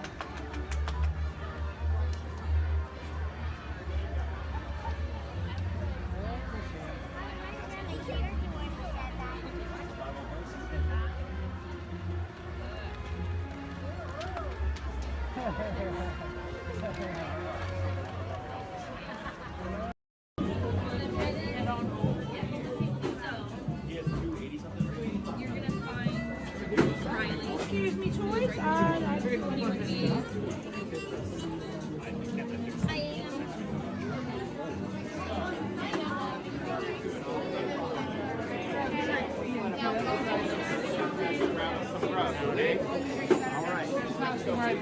But I promise you.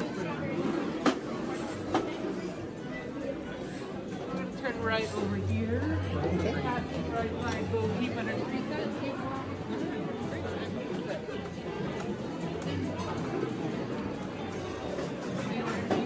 Right back there.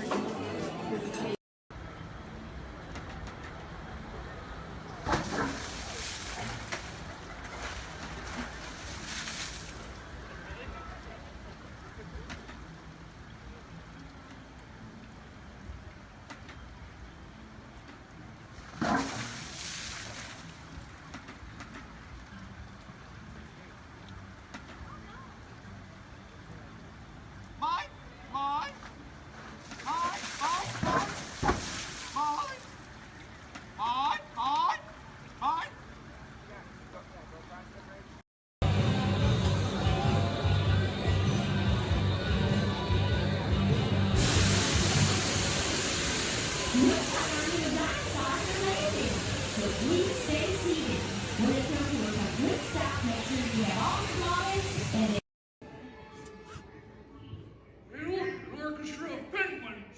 Yeah, probably took the job for the hell of it.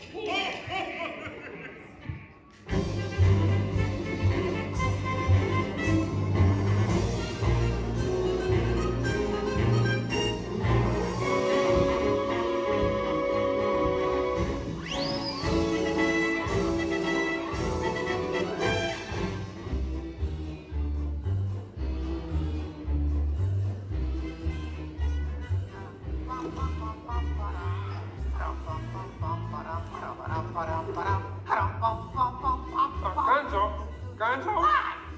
Oh. Sorry, boss. Hi-ho, Kermit Frog here, and welcome to Muppet Vision 3D. Now, let me show you around our research center. See, here in this modern high-tech facility... Hey, careful! Here in this modern high-tech facility, we have perfected Muppet Vision 3D, a new film process which we're about to demonstrate to you. Now, working the projector is an old friend of ours, the Swedish Chef. Chef, everything okay? Exactly. And our demonstration includes a little song from Miss Piggy. Little? Did I say little? I meant to say it's a huge, show-stopping, major song from Miss Piggy. That's more like it. Good. And we've also got a big musical finale from Sam Eagle. Sam, what's it about? It's called A Salute to All Nations, but mostly America. Great. So it's going to be a swell demonstration, and at no time will we be stooping to any cheap 3D tricks. Did you say cheap 3D tricks?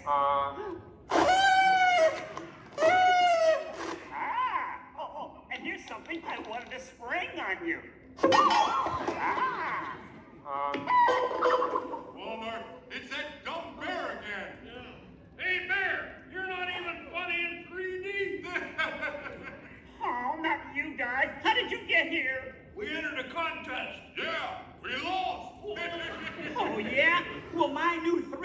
Jack's gonna shower you all with humor. Ah!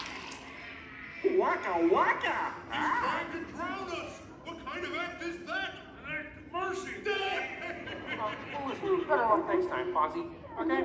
And now, if you'll come this way, I can show you our secret laboratory. You see, we invited distinguished scientists from all over the world to come and work here. Unfortunately, none of them showed up. So instead, I'd like to introduce you to the guys who invented Muppet Vision, and they can show you some of their...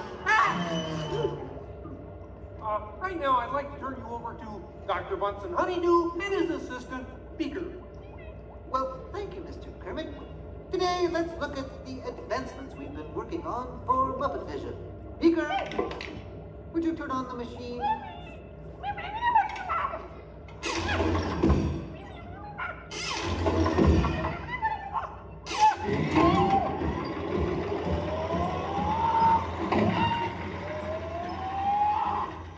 We at Muppet Labs have been able to grab hold of the future. The wheels of progress turn swiftly here as we strike upon ways to bring science safely to you. This user-friendly machine will now generate the first living 3D effect just by flicking a simple switch.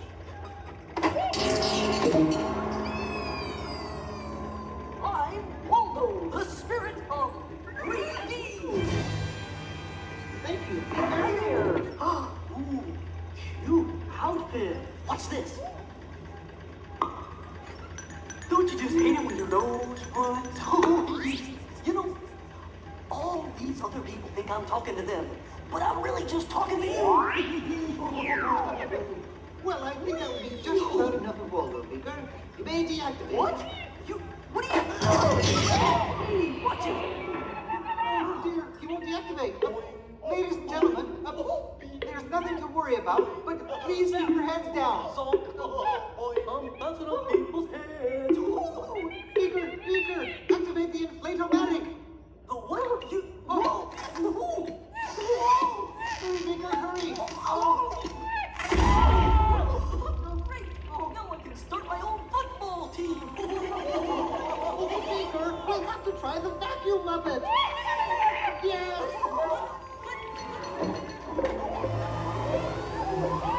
Ladies and gentlemen, for your own safety, please let the armrest firmly.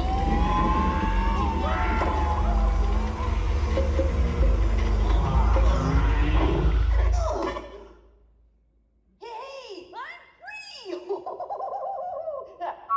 Taxi! All right, now I'm getting out of this place.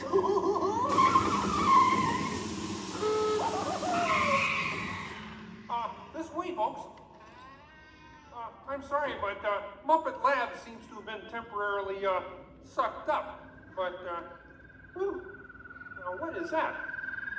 Hey, Kermit, see, it's my new remote control banana cream pie. Yeah. Hey, Kermit, watch this. What?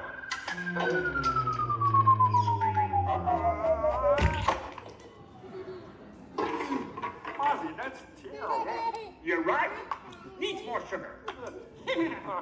And now, ladies and gentlemen, for the first musical portion of our demonstration, we have Miss Piggy in a wonderful 3D number.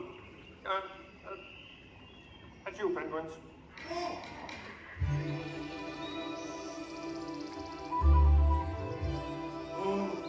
Doesn't that look beautiful? Yeah, too bad they're gonna spoil it with a pig. La la la la la la. Oh, sun shining bright above you. Soft breezes seem to whisper, I love you. Birds singing in the sycamore tree.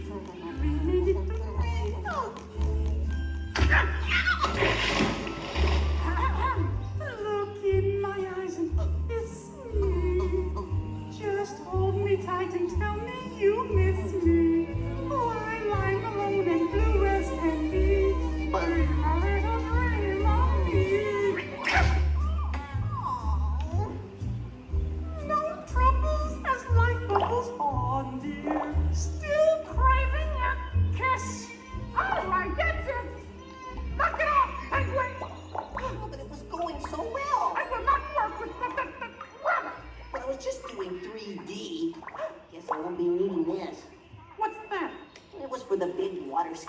Molly.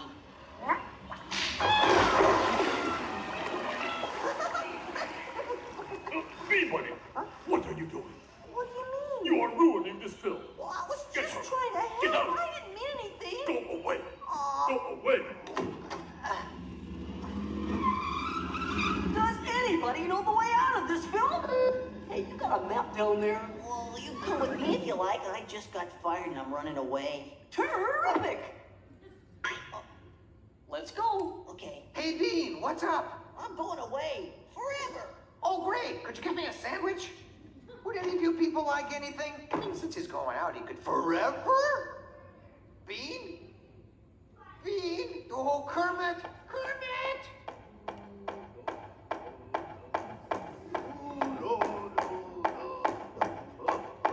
Hey, sweeter, that's a great effect. Hey, Fuzzy, Kermit! What is it? Bean Bunny ran away! Oh, no. Yes, our ribbons! We gotta find him. I know! All right, everybody spread out and look for Bean. Right. I'll go this way. Ladies and gentlemen, we'll continue the show in just a moment. But in the meantime, if you see a rabbit, holler. Bean. Bean? Oh, Bean. Bunny! Bunny! Bean! Where are you? Bean? Bean? Bean? Bunny!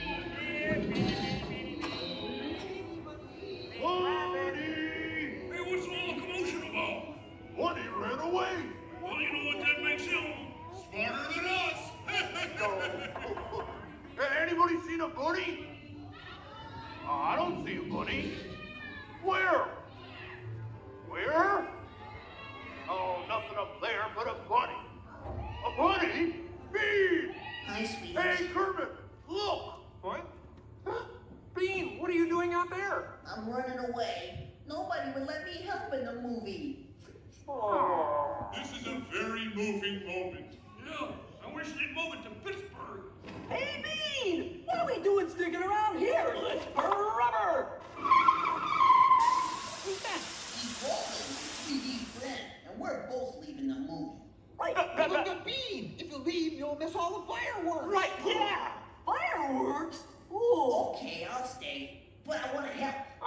Gee, is there anything Bean can do in the final number?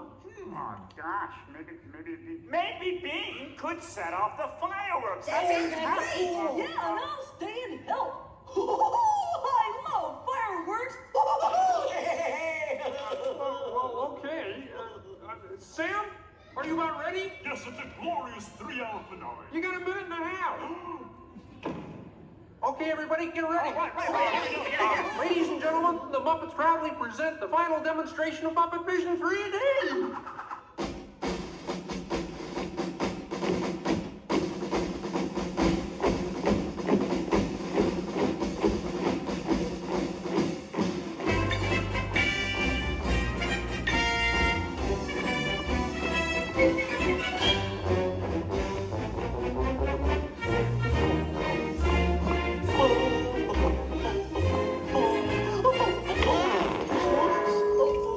Where am I? What are you doing? Get back into place. On me.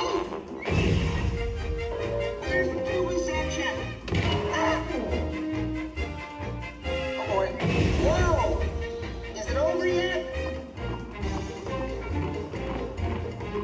Did we start again? Sorry. The fireworks!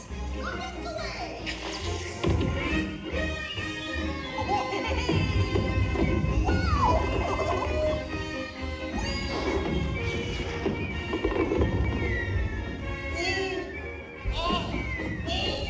Enjoying the fireworks? No, your chair's on my foot!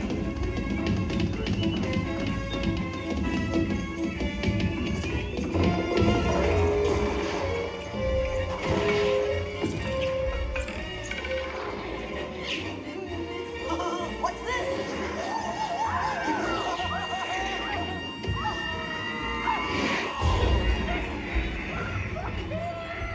Stop the movie! Stop the movie, Chef!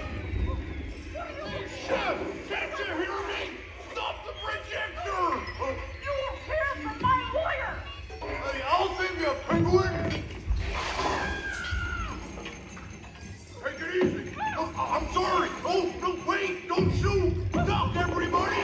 Duck! Oh, not you! There! Look out!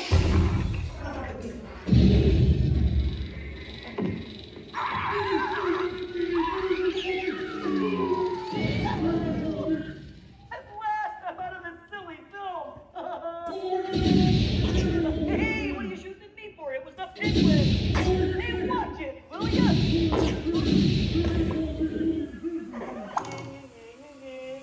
You could hit me with a cannon? Hey, everybody, he's got a cannon!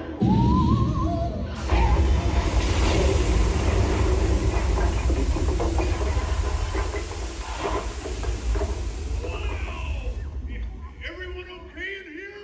We surrender! We surrender! What an explosion! Ladies and gentlemen, I'd like to apologize for our slight technical difficulties, but I do wish to assure you that no one was hurt and this theater suffered only minor damage. So thank you very much for coming to see this demonstration of Muppet Vision technology, and enjoy the rest of your stay, and come see us again sometime.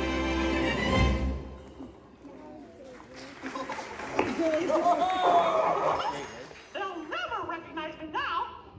Forward!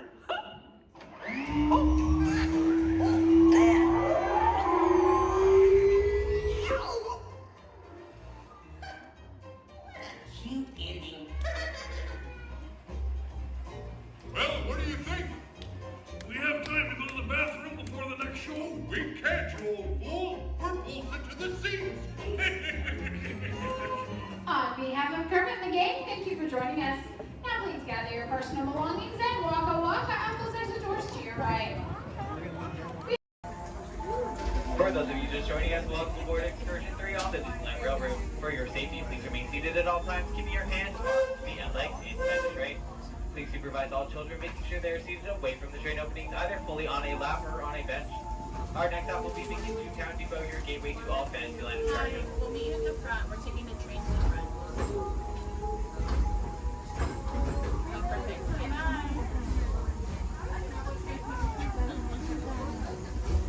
To those just joining us, welcome aboard the Disneyland Railroad. To ensure a safe ride, stay seated with your hands, arms, feet, and legs inside the train. And please watch your kids. Para su seguridad, permanezca sentado y mantenga las manos, brazos, pies y piernas dentro del tren y fuera del tren. We're now entering Splash Mountain, rumored to be the location of one and only Rabbit Place. If you look real hard, just on time, it's where the critters are celebrating a zippity-doo-dah day.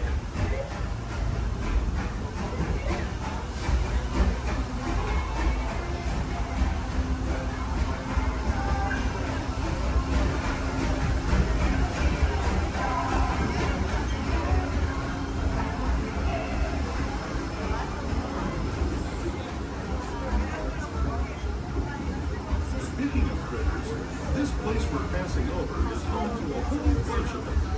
Here in Critter Country, you can join Winnie the Pooh, Tigger, Brer Rabbit, and Brer Bear on their fun-filled adventures.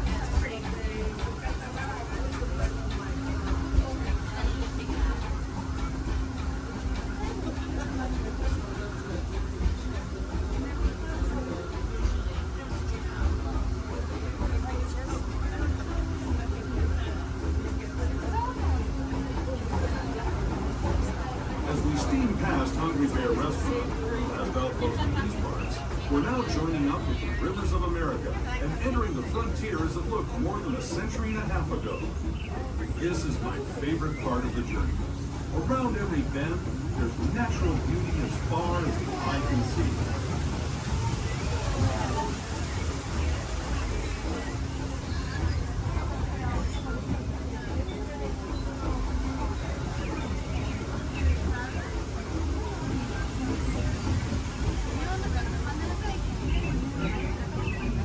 There is the revered Indian shaman, sharing his stories with those in the great river valley below.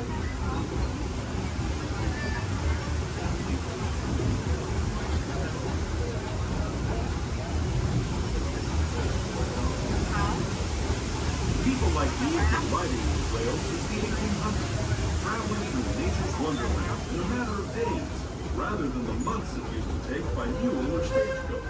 Steam power not only fueled these iron horses, but the dreams of a whole new generation as it moved west into this great frontier. Of course, some of those dreams, and the stories that went with them, were pretty darn wild and downright unbelievable, like on Big Thunder Mountain, where I hear that mysterious spirits have grabbed hold of those mining trains and turned them into the wildest ride in the wilderness.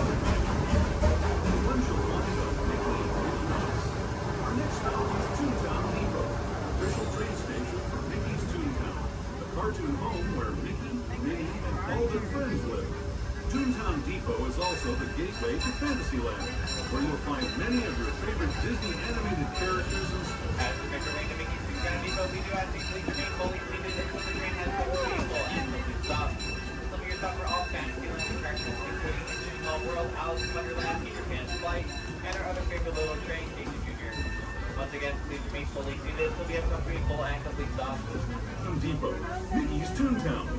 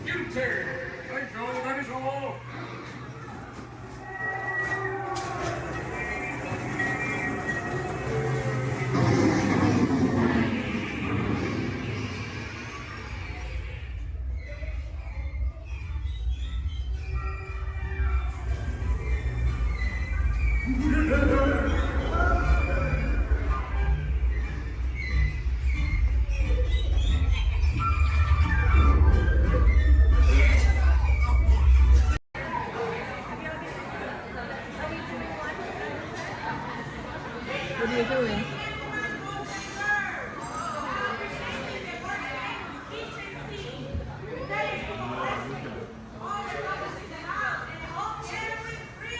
The whole can?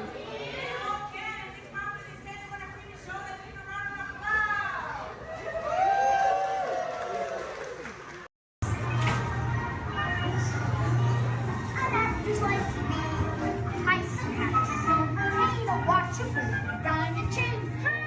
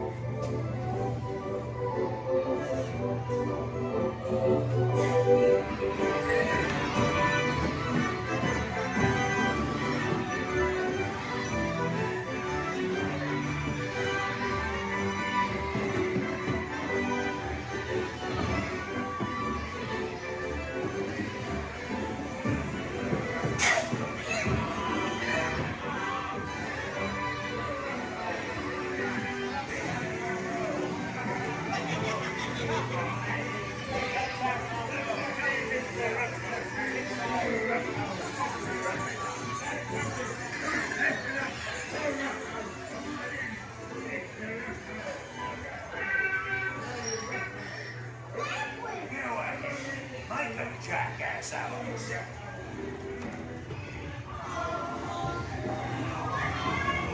Shut the door and lock the car.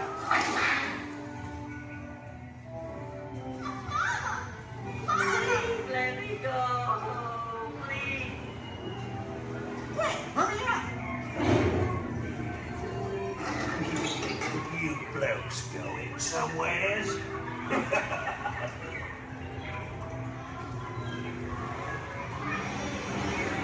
Hey, look out, the monster.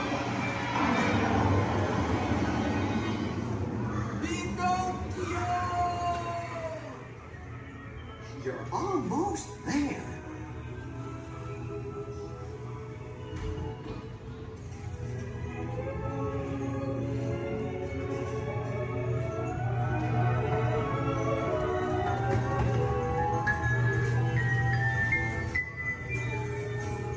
Gee, I'm glad to be home.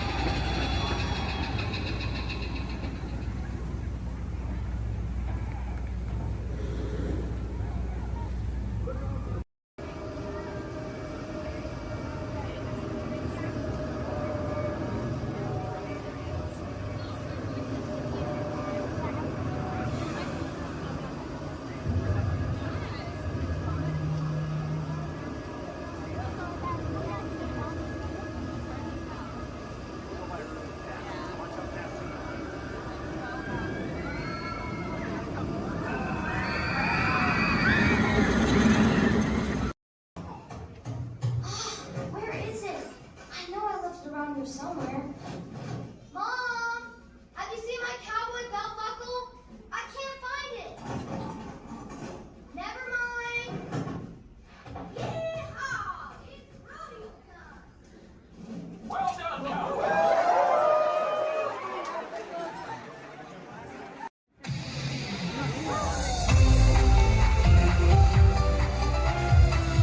To all who come to this happy place, welcome and good morning, everyone. We have some extra special friends here to welcome you all today. Let's hear it for Mickey Mouse and Minnie Mouse.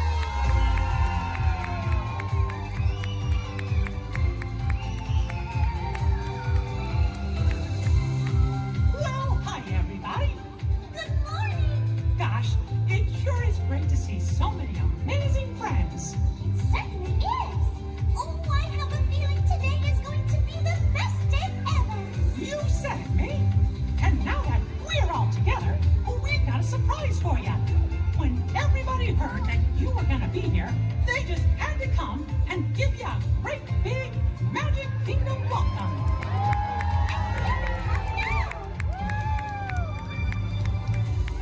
Hot dog!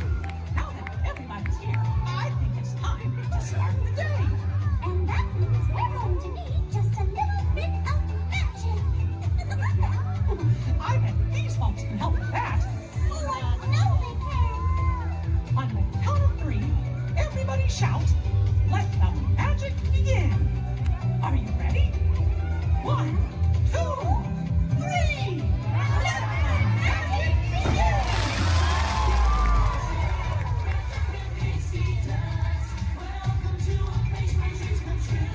A timeless journey through lands of fantasy. Where only a wish creates things like this to appear. The most magic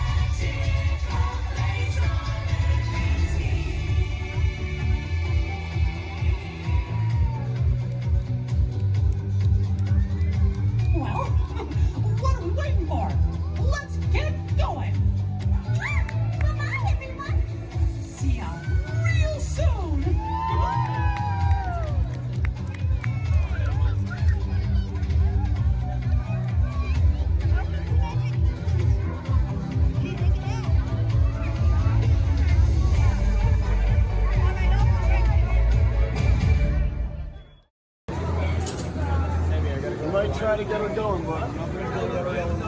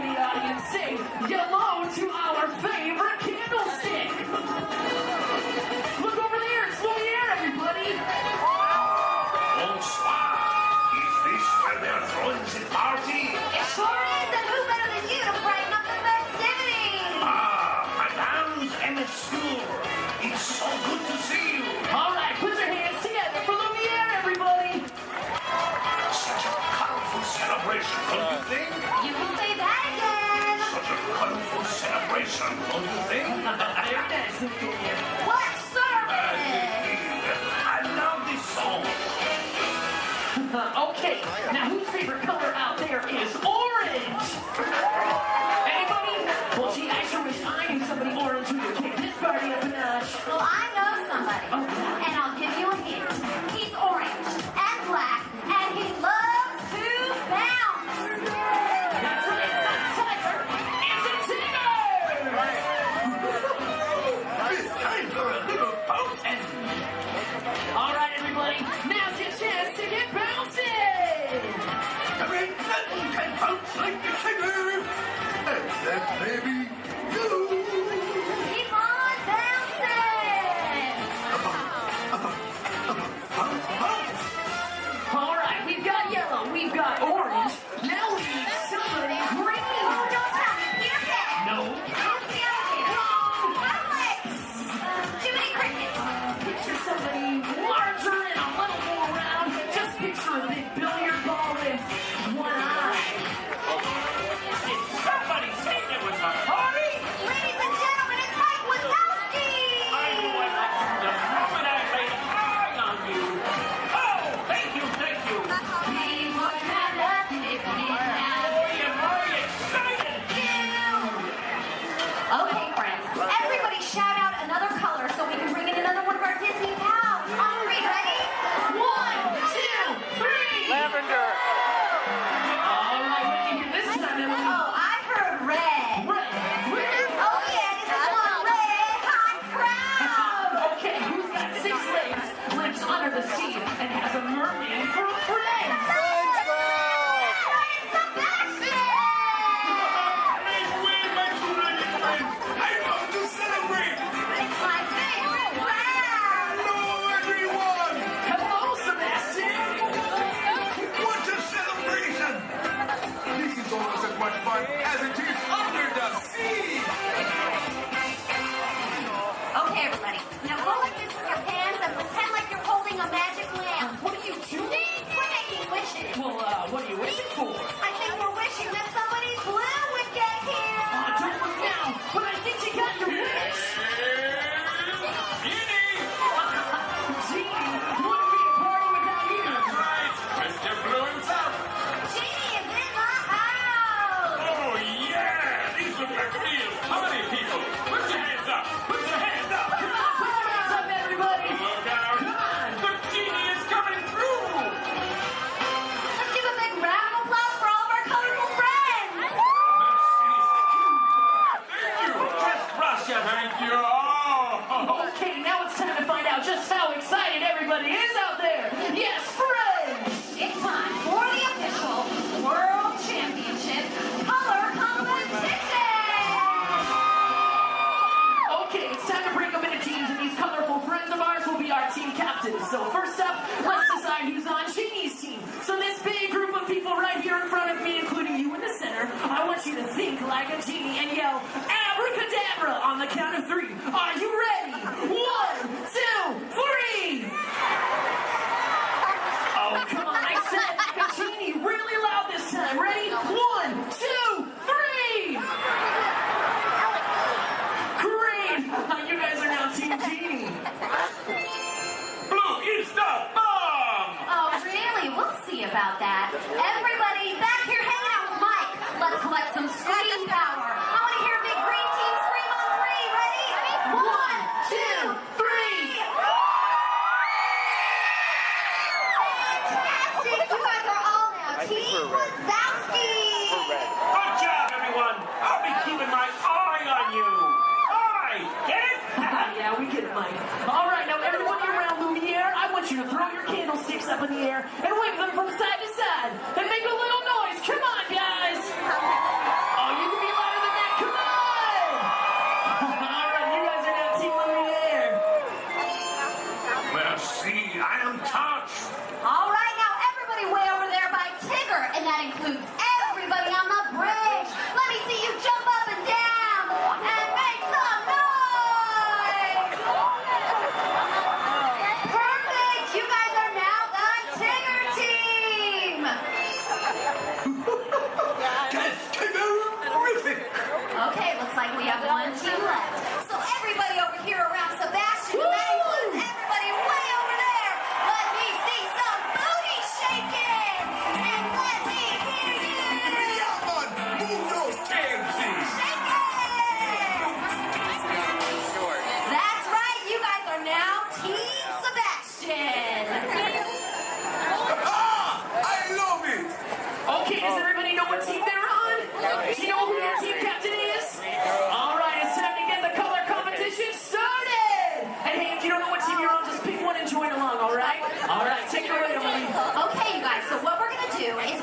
teach you part of an awesome song from the movie Tarzan. Then we're gonna have each team help us out by singing it one at a time. Then we'll pick a winner. All right, let's hit it! Okay, so I'm gonna say something first, and then you all repeat after me. Are you ready? Let's do it. Say do, bop, bop, she, do. All together now. Do, bop, she, do. Bop, she, do. Come on. Do, bop, she, do. Bop, she, do. Awesome. This time we're gonna sing it. Repeat after us. Do, bop, she, do. Or everybody sing it. Do, bop, she, do. One more time, louder. Do, bop, she, do. All right, Emily, do you think they're ready? Oh, they're ready, all right. All right, color crews, it's time to shine. Emily and I are going to call out a team. When you hear your team call, we want you to belt out that phrase as loud as you can, okay? Oh, and one other thing, you got to sing the right notes for your section to win. Okay, guys? Team C, your lines are up first. All right, watch out for the nine for your cue. Here we go.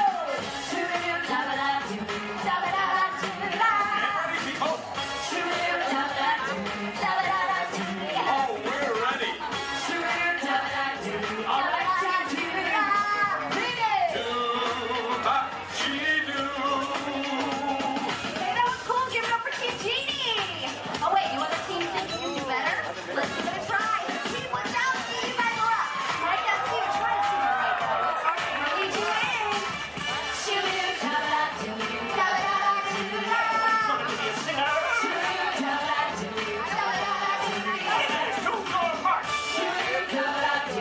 Okay, Team Wazowski, you're up. Here we go.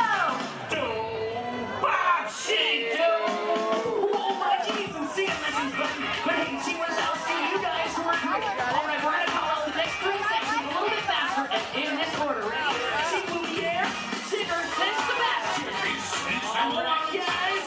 Here we go.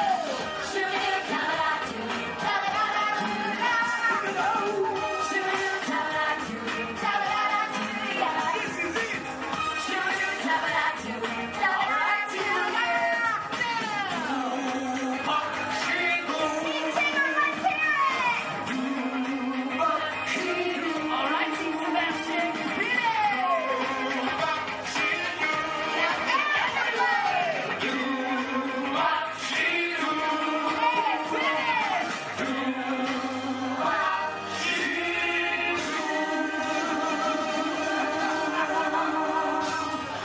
That's it. We did it. I am impressed. We That was awesome. But which team should win? Ooh, that's a good question, Emily. Why don't we ask them? All right, you guys. Who do you think should win the color competition?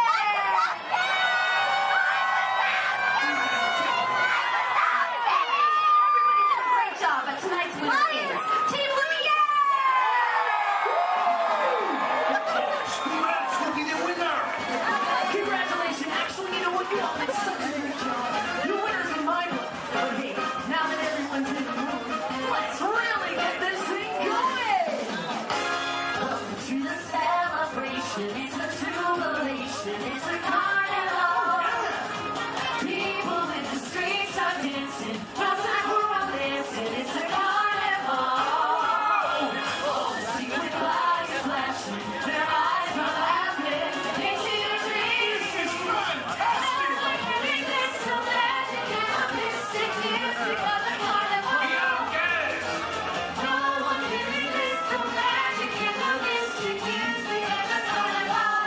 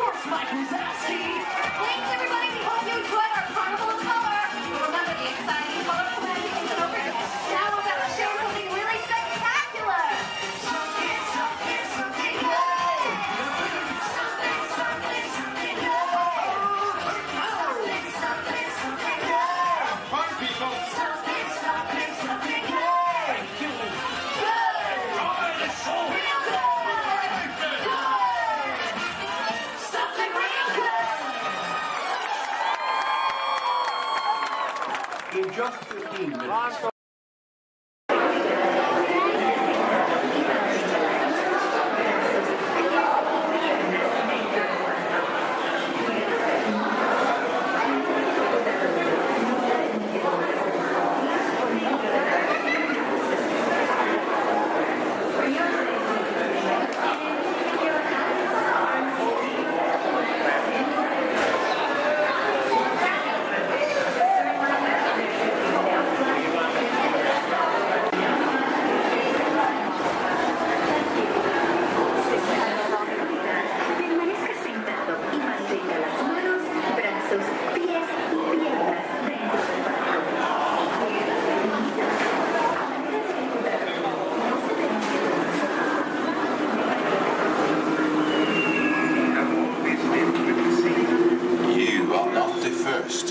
This way.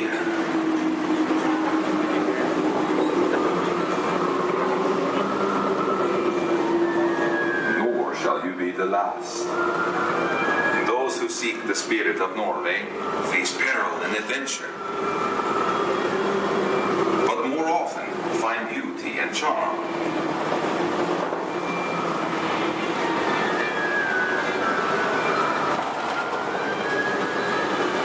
Always live with the sea, so look first to the spirit of the seafarer.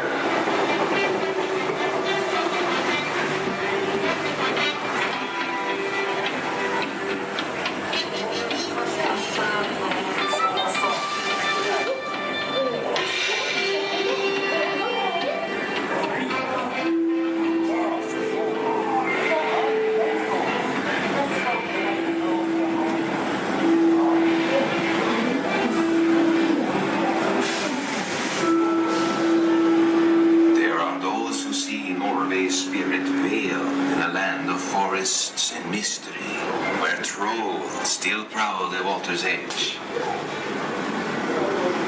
What is? How dare you come here? Invaders! Stop! This is troll country! The ghost be gone! I'll cast a spell. Yes! Yes! You'll disappear! Disappear! Disappear! Back! Back! Over the farm!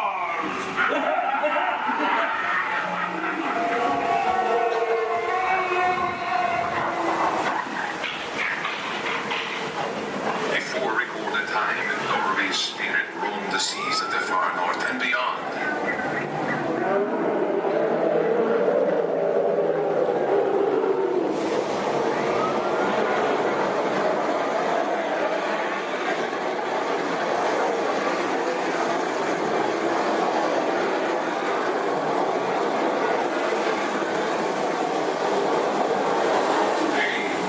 Spirit still thunders in her grave fjords.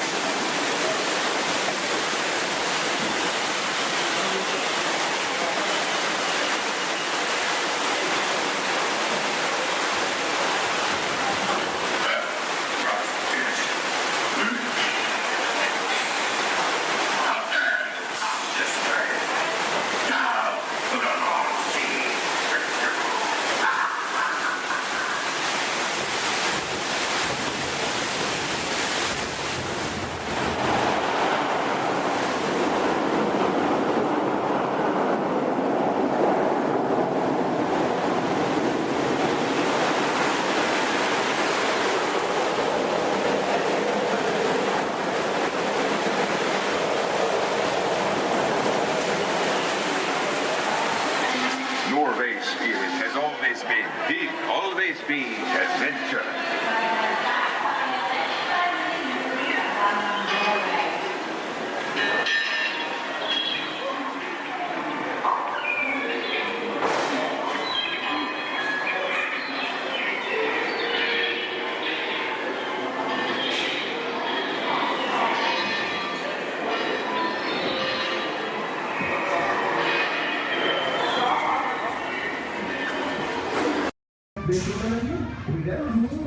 Here we go!